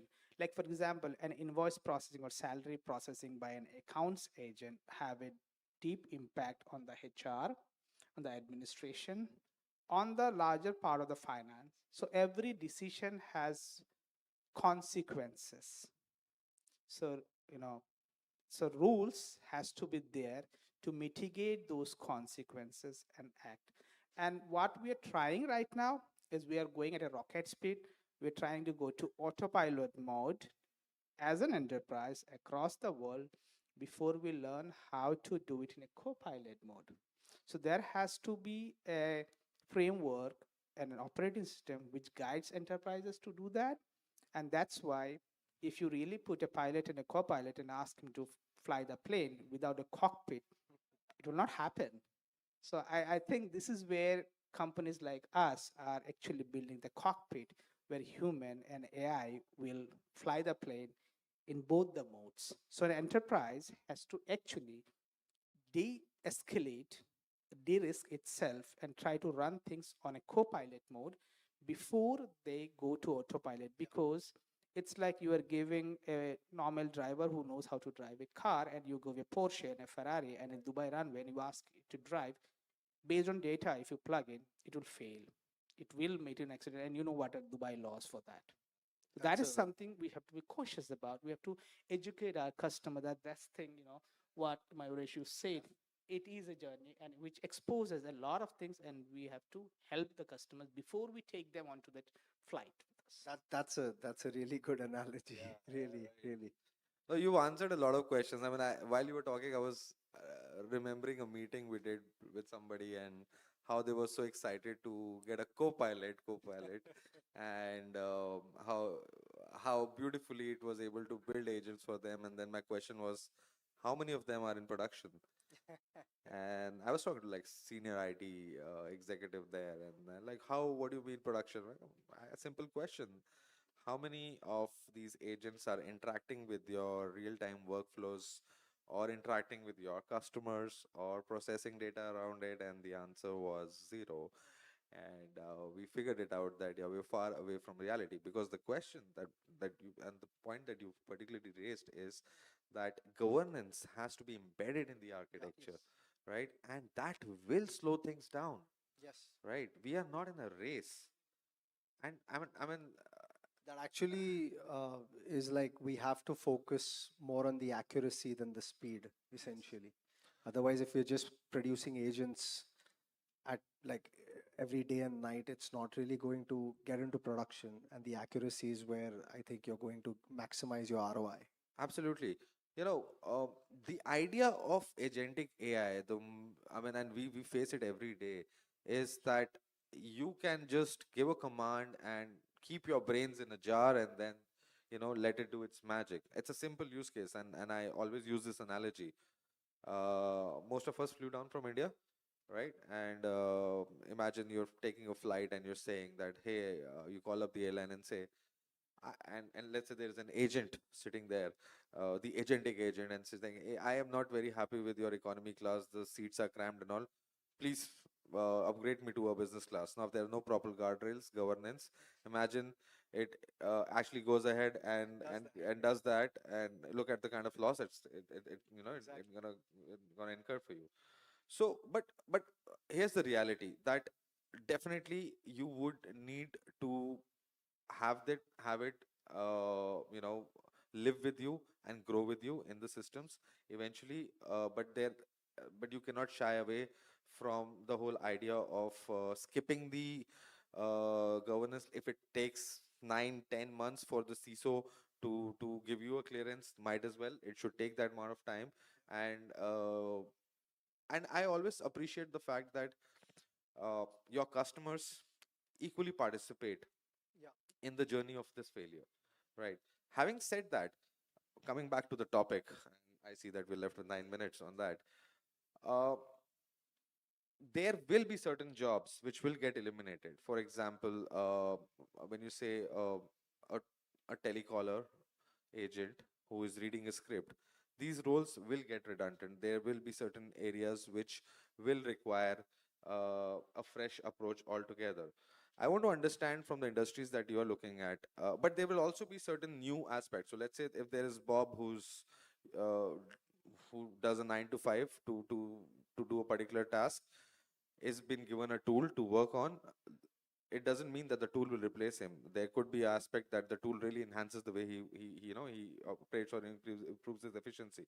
What I want to understand is, in your experience and the kind of industries that you're working with, what kind of scenarios do you see where cobots can actually work hand in glove? Because we look at a future where they have to be working like your team members. So there is a Webhub, there's a Rohim, there's a Mayuresh, and there is an XYZ agent working alongside with us, or probably trying to do. Let's say we look at it as a mini AI employee or a super AI employee. What, from your experiences, and you can take turns to answer, would be the newer roles that will be created, and the roles that will eventually get redundant? So basically, there will be a couple of roles which we feel will not just get redundant, like from a HR operational perspective, where from a training, checking things, SLA bound policies, or even from project management side, where you have project coordinators and the managers who actually go and take the utilization report and billability and everything. That can be automated very fast, even today. But then what is happening with, we are actually looking at a future where cobots will become the new nuance, just a co-worker, because companies will run their operations not just with human beings, but with machines behind the scenes to, speed up things. But then what it is helping, actually, the, AIX framework, which, we have that, our enterprise operating system and the kind of work we are doing, and what I believe both the companies are doing, it will help us to define those new nuances and the roles where cobots actually participate in helping our human employee to focus on things which were meant for human beings. Because even though you have productive employees, they tend up, even we ourselves tend to spend time in things which is not billable. So those are the operational tasks and operational, use cases which can be automated using AI, giving me the actually time to actually focus on what I have experience to build better. So that is something will be But could you give me an example of a specific role where project coordinators. Okay. Not just technical project managers, by the way, project coordinators, you have legal reviewers, then you have, once the AI is really, really good, you have really trained the models and you have really fine-tuned it with respect to your industry, your enterprise use case, that's where it will make an impact. From an HR side point of view, there will be a lot of, for example, conducting interviews, taking care of job, employment, onboarding. There are like 30 plus, steps typically in any company for an onboard and exit formality. So those are the things, few steps will be automated. So where we are actually spending time, which, being an engineer or being an MBA in HR, we are actually doing paperwork. Those were never meant for human beings actually, but we end up doing because we don't have any alternative solutions. So now we have an alternative.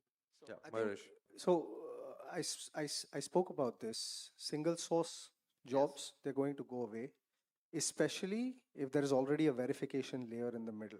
For example, invoice to ledger, there's something that we've built, accountants sitting, reading invoices, looking at the chart of accounts, and then converting to ledgers. And then at the end of the month, they have a verification cycle where a senior accountant comes and looks at the ledger. They already have the verification system. Right. This entire system is going to go away. So the guardrail is already present to make sure that things are going to happen. So jobs like these are really going to disappear. Like, No, absolutely. I completely agree to you and Rohim, you as well. So from my position where I look at it, the jobs which requires a rule-based following a process tree they are definitely, they need to be elevated. They're going to be going.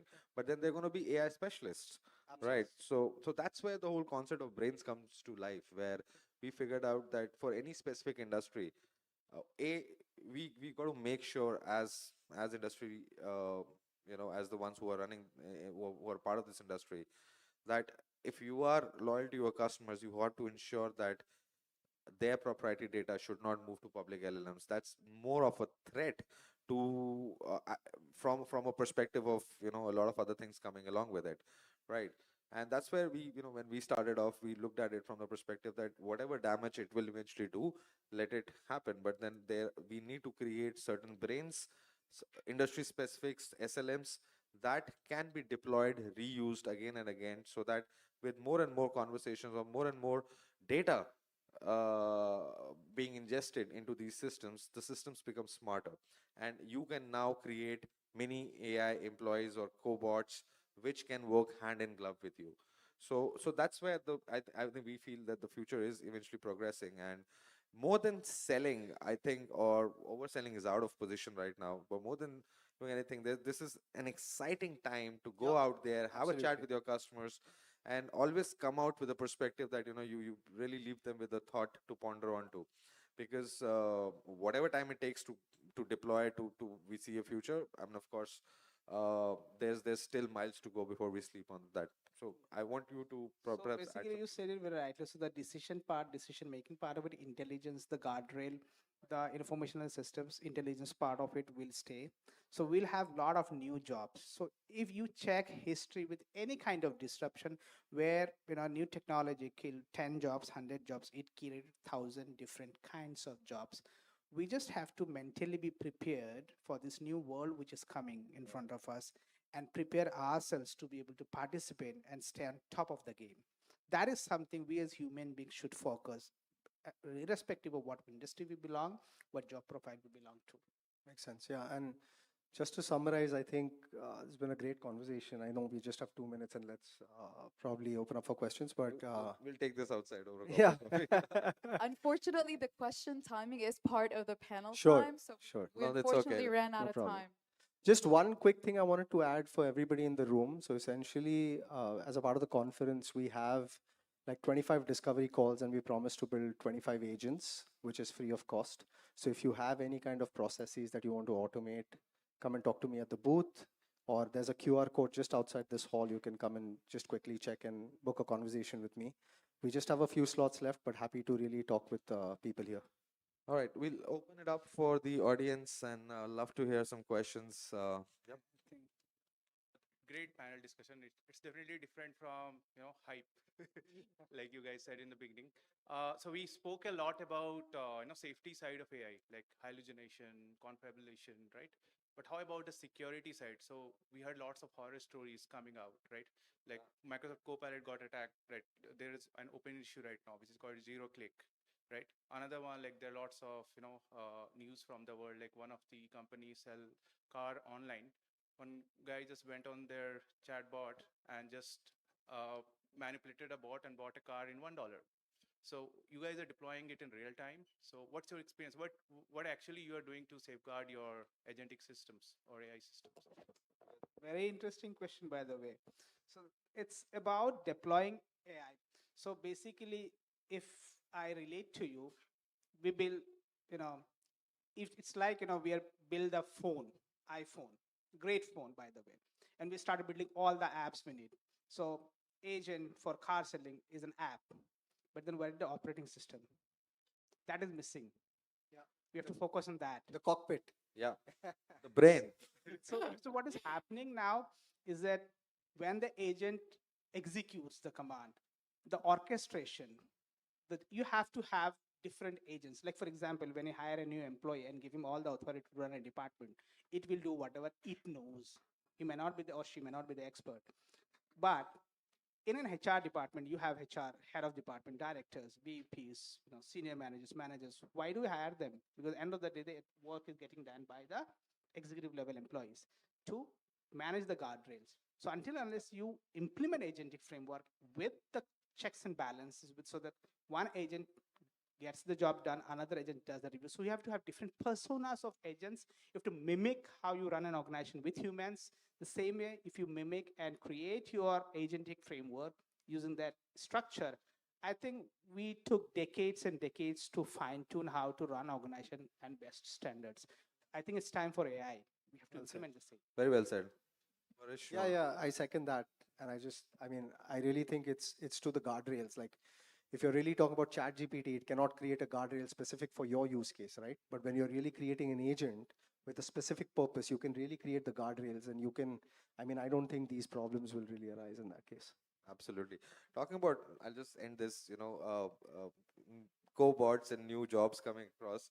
One thing that has happened, and we all work with new generation coming, a new generation of engineers, it has become so easy for them to now code. Earlier it used to take probably 2 weeks to code, and now it's like 15 minutes. But here's a job which is never going to get replaced, is the one who's debugging it. Because if you're writing your codes from chat GPT, the one who's debugging is actually scratching his brains. So be rest assured, guys, the lead developers, your jobs are not going for sure. So that's our time. Thank you so much. And it was a lovely conversation. And Rohim, always good to speak to you. Appreciate the patience, and because I know it's late evening, so thank you so much for being here. Thank you so much, gentlemen. Everyone, please put your hands together in a massive round of applause. And if we could come together at the front of the stage to take a picture. Meanwhile, if the team could remove the chairs off the stage, please.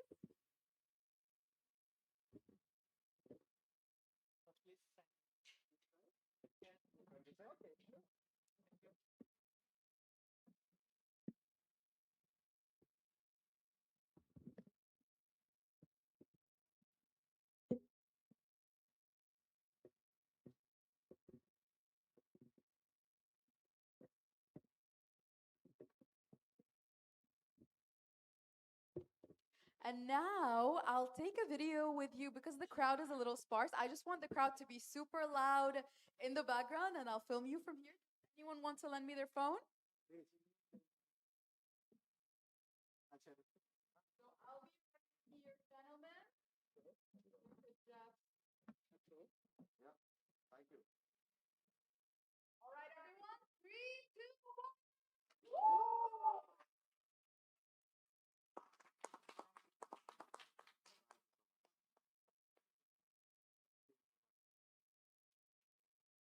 A A big, big thank you to our moderator and panelists for such an interesting session.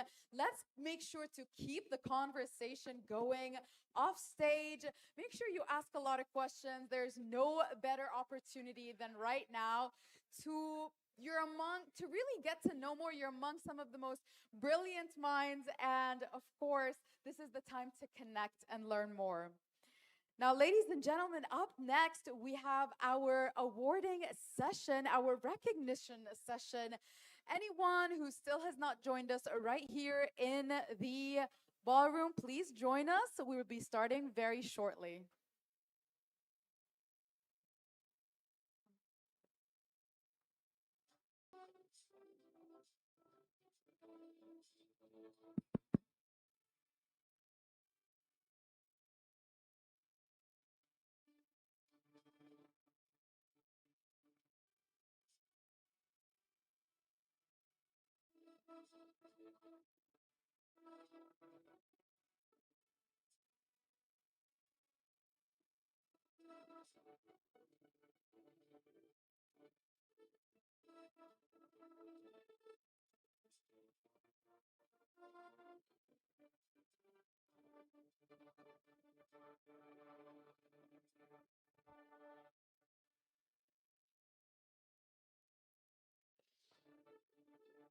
All right, ladies and gentlemen, now let's take a moment to celebrate the trailblazers who are redefining excellence in this industry.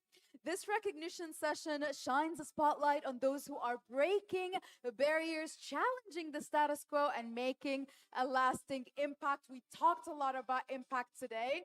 Ladies and gentlemen, please join me in welcoming on stage Shorty, author of Sell Without Selling and the founder of Phoenician Academy. Let's welcome him with another very warm round of applause.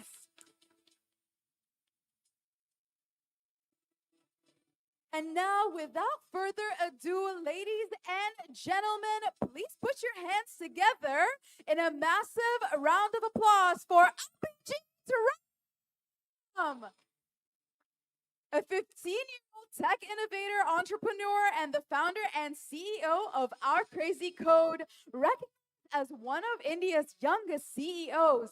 Abhijit has received multiple national and international honors for his contributions to AI and education.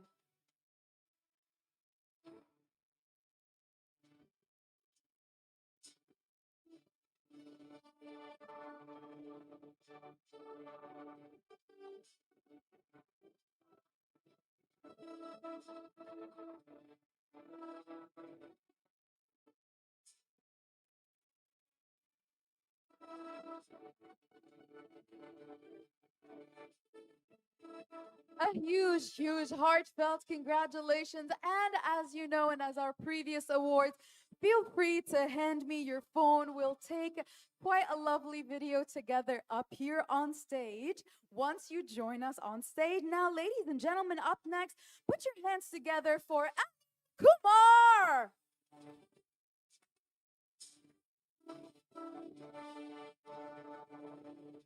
A huge heartfelt congratulations to Mr. Anil Kumar.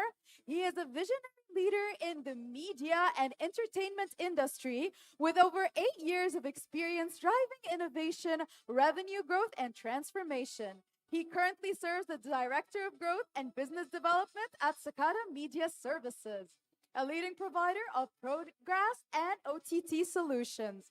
Ladies and gentlemen, let me hear you cheer.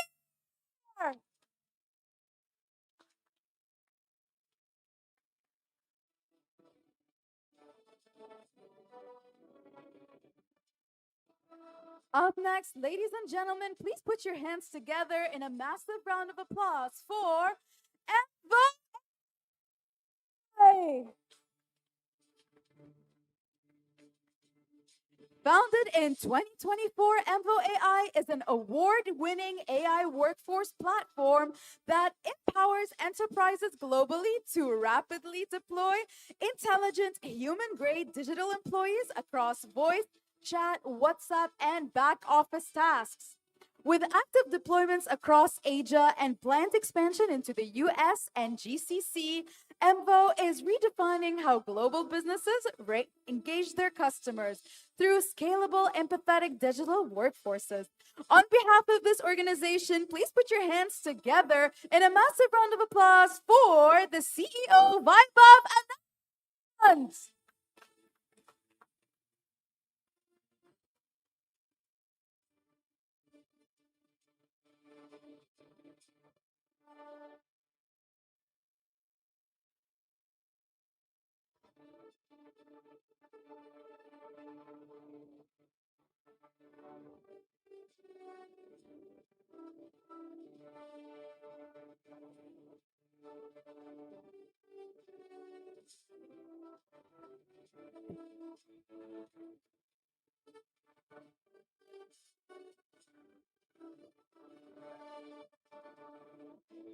Up next, ladies and gentlemen, we have another award.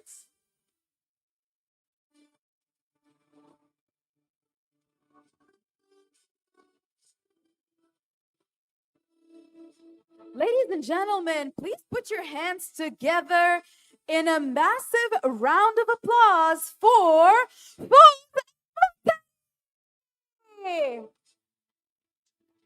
At the AI Center, Foz Abdullah Al Motari co founded and leads the AI Hub, the largest student led AI community that unites talent, innovation, and knowledge exchange. Specializing in data science at Princess Noor University, she stands out for uniting strong technical expertise with leadership, academic excellence, and a strong sense of social responsibility. Ladies and gentlemen, put your hands together in a massive round of applause for FUELD.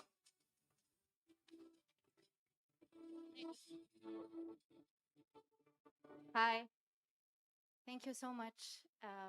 Standing here today to represent my country, Saudi Arabia, my university, Princess Noor University, and the AI Center on this stage has filled me with pride.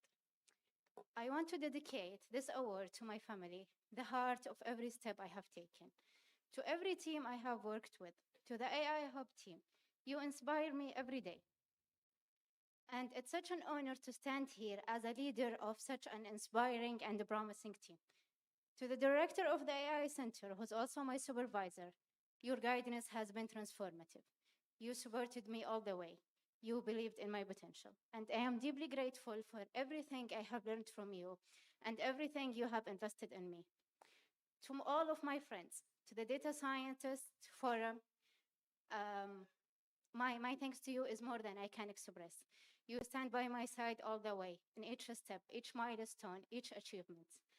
I am deeply grateful for everything and every support I have taken from you guys. I think that's it, and this is only the beginning, and it's such an honor moment for me. Thank you so much. Woo!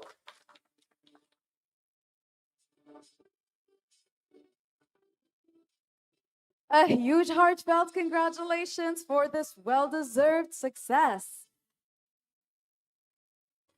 Up next, ladies and gentlemen, please put your hands together for Ganesh Mathur, the CEO and Managing Director of Sapphire SGB Global and the founder of RNS Technology and Business Consultants, recognized as a global entrepreneur and tech innovators with over 40 AI-driven solutions delivered worldwide. He blends strategy, technology, and sustainability to drive digital transformation across industries.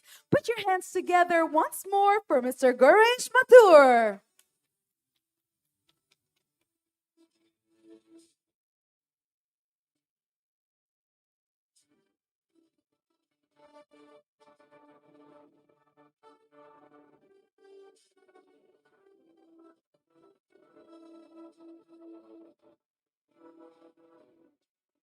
A huge heartfelt congratulations for this well-deserved success. Up next, ladies and gentlemen, let me hear you loud and clear. Put your hands together for Hasri bin Haidar. The managing director of Prisma Khas Berhad, he brings nearly 25 years of experience in the ICT field to his role. Mr. Heidel holds degree in economics.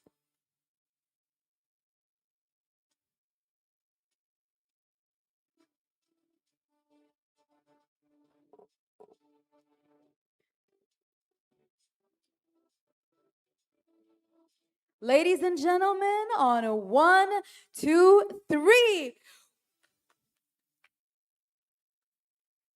Once again, if you could face me a little bit like that. Okay, ladies and gentlemen, I know it's the end of the day. Let's put a little bit more energy to it. 1, 2, 3. Woo!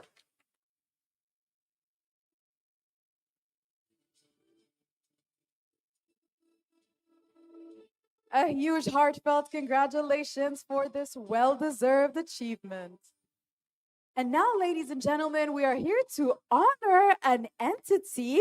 Please put your hands together for Omni.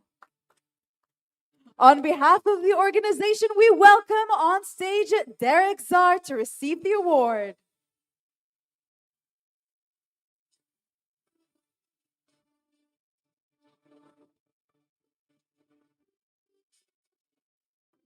Up next, ladies and gentlemen, please put your hands together for a really special individual. We just had them on stage on a panel with us. Let me hear you cheer loud and clear for Prajakata.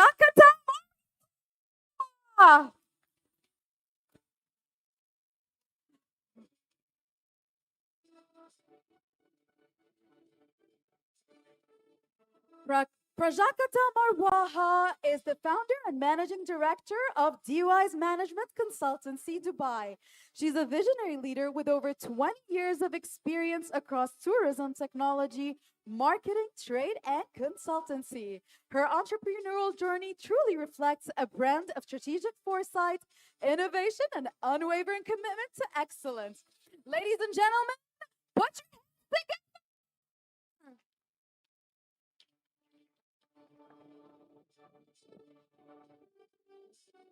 A huge, heartfelt congratulations. Ladies and gentlemen, up next, put your hands together in a massive round of applause for Sarthak.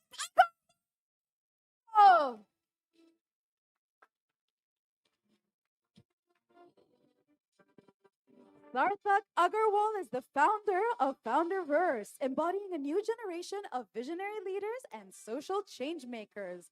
Formerly the president of the Students Union at BITS Pilani, he led transformative community initiatives. His startup studio focuses on ventures that merge culture, innovation, and purpose.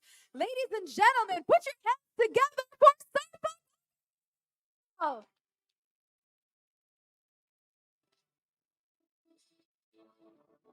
Ladies and gentlemen,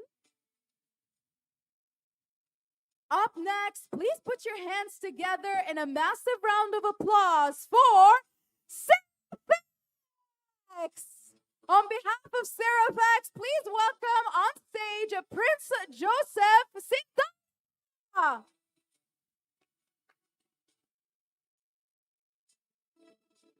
Prince Joseph Sindala is the CEO of Serafax, a growing technology and digital solution company that builds modern websites, mobile apps, and AI-powered products for startups and enterprises.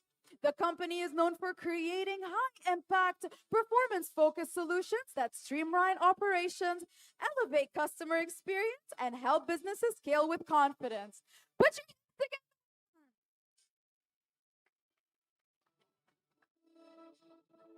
Up next, ladies and gentlemen, put your hands together in a massive round of applause for our next awardee. Ladies and gentlemen, let me hear you cheer for Dr. Shuma Mitra. Dr. Shuma Mitra is the Director of R&D at Cortiva Argiscience. Singapore, where he oversees the development of crop protection and biologicals. With 25 years of experience, he has truly become a leader and visionary in his field. He earned his MS and PhD from the University of Massachusetts, USA, and won the Outstanding Young Scientist Award. Ladies and gentlemen, let me go.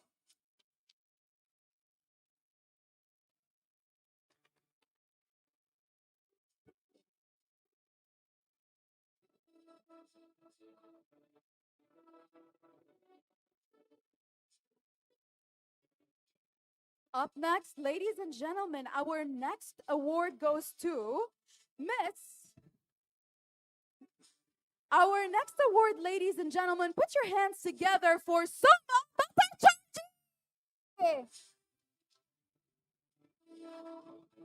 Ms. Soma Bhattacharjee is the co-founder and CEO of Mahi Mahi Marketing Solutions, an AI-first marketing company helping SMBs and startups scale without the chaos of fragmented workflow. With 18 years of experience across the marketing spectrum, she began her career as a copywriter and grew to a leader in this industry.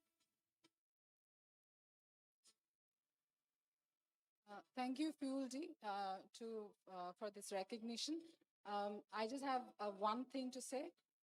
We are trying to make a small difference with Mahi Mahi Marketing. We build service as a software, so it's a very big pain point when you have large human resources or small teams which you don't know how to automate with. We help smaller businesses like that. So we are all for startups and SMBs. If you want to get in touch with us, please do. Thank you so much. Huge heartfelt congratulations to Ms. Soma for this well-deserved achievement.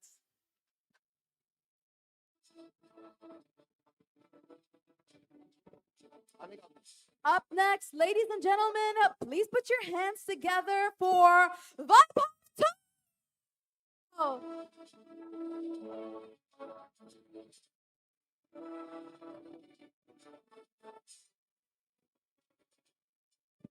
Vaibhav Tool is the visionary cyber information security executive at CISO and Science, with nearly 2 decades of experience at the intersection of enterprise software architecture, secure by design product engineering, and next generation cyber defense.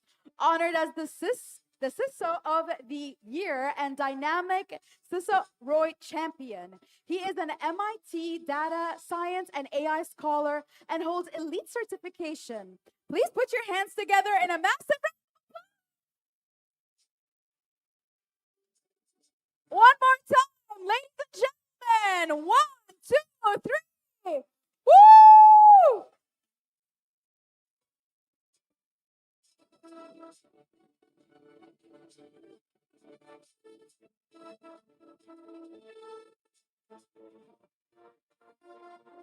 Up next, ladies and gentlemen, please put your hands in a massive round of applause for Vanishka. Vanishka Arora is the founder of Contemporary LLC, a global digital marketing agency redefining how brands grow in the digital age. With a background in performance marketing, CEO, and AI-driven growth, she has transformed countless businesses across the globe. Unlike the usual, she believes success lies in the building brands with both impact and identity. Ladies and gentlemen,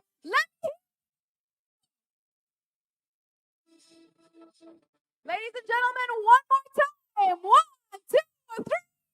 Woo!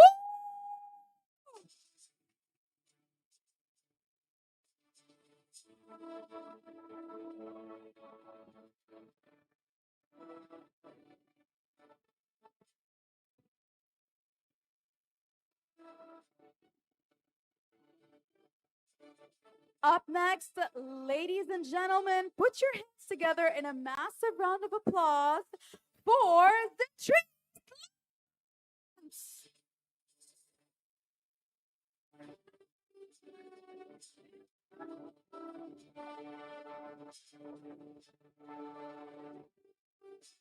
Zentrice Lance is the global luxury designer and creative strategist at Maison Zentrice Altovis. With over 2 decades of experience in fashion marketing and brand development, she helps businesses craft identities that connect emotion with innovation. Ladies and gentlemen,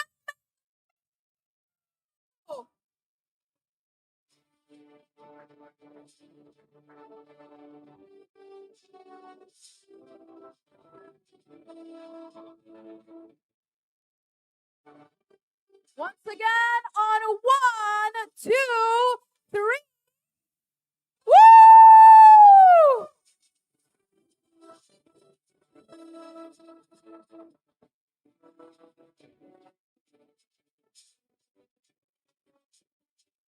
And last but certainly not least, ladies and gentlemen, put your hands together in a massive round of applause for John.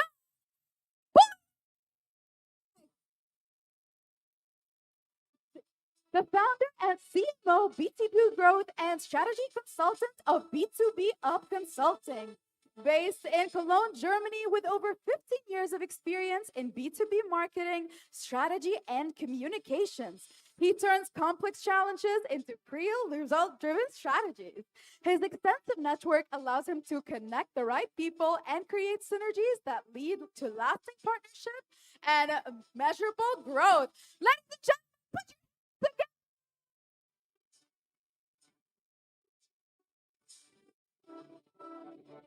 And now let's hear it one last time for all of today's honorees. You inspire us to keep pushing boundaries. Congratulations, ladies and gentlemen. And with that, we wrap up day 2 of FUELD Conference Dubai 2025. What an incredible journey it's been today, packed with fresh ideas, bold conversations, and connections that I'm sure will outlast the event itself. Ladies and gentlemen, it's been an honor and see you tomorrow.